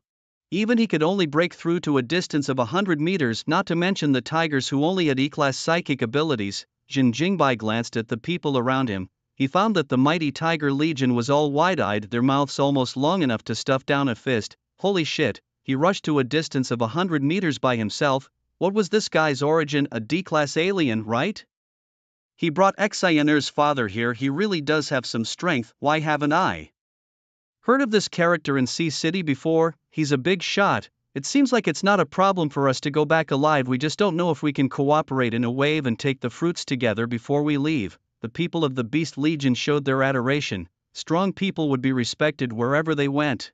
Of course, if they had seen the scene of Jin Jingbai overthrowing the tyrant territory in Sea City, they would probably be too scared to squeak, and their worship would have to turn to reverence. Humans would worship the strong, but they would also fear powerful tyrants. Zhu Hui's beautiful eyes glowed, and she said with a surprised face, "You are really a D-class alien. Are you interested in cooperating in a wave? Although I am an E-class, I also have some small bursts of ability similar to that." One, she glanced at Rowan, but found that Rowan was like a kidney-weak man sitting on the ground, paralyzed and weak, exhaling. "Although I will also be weak for a bit, it's not as bad as him." Zhu Hui laughed in embarrassment. From the first moment she saw Rowan, she had noticed that Rowan's breath was gradually decreasing. Apparently this was a temporary ability to strengthen his body. Jin Jingbai sized up Zhu Hui for a few moments, thinking for a moment. Rowan no longer has the ability to fight again. Uncle Tang can use sniping to assist us. If you can help me block the roots of the trees within 100 meters, I can pick the fruits. But his voice lurched, grinning. "Fruit distribution, I 9 you one." Hearing this distribution plan, Zhu Hui was stunned. This isn't too good. Uncle Tang's help can be considered on your side. It's indeed reasonable for you guys to take more. However, I have the confidence to help you block 90% of the attacks within 100 meters. It shouldn't be too much for me to add a little more. How about 60 to 40, 82? Jin Jingbai blandly said. Zhu Hui's small mouth slightly pouted. 73, 82. This is my bottom line. As long as you can block 90% of the attacks within 100 meters, I'll split you 20%. Jin Jingbai said blandly. But if you can't do it, then I can only give you 10% of the fruits, and if the contribution is too little, I won't give you a single fruit. Zhu Hui looked confident and raised her small hand towards Jin Jingbai. What's going on? Jin Jingbai was puzzled, not understanding what this meant. High five, it means happy cooperation. Oh. Jin Jingbai reluctantly gave her a high five, secretly saying that the other party was a bit childish. How old is he still playing? This crowd rested in place under Tang Xian's treatment. Zhu Hui's injuries were completely restored to health. Tang Xian was also tired and blanched from using her powers multiple times. Xianer, when we go back, you will join your father and join Mr. Jin's team, and we won't have to suffer anymore in the future. Tang Qiji softly said, expecting Tang Xian to happily agree. He didn't expect her to reveal a hesitant look. What's wrong, Xianer? Do you have something you want to say? Tang Qiji felt puzzled. From his daughter's expression, it seemed like she had other plans. Tang Xian hesitated for a moment before taking a deep breath and looking at her father with a firm gaze. Dad, I plan to join Sister Hui's Fierce Beasts Legion. At these words, everyone in the vicinity looked towards Tang Xian. Tang Qiji frowned. What foolishness are you talking about? Could it be that you want to separate from Dad? Or did the Beast King say something to you? His daughter had been obedient to him since she was a child. The two of them had been dependent on each other for such a long time. How could his daughter say she was leaving? It couldn't be that Zhu Hui had persuaded his daughter to join him, right? After all, Tang Xian's ability was healing, and although it was currently only F-ranked, it had a lot of potential. Any power with vision would want to pull in Tang Xian. No, it's because I don't want to grow under your shelter. Tang Xian shook her head and firmly said, I want to be as strong as Sister Hui. I don't want to be a liability. If I follow you, I won't be able to become stronger. Because Tang Qiji would shield her from all the dangers, and dangers were the path of a strong person. In the end times, if one always had someone to shield them from the wind and rain, how was one to grow? After hearing his daughter's words, Tang Qiji fell into silence. He hadn't expected Tang Xian to be so young, but to harbor such ambition in her heart. Tang Xian was right. If she wanted to grow, she had to leave his protection. Eagles also went through trials and tribulations before they could spread their wings and fly. Jin Jingbai in the distance couldn't help but have the corners of his mouth rise. He hadn't been too willing to let Tang Xian get on the bus, but now that Tang Xian had taken the initiative to ask to join the Fierce Beasts Legion, it was really to his liking. Of course, it wasn't impossible if Tang Xian wanted to get on the car. It was just that Jin Jingbai didn't like to give Tang Xian a small opening. That would only damage the rules and regulations of the train program and could easily become a trigger. Tang Qiji didn't directly refute his daughter, much less force her to have to listen to himself. A truly good father knew how to think from his daughter's perspective. He also knew that Tang Xian would definitely not be able to grow under her own shelter, but at least her life would not be in danger. Tang Qiji had some difficulty deciding, and he decided to not think about these messy things for the time being. Mr. Jin, Miss Shu, let's take the fruit first. Tang Qiji gazed at the two Jin Jingbai. Since that's the case, let's start. Are you okay? You won't have to be weak for a long time as well, right? The Jin Jingbai glanced at Zhu Hui. Clang! Zhu Hui fiercely drew his two taijutsu. His body's aura suddenly changed. A primitive aura of the wilderness swept out. There is no word can in my dictionary. I'll help you clear the way. Boom! In an instant, dust flew. Where Zhu Hui was originally located, only a small mud pit was left behind. Her figure instantly appeared within the range of the fruit tree's attack, and the dense tree roots intertwined and penetrated like a fishing net covering it. Beastification. Zhu Hui softly drank. Her white and delicate skin was covered by a layer of gray hair, as if she was wearing a gray sable coat. The moment this layer of gray hair appeared, it could be clearly felt that her aura had once again skyrocketed and her running speed was accelerating. What was most startling was that Zhu Hui's exquisite face was also undergoing a drastic change.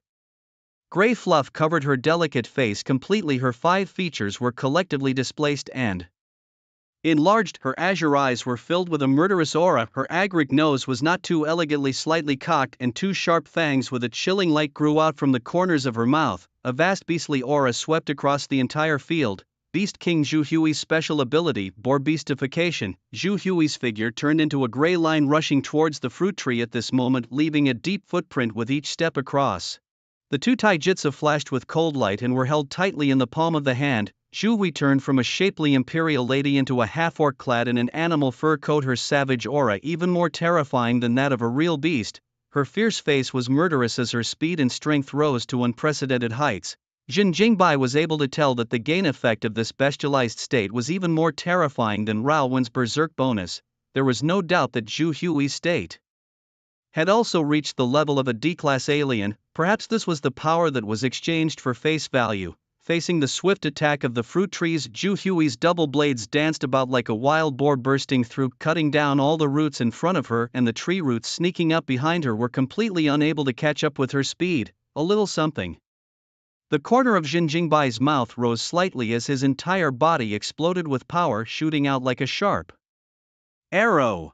Facing the intrusion of two humans with D-rank strength, the frequency of the fruit tree's attacks slipped significantly. Zhu Hui's two taijutsu were like the tusks of a boar's blade, mercilessly shredding the roots of the tree, and a large amount of wood shavings splattered across the air. Jin Jingbai, who was following behind, was enjoying himself immensely, and with the boar in the way he couldn't feel any pressure. He only needed to occasionally swing his double axes, chopping off the branches that were sneaking up from the side and back as if he was walking in the woods with ease. The two of them broke into a range of 200 meters at once. It looked like Zhu Hui was the one who opened the way straight ahead, but in reality Jin Jingbai's backbreaking also had a good effect. It was far too convenient for the two to move than for the entirety of the Fierce Beast Legion to push across. Not only was the range of movement wider, it was also more flexible.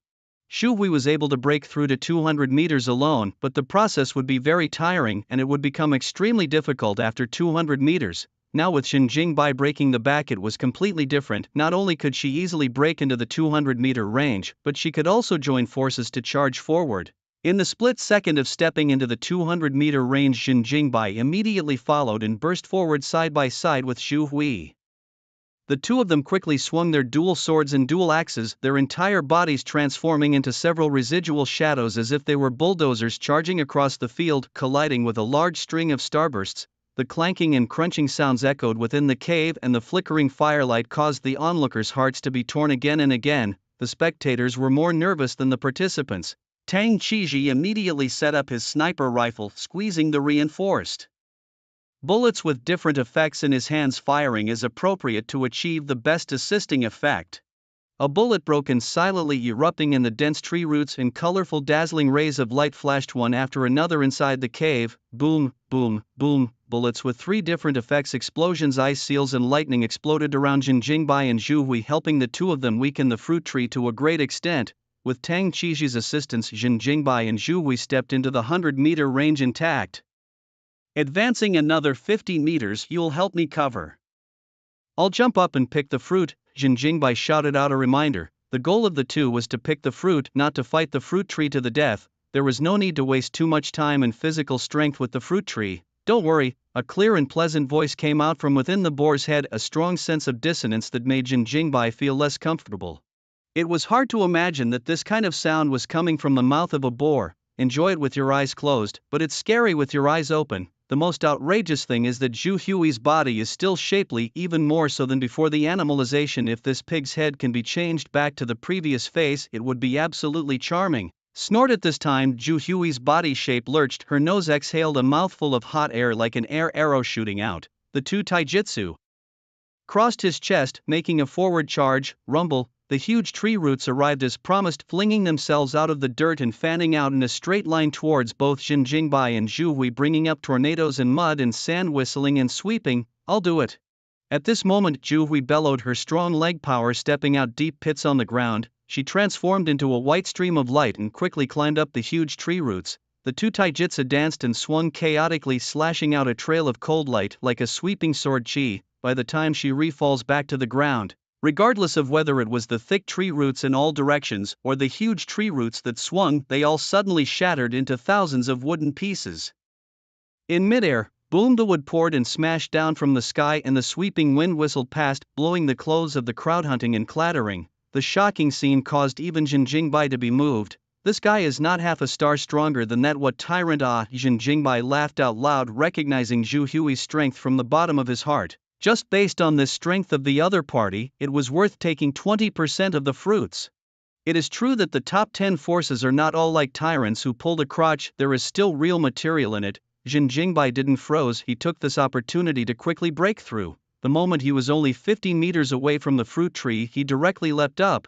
He rotated his body in the air and his two hand axes flung out violently, drawing a circular arc in mid-air, precisely severing the connection between the fruit and the branches. A crystal clear fruit fell and smashed down, and Zhu Hui caught the fruit with a wooden block, then threw it towards the outside. With her current strength, throwing several hundred meters was not a problem at all. Clang, clang. With two crunching sounds, the hand axe spinning in the air collided with the rock wall at an opportune angle and rebounded back into Jin Jingbai's hands. The moment he fell, two more large tree roots broke through the ground like the arms of a giant ringing together. Tang Qiji immediately pulled the trigger, several super freezing bullets, freezing one of the waving large tree roots, immediately followed by the fall of the explosive bullets, giving the fruit tree a wave of ice and fire. The other tree root was not blocked in any way, and Jin Jingbai was not alarmed. Folding his hand axe into a glove to protect his palm, he pressed towards the tree root. Phew! Like a knife cutting wind from the front, Jin Jingbai against the horrible pressure with the help of the impact of the tree roots towards the periphery of the horizontal flight.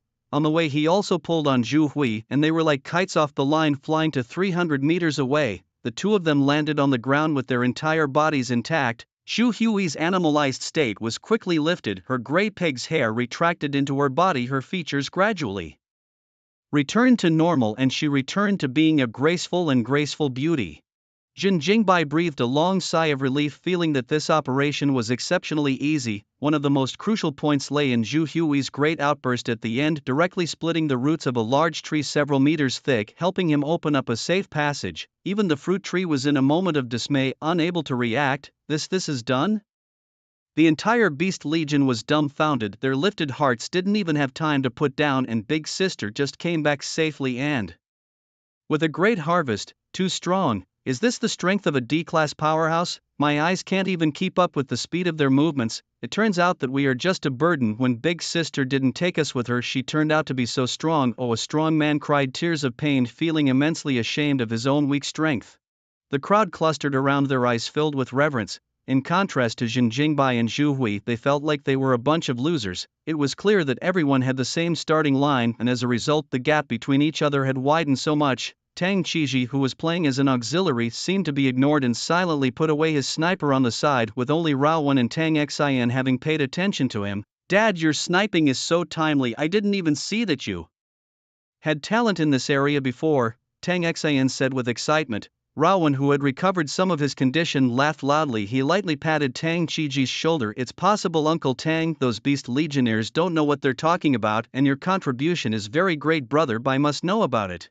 Tang Qiji guffawed, gently lowered his jazz cap, a warm current running through his heart. It's okay, I don't care about those things as long as Xianer is safe. Saying this, he looked at Tang Xian with a kind gaze, making a major decision in his heart. I saw the strength of the Beast King. You following her might also be a good path. Hearing this, Tang Xian's eyes flickered and a happy smile appeared on her face. She hugged her father as she was touched inwardly. To have a father who was willing to understand his daughter was the greatest fortune of her life. Tang Qiji had ultimately chosen to put down his daughter's desire to create her own path, so let her go. If one day she didn't do well, then she would be taken back to the train.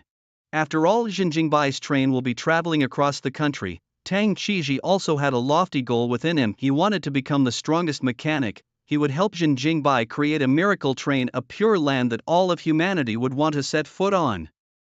The tree had been robbed of most of its fruits, and the fruit tree seemed to be in a state of rage, its dense roots flailing wildly, only to have an attack range of only 300 meters. The entire Tam Shadow Cave began to vibrate slightly, spilling a large amount of dust. The people from the Beast Legion counted the number of fruits and reported loudly. Report, Big Sister, we harvested 49 fruits this time.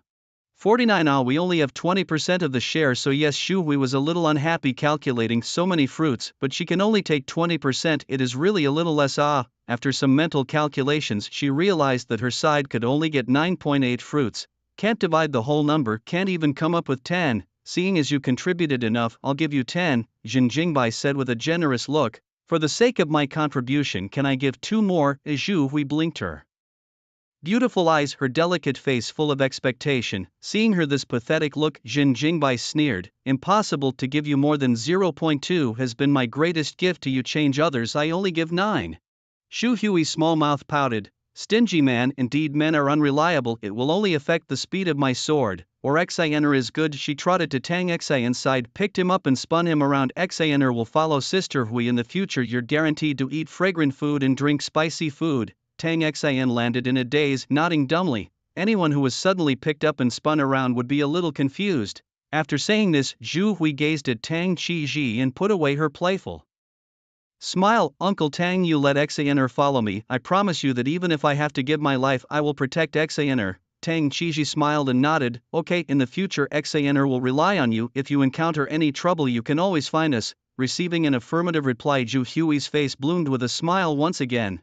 She didn't care too much about Tang Qizhi's last words. Right, what's the name of Mr. Jin's force? Is it from RC City? Zhu Hui suddenly remembered that she had no idea which power Jin Jingbai was from. She only knew that Tang Qizhi had chosen to join but didn't know what the other party's origins were. For a moment Tang Qizhi was also somewhat dumbfounded. He looked to Jin Jingbai for help, the smile on his face somewhat helpless. Because their force has not yet been established, it simply has a train, and the current members are only 3 people and a dog. Jin Shocking loaded the fruits belonging to him with wooden blocks and walked slowly towards them. Our force has just been established and the name is called Paradise Train. He wants to make the train a pure land in the post-apocalyptic world. For all mankind, the train is no different from heaven, enjoying the endless prosperity of the human world. Train. Zhu Hui was slightly stunned and replied with a high level of emotion, dang, that's an interesting name. Everyone else is an organization, Legion Territory, so-and-so Club, Fork Sect, so-and-so Sect, or something like that. But Jin Jingbai's power name was rather odd. Simply calling it heaven was quite good, but it had to add the word train. What exactly was the meaning of this? What was the symbolism in it? Zhu Hui was a bit puzzled and couldn't figure it out even after thinking about it for half a day. Rao kid, you recovered well or not? Well then we will go back. Jin Jingbai patted Rao Wen's shoulder. Well brother Bai, I'll help you get the fruit. Rao Wen stood up and took the initiative to take the fruit.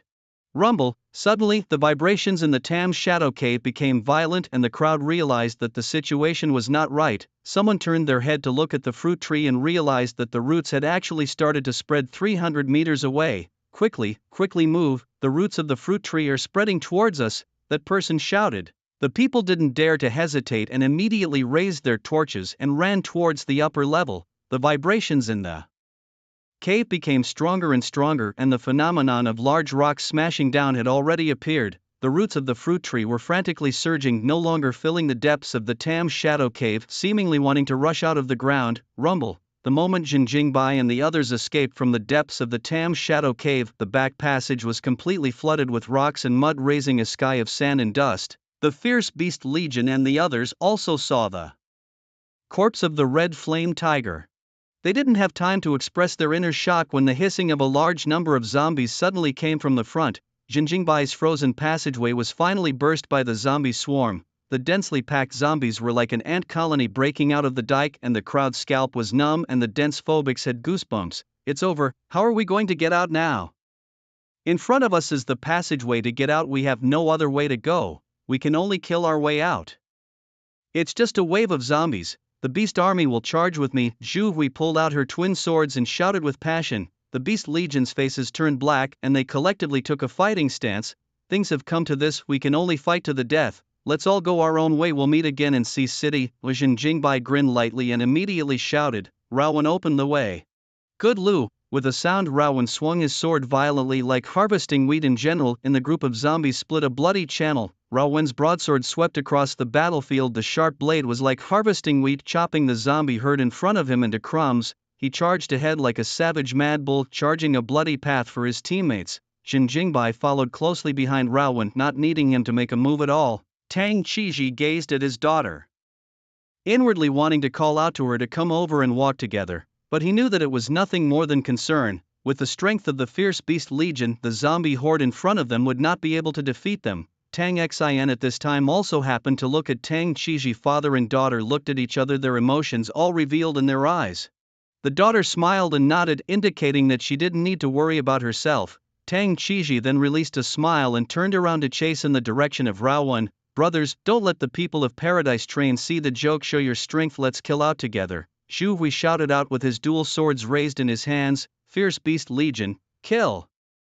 Hundreds of people shouted in unison, feeling their blood boiling throughout their bodies. Zhu Hui took the lead and led the entire legion towards the exit. The vibration of the Tam Shadow Cave became stronger and stronger, and the collapse of the rock smashed a large number of zombies to death. The roars mixed with the sounds of killing, resembling an earth-shattering, world-shattering battle. Jin Jingbai and the others took the lead in rushing out of the shadow cave. The cold and biting wind and snow blew the three people's skin raw, and Tang Qiji, who wasn't a growth-type ability, was even more frozen and shivered, hastily slipping into the train to avoid the cold. Countless roots broke out from the hard surface of the ground like sharp arrows shooting out of the ground, penetrating the corpses buried in the snow. The roots of the trees that whirred up into the sky danced and flung themselves about in the windy and snowy sky like a boa constrictor struggling upwards. Let's go back to Sea City. The train started, the roaring engine roared in the noisy blizzard, and the fast-moving train was unintentionally struck by the flailing tree roots. With a loud snap, the fruit tree's attack actually left a dent in the metal shell of the E-Class. Fortunately, the tree roots were randomly twitched, which didn't cause any major damage. If a piercing attack was used, this train of Jinjingbai's was estimated to be penetrated on the spot. After going back, I have to finish strengthening the body shell. The level 3 zombies seem to be gradually becoming more and more, Jin Jingbai said inwardly. In fact, with Tang Qiji's ability, he could have directly upgraded the body shell into D-grade metal. However, Jin Jingbai didn't do so and instead chose to use the system ability to strengthen the shell. This was because there was a probability that the items that came out of the strengthening would appear to be transgressive technology. If he let Tang Qiji upgrade the caravan shell now, although the body metal could reach the D level, the strengthening conditions would also change and become more difficult. Because of this, Jin Jingbai didn't let Tang Qiji upgrade the body. There was no rush anyway.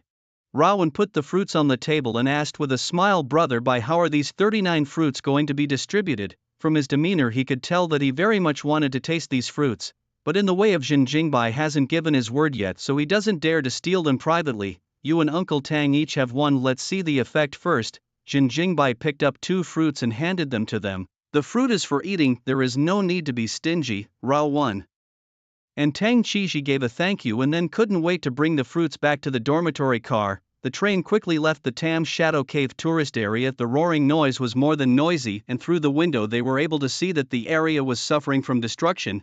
Deep cracks began to appear in the ground, and the entrance to the Tam Shadow Cave had been completely buried by mud and snowstorms.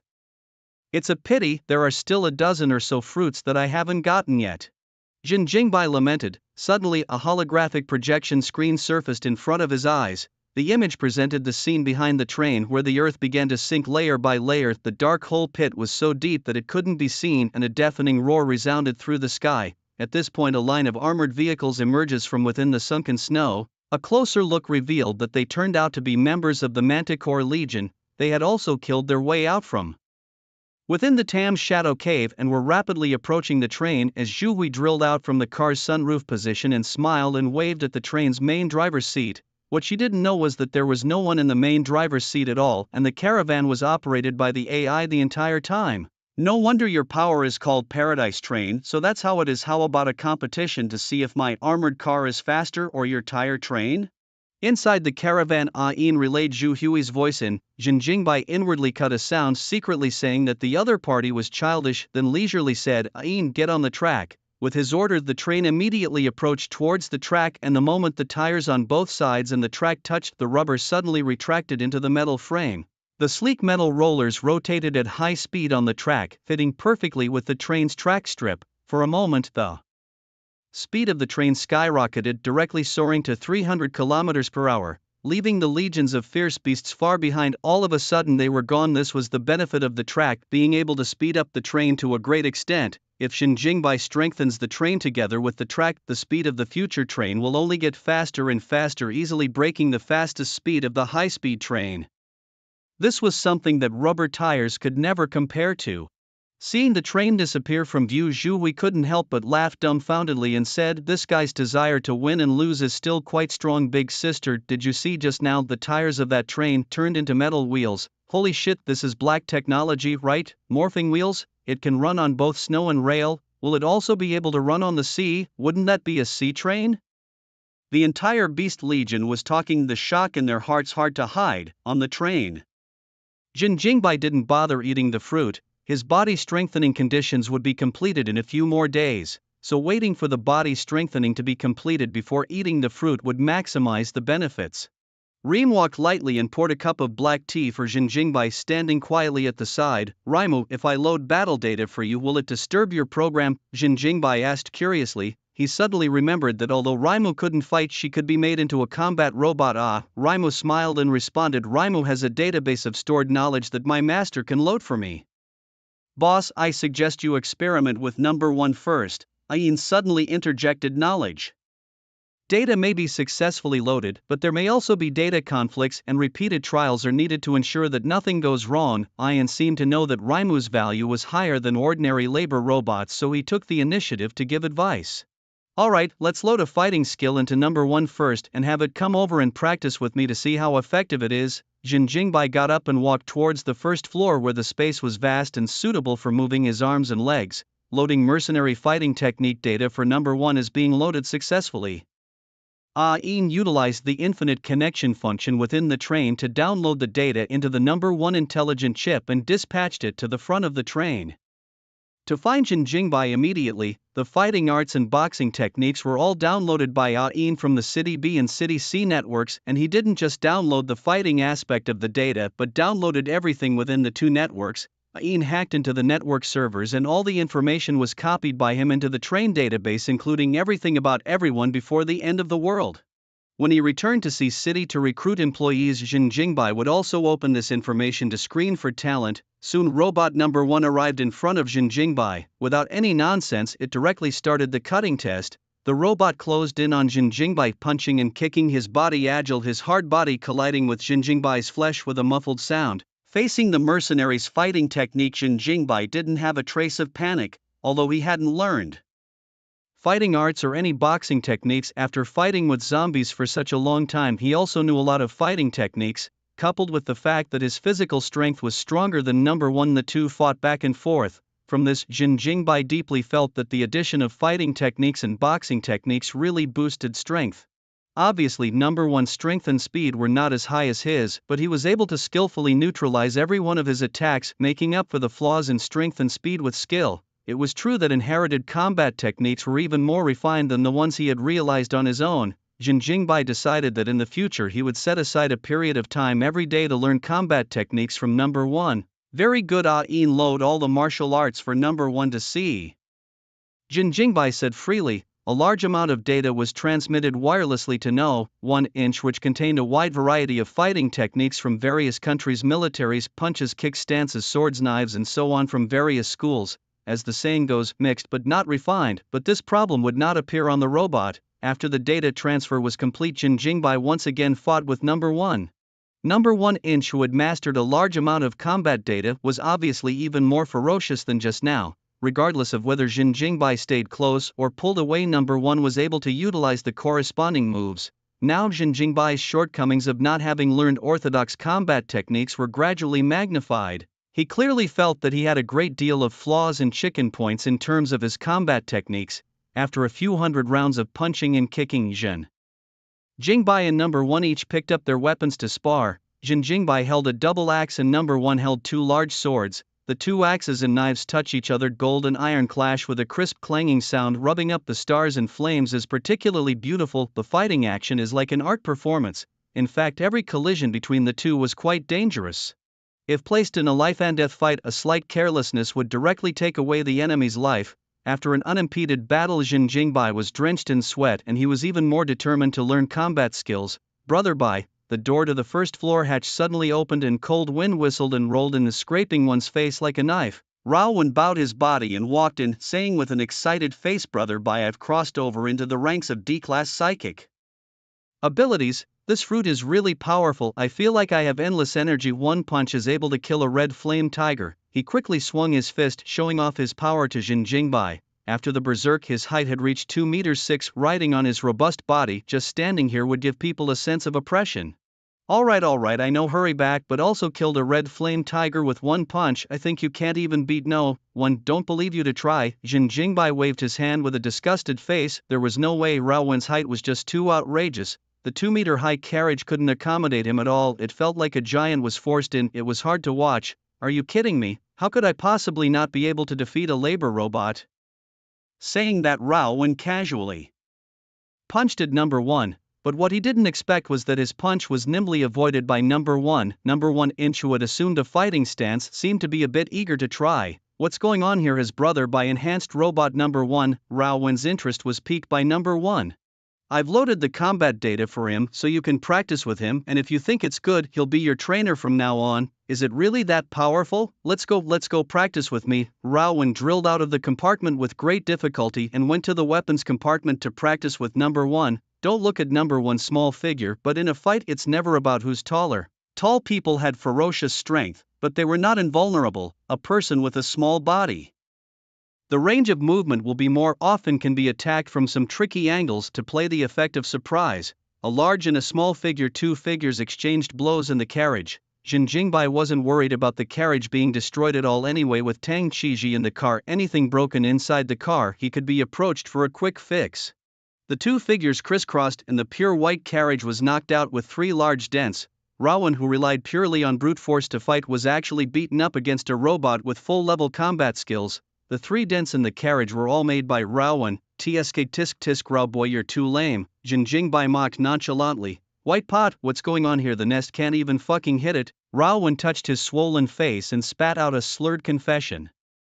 Gullible enemy is very fatal. From the time you obtain the supernormal ability until now, your every victory is dependent on the brute force suppression in the future. With the number 1 to learn well, Jin Jingbai patted Rao Wen's shoulder and comforted him. Nest understand, white pot? Nest first go apply some medicine. Rao Wen turned around and walked back to the dormitory compartment. Tang Qiji, who had finished eating the fruit, just happened to come from the dormitory compartment. Mr. Rao, what's going on here? Did Mr. Yen make a move on you? It shouldn't be possible. Although Jin Jingbai's personality was a bit eccentric from what was known, he wasn't the type of person who liked to beat up his men for fun. Learning of the other party's misunderstanding, Rao Wen hurriedly waved his hands and said, "It wasn't White Pot who beat me up, it was number 1. Tang Qiji sniffed and was instantly enlightened. Mr. Jin, you gave combat data to number 1? It seems to have worked well. He glanced at Rao Wen, who had slipped back into the dormitory and already had an answer in his heart. That's right, the effect is very good and no problems have arisen so far. Jin Jingbai smiled and nodded. You go and remodel number 2. Let's try adding cold weapons to the robot's body and see how the battle strength is. If there is no problem, we will add hot weapons for testing, cold weapons and hot weapons mounted on the robot body. The purpose is to create a war machine. Robots that could fight were significant to Jin Jingbai and the others. In the train program, the monitoring and control role of the robots was the most crucial part of the plan. It was impossible for Jin Jingbai to trust the employees who joined the train. Rao Wen and Tang Qiji, who could be trusted, were unable to monitor the employees' every move all the time. Therefore, the job of monitoring the employees fell into the hands of the robots. Once an employee was found to be deliberately plotting against the train, the war robots would have the ability to suppress it in the first place. The labor robots, not to mention suppressing it, would probably be suppressed by the employees in reverse. Tang Qiji lightly pushed his gold-rimmed glasses. The corner of his mouth rose and said, "Okay, Mr. Jin, just wait for a few moments. If you are not idle and bored, you can follow along." After saying that, he took some of his weapons and went to the 3rd carriage. Mr. Jin Jingbai followed with interest. He was idle anyway. After arriving at the 3rd carriage, he only saw Tang Qiji's palms slightly lifting, his foreign energy expanding to cover the entire carriage. In an instant, the number 2 robot in the carriage instantly disintegrated, turning into a large number of parts floating in midair. The most outrageous thing was that number 2 hadn't even entered a shutdown state, still keeping its data running. It froze blankly in the air without putting up any resistance. I'll add cold weapons to number 2 first. Clang, dang, clang. Clang as Tang Qiji's words fell. Axes, swords, heavy hammers, greatswords and other weapons were affixed towards the robot's body. The sound of mechanical modifications echoed in the compartment, making the place like a metal forge, and the clamor clamored for more. In less than 20 minutes, the resplicing of the 2nd robot was completed. The appearance looked unchanged from before, but the body was stuffed with all kinds of cold weapons. it's done. Trouble Ain to help me load the battle data, Tang Chiji courteously said. Okay, is loading combat data. Number 2 robot is adapting to the weapon switching function within the body. The time required is about 5 minutes, please wait for a moment. GA squeak. After 5 minutes, number 2 finally moved. Under Xinjingbai's instructions, it began to rehearse its fighting style. Number 2 first fought 2 sets of punches, verifying that the weapons inside his body would not have an impact on his mobility. And then his arms suddenly folded into a sword and performed the sword martial arts. After a few sets of horizontal chopping, picking, and stabbing knife skills were fought, both Xinjingbai and Tang Chiji realized what the problem was. The second arm directly turned into a blade and swung out in a knife style that was obviously a bit odd, as the rotation effect of the wrist joints was missing, making some of the swinging styles unattainable. The blade techniques that had been handed down were meant for use by physically able-bodied humans, in which the rotation of the wrist was crucial to the blade technique. Next, they had number 2 try other weapons and found that the problem was the same. If they wanted number 2 to properly utilize the weapon's effects, they had to hold the weapon in their hands, and any weapon that the body turned into a weapon was much less powerful and effective, and even had some embarrassing maneuvers. For example, when the thighs turned into blades, number 2 would use the thighs as hands to use the weapon, thus causing itself to fall to the ground. Without a doubt, this was the data conflict that Ian had mentioned before. Labor robots were always laborers, not war robots, so it seemed that cold weapons could only be put aside for the time being and try hot weapons. Xinjingbai said to Tang Chiji, if you wanted to integrate cold weapons and martial arts into a robot, you had to integrate the two things. Some martial arts masters would be able to use their hands as swords and their legs as guns, but robots didn't know any of that. They would only act according to what the data required. And Ain similarly didn't know what integration was. If he was allowed to forcefully write this type of code, more problems might arise, so the plan of integrating cold weapons into robots could only be suspended. The only way to solve this problem was to raise the intelligence level. Tang Chiji nodded. It can only be done. It's just a bit of a pity the body turning into a weapon can be in a battle. It can be a good surprise attack. Weapons cannot be integrated into the robot's body then. You can only use your hands to hold a weapon. It's just that if you hold a weapon in your hand, you'll have less of a surprise attack effect. When the time comes, I'll strengthen it and see. Let's first study the fusion of thermal weapons from the performance of the second. Just now, thermal weapons can be perfectly fused with robots. Xinjingbai was not discouraged. The process of exploration would always encounter various obstacles. This was normal. He was full of confidence in the addition of thermal weapons, because artillery bombardment was the simplest and most direct way of attacking. It wasn't as varied as martial arts. Tang Chiji was so excited that he immediately unleashed his alien transformation. While they were researching the robots, the train was also heading towards Sea City at super high speed. The blizzard days continued to cool down, and all the way over everywhere was silver and white. The zombies also seemed to have become less scary, and what took away more human lives was the cold temperatures. This is the coldest winter ever recorded in the south. Many people were wondering what it would be like to freeze over in the north, and it was estimated that it would be an even more terrifying scene there. The reinforcement of a strong body that surpasses humans was successful. Congratulations on obtaining the endless potential body. As the train was about to return to Sea City, the 30 days of dancing finally paid off. The simple 4 words endless potential were all-encompassing and contained too much information. Xinjingbai's body didn't become stronger after this enhancement, but there was some sort of indescribable extra, something intangible. He glanced at the introduction about the endless potential body, a large string of information that gave one the idea of not wanting to read it carefully. After reading for about 3 minutes, Xinjingbai finally understood the general meaning of endless potential. This thing was an external existence. It looked ordinary, but to anyone it was a luxury that could not be attained. The meaning of endless potential was very simple, that is, having endless potential. As long as Xinjingbai kept squeezing himself, he could keep getting stronger. Every time the potential erupted, it could permanently increase the rate of increase in strength. On top of that, the most powerful point lies in the endless potential body, which does not touch the breakthrough bottleneck. In other words, once Xinjingbai's strength reached its current limit, he would be able to advance to the next level. Seeing this, without hesitation, Xinjingbai grabbed a fruit and clicked a bite. Sweetness flowed in from his throat and dissolved into gaseous form in his body, cold and icy as if it permeated the limbs and bones. There was a force that surged up from his spine, as if a swimming dragon was attached to his waist and back, making Xinjingbai feel that his entire body was filled with strength, as if he was able to kill a red flame tiger with one punch. He finally realized why Rawan was so excited at that time. It turned out that a great leap in strength would really give a person a strong sense of confidence, and the heat currents surging within his body were emitting energy all the time. Jinjingbai's strength continued to rise with absolutely no intention of stopping.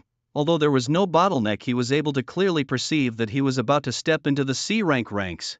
Jinjingbai took a deep breath and exhaled it out in a long, drawn-out manner. There was a stream of energy running up and down in his body, and it seemed as if a fissure had arisen between the collisions as the energy became more and more violent.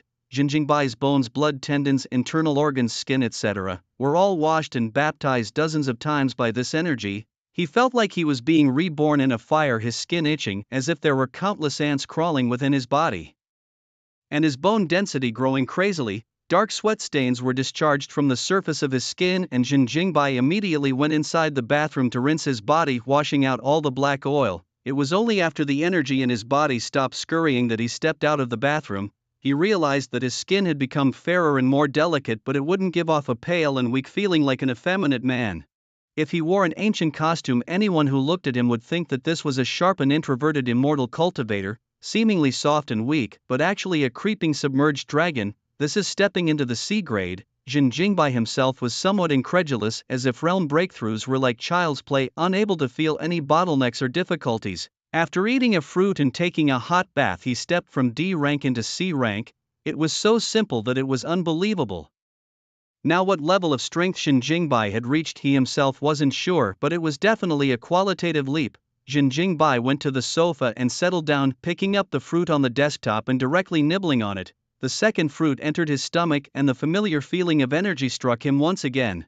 However, compared to the last time, the effect of the second fruit was obviously weakened by about half, and the fruit didn't have much of an uplifting effect on him. When the third fruit was tried down, the effect was only a tenth of the first one. It seemed that eating one per person was the best, with the effect of the second one having and the third one being even more minimal. Jinjingbai put the remaining fruits away in the refrigerator and decided to use them as one of the benefits to motivate his employees. He took a deep breath and was a little nervous in his heart. This was because next came the strengthening conditions section. Body strengthening was too much more important than weapon strengthening. Weapon strengthening could be put off for a while, but body strengthening could not be delayed. Come on, let this social death conditions come more violent, Jinjingbai inwardly shouted. The system has sharpened such a thick skin, what else is there to be afraid of? It's just social death. System, strengthen your body. Endless potential body, reinforcement condition 1, 6th grade crystal core. The attributes of the crystal core will have a slight impact on the strengthening. Strengthening condition 2, proficient in 10 martial arts. Reinforcement condition 3, defeat 1 level 7 lifeform, 10 level 6 lifeforms, 50 level 5 lifeforms, 100 level 4 lifeforms, 1,000 level 3 lifeforms, 10,000 level 2 lifeforms, and 100,000 level 1 lifeforms. Fuck me. Are the requirements so high? Jinjingbai was mentally prepared for social death, but he never expected that the system's reinforcement conditions would be so decent. Is this asking him to become an invincible master? Again, he had to practice martial arts and defeat over 100,000 lifeforms.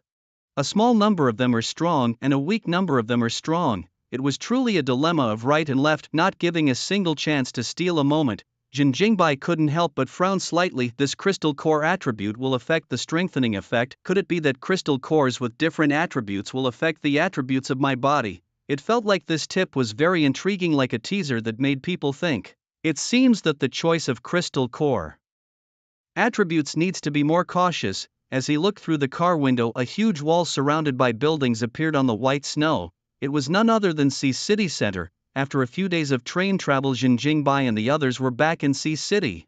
The continuation of the blizzard days had made the outside of the walls of Sea City extraordinarily cold, and the only soldiers stationed at the gates of the wall were still able to stand in the snowy environment. The door of the car opened and the cold wind whistled and blew in. Wearing only a long-sleeved Jinjingbai, he did not feel too much cold. He grabbed a thin jacket and draped it over his body, then walked off the train. The snow was crushed into ice, and as a southerner he almost lost his center of gravity from the ice. Fortunately, the strength was here. Jinjingbai controlled his body in time and carefully slid towards the side streets. Egg of fuck, why is this ground so slippery? Rawan, who came down from the second carriage, directly fell on his butt on the ground, cursing under his breath. Just about to climb up, I didn't expect my feet to slip again. Fortunately, this time I was mentally prepared so I didn't fall on my butt again. Standing on the carriage, Tang Chiji pushed down his gold-rimmed glasses and immediately invoked his psychic ability to manipulate the densely packed small machinery, spreading a carpet of iron armor on the ground, spreading all the way to the streets and alleys. Uncle Tang, your alien energy is really useful. Rao and Hamdan Hod got up and stood on the iron plate, finally not slipping. It's just that. There are specialties in the arts when facing the enemy. I envy your supernormal abilities instead. Tang Chiji smiled faintly without arrogance. A large number of survivors were hiding in the ruined buildings within the streets. Seeing the return of Jinjingbai's train, everyone recognized him as the executioner who had overthrown the tyrant territory. The executioner had returned. He didn't leave just like that. I heard that he had gone to find the Beast Legion, but I didn't expect him to actually come back alive. Why don't we see the fierce Beast Legion coming back? Couldn't they have been killed by the executioner? Definitely, no matter whether the news on the side of the Cave of Shadows is true or false. With the character of the executioner, he must have killed all the people. He is a demon. It was unknown what he had experienced these days. Jinjingbai's name and deeds were even louder than before, but they were all negative information. Under the spread of people's words, Jinjingbai was said to be an unapologetic devil murderer and executioner. Seeing Jinjingbai walking towards the street, everyone subconsciously stepped back, not daring to meet his eyes. What is this guy going to do? He's not going to go crazy and try to kill us, right? It shouldn't be so bad. My God, why do I feel the aura on him? It's even more terrifying than the one from the army. Beware of being heard by him. The survivors in the ruins looked at Jinjingbai and the others warily, not daring to murmur anymore. These people's whispered mutterings fell word for word into Jinjingbai's ears. He didn't care about the opinions of others, the fear of the survivors. This was instead a good thing for him, because the name of fierce evil could deter a large number of small-minded people. Everyone, it's been a long time. I miss you all. Jinjingbai laughed out loud and the people around him were unimpressed. Who the hell misses him? Today I came here to ask if there is anyone willing to join my forces, Jinjingbai said loudly. As long as you join my forces, become my employees, you can board the train outside above, has a comfortable and warm environment, enjoy endless food, intense and exciting video games before the end of the world, have a train on all.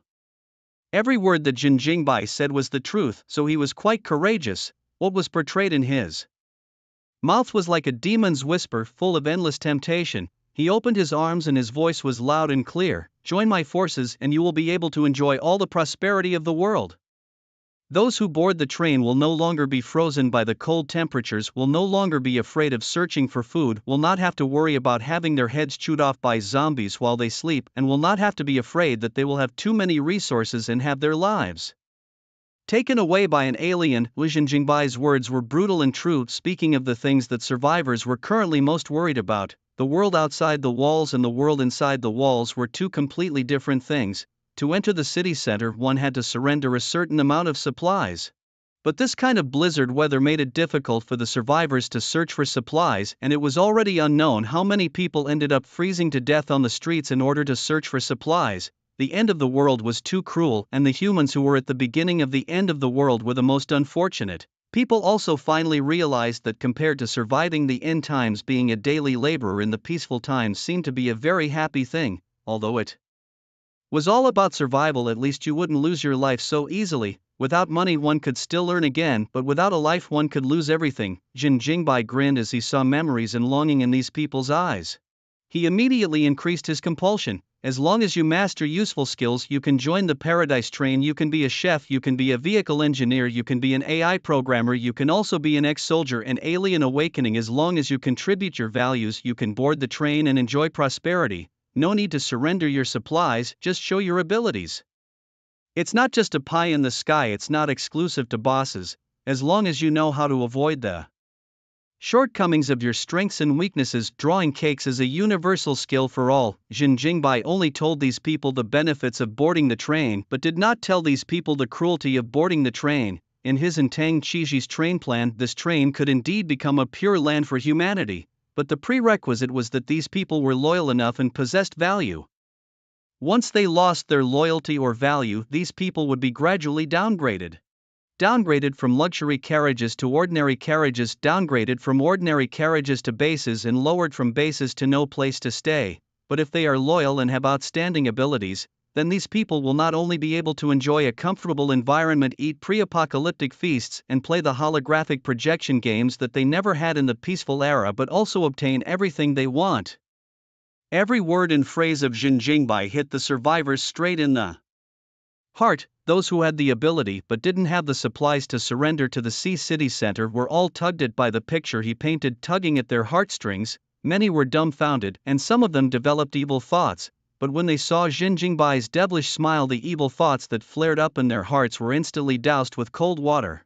Daring to play tricks under the executioner, they were afraid that their lives would be too long. The survivors were silent within the ruins for a long time, their eyes fluttering as they looked at Jin Jingbai standing in the wind and snow. Finally, an old man stepped forward. "Mr. Jin, may I ask if the Paradise train will be heading to a distant city, or is it traveling nearby?" Jin Jingbai smiled faintly and recognized the other party, the person who had provided him with the information about Sea City earlier was this old man. Until now he didn't even know what the old man's name was. "My train goes to many places, so those who board the train are bound to travel far away from home, but if they don't want to travel far away from home, they can just as easily join the Paradise train." The old man's question also woke up Jin Jingbai. Not everyone was willing to leave Sea City.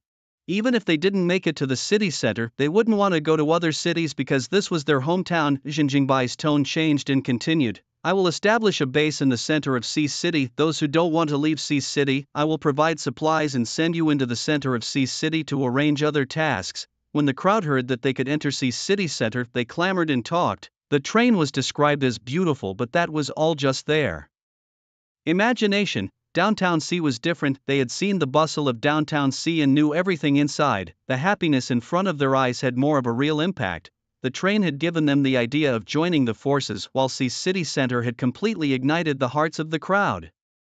Since this is the case, then the old man is willing to join the Paradise train, and I hope that Mr. Jin won't mind that the old man's life won't last long. The old man laughed loudly, taking the lead effect for the survivors. More and more people came out of the ruins and approached Jin Jingbai and the others. Rowan clapped his hands and shouted, "Everyone line up properly, our side first registration and then we have to screen the staff. Please observe the discipline, or else," his voice lapsed, the momentum ferocious like a giant bear growl, "or else grandpa, I will slap his head." Crowd? Rao Wen's deterrent and the survivors are well behaved. Like a child, well organized, standing in the wind and snow queue waiting. Don't be in a hurry. One by one, first fill in the basic information, then say you want to join the train or the base. Although Raowen's brain is not very good, but the simple work of collecting information is still very reliable. Jin Jingbai picked up his cell phone and flipped through it, listing everyone's details on it. What appeared to be a rudimentary method of recruiting had actually entered the screening process. Any suspicious characters would be rejected. Jin Jingbai walked slowly to the side of Tang Qiji and asked with interest, "How did you meet with old Master Tao, and how do you think he is as a person?" "Elder Tao is that old man, full name Tao Haokong. After knowing him for such a long time, Jin Jingbai finally knew this person's name from the super phone. A black suit coat of Tang Qiji seriously responded, "I arrived in Sea City 5 days before you. When I just came to Sea City, I met the old Master Tao. He saw me and my daughter. 2 people are a little bit down and out, so he kindly gave us a few pieces of bread.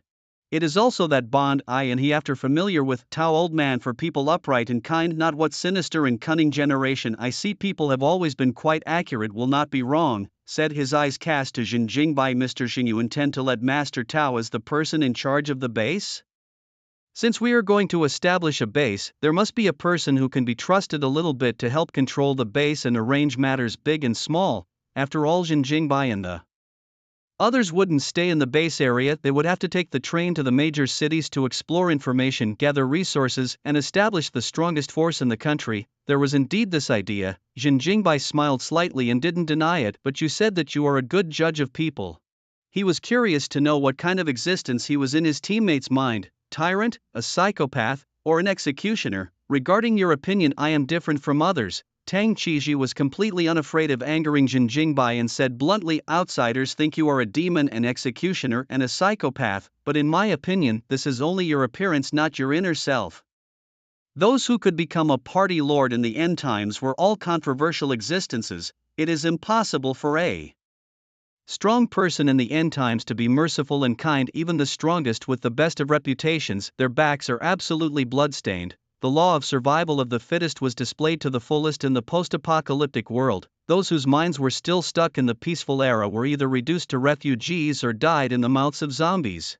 Perhaps because of their own kindness, they ran out to save others, leading to their own deaths. Or maybe it was because of one's kindness that one saved a virus patient, leading to the fall of the safe zone. From the moment the apocalypse arrives, it is the beginning of the test of humanity. The scramble for food in the supermarket actually epitomizes it. If one gave up food to the other party because of one's own kindness and benevolence, then the person who would starve to death would only be oneself. Since the end of the world, those who were able to achieve power, absolutely all, have made hard-hearted decisions, have seen lives die tragically in front of them, have rejected the pleas for help from those in need. These people have experienced things that are actually no different from Jinjingbai. Only, these people know how to bury this all in the depths of the heart, did not show it. Therefore Tang Qiji didn't think that Jinjingbai was sick in the head, he just thought that he didn't know how to mold his own image. If any other power boss wanted to overthrow the tyrant territory, he would definitely package himself and use a legitimate way to start the battle between the two sides. Jinjingbai, on the other hand, was charging across the board without any scruples. I'm asking you to evaluate what you think. I am not to listen to you say this, Jinjingbai reminded. Tang Qiji turned his head and looked straight at him. Your character is rather suspicious. You won't easily trust others. Once you gain your trust, you will put the burden in their hands. Tang is very grateful for Mr. Jin's trust. Is there anything else? Jinjingbai said in disbelief. He didn't eat this, whether it was a compliment or a taunt. Jinjingbai had no ripples in his heart. Tang Qiji took down his jazz cap and placed it on his chest, slightly bowing his head. To put it bluntly, your character is a bit too indifferent, and there are very few things that can interest you. When dealing with enemies, you will not hesitate to eradicate them. This behavior is extremely similar to ancient emperors. First you say something unpleasant, then you say something that seems unpleasant, but when you look at it, you will feel that you are praising it. Praise and depreciation in 1 inch. The balance is mastered just right. The corners of Jinjingbai's mouth couldn't help but rise, secretly marveling at Uncle Tang's ability to deal with this person. His intelligence and emotional intelligence were not low, knowing how to strike a balance. At the same time, Tang Qiji's ability to read people's aspect was indeed quite accurate. There were very few things that could interest Jinjingbai, and when facing his enemies he was indeed unforgiving. There were more and more people in line, and Raowen gradually became busy, but no one dared to rush him. Everyone was afraid of being slapped in the head by Raowen. Luckily, the streets were partially shielded from the cold wind by the ruined buildings, and there were also burning iron barrels to provide warmth, or else they really wouldn't be able to carry it. The survivors whispered in the streets, using idle chatter as a distraction. There will be very few people who can get on the train this time, but there will definitely be more and more in the future. Other than Ain and the robot surveillance, do you have any new ideas? Jinjingbai didn't continue the topic from earlier, but instead chatted about the train plan. What you mean is that Tang Qiji froze slightly and fell into thought. I want to better monitor every employee to prevent accidents on the train.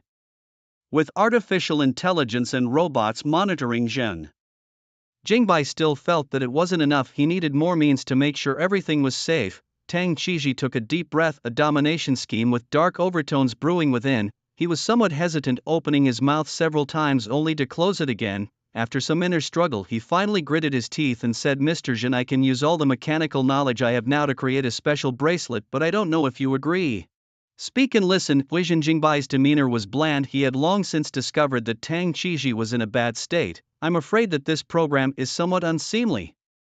This kind of bracelet, which is embedded with 3 effects of explosion, freezing and lightning, attacks the target of the bracelet wearer, and at the same time, it has the signal sending and receiving function of a super cell phone, and it will also present the physical and mental condition of the wearer, the sound, the picture and the location, etc. At all times. Tang Qiji's voice was low, as if it had no temperature, colder than the blizzard weather. This program he only dared to say to Jinjingbai alone. What it represented was something that only he alone could understand. This bracelet naturally was for the employees to wear. The 3 techniques of explosion, freezing and lightning originated from reinforced grenades and reinforced bullets.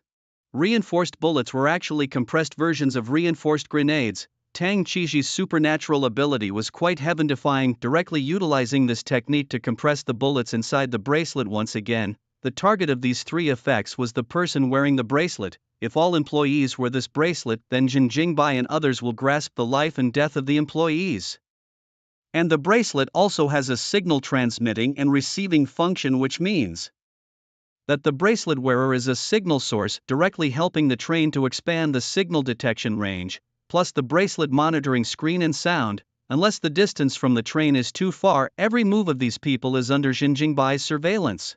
With such a perverse bracelet, other power leaders would have clapped their hands and applauded at the first opportunity, but Jin Jingbai's first reaction was to look at Tang Qizhi. The more terrifying the bracelet was, the more control Tang Qizhi had.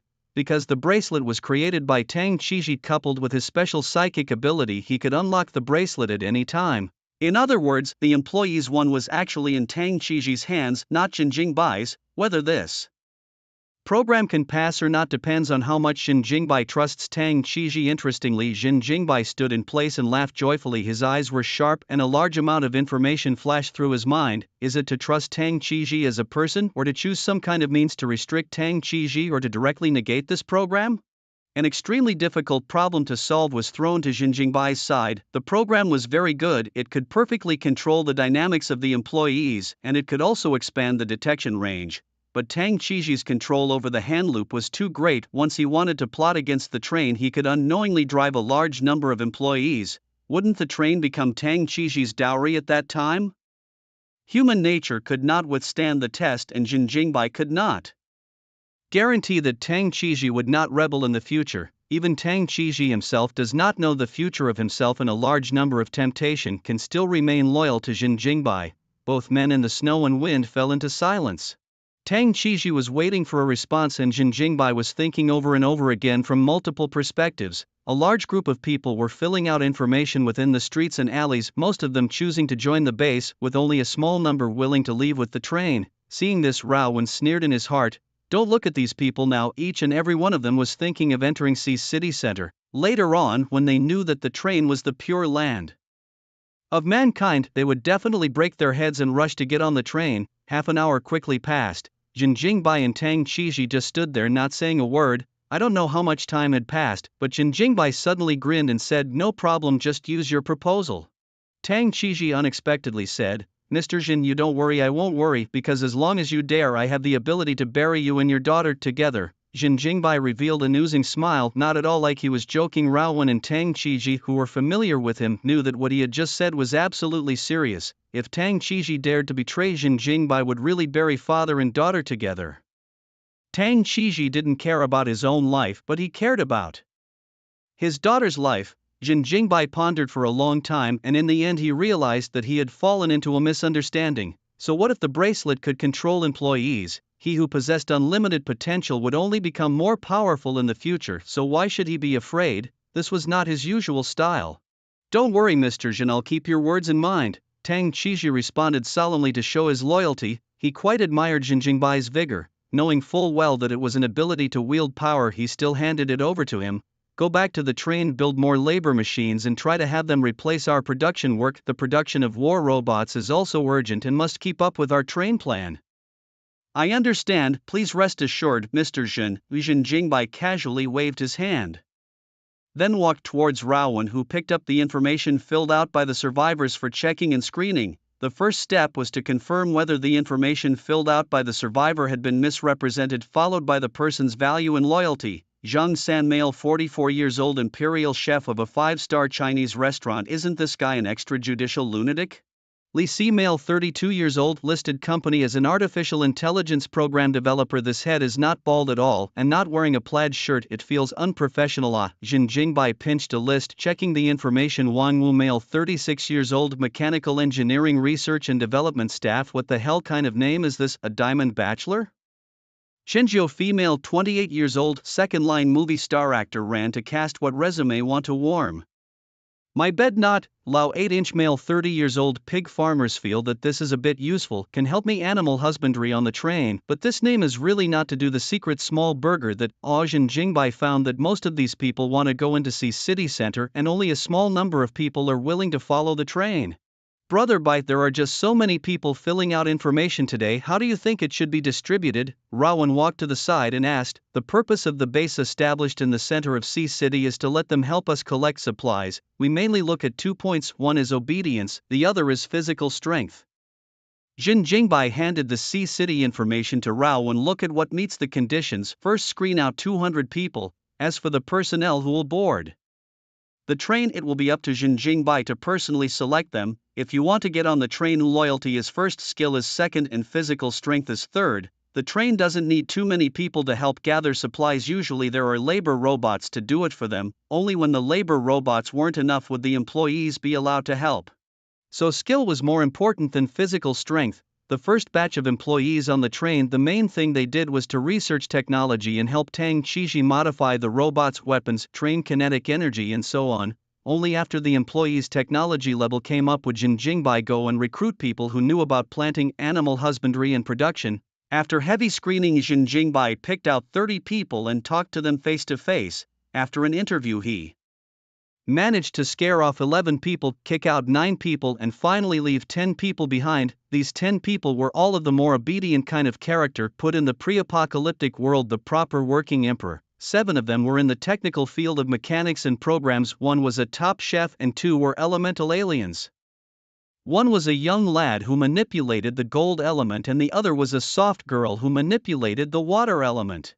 The gold elemental youngster was called Kimber, and he could create any metal he touched. Jinjingbai looked at his ability to create metal. The train would definitely use a lot of metal in the future, and this person's ability was essential. The water elemental's sister was called Shui Yao, and the water she created was all fresh water that could be drunk directly.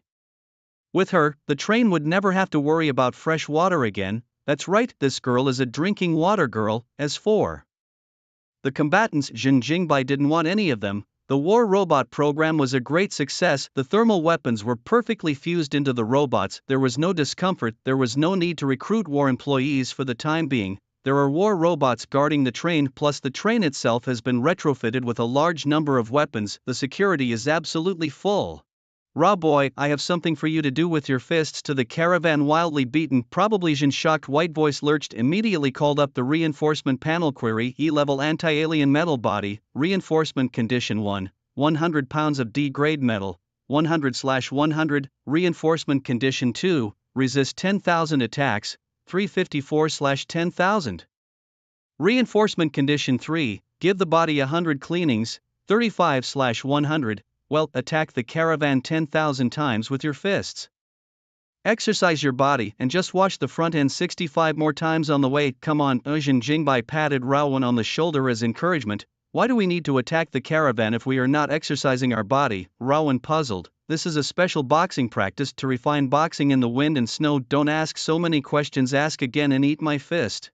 Jinjingbai raised his fist viciously. Raowen, okay brother, by force to be suppressed by force, he could only obey. Thus, a nearly 3-meter strong man in the blizzard day hammered fist after fist against the 4-meter-high train head, sending out gusts of crashing noises. His mouth was also shouting loudly, as if he had a grudge against the train head. This picture looked like a drunken man venting his emotions on the train. Jinjingbai also did not expect this. Seems quite normal.